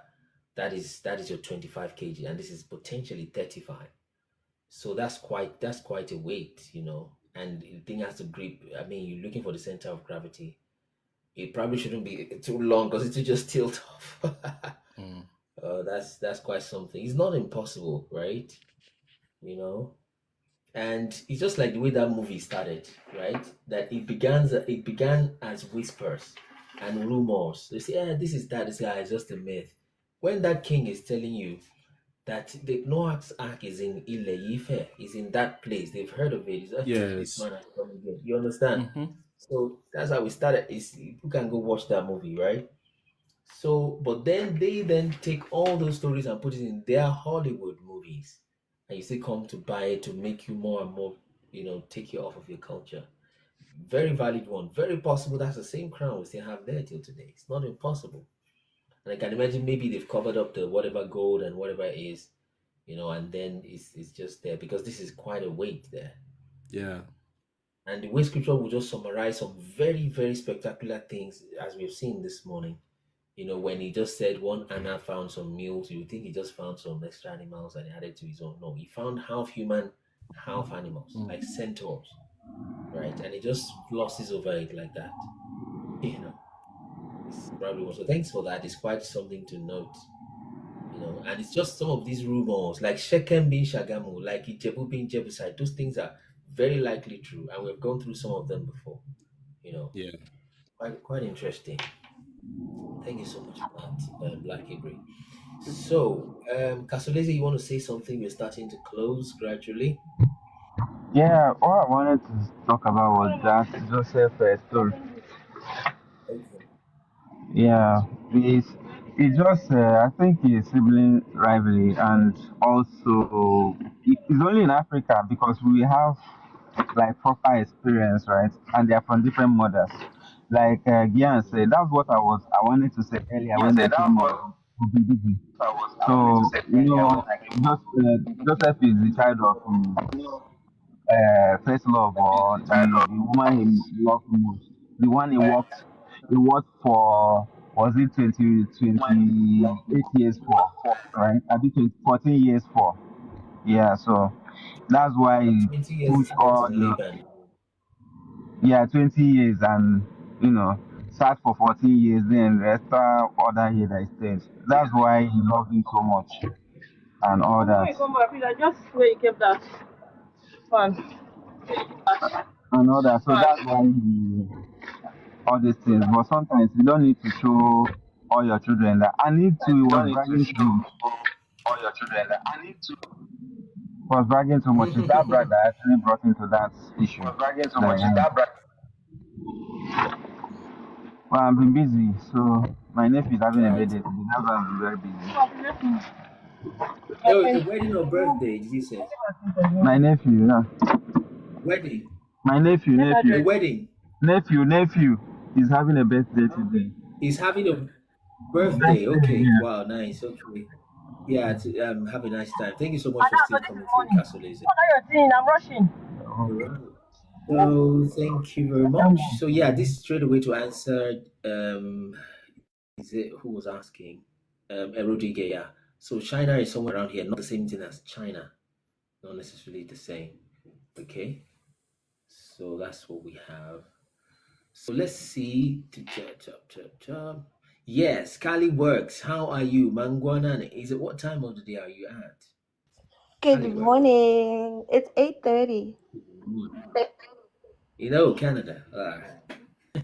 in Is it cold Montreal. there? Yeah, it's Montreal, so it's insane. Right. I'm gonna teach you a word because Mangwanani means it doesn't mean hi. I'm gonna teach you It means good morning. Dumilani. Dumilani. Yes. Is that Setswana or Tosa Ndebele? That's Kalanga. Where's Kalanga? What country is that? That's What country speaks that? Zimbabwe and Botswana. Okay, so what? Let me get. Can you say the word again? I missed that. Dumilani. Dumilani, like Dumilani. Yeah, you're saying it right. If you want Tswana, is Dumela. Okay, if it's Setswana, is Dumela. Is that what you said? Yes. Oh. And Could you break it down? Because I understand better when I get the etymology. Like, could you break it down? Dumilani. How does it link to Mangwanani? Mangwanani is did you sleep right or good morning or something like that, right? Mangwanani is morning. It's not morning as in good morning. It's morning as in the state of time. So it's not a greeting. So just like saying. Not really. Right. Oh. Not quite. Okay. I was thinking it's broken down like Dumilani. Yeah, Dumilani. Oh. Dumilani is hi, hello, and then Dumela is same thing. And you don't have to worry about the time of day. All right. Okay. So let's hope I'm able to remember that somehow. Okay. So how have you been today? Good. It's still morning, so nothing has happened yet. So. Right. And it's Sabbath, so nothing should happen. Just rest. Right. Yeah. Good. We've been waiting to hear from Chima. I mean, Shadi has asked to bring her up, and let me just bring Chima up already. Shadi was just wanting to hear Chima's voice before she sleeps, but Shadi wanted to hear. So right, just as we begin to wrap up. So like I said, we need people so we don't turn into a Nigerian group. Some already, Mr. Mike now is already making it sound like Yoruba is the king of the world. We listen, we don't judge. We listen, we don't I judge. never said Yoruba is the king of the world. I'm just proud of who I am. Right, which is good. Chioma Kekwano. Good afternoon. All right. Choma, I'm sorry they brought you on when I came on. It's fine. I actually wanted to add something because we're talking about Joseph and the brothers and the sibling issue. And I did want to highlight, I know it will show up later on as I'm not sure, I wasn't present for the reading, so I'm not sure how far you went. But I did want to highlight a story, and it's been spoken here and there. I did want to highlight the story of Judah, and just kind of like within all of this, there's also a story of repentance, right? Yes, he also was part of the wicked, and yes, part of what the brothers did, but he was a little lighter and suggested, hey, maybe we don't kill him, let's sell him off to slavery. And then we will also see later on how he, brings up later on in Egypt, like if Benjamin here, our father is not going to be able to handle that properly, so take me instead. And then obviously we see what happens with the blessings and everything, and then David comes from him and Jesus comes from him and so forth.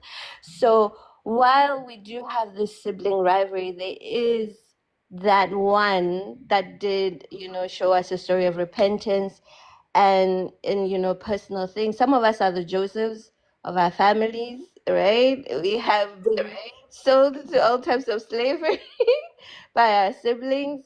But as we navigate and we encounter and we witness these type of things, it's great to remember Joseph's story, but let's also not forget Judah's story, and that there's that hope of that repentance as well. So I just wanted to add that, so his story also doesn't get a little bit lost in this section of the discussion. Yes, truly. And we're just about to move to start reading Genesis 38, which immediately goes into the story of Judah with his daughter-in-law. So we're just about to move into. We're having a conference coming up in April. For those that live around Sheffield, Manchester, we have quite a few things. That's why we encourage people to join the Telegram link, right? So that we can put these adverts, rather, what's it called? Announcements there. So we can post the Telegram thing there. And so that if you're close by, you come around, you want to volunteer, you want to, stuff like that, we can let you know ahead. By God's grace, we're looking at the end of April is Kingdom Dominion 2.0. That's the second edition in the UK at least. So that's we had the first one last year. So that's going to be around around April by God's grace, the last week of April, last week in April. So we'll do that very likely on the Saturday, right? So we can just repost that Telegram link, so we are always kept in the know with regards to those things. I was gonna ask African Hebrew, where are you based right now, ma'am? Ancient Hebrew, rather. Ancient Hebrew. What part of the world are you at the moment? You're muted if you can hear me. Ancient Hebrew. Before we hear from Chioma for the day. Okay, Mr. Mike. A favor from you. How do I get to watch that movie? Ambramo, or what do you call it? Okay, Abrahamo, yes. Abrahamomovie.com. Abrahamomovie.com. Someone can also type that URL. Okay, so you get it on the website. It's going to cost you money because it costs money to make it, but it's just $5. We made it cheaper, like 5,000 naira for naira. So, but with someone like you, like I used to say, someone like you should probably pay 5 million naira to watch it. So, African Hebrew, are you still there? Because you are a VIP. Shouldn't be paying $5. It's almost an insult. Ancient Hebrew. That's okay. Shit, thank you. Ancient Hebrew never died. Could you maybe unmute? I just want to know what part of the world you're in, if you're in West Africa also. While we're waiting for her, let's hear from Chioma. Chioma Okoye, any comments for today? We're just wrapping up already. Nothing really. I'm just trying to be a lot more careful with my words. Yeah, because remember, you know how it feels when you hear yourself back live on TikTok. Oh my God, I was going off. I was like almost beside myself. Okay, until I know you saw my comment right afterwards where I went to read the story of Jubilees, that story of Leah, and I found out that all that stuff I was talking was not exactly very true. So I just decided to hook beak and close my mouth. So Right. yeah. So we're learning a lot by gathering here every day. We're learning a lot. There are people that are just so reserved, and they they should be talking more. And there's some that have a lot of gift, as it were. It's an opportunity, a platform to express those things. We learn family, learn a lot of things, learn friendship, and we speak the truth in love. We create that atmosphere, that culture, and it's just beautiful, right? Is what it is. So you have started a microphone fast now. I don't know when. It's a microphone fast you're doing. I don't know what to call it. So Minister, I'll just encourage Chioma. For me, I have a principle. A principle is that what I know is what I talk about. If I'm wrong, and I get a deeper, a better perspective to it, I've learned from that time. So I'm open to saying what I think it is. You get it? Let me be wrong and be corrected, and I get the right thing, and so that I'm more. I get to learn more. And again, most times we speak perspectives, right? So it could be a perspective you are looking at. It could be at that point of view. So it doesn't really. You shouldn't feel bad about that. I just feel everybody has a perspective that speaks about. I remember back in the days we were in school, so we had this white lady that came to do missionary work for us in university. So like our characters, we buy granuts, peanuts, you know, peel it, the boiled one, peel it and just throw it in the classroom. So she was like, why do you guys throw this stuff here? And I just opened my mind and said, so that we can create jobs for other people. Very, very stupid answer, but you get it. And by the time I was done saying that, I now saw a stupidity from that comment. You get it. So you untidy places because other people are employed to clean. Why? So you know, so all of that. So sometimes it's just good to say your perspective, because perspective somebody can also learn from that particular perspective. We are talking about Joseph today. People are giving different perspective about Joseph today, and I've learned so much from even the different perspective about Joseph that we've had today, which is enriching to us. So feel free, just speak your mind. Don't shy away from the mic.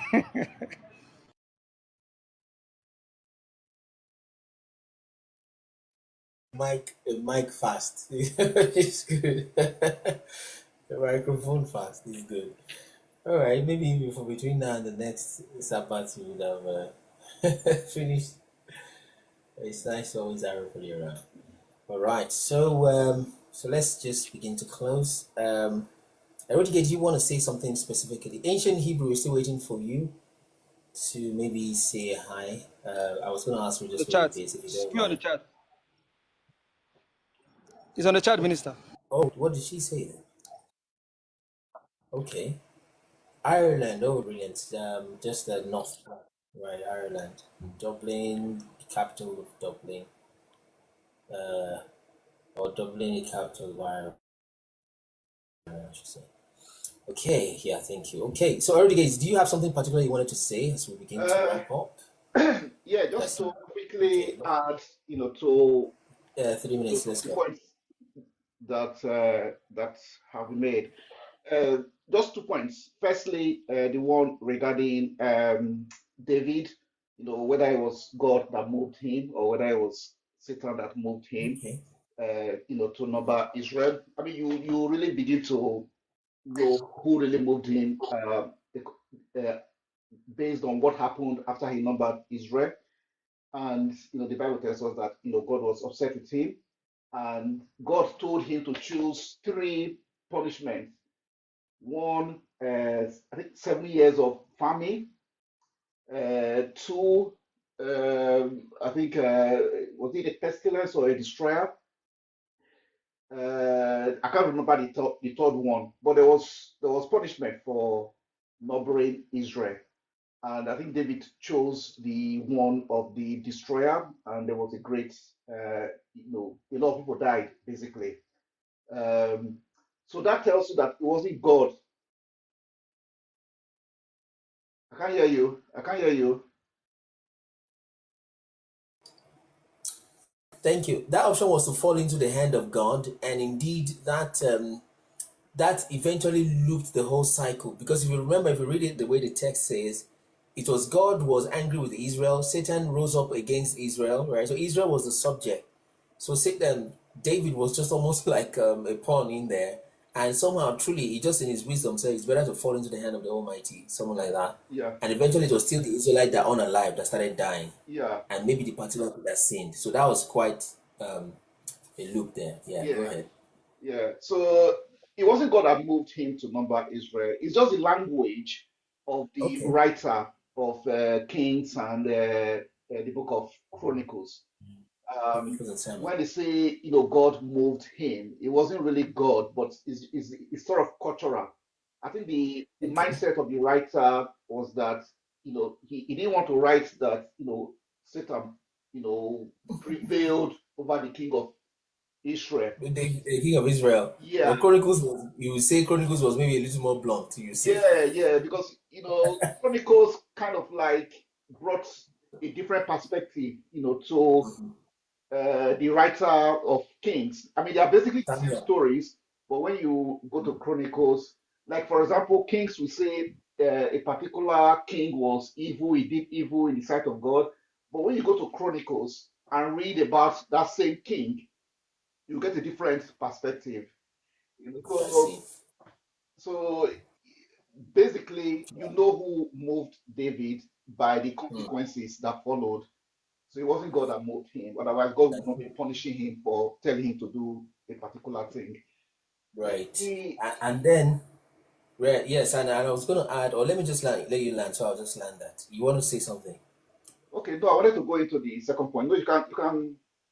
Yes, I was going to wrap up to say in that area to say that at the end of the day, to me, it's not a significant thing like deal breaker and all that. Not at It's just one of those things that atheists just perch on and cherry pick and all that, and they're just more or less confused at the end of the day. Yeah, let's hear your second point as we The close. second one has to do with the crucifixion of Jesus.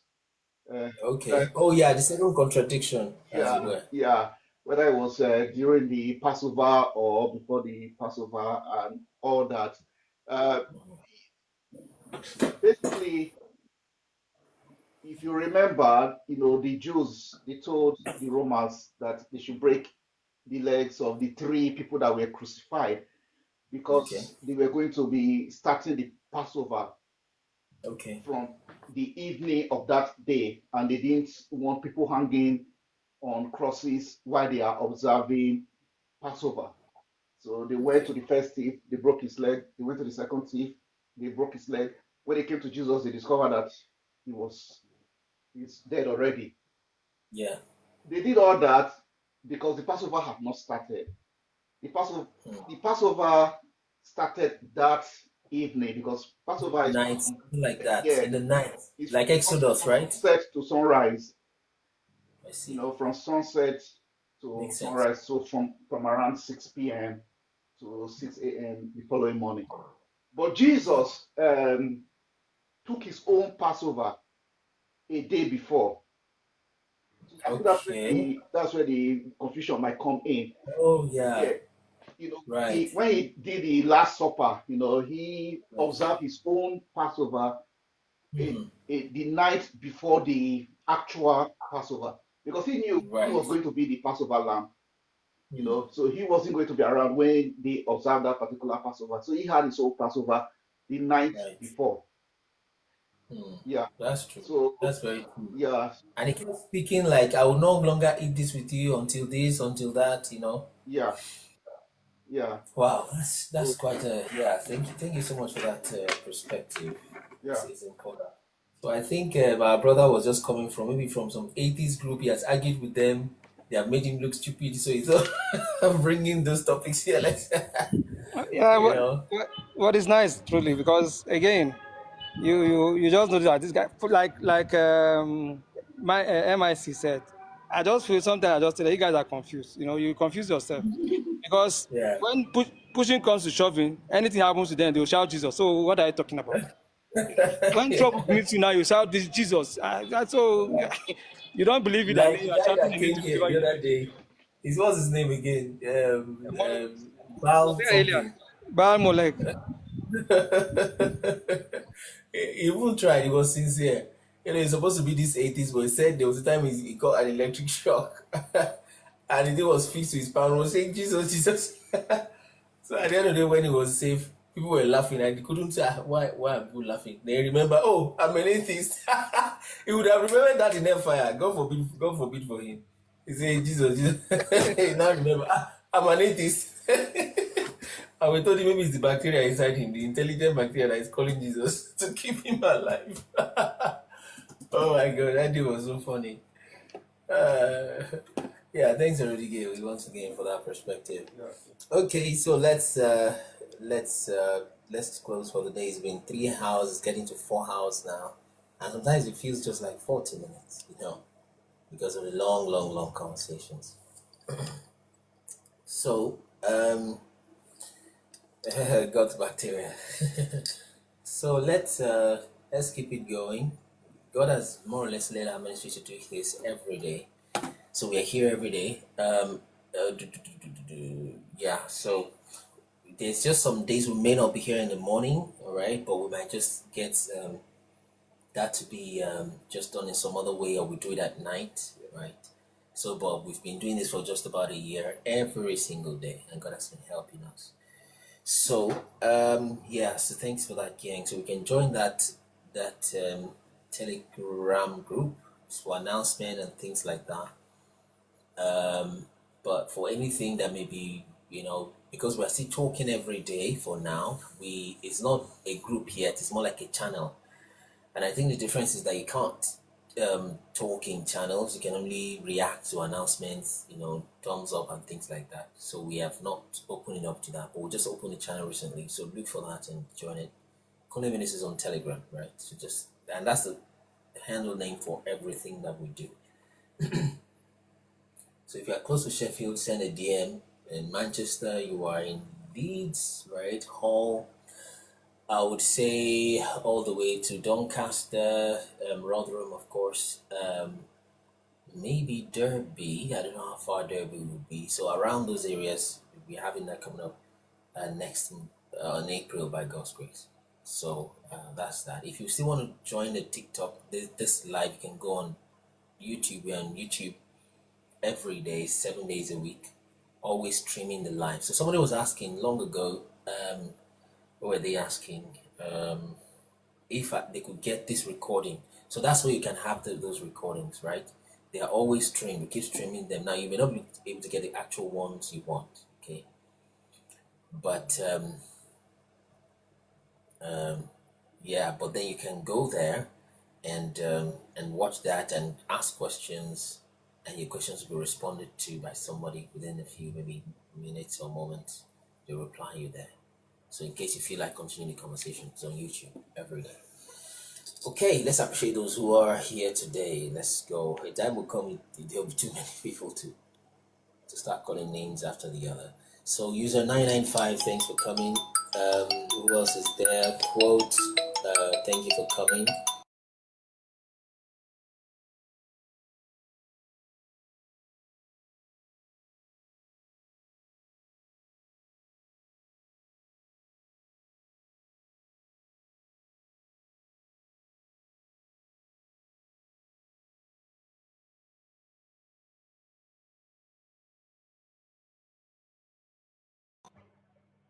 Okay, sorry about that. So yes, you can check Fundamentals on YouTube also. It's a good place to check. So let's do our appreciation one more time. So Dayor, thanks for coming. Maybe Dayor 69. Hali, Olaolani, Olaola Henry.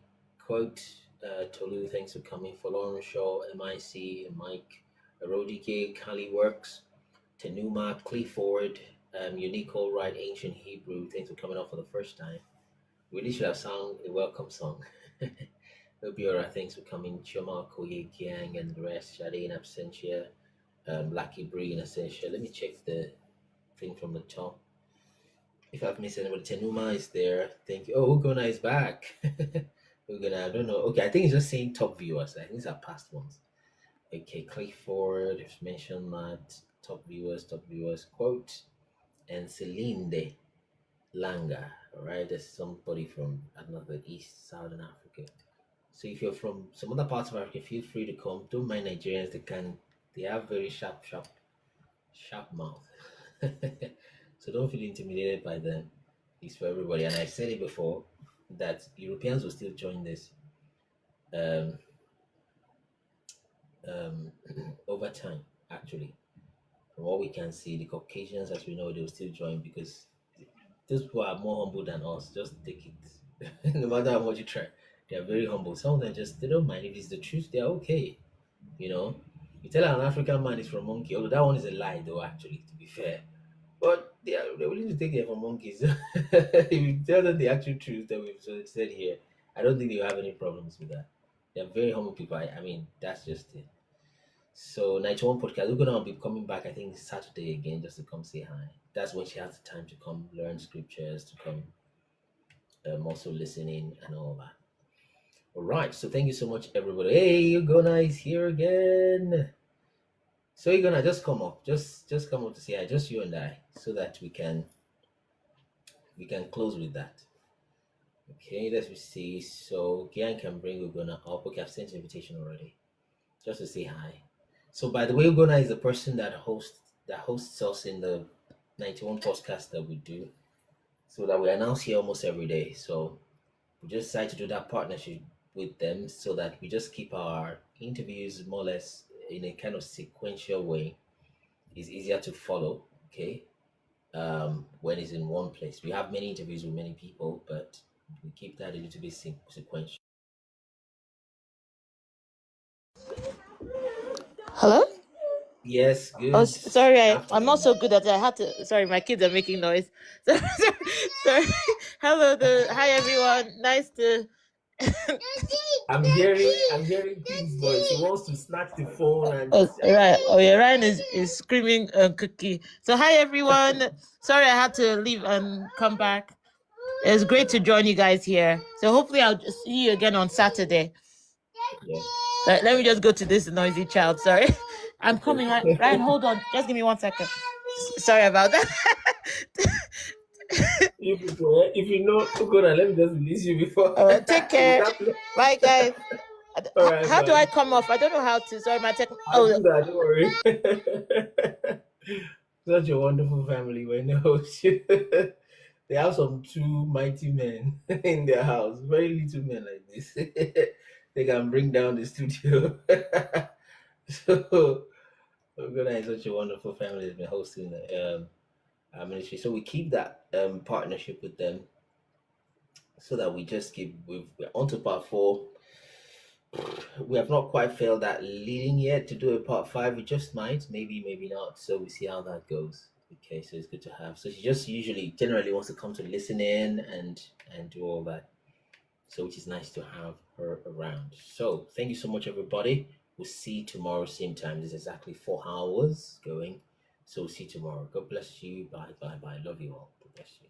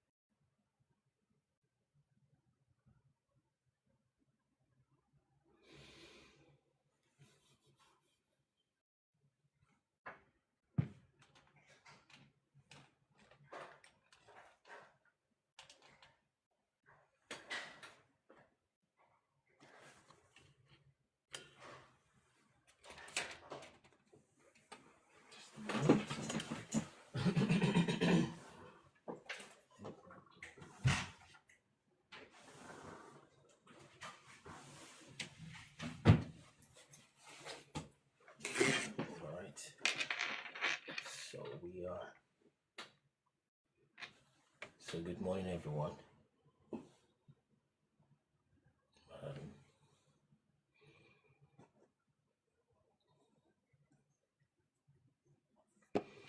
let's just tap the screen towards 1,000 likes so we can start this morning.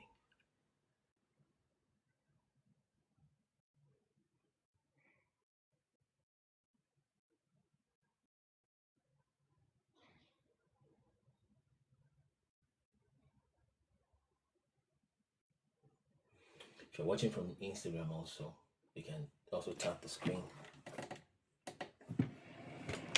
so that we can get started.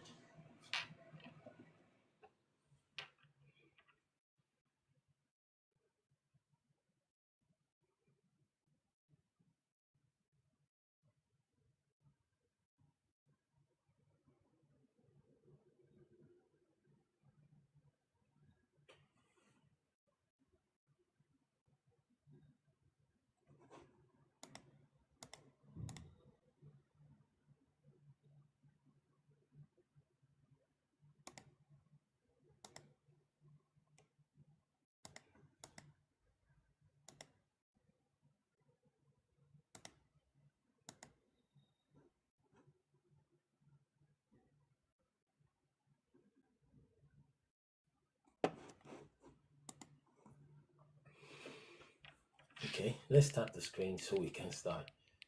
Right, let's just tap towards 1,000 likes on TikTok at least.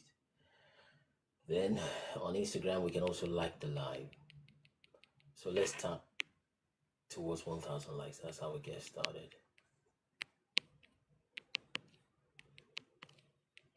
So once we hit 1K, then we share it and we start.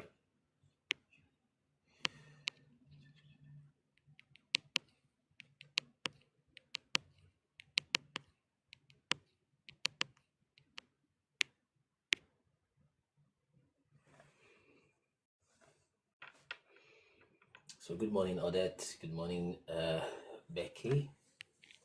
And I think I saw Kali Works.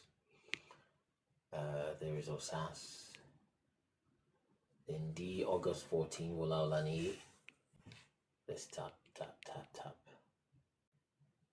So we can start.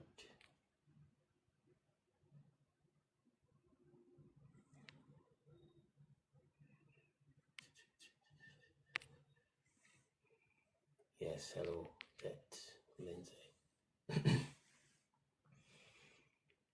So once we hit 1,000, then we get started.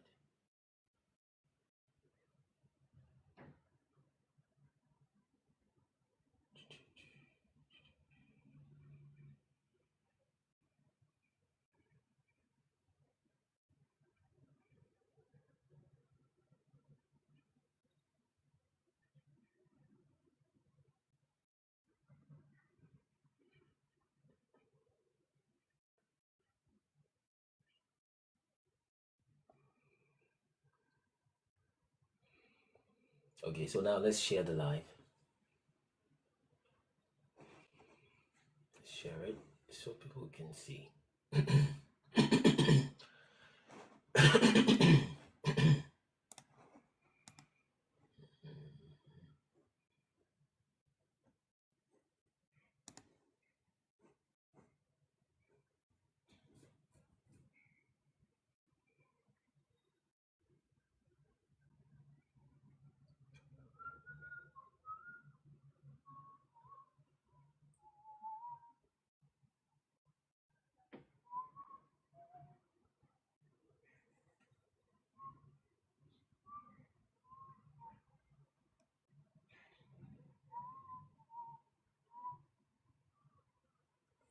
Let's let's have like 8 shares at least for a start. Let's share the live so we can start.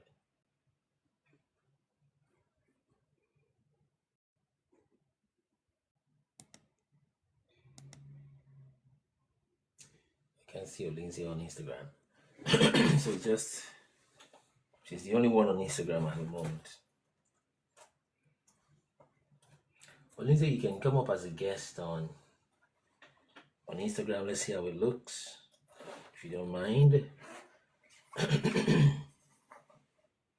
You are great, you are kind, you are good.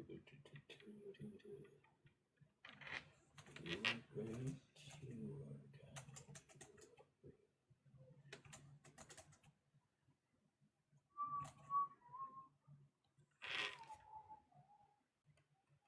And good morning, Priya.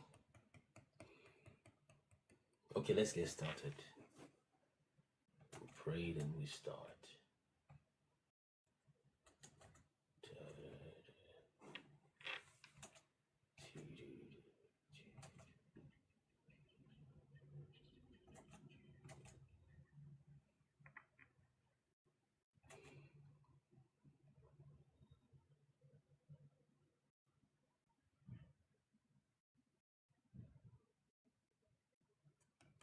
Okay, you sent a request, so let's see. By the way, I think it's going to turn on your camera by default for some reason. So you need to be aware of that. Maybe, I don't know if it's on the other end, but I discover most people, it turns on their camera by default. So, so just you're aware. You are great, you are kind, you are good. Hey, good morning.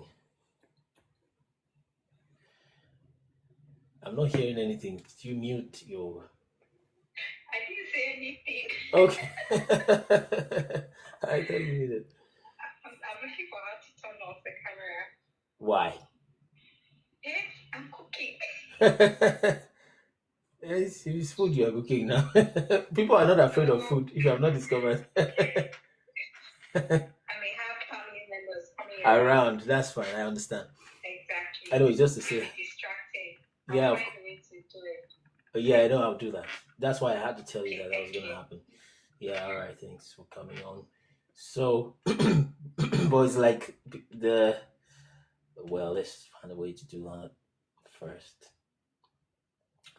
So, yeah, great. So that's another good way. X button. That's it. Thank you, Priya, for that. So you can also figure out how to do it. Brilliant. So, it's those that prefer Instagram. But Priya, what do you think? Priya, are you on what's the call now? On TikTok at all, Priya?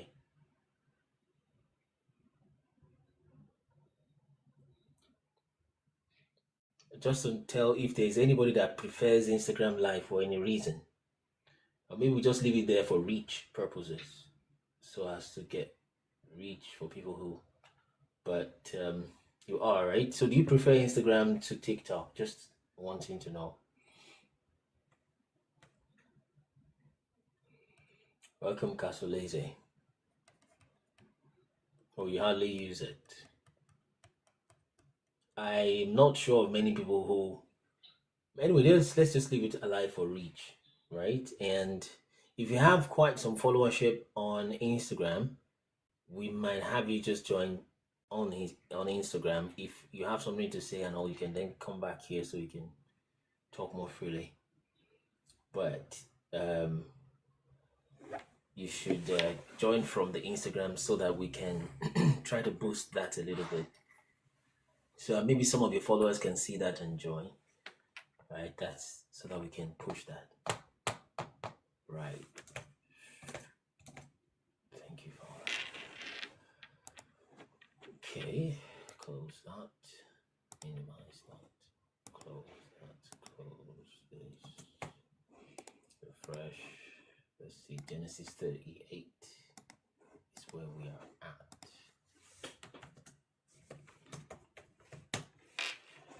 Unending is your reign, my King.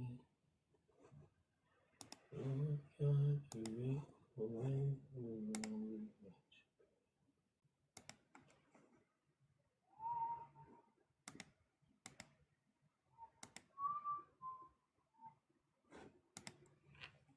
Yes, greetings, Castle Lady. So let's pray.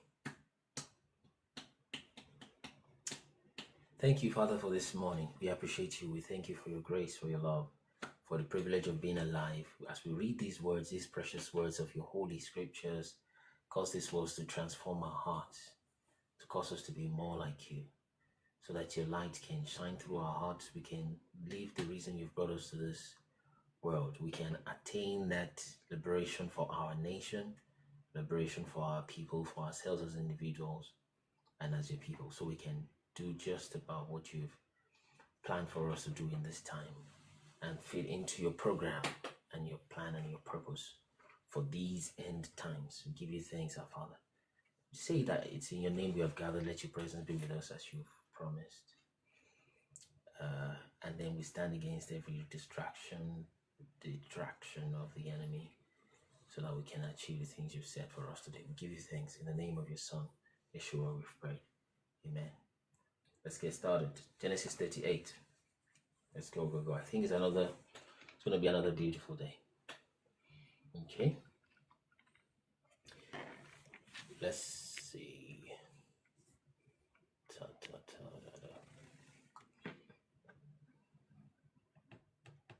Paddy, you're requesting again, and the last time you were not talking. Okay, they're gone. Okay, Genesis 38. And it came to pass at that time that Judah went down from his brethren and turned in to a certain Adullamite, whose name was Hira. So Judah went down from his brethren. So between 37, when they sold Joseph, and this Genesis 38, there must have been at least, there was quite some years, okay? Because it was after they sold Joseph, they started getting married for some reason. So when Judah saw there a daughter of a certain Canaanite, whose name was Shua, and he took her and went in unto her. They got married, more or less. And she conceived and bare a son, and he called his name Er. And she conceived again and bare a son, and she called his name Onan. Okay, he called his name Er. She called his name, the second child, Onan. Okay? She's a Canaanite, right? So he shouldn't have done that, really. He shouldn't have done that. He got married to a Canaanite. That's not quite a plan. Okay? And she yet again conceived, and she bare a son, and called his name Shelah. And he was at Kezib when she bare him. And Judah took a wife for Er, his firstborn, whose name was Tamar. And Er, Judah's firstborn, was wicked in the sight of the Lord, and the Lord slew him. So they didn't want to have children with this Tamar because she was not a Canaanite like their mother. Joshua gives us some more details. Obafemi, you're welcome. Obafe Ikemi, rather, Luther, on Instagram, you're welcome. So, the Lord slew that first child, Er. 8. And Judah said unto Onan, go in unto thy brother's wife and marry her, and raise up seed to thy brother. That's kinsman redeemer, redemption, which they still do in West Africa till today, as far as I'm aware. In Igbo land, in Yoruba, amongst the Yoruba people. They still do that, of course, in a very far remote, conservative areas. Are mermaids in the Bible? Not that I'm aware of. No. But I think they are centaurs, right? They are such kind of creatures, half animal, half human, in Jasher, at least. Okay, Berom. Who are the Berom people? Does anybody know Berom? Or can you tell us who the Berom are? You are great, you are kind. Josh, Plateau, wow. So they do that in Plateau also. So I can imagine in many places, actually. In Africa, in Nigeria, wow, nice. That's your tribe. Oh, okay, nice. So I don't think the Europeans do this. I don't think so. Not by culture, at least. Not that I'm aware of. Okay.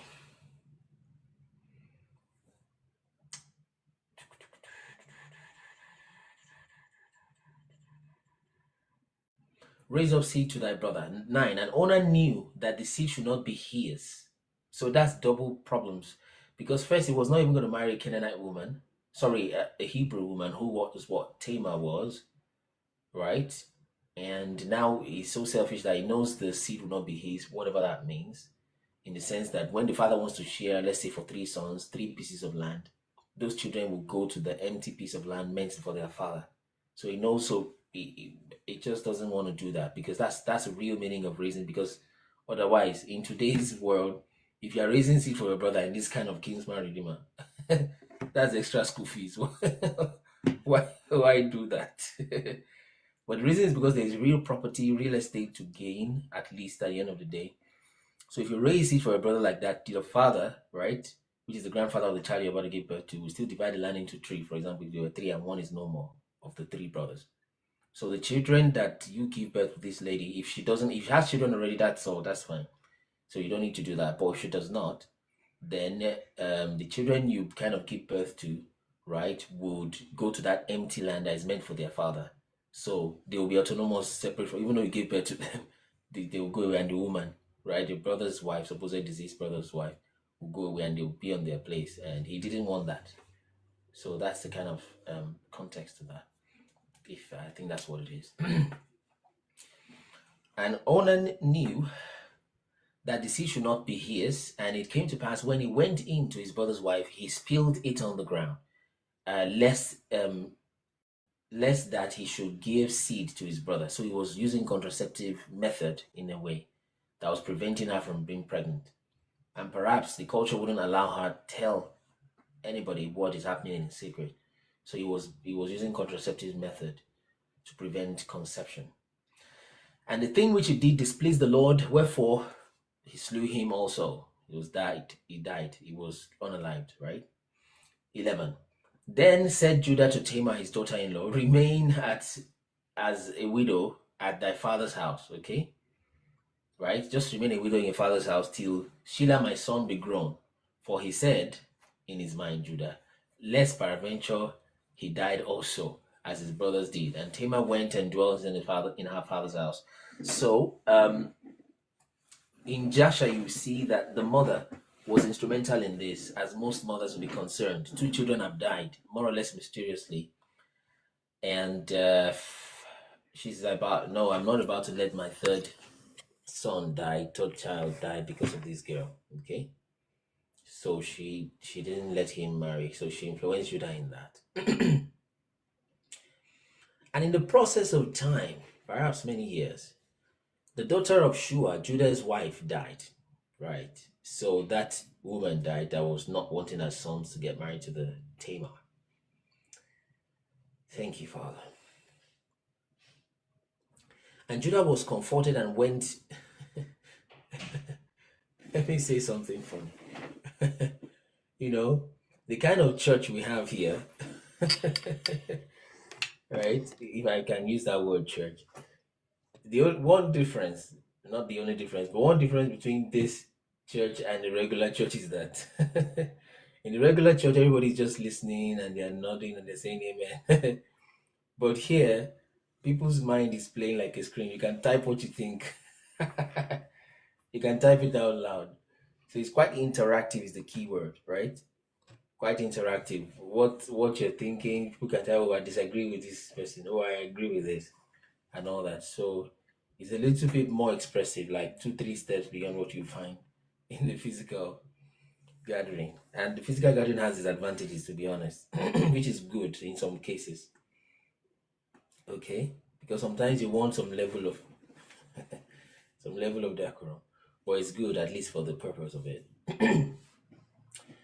All right, so he went to so she died. Shua, Judah's wife, died, and Judah was comforted and went up onto his sheep shearers in Timnah to check up on his business, something like that. He and his friend Hira the Adulamite. That's where he got that wife in the first place, I think. Adulamite. And from Adulamite, if it's from the cave of Adullam, the cave of Adullam will be perhaps far towards the east. Because the book of Joshua helps us understand that the cave of Adullam is where Lot was staying with his daughters when they had those children that they shouldn't have had anyways. Okay, so it probably is the same cave of Adullam that David hid in when he was fleeing from Saul. All right, so but that is in Zoar for where Lot is, and that will be far towards kind of the east, slightly northeast Africa, almost getting into Ethiopia. Okay, is where we think it would be. You can get that from our maps on the website, by the way. So, and it was told him, saying, behold, thy father in-law goeth up to Timnath to shear his sheep. And she put her widow's garments off from her and covered her with a veil and wrapped herself and sat in an open place, which is by the way to Timnath. For she knew that Shelah was grown and she was not given unto him to wife. So she wanted to circumvent this thing. And Judah saw her and he thought her to be a harlot, but because she covered her face. Okay. And it's quite something then that prostitutes then will cover their faces and their bodies. Then, and now, you know, it's almost the opposite, right? So, but anyway, 16. And he turned, right? And he turned unto her by the way. You're welcome, Jules. Jules is one of those. I think Jules is Wambua's friend, Wambua's partner. Yeah. Jules, you're welcome. And you can ask questions, by the way. I think the Jules is this. Is it atheist or something? I forgot that thing, but I can remember. Except they changed their DP. But I think they're this atheist kind of group or anti-Christian kind of sort of. Okay. So, and he turned unto her and said, "Go, I pray thee." Right? Is that where we're at? Yes, he turned unto her, by the way. So he went to the lady and said, "Go to, I pray thee, let me come in unto thee," for he knew not that she was his daughter-in-law. And he said, Jew said, my history will never be part of the Bible, never. So Jews, can you come up as a guest, right? Just come up as a guest so we can discuss. But yeah, just come up as a guest if you can. Gian can send her or send, I think it's a lady, can send them a invitation request so they can come up. So so he turned, by the way, okay, for he knew not that it was his daughter-in-law, and she said, "What wilt thou give me?" Right? 10 minutes here, in 10 minutes you come up. "What wilt thou give me that thou mayest come in unto me?" And he said, "I will send thee a kid of the flock." And she said, "Wilt thou give me a pledge?" That means I'll give you a kid of a goat, like to pay you, right? Well, something like that. Okay. Okay, so what okay, yeah, and he said, "Wilt thou give me a pledge till thou send it?" Right? Okay. No, it's actually literal. Black sun. Black sun is trying to say, Black sun manifestation is saying, Jews, it is, but it's not literal, it's mystical. It's not mystical, it is literal, actually, black sun. So, and I'm sure that's it. It's not mystical, it's direct literal is what we are seeing. It's very directly literal, not mystical, not revelatory, not figurative. Literal history, Black African history. Okay. So let her come up. I think she's gonna need a backup because somebody to come with her so that we can have a discussion. It's gonna be one of those long discussions, 1 hour and all that. And then the internet will be boiling all over the place. So that's if they're able to come up, but she can come with a friend or with a husband or something. Okay. So what will you give me that you may come in? Okay, without give me a pledge till thou send it. And he said, "What pledge shall I give thee?" And she said, "Thy signet," okay, "and thy bracelet." Bracelets are usually worn on the arm, I think. Signet, I don't know what that is, but maybe a ring, something like that. Okay. And then the bracelet and your staff. Okay, that is in thine hand. Anybody can also come up already, especially after the chapter. Okay, let's see. Thy staff that is in thine hand. And he gave it her, and came in unto her, and she conceived by him. Right. And she arose and went away, and laid by her veil from her, and put on the garment of her widowhood, as I before. And Judah sent the kid by the hand of his friend, the Adulamite. He's got a friend that is based on belief. Just come up when you're ready, Adebayo. I can't remember, but I think we've spoken to you twice. Maybe you were not answering questions or something like that, but just come up so we can see. And she arose and went away and laid, and she wore that thing of widowhood. And Judah sent the kid by the hand of the Adulamite to receive his pledge from the woman's hand, but he found her not. Then he asked the men of that place, saying, "Where is the harlot that was openly by the wayside?" And they said, "There was no harlot in this place." And he returned to Judah. That's the Adulamite. He returned to Judah. By the way, maybe Judah knew it was kind of like a shameful thing to go into a harlot like that. So he sent his friend. And some of us have those kind of friends that will help you cover up some dirty works. Knowing that you are at this, don't worry, I'll cover that part for you. That's not a good cover up you need, It says, "He that covers his sin shall not prosper." Oh, okay. let's proceed. So he said, I found her not. Then he asked the men of the place. They said, there's no harlot there. 22. And he returned to Judah, to the man, and said, I cannot find her. And also the men of the place said, there was no harlot in this place. And Judah said, let her take it to her, lest we be shamed. Exactly. So they didn't want that stigma. Behold, I sent this kid, and thou hast not found her. In other words, I'm clear.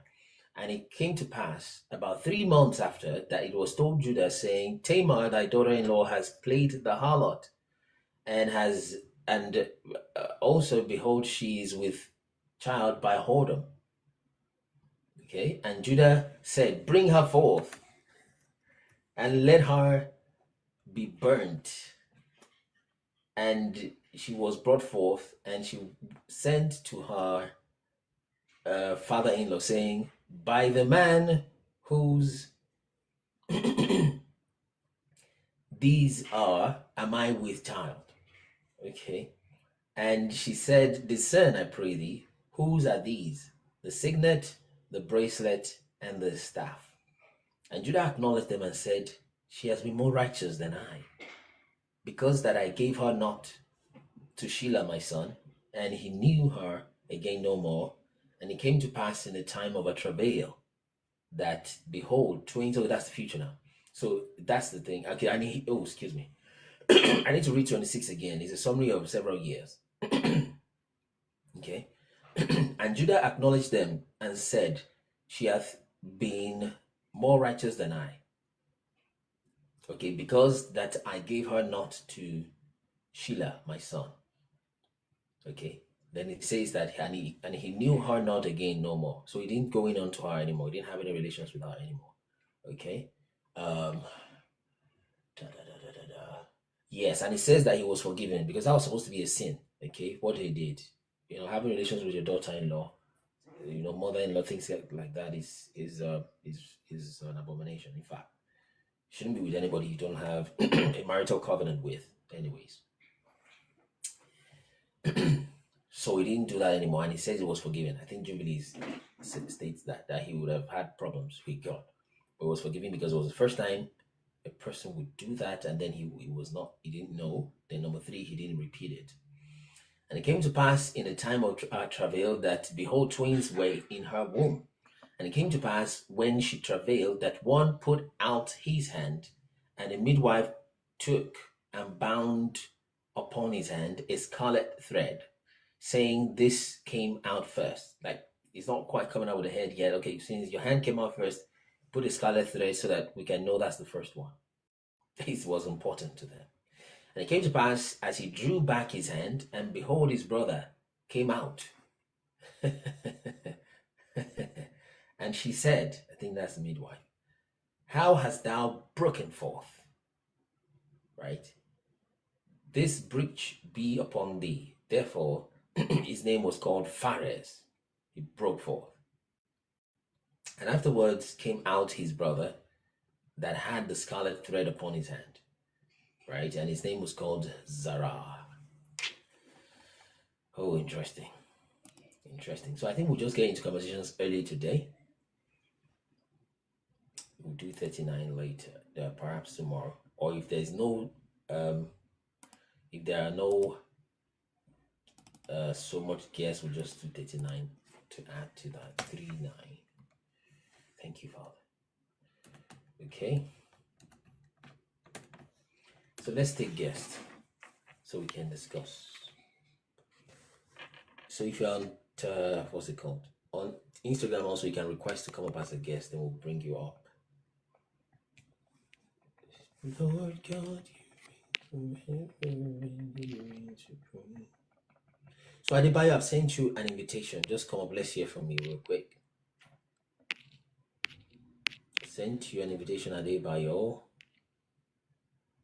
So that we can hear. I can't remember we've spoken once or twice. I can't remember how we concluded. So I've sent you an invitation. Then I'm waiting for Jules also.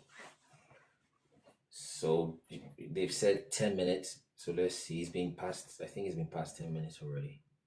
So we'll try to hear people that have, busy. So hear people that have contrary opinions, and sometimes it helps. to see perspective. If there is none, because that's the only guest. Okay, Giang is requesting, but I'm thinking, we just read one more chapter so that we get into the thing, so we can go deeper than just wider, as the case may be. Okay.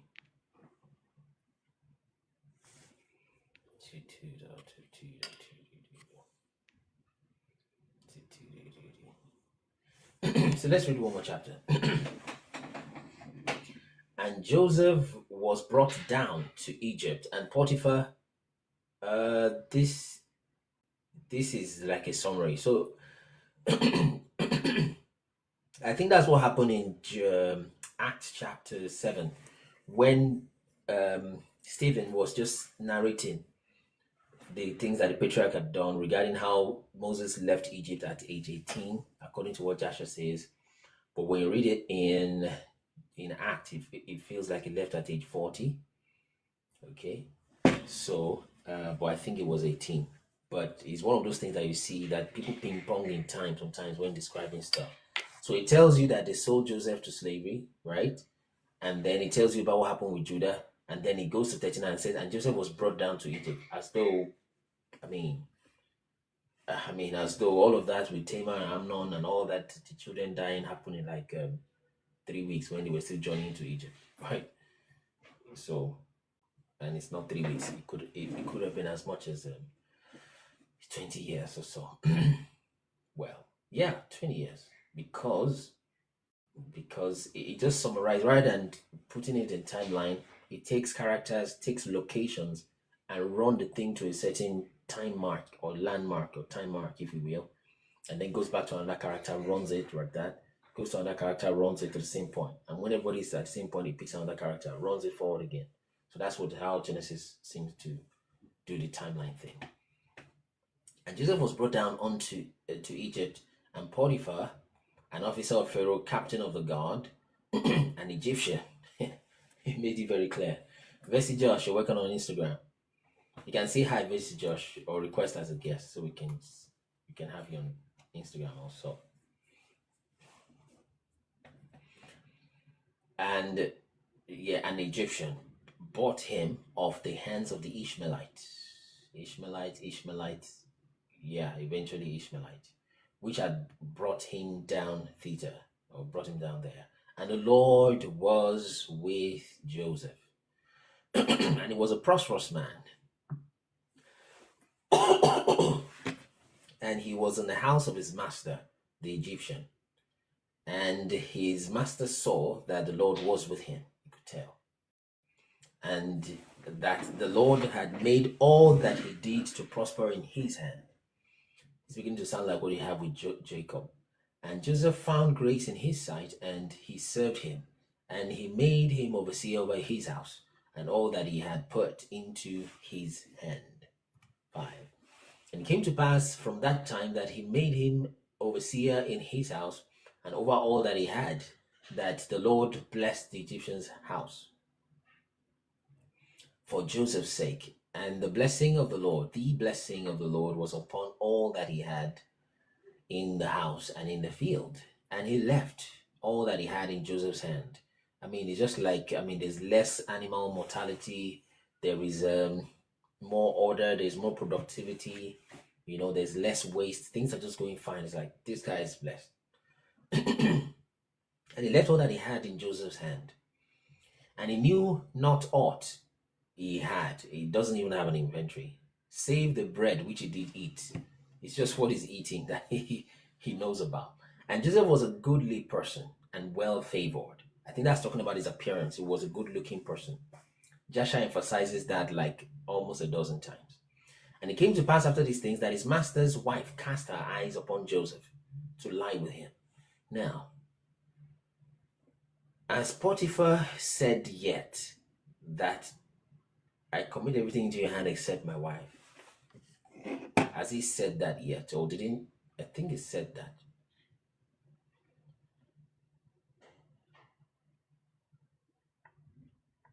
Okay, let's keep reading.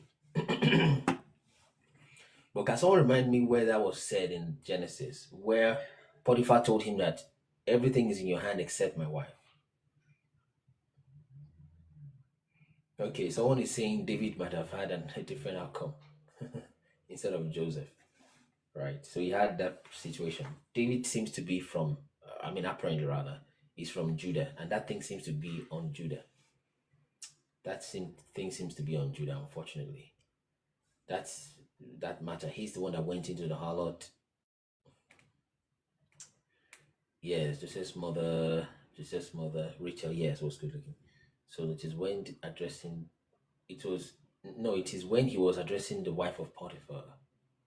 Okay. Oh, yes, I see. Oh, then maybe it was Joshua then that he made it an instruction that don't touch anything except, like that. But then it's reportedly, Joseph reported that, what Potiphar told him. Okay, it came to pass after these things that his master's wife cast her eyes upon Joseph, and she said, "Lie with me." And he refused, and said unto his master's wife, "Behold, my master wotteth," that means he does not know, he know not, wotteth not, what is with me in the house, and he has committed all that he had into my hand. There is none greater in this house than I, neither has he kept back anything from me but thee, because thou art his wife. How then can I do this great wickedness and sin against God? So I want someone to check Joshua. I think Potiphar specifically told Joseph, "You can work with anything except my wife." And we could infer from many details in the book of Joshua that there are at least two reasons why he said that. I mean, that's like a rhetorical, obvious, like, come on. You don't need to be told not to touch somebody's wife, or rather, your master's wife. It needed not to be said, but Potiphar still said it. We think there are two reasons. The first reason is that at this point, is like Potiphar was a eunuch, right? He had become a eunuch. He had more or less removed his own, castrated himself, more or less. Okay, I don't think the detail was told how, but he actually has a daughter, so it means he was not that naturally. Okay, so somehow he was a eunuch at that time. And secondly, I think his wife was also a kind of funny woman, which in a way maybe is not understandable. It can be explained why she's that way, because probably she wouldn't have been with her husband because of his situation, right? But then I think she also has some problems. She brought her friends and all of that. You have details in Joshua. So, but someone can help us bring. Yeah, so Joseph also was good looking. Like, okay, let me just give this guy a check in case he's a funny guy, right? Something like that. So many of those things are like excuses, or explanation rather. They are not excuses for her to have been like that. All right, let's go. So, yeah, Ezekiel, you're welcome on the Instagram. So he refused and said to that, "Behold, my master does not know what, and he has given everything to my hand. There is none greater than me, so I can't do this because thou art his wife. How then can I do this great wickedness and sin against God?" And it came to pass that she spake to Joseph day by day, almost for a whole year, if you get to check in the book of Joshua. And it came to pass as she spake to Joseph day by day, that he hearkened not unto her to lie with her, or to be with her. Indeed, actually, or to even look upon her, the way Joshua puts it. They wouldn't just have that eye contact. And it came to pass about this time that Joseph went into the house to do his business. And at that time, people went out to go to the river Nile, because there was this overflowing that happens every year. So they were going to observe that. Okay, so there were fewer people at home. And it came to pass about the time that Joseph came into the house to do his business, and there was none of the men of the house there within. Joshua gives us the context. Okay, 12. And she caught him by his garment, saying, "Lie with me," right? And he left his garment in her hand and fled and got him out. And it came to pass when she saw that he had left his garment in her hand and was fled forth, that she came unto the men of her house. Actually, that's when the men returned. Okay, because that sounds contradictory. He said there was no men, now he said he came to the men. So when they returned from where they went, and she spake unto them, saying, "See, he has brought in an Hebrew unto us to mock us." he came in unto me to lie with me, and I cried with a loud voice. And it came to pass, when he heard that I lifted up my voice and cried, that he left his garment with me and fled and got him out. And she laid up his garment by her until the Lord came. You just put the cloth there as evidence. And she spake unto him according to these words, saying, the Hebrew servant which thou hast brought unto us came in unto me to mock me. Those days you're welcome on Instagram. And it came to pass, as I lifted up my voice and cried, that he left his garment with me and fled out. And it came to pass, when his master, Joseph's master, heard the words of his wife, which she spake unto him, saying, after this manner did thy servant do to me, that his wrath was kindled. Of course. 20. And Joseph's master took him and put him into the prison, a place where the king's prisoners were bound. Oh yes, false accusation is as early as lies can be. And the keeper of the prison committed to Joseph's hand all the prisoners. This is a quick summary that were in the prison. By the way, Joseph was eventually in the prison for 12 years. Wow, right? 12 years. All that were in the prison, and whatsoever they did there, he was the doer of it. Thank you, Father. So that thing still followed him to the prison. They still committed things into his hands. The keeper of the prison looked not to anything that was under his hand, but the Lord was with Joseph. And that which he did, the Lord made it to prosper. So the book of Joshua gives us the details, how they eventually knew that the woman was at fault, but they still locked up Joseph because of political reasons, right?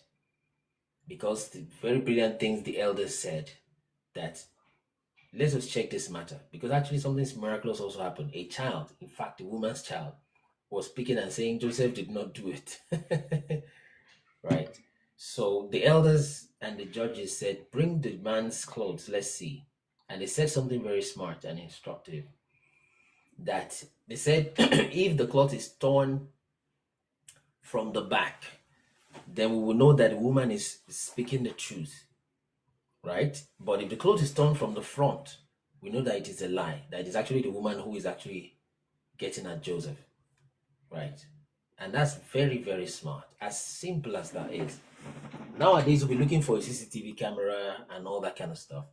But that was so smart. That was just so smart.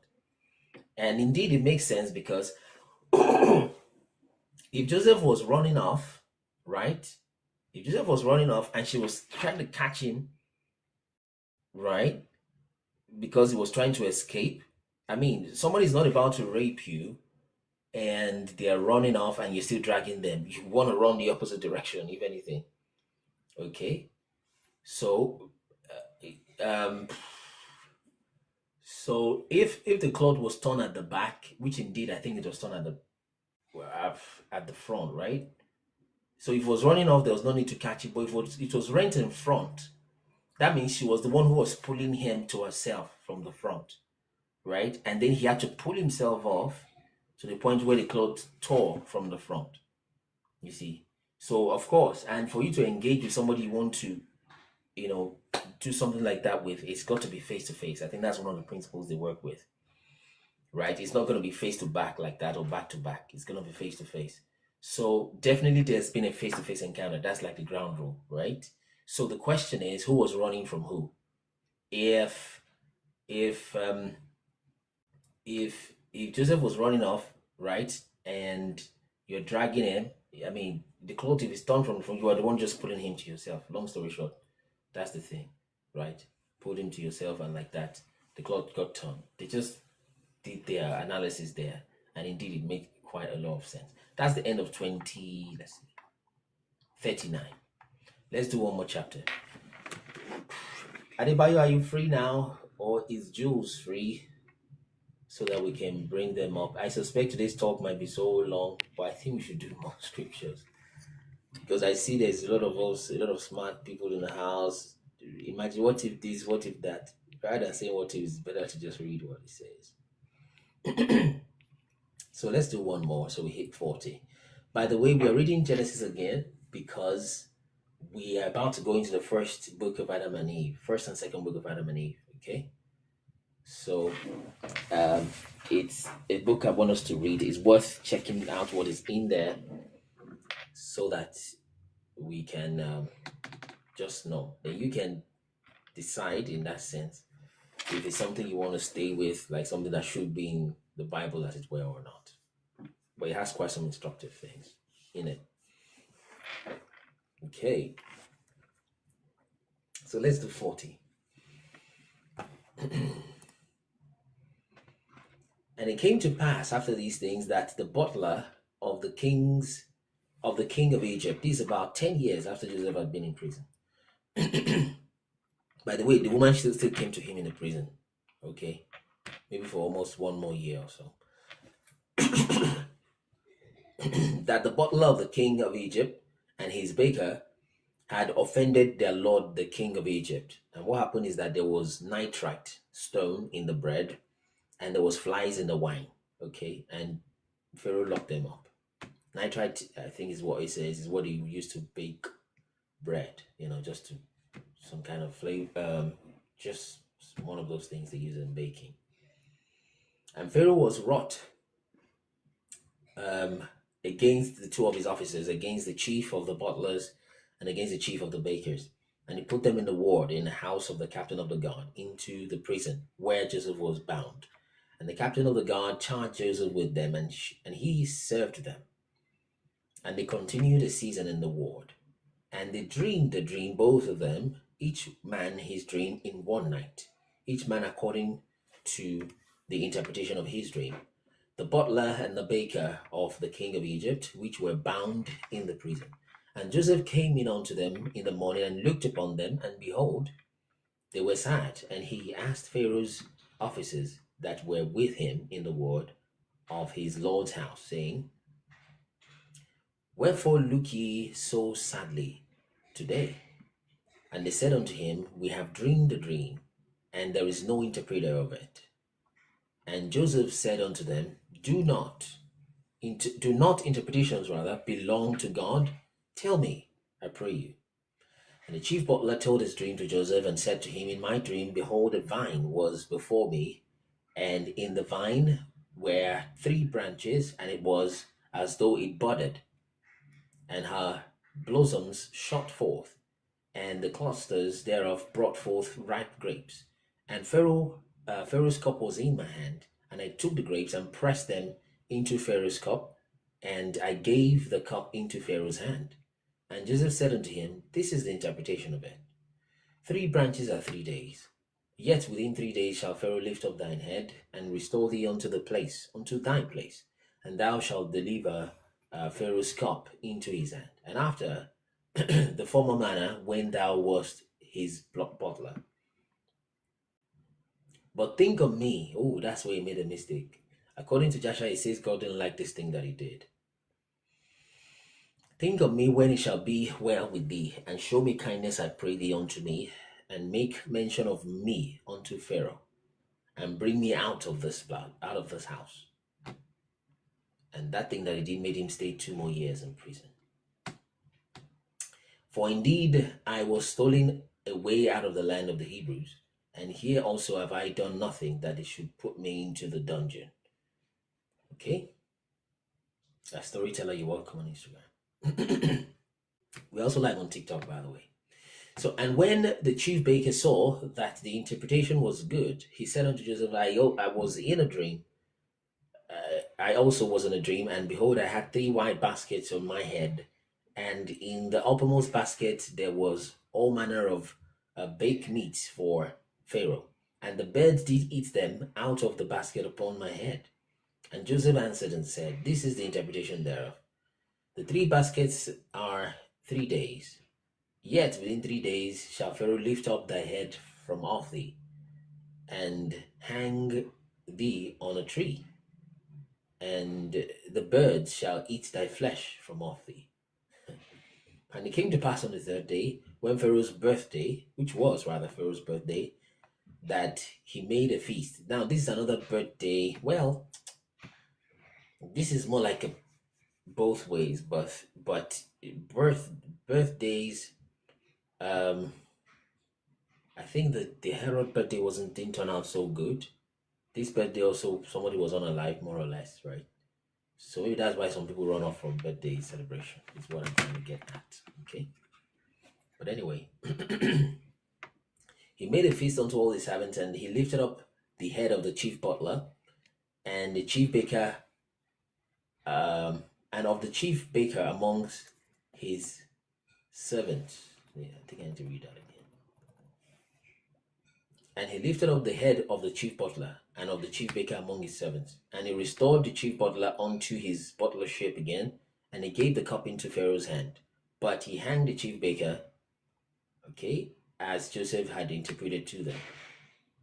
Yet did not the chief butler remember Joseph, but forgot him. And he says that was from the Lord, because Joseph trusted in man. That's what the book of Joshua says, I believe. So, he stayed 2 more years in prison after that. And I think it was supposed to be just 10 years. Just about as long as Moses stayed in prison. Okay? According to the book of Joshua again. But he did 2 extra years because scripture says to trust in man. So we'll do 41 tomorrow. So let's get into conversation so that we'll just talk a little bit. 41, and we close for the day. It's quite a lot of things to do.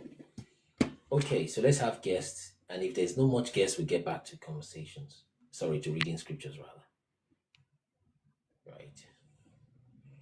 So we'll do our regular 3 minutes, 4 minutes of. But if you want to request now and fill this up, then we move ahead. Okay, let's hear from Gian. Good morning, Gian. You ready? Or if you rather have us read more? Or you just 2 minutes? Gian, you're muted. Yeah, good morning, Minister. Good morning, everyone. Thank you for the time. I think we should read more, but just a few of comments.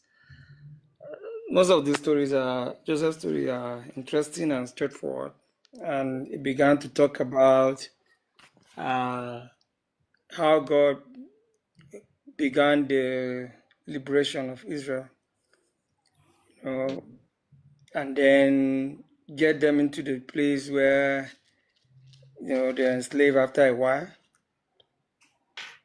where we've thought that based on the vision that Abraham had, that that was the slavery that they were going to be involved with for about 400 years. Until now, we know that, okay, it wasn't enough up to that number yet, or no, up to those number of years.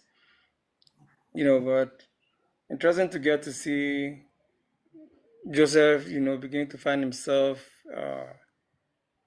established in the land where he was sent as a slave. But just also show that God was with him. When he got into slavery, he got into the hands of Potiphar.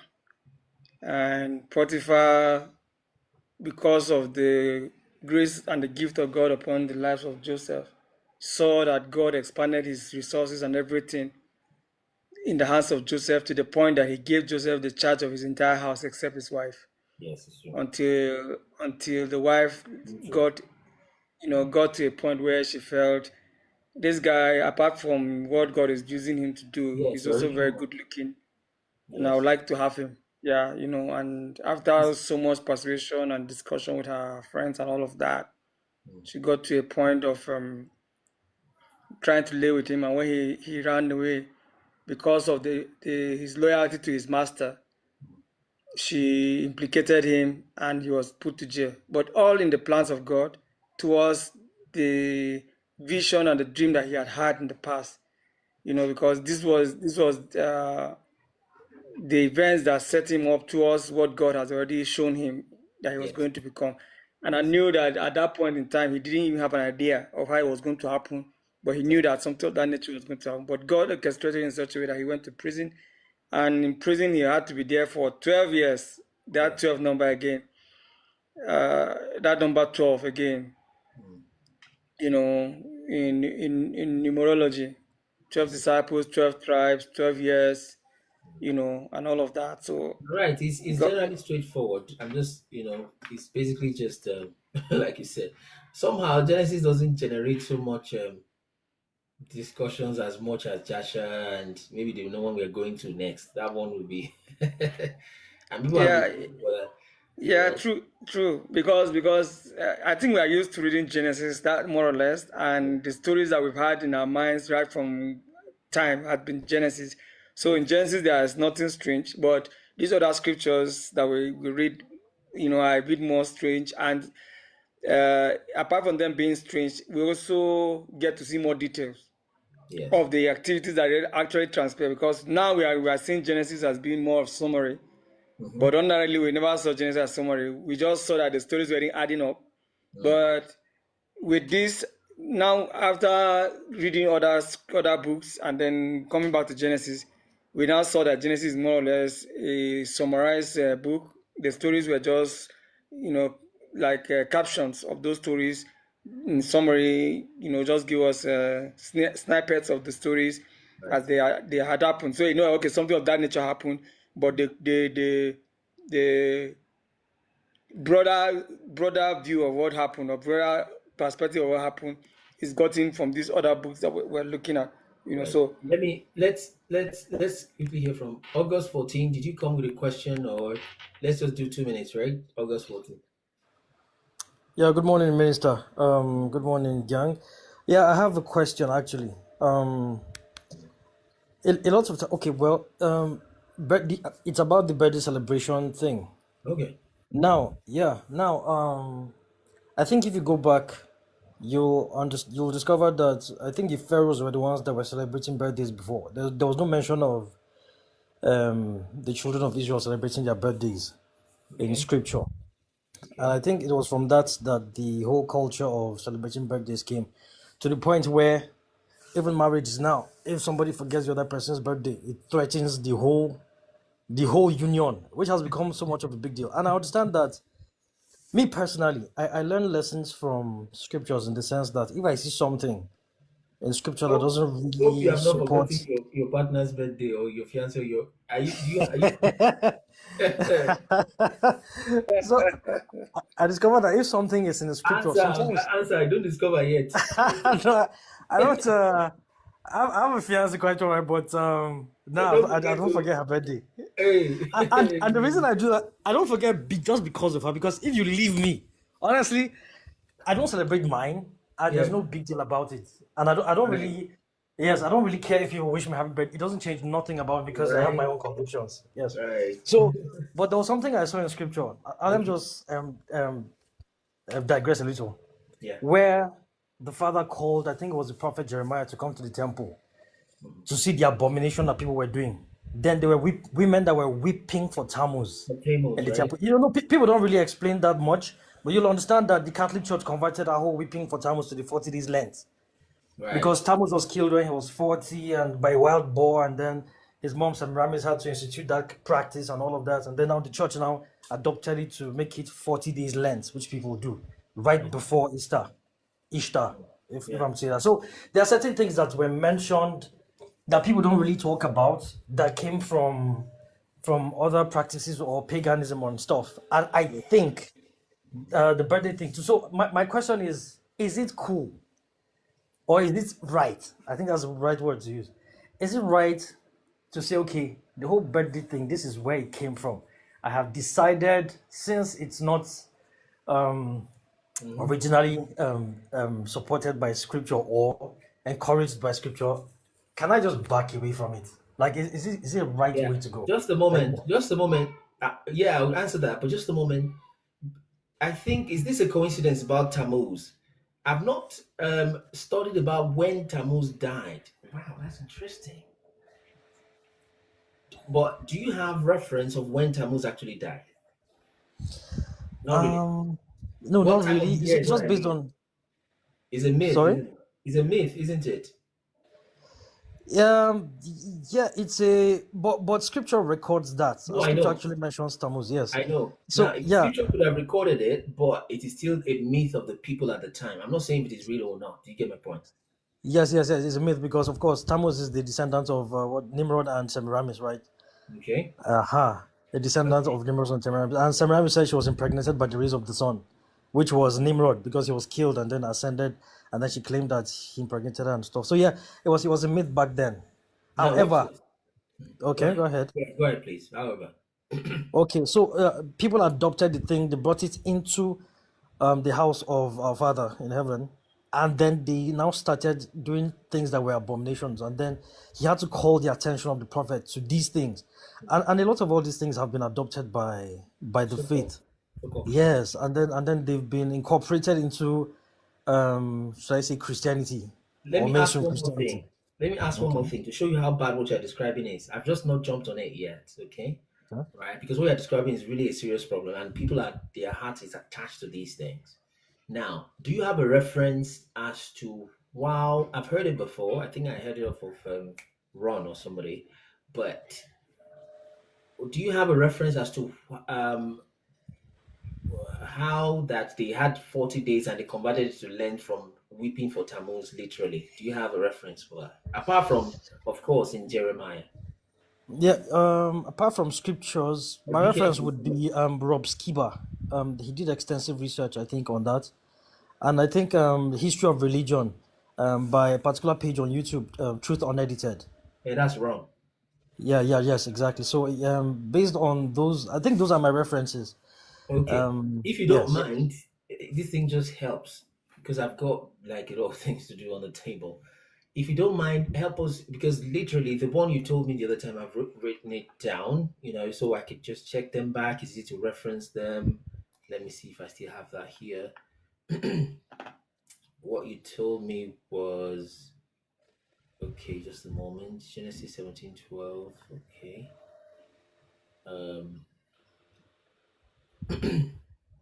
I got it written down somewhere.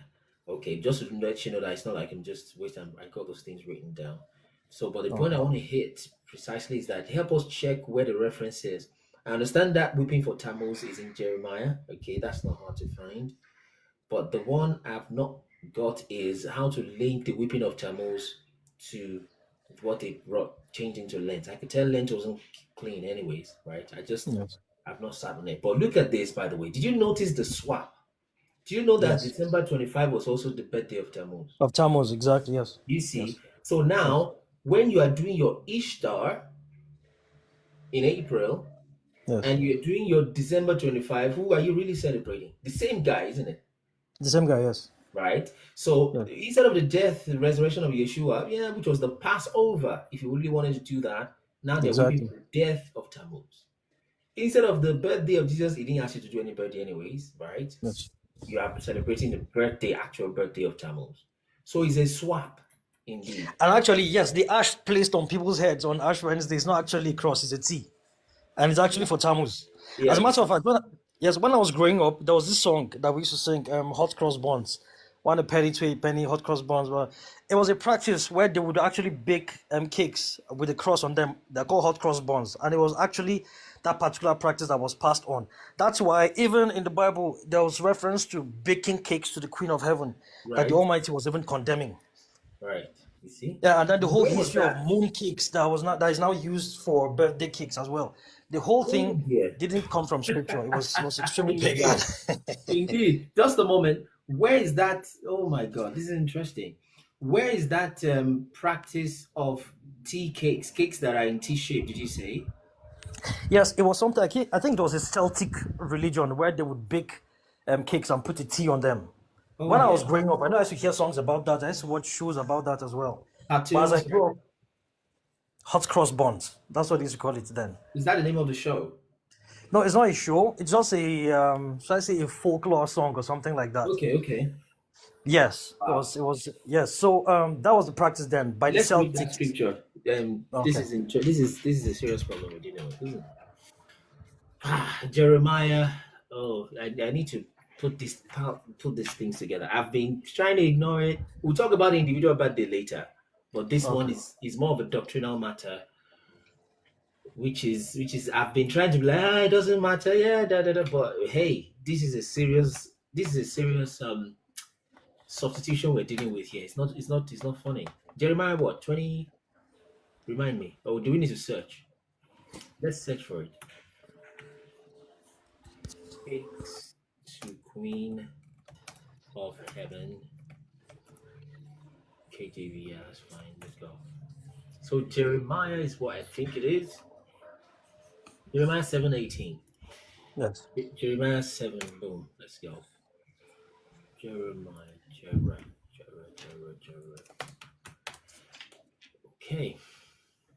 I need to put this somewhere important because now it's forming because when you're beginning to link some things, you're just leaving it there.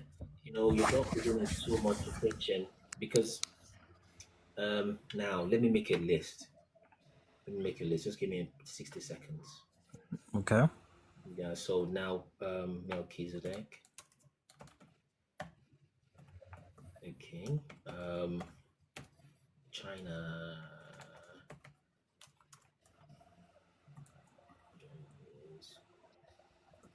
Just a moment. I'm just gathering some topics I've previously thought like, well, it doesn't matter, so they may sound off, but don't worry, I'm not. So after that. Okay, well, while you're searching, the whole whipping for Tammuz thing, I think it was a practice that was done for a period of 40 days because he was 40 years old when he was killed by a wild boar. As a matter of fact, people that actually celebrated I don't want to miss. Just give me 31 seconds. Okay. So Cyprus. After Cyprus, 1, 2, 3. Well, Duke. Just 30 more seconds. Okay, so now let's choose this Queen of Heaven.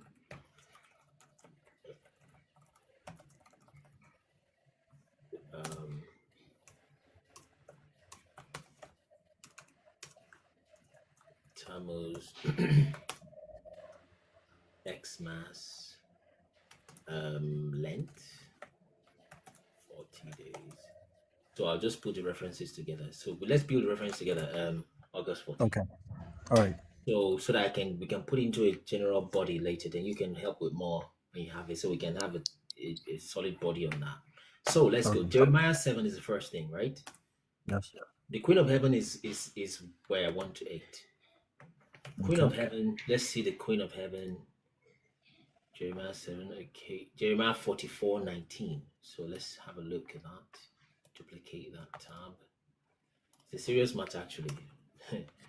If what Satan did was just to eliminate, as it were, which is what the New Testament is trying to protect. Like, well, those things are past. We don't do a Passover anymore. Like that. The question is, why are they substituted? Exactly.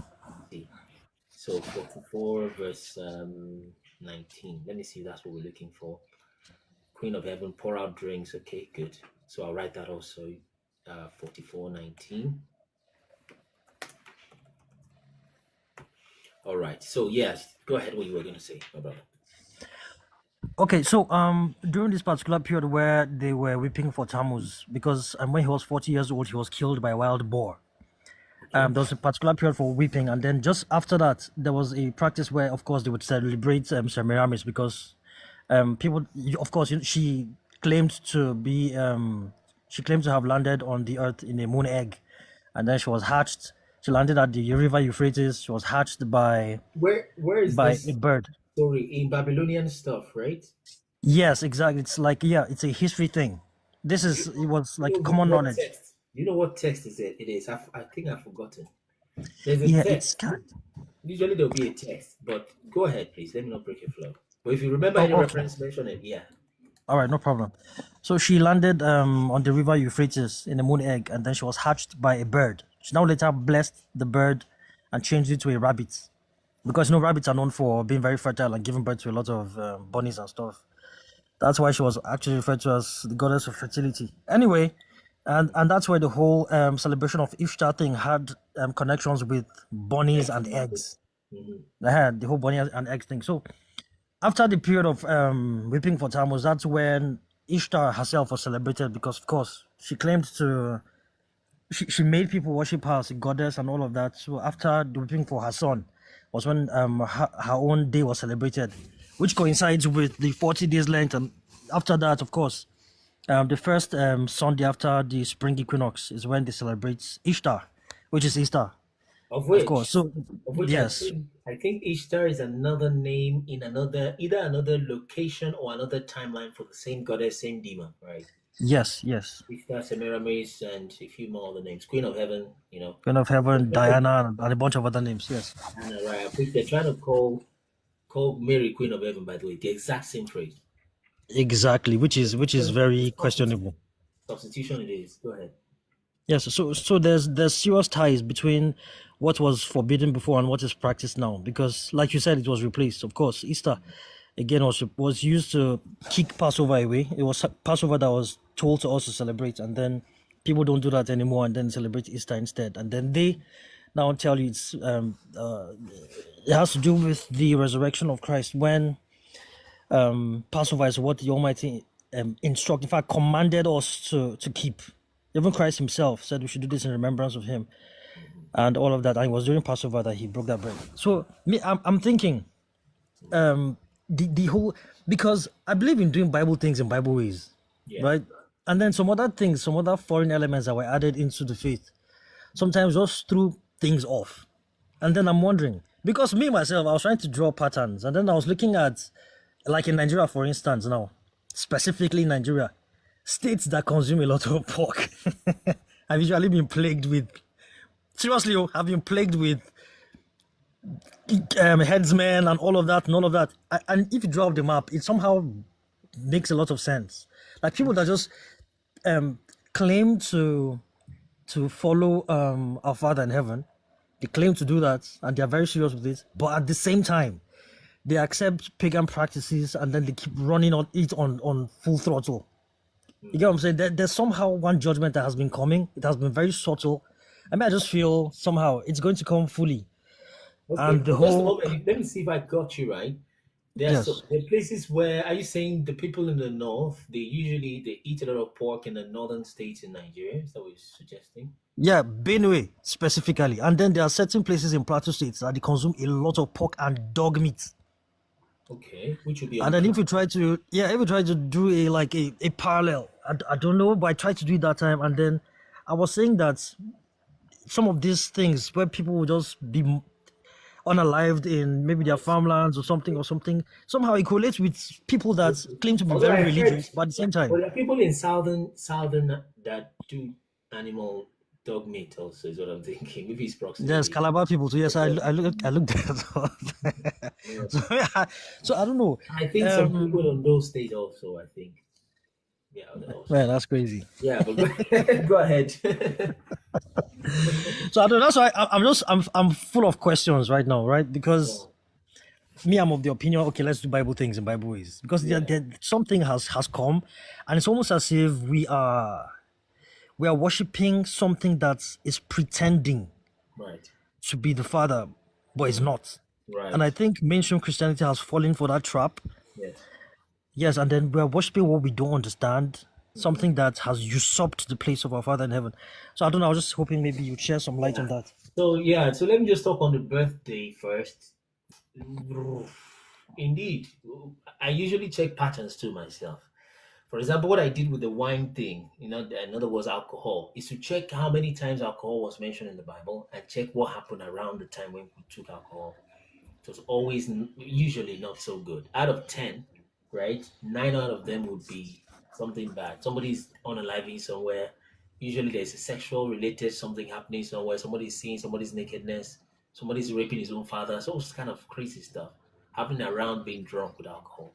So for me, that was it. And the same thing is happening is what I would want to apply to birthday, at least for now. To say that, you know what, the two references to birthday we are seeing now is Pharaoh and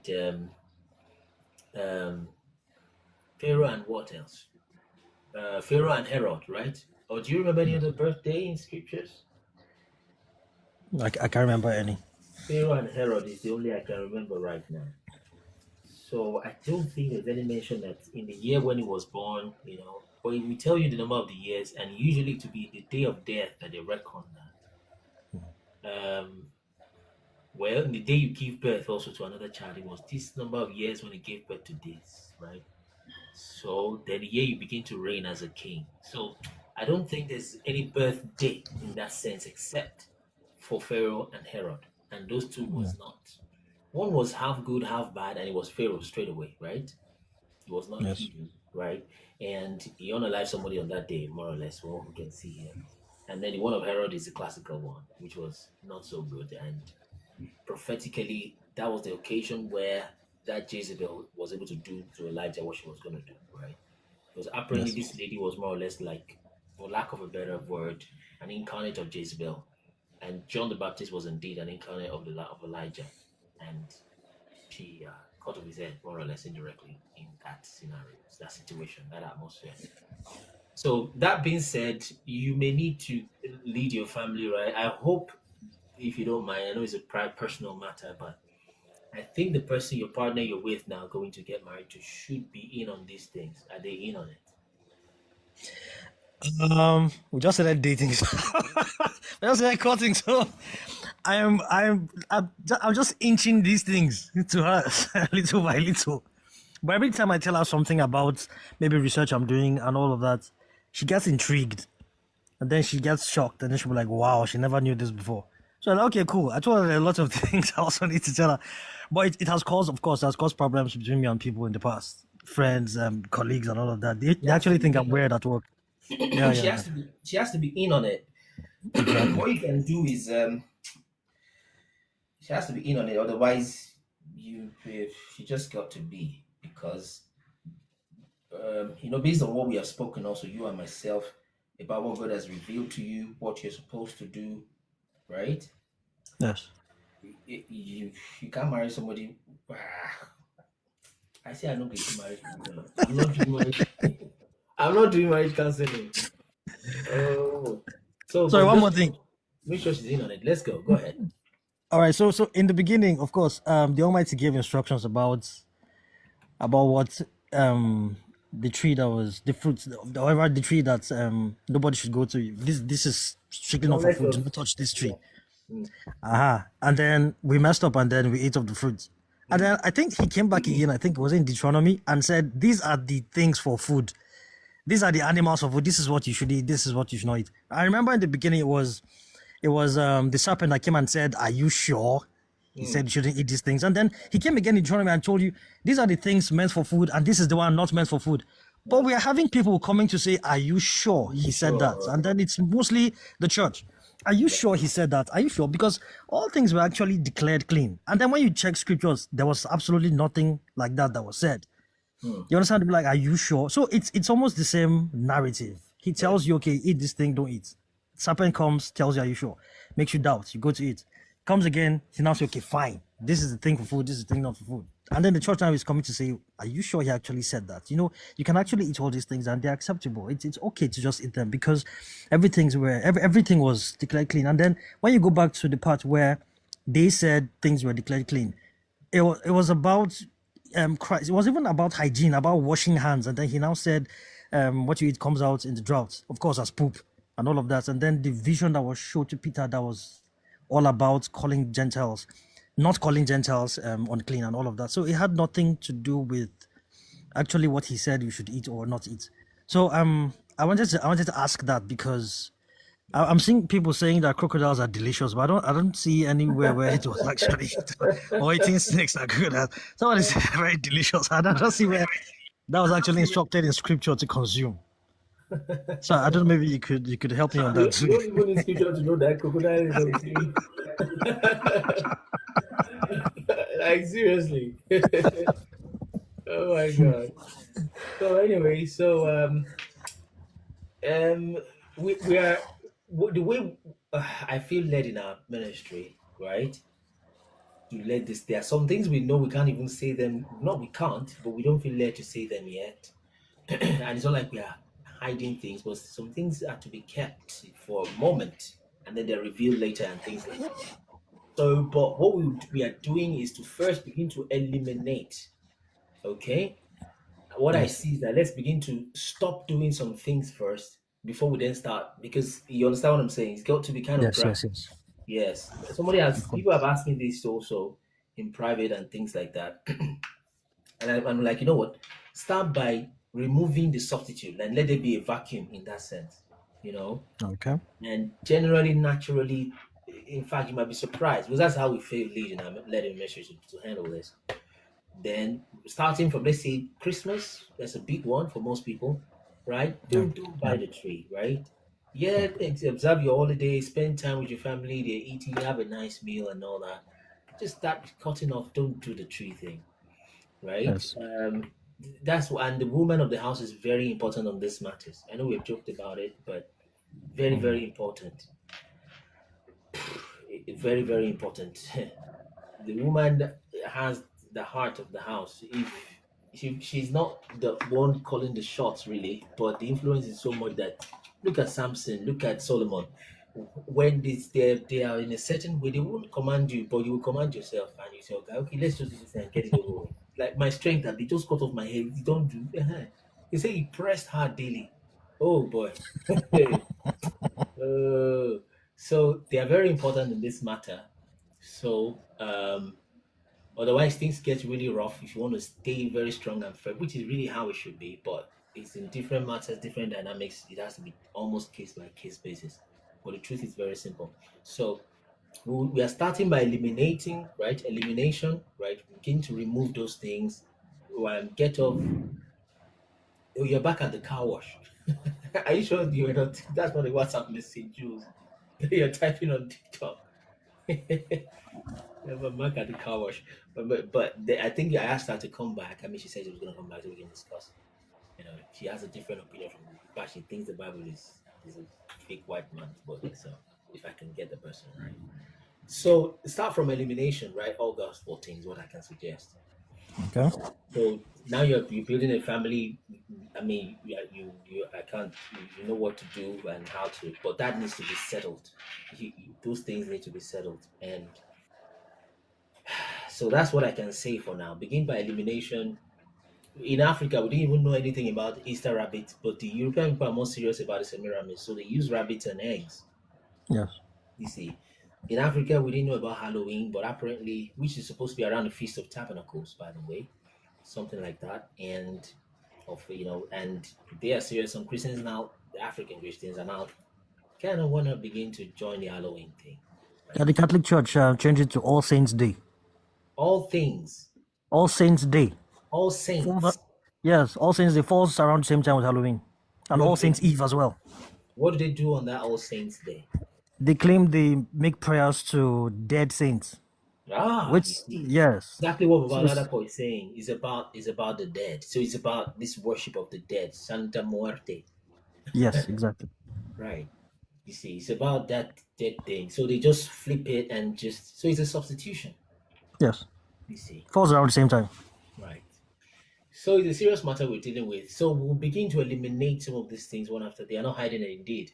So begin to cut off. Let's begin to first, because if we say, do Passover, they will flip scripture on you, right? So the way we are led to do it is first hit the apparently demonic evil reality about this so-called days and all that. Then they will see that this is it. Okay, we drop that. So what should we do?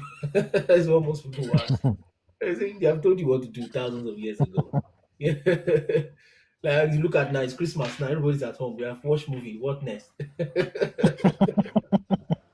So we give them something to do. And that's why some churches, they just have services on that day so people don't go to club, and stuff like that. So I don't know, maybe God is treating the church like the last born, just pampering and all that. Before you touch the Semiramis, you enter fire straight, physical. So I have to align with God. I want you to tell me, how do I fit in the Bible? Jules, come up. We'll talk about it. So now, let's get into hard discussions. Did I touch on those things? So as a ministry, right? As a person, if you're that firm in your family you're about to start, I mean, full blown, right? Yes. Kick on. And I flipped this thing on the pseudo grace Christian thing that, hey, come, if your own God or God, right, can forgive you for being an adulterer, liar because of grace, then I think he will forgive me for worshiping him on the Sabbath and following the Sabbath day. There we go. That's good. That's a good one. That's a good point. Easy wisdom. As I get myself out of trouble. So, like, if I do the Feast of Tabernacles, God will forgive me. I'm sure He will understand. So just go full blown if you're ready for that. But those that have already started families, you have to be. You don't want to win an argument and lose your family. I don't think that's because again, the flip side of all this is that there was a time the people were bringing the offerings, doing the worship, doing all of that, and God said, "Your feasts and your sacrifices are like smoke to my eyes," right? Yeah. Because they are forsaking taking care of the widows, they're not taking care of orphans, they're not, doing stuff like that. It's like, what is the meaning of all this goat you're killing? Am I hungry? I'm talking about your heart, Yes. Then it's best if the two can be in line. I think that's going to be beautiful. Yeah, so thank you so much for that. If you get those references, I think it's a book which I can't remember myself. It might be, it's not in Egyptian books, but it's going to be in some Babylonian story, so-called Babylonian story, which they will take to Iraq and tell you it's Iraq. So where they'll tell you about Semiramis and all that. But I'm sure it's written somewhere that we can take from there and quote and build. But if you've got it, let me know also in the future. Thank you, August 14. All right. Thank you. I forgot your actual name again. Emmanuel. Yeah, Emmanuel, I remember that. Thank you so much. Let's hear from Black Sun. 2 minutes. So we're going to have a lot of guests today. It's going to be a long day, I can tell. 2 minutes each. Black Sun, are you ready? Yeah. 2 minutes, let's go. All right, thank you. Talking about God, because I heard you speaking about God, I don't know if the God you're referring to is the one called Yahweh or Elion or something. I don't know because Tell me what you want to say. Tell me you know what I'm talking about. You have an opinion. You have 90 seconds. Hit your opinion straight away. Yeah, what I'm trying to say is the one who is worshipped in the church is not the creator, is not the God, is not the source of all life. All right, he's part of one of I'll say the deities or the smaller gods that came to earth. All right, according to the Sumerians, he's not the creator, the source of all life, and Okay. he's only drawn to his people, which are the Israelites, and he was giving those people by, according to the Bible, early on. All right, I think that is Deuteronomy 32 verses 8. Reading the ancient Septuagint text and the Bible, you get it clear. That's why I said earlier, I think I typed it in the comment section, that the Bible is not literal, it's a mystical book. All right, and you can't understand the Bible literally the way it's been taught in churches. All right, you make a lot of mistakes because there are a lot of things that don't actually match up or add up together, especially looking at aspects of the Old Testament and then coming to the New Testament. There are two different things entirely. There are two different gods being represented there entirely. The character of Jesus spoke about something much different from the one in the Old Testament, I think, which is called Yahweh. All right. Okay. Yeah. Let me get your characters list right. There is El Elyon, which means God the Most High, right? Yeah. According to you, Deuteronomy 38, you said, right? 32. 32. You handed them over to who? Yahweh. To Yahweh. Then Yahweh handed over, or is that the last one? Yeah. What I said is when you read that part of the Bible, Deuteronomy 32, and you read the ancient Septuagint text, which actually came before the Bible, you see in the Septuagint text, it's written there that when the Most High, which is Elion, the head of the pantheons, divided the earth among his sons, Yahweh's portion was Israel. All right, but when you come to just a moment, I want to get a list of characters right. So where are you going to put Yeshua, Jesus, in this list of yours? Yeah, Yeshua, which is known as Jesus, isn't actually related in any way to Yahweh or Elion. Okay. He came as a different entity entirely, speaking about something else entirely. He was totally against religion. He was speaking about God not being up there but being inside of you. He was So telling you that it was just the person, according to you, right? Or who sent him? yeah, he was Yeshua himself. Who sent him? Yeshua himself was an awakened soul. He wasn't sent by a particular being. You know, he woke up from the matrix, and just like he said, everyone can also do the same. He said, "The things I do, you can do also, and Just a greater moment. things." Who So woke him he up? came. All right. Just a moment. I want to quickly learn from you fast. I want to learn very quickly. I think it's going to be better that way. So, who woke him up? Or he just woke up by himself, right? Generally, like the awakening in that sense, correct? Or none of these Yeah, aliens? the awakening comes on its own. Good. So, if I got you right, this is probably what we should be following, attaining that Christhood, waking up also, correct? Yeah. Let me get this right. When we wake up, we're supposed to turn against those Elion and Yahweh, or how do we work and interact with them? No, when you wake up, you don't worship anything. All right. You work in unison with the source. Okay, All who's the right, with source? God Is it a Himself. person or an idea? No, the source is not a person. The creator of the universe is not a person. When you give him a personality, or say he's like a god in the sky with some throne, you've really limited him totally. You've broken down his because he's everything. He's the one in all in one. Just a moment. Is that person, that source, El Elyon or something else? It's not El Elyon, it's something else. Okay. Inanimate, perhaps. Yeah. Okay, let me back off again. I'm trying to punch it together so I get the whole of your doctrine, as it were. Okay, so let's read Deuteronomy 32, like you said. Is it 32? Yeah, 32 verse 32. 8, I think. Let's read that. Yeah, that's fine. We can look for it. So Deuteronomy, let's go. Deuteronomy 32. Verse what? Let's just read the whole 32. I think Where is verse it? 8. Verse 8. I think it should be around verse 8, yeah. Good. When the Most High, El Elyon, divided the nations their inheritance, when he separated the sons of Adam, he set the bounds of the people according to the number of the children of Israel. For the Lord's portion is his people, and Jacob is a lot of his inheritance. Okay, so he found him in the desert, etc. So let me read what I've understood from what you've said into this, right? Okay.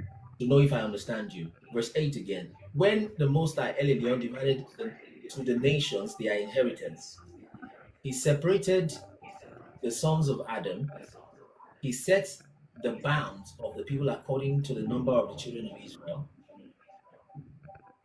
Okay. For the Lord's portion, or according to you, Yahweh's portion is Jacob. Yeah. Yahweh's portion is his people. Jacob is the lot of Yahweh's inheritance, right? Yeah. Yeah. And he gave other nations to perhaps other pantheon, gods in the pantheon, right? Yeah. Other gods. Yeah. Okay, good. That explains why there are gods in every single place.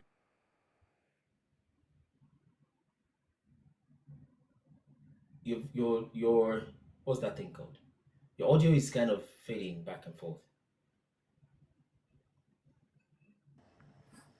Sorry, Minister, can I say something? Go ahead. Go ahead. Okay, while sorting the audio out. Yeah, I think there are other translations that refer to that sons of Israel as sons of God, Beneha Elohim, which refers to, and actually the word used there was, I think, Shedim, meaning territorial deity. Okay, I think it's gone off your network. I think the guy, I wish he could come back. So when he comes back, I usually would like to keep it a dialogue so that it's easy to build and all of that. So I think it's just his own interpretation. He's read you can mute. I think it's read Sumerian text, he's read this and he's using that, he's imposing that on the Bible, and that's not accurate. I think Yeah. that's the problem where he's coming up. I was going to ask him to read the Septuagint to hear what the Septuagint says on this, right? Now, the closest thing to what it says, which I don't even want to tell him, if I tell him, he's going to use it wrongly, right? Is that Can I say something? Oh, at the foot of Oludumare, just 30 seconds, just a moment. We'll give you your time so that I'm not cutting your time off. So, by the way, you're welcome one more time at the foot of Oludumare. So, he's mixing those things up, and the closest thing to that happens, like I said, which I will not show him yet, because he will probably just abuse it because he's fixed his mind at the moment. He will just be using that against himself, more or less, right? So let me see if he's back. Not yet. Okay, Jules. Hey, Jules. Okay, let me bring Jules up. So, what was I? So Jules is disconnected again. Jules, you can re-request. I accepted you, then the thing disappeared. So the closest thing to that is that God said he led other nations astray. Let them just do whatever they want. He didn't unalive them. They are not his chosen people, but he said he left them aside. But according to him, or rather as for his own people, he led them by himself. He said he is the Elohim. He is the God over his people. The other people, he let them just do whatever they want. But you, I am your Elohim. That's the closest thing that he says. That is close to what he's trying to say. But I wish you can bring those references. It's easier to work with those. At the foot of the road, Mary, let's give you your time. Let's make it 3 minutes. Sorry, there was a study by Michael Heiser about this particular topic where I think he established that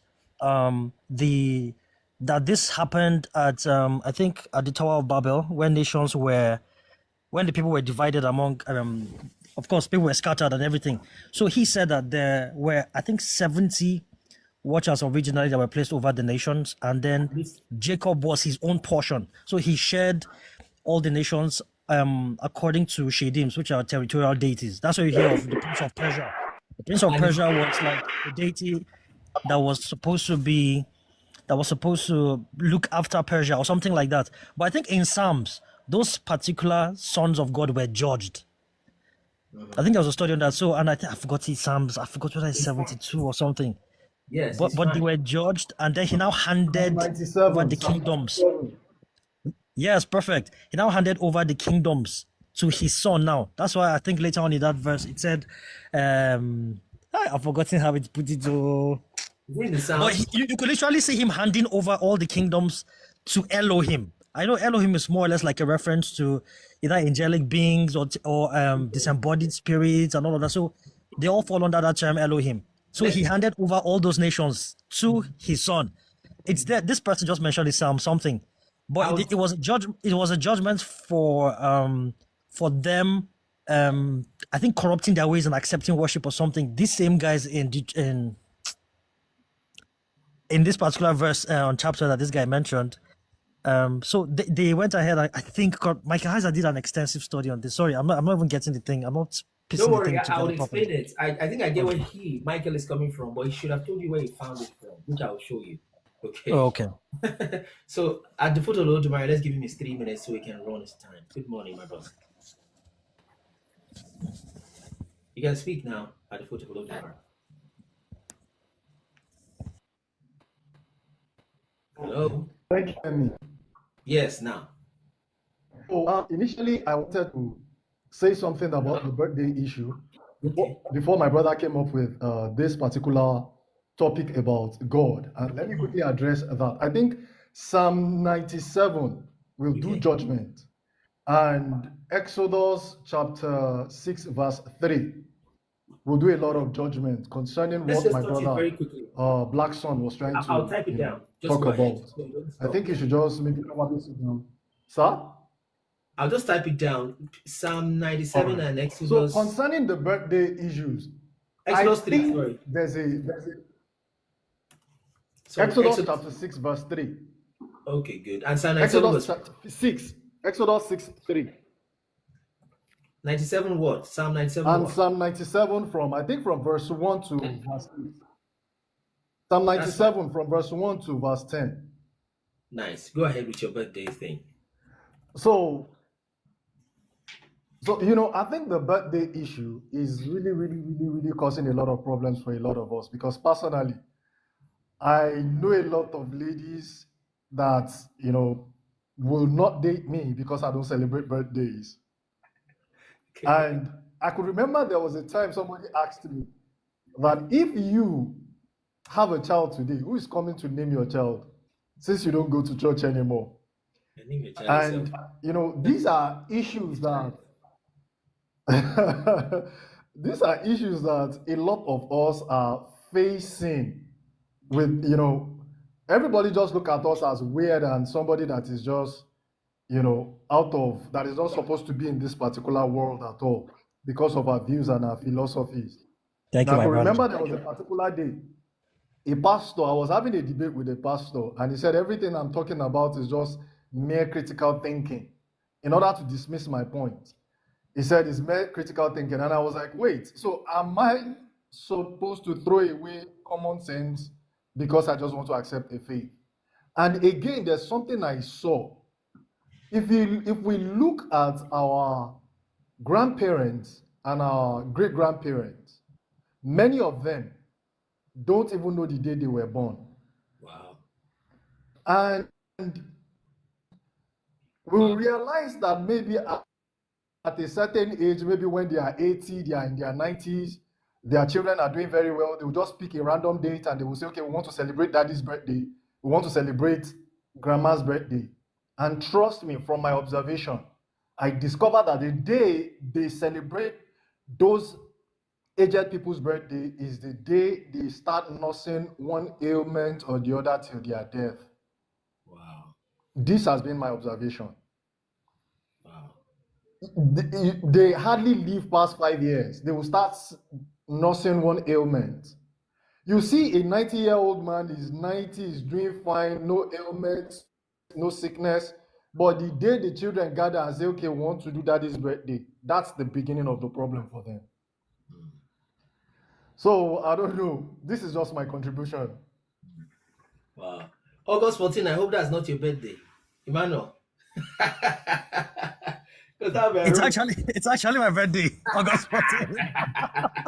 So that your fiancé will not unalive you. I will just put it there. I beg you. I'm celebrating. Oh my God. Oh my God. Stacy Benz, how are you doing? It's been a while. Right. So anyway, that being said, let's read the scriptures that at the foot of Olodumare has brought forward. Then I tell you what that guy, that Michael, I forgot his name now, that person was talking about 70 nations. Black Sun. Sorry? Black Sun. Yeah, not even Black Sun. August 14 mentioned somebody's name. Emmanuel mentioned somebody's name of a guy who was doing a YouTube thing and discussing, what do you call the person's name? August 14, Michael something. Forgot it. You think what? He's late now, Michael Heiser. Oh, Michael Heiser, okay. Yeah, anyway. Is he also the one that spoke about something else you spoke about the other time? Or somebody else? No, the person that spoke about that thing was Rob Skiba. Rob Skiba too is late. Rob Skiba. Yes. He spoke about, what did he speak about? Skiba, right? B-E-R. Yeah, Skiba. Skiba spoke about the whole Tammuz thing and then converting pagan practices to modern day Christianity. Yes. All right, great, brilliant. So now let me tell you what I think I know regarding these things. But let's quickly read scripture from that the foot of Olodumare brought forth. So Psalm 97 verse 6, the heavens declare his righteousness. I'm just jumping. And all the people see his glory. 7, confounded be all they that serve graven images. To me, that's one thing that separates. If I'm telling you, Urudu is Abraham, this is that, Ifa is like an old way God speaks to his people, one thing that will separate is that graven image. When you start seeing graven image, no, it's not. Run. Right? To me, that, and I don't have any, I mean, it's nice to have all of that, but scripture-wise, that graven image just gives it away, right? Anyway, so that's by the way. So that boast themselves in idols, worship him, okay, all ye gods. So of which that will be Elohim there. So Zion heard and was glad, and the daughters of Judah rejoiced because of thy judgments, O Lord. For thou, Lord, art high above all the earth. Thou art exalted far above all gods, all Elohim. So atheists like to bring this and say, you see, there are many gods, da, da, da, da. But I think it's talking about Elohim. And by the way, he has called humans Elohim, right? And there appears to be some princess, okay, that maybe this was referring to when it says, and the sons of God gather, right? I think that is category. Now, let me now touch where it connects to 70 and one nation being under one nation, right? But just before that, because I'll just say the whole thing in a continuous flow so that we can get it. Let's read the second scripture. Exodus. Just tell me straight away if I can just type it. Exodus 6. Exodus 6:3. 6, 1 to 3. Okay. The Lord said unto Moses, now shalt thou see what I have done unto Pharaoh, for with a strong hand shall he let them go, and with a strong hand shall he drive them out of the land. And God spake unto Moses and said unto him, Lo, I am the Lord, and I answer unto Abraham. And I appeared unto Abraham and Isaac and unto Jacob by the name of God Almighty, El Elyon, right? But by my name Yahuwah, right? Jehovah, was I not known unto them. Exactly one of the things I was going to tell that guy, right? That one person can have two names, and they use it sometimes poetically.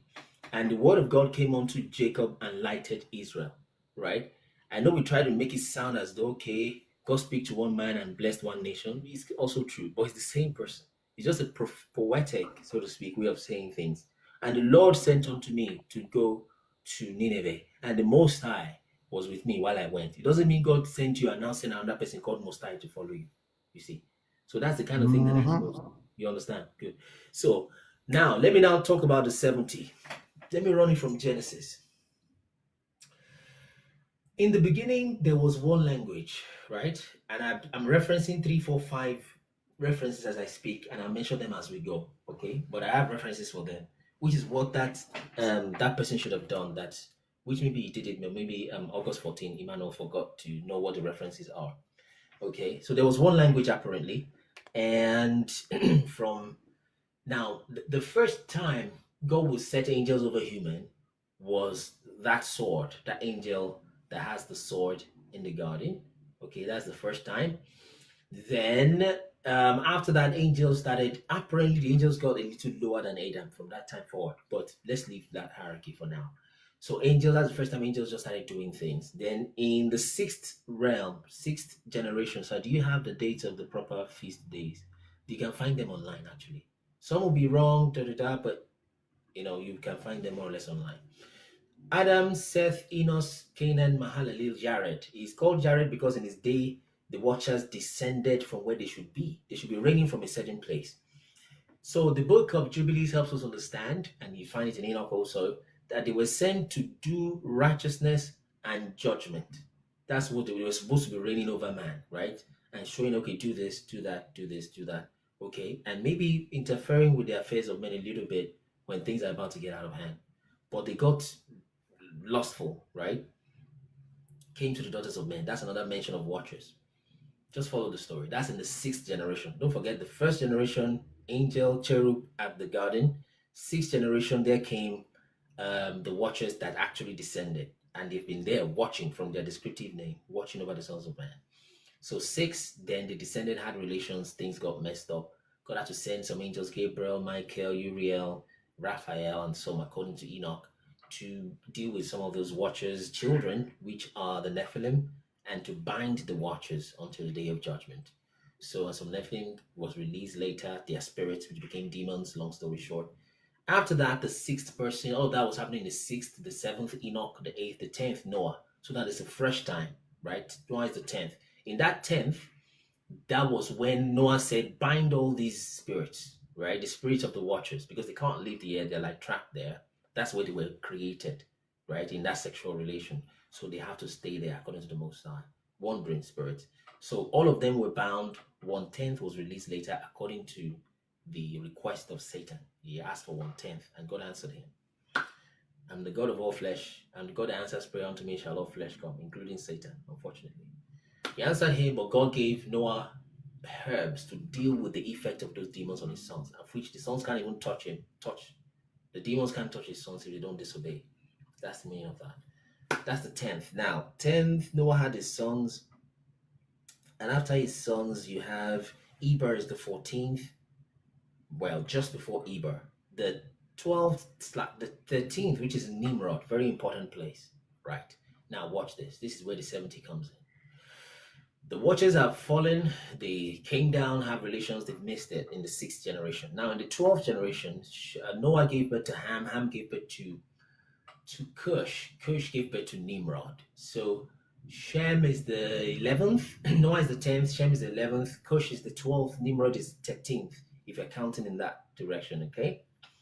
So, in the days of Nimrod, he started building a tower for a bad reason, and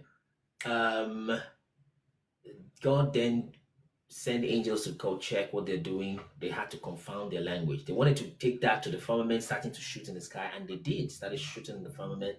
And God caused something like blood to begin to fall on them. That's written in the book of Joshua, right?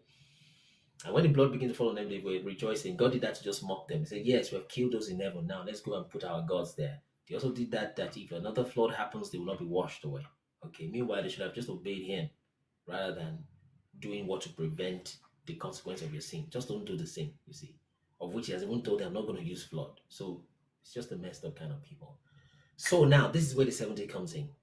It's written in the book of Joshua that when, very, very instructive and very deep, this stuff. Although these things, they hardly have any serious use. But most of you that like knowledge, you enjoy it. Maybe I should put that as one of the list. The topics there are many things that we could say, but we wonder what will you use it for, right? You know, it's written that if I have the tongues of men and tongues of angel, right, and I understand all mystery, and I don't have love, I'm like an empty barrel. That's what I look at, and I say, what's the function of all this knowledge? What do you do with it? Although again, the secret things belong to God. Things that are revealed belong unto us and our children forever. Interesting. So you guys are entering into our conference already, because we have a conference in April, and this is connected to what we're talking about.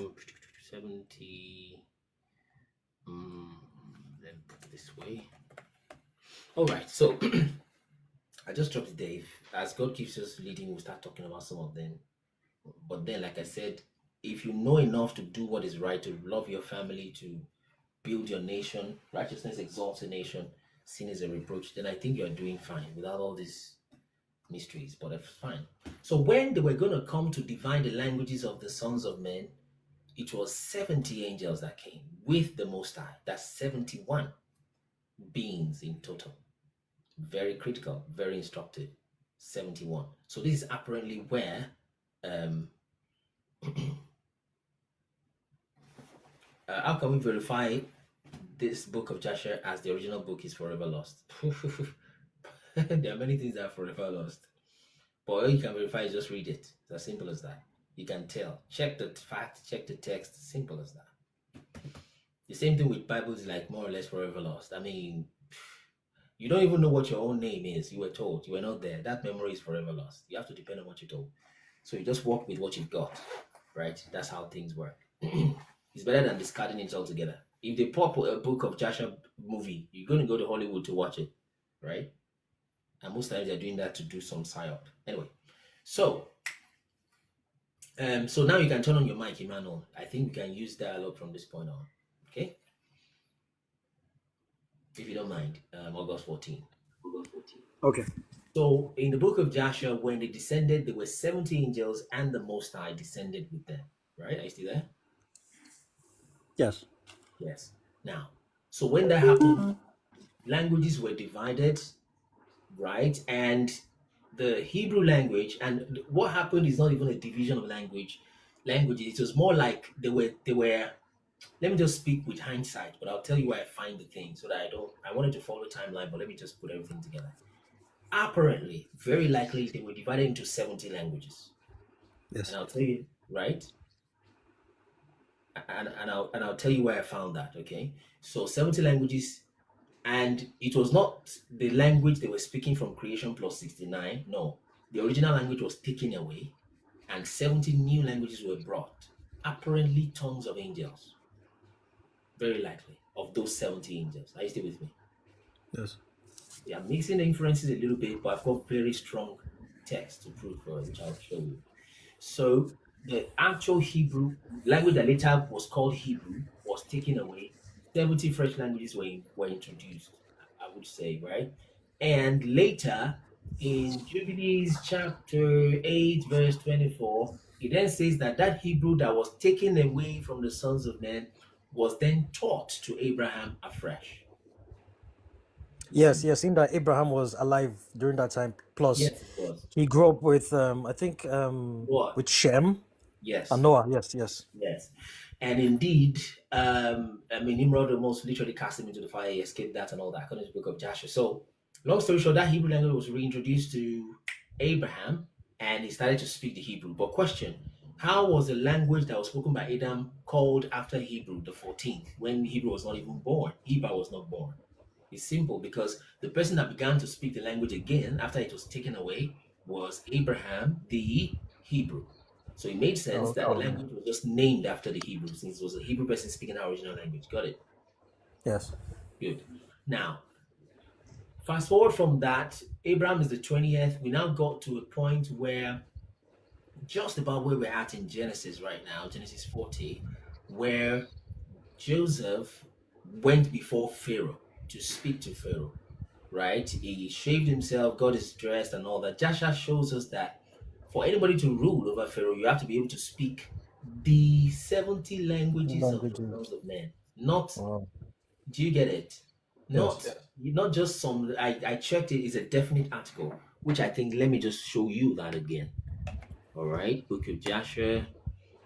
Let me just take a little while to find it, but so that you can have references. So this, I can do the same thing that Michael did and sound like I've got something special and to make sense and all that. That's more or less what Hollywood is doing, taking stories from Book of Joshua and making movies out of it, right? Just tell us it's from Joshua. You understand? So I will just show you where it is there. Just go read it yourself. I mean, I can't act as though I caught one special revelation. Indeed, it is special, but it's from text, and that's what gives it its validity. Control F. Let's see how that works. I hope that's gonna work. Let me try this. Okay, brilliant. You got that. Okay. Just one more. Good.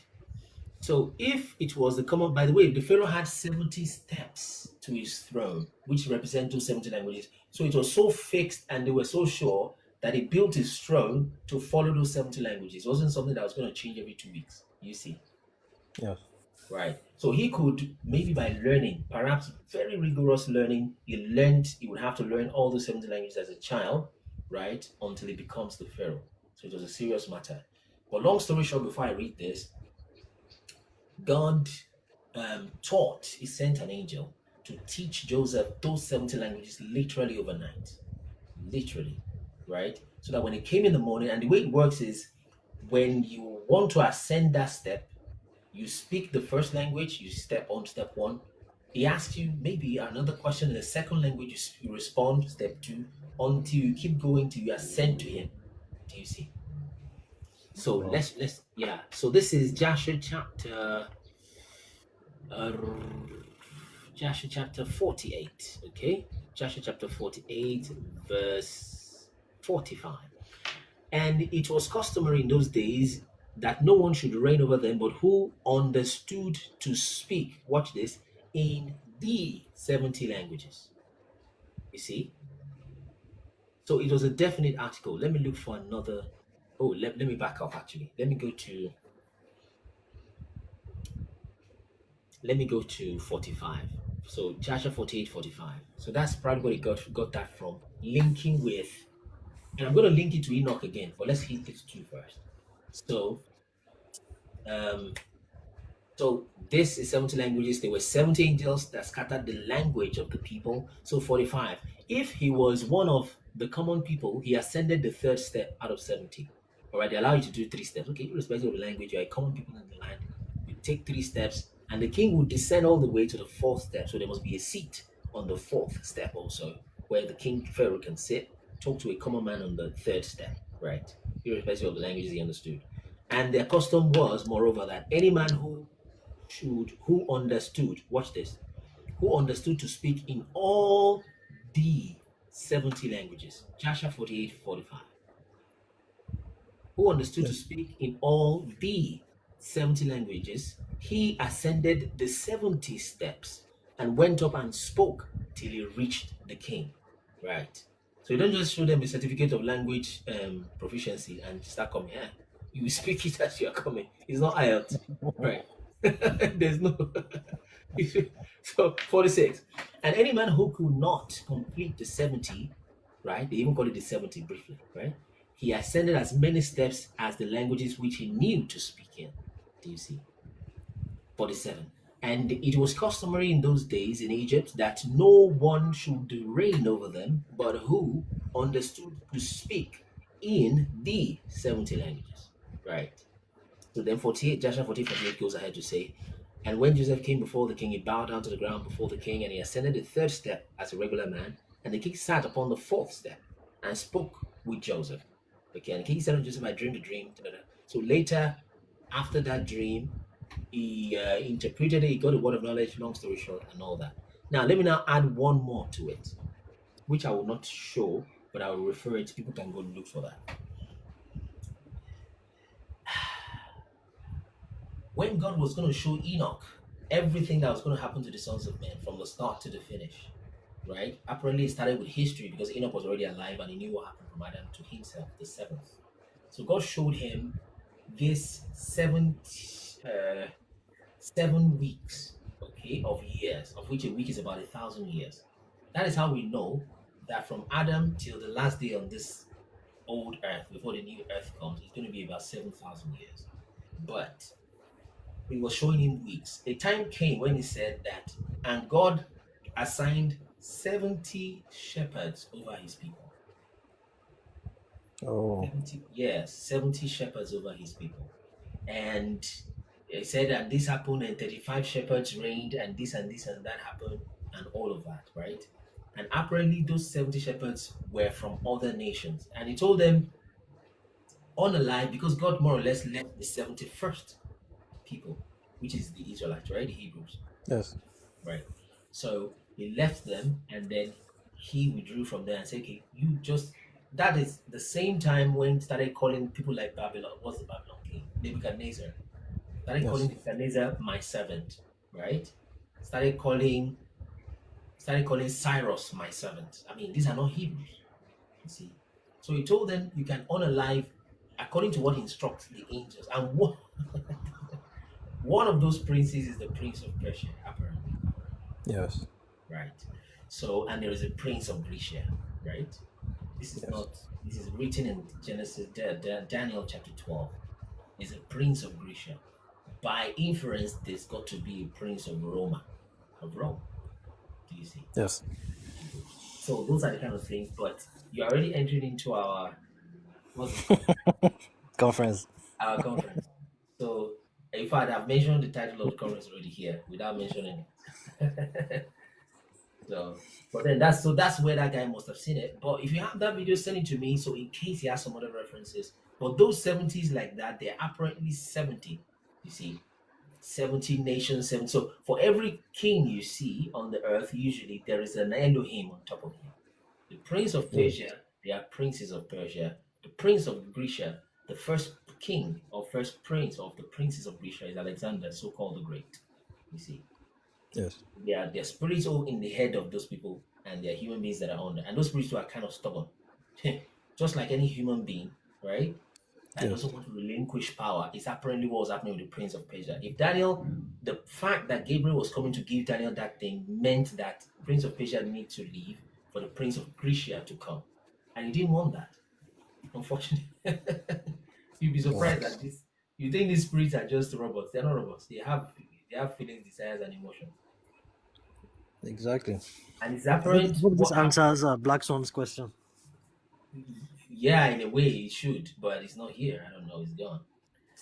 So apparently you will notice also that the dream that was shown to Daniel was head of gold, right? Chest of silver, thigh of bronze, legs of iron, feet of iron and clay, right? And do you remember what the statue that Nebuchadnezzar made after that dream? Do you know what that statue is made of? No, I can't recall. Can you try to remember? Someone, okay, let's all type it in the comments to make it a little bit interactive as we begin to close. What's the statue made of? Somebody can respond in the comment. The statue that Nebuchadnezzar made. Let's take the guests that are there so we close.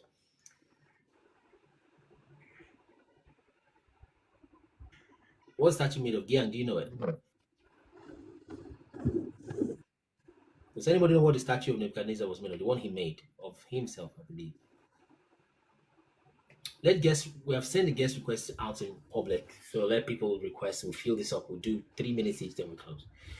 So, what is that? I mean, really does. All right, Jodia, thank you so much. God bless you. Somebody's having a Sunday morning party.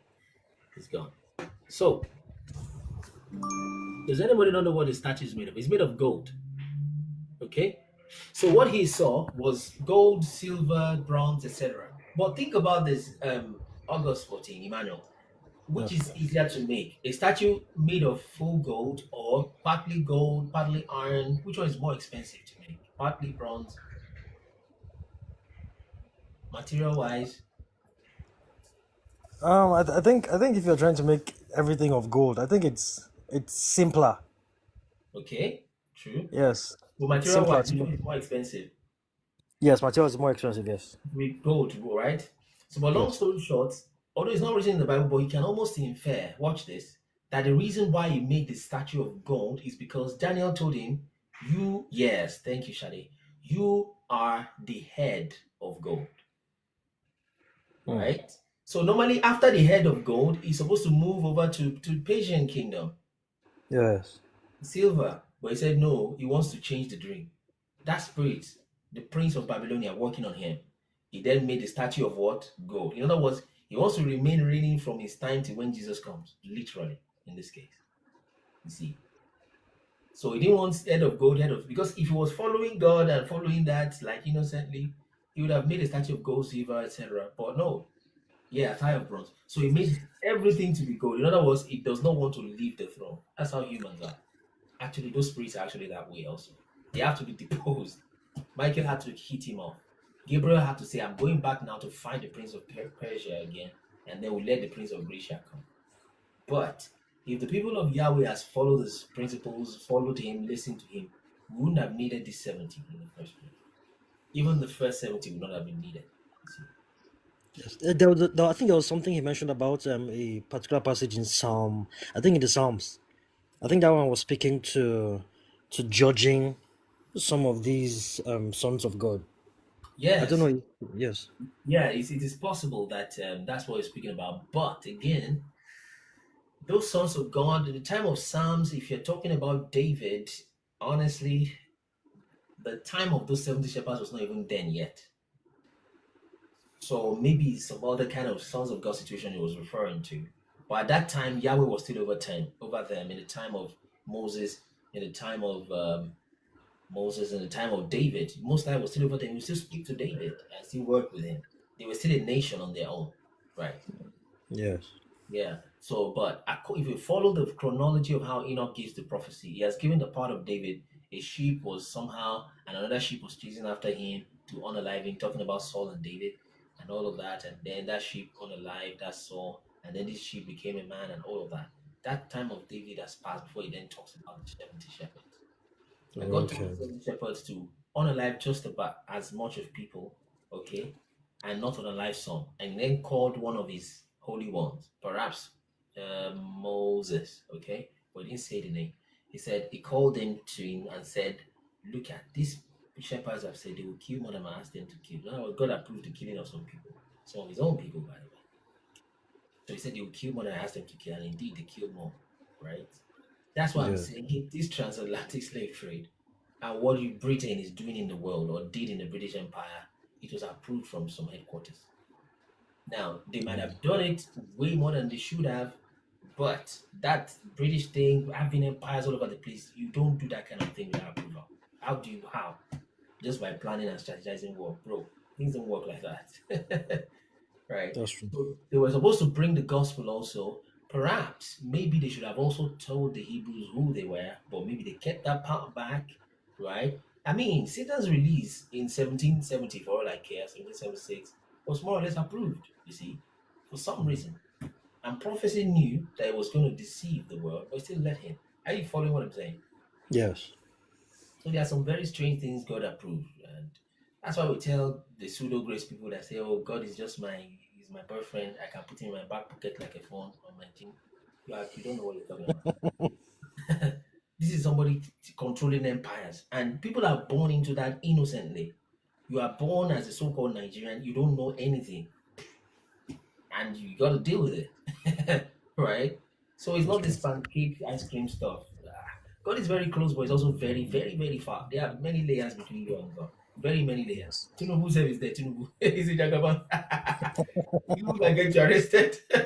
You're not talking to God anyhow. It's very, very far. So the presidents and those things, they also operate under some spirits also, right? That more or less God kind of allows. Like I said yesterday, when God loves the people, we give them a wise king, you see, and vice versa, you know. So that's that. So let's do 3 minutes each for those who are there. Then we close for the day, so we can really get back to work, etc. Unique, let's give you your 2 minutes. Do you want 2 or 3? Unique, all right. 2 minutes or 3 minutes? I just want to say something. 2, 3 minutes is okay. Okay, let's give you 2 minutes. Go ahead. Good afternoon. Thank you for the opportunity. Your voice is very low. I can't hear you. Is it loud like this?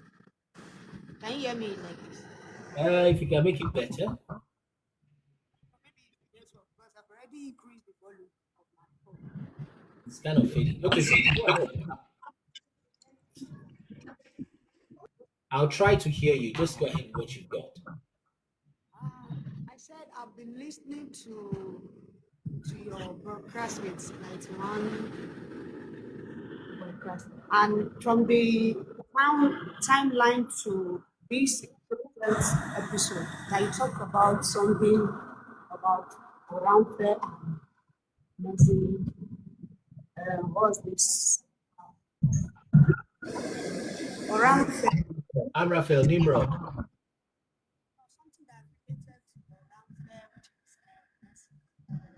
Messi, take care. I've forgotten. Melchizedek.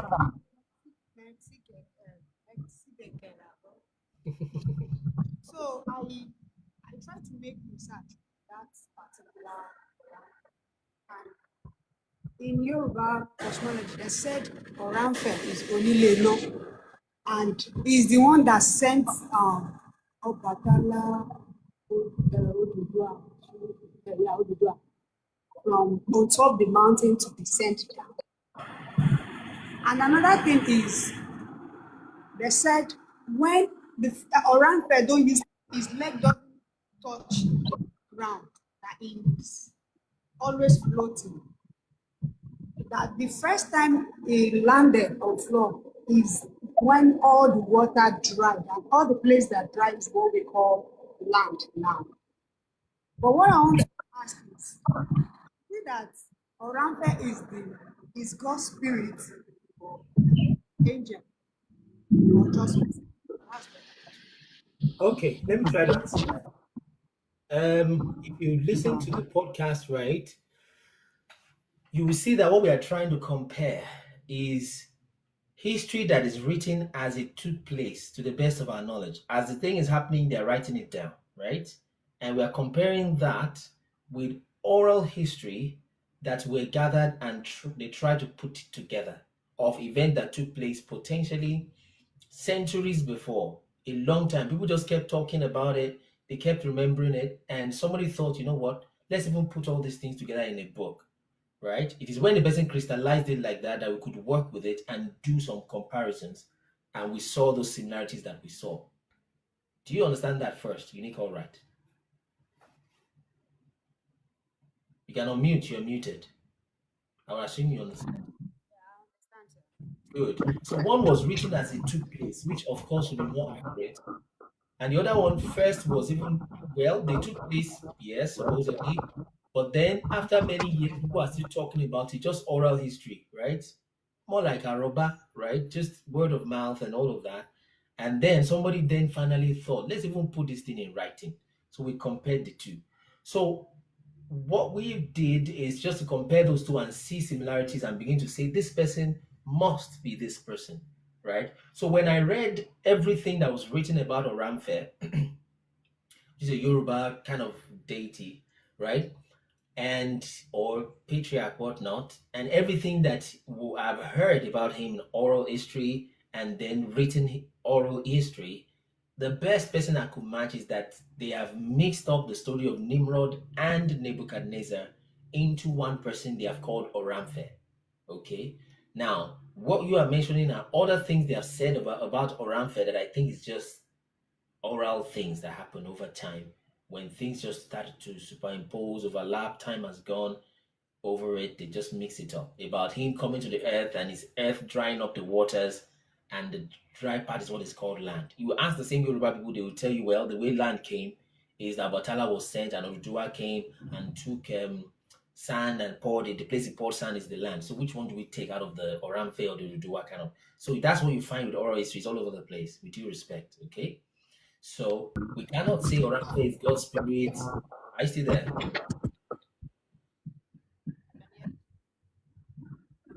Yeah, I can hear you. Good, good. So you then begin to wonder which one is the reason. The Oduduwa with the eggshell and the cat and the cockerel he brought to spread the sand. Which one is it? You see. So that's what you find in oral history. Is usually not structured, but we didn't dismiss it. So after checking everything I said about Oramfe, we saw some similarities, and I mentioned about 4 of them. The first is the name Oramfe, right?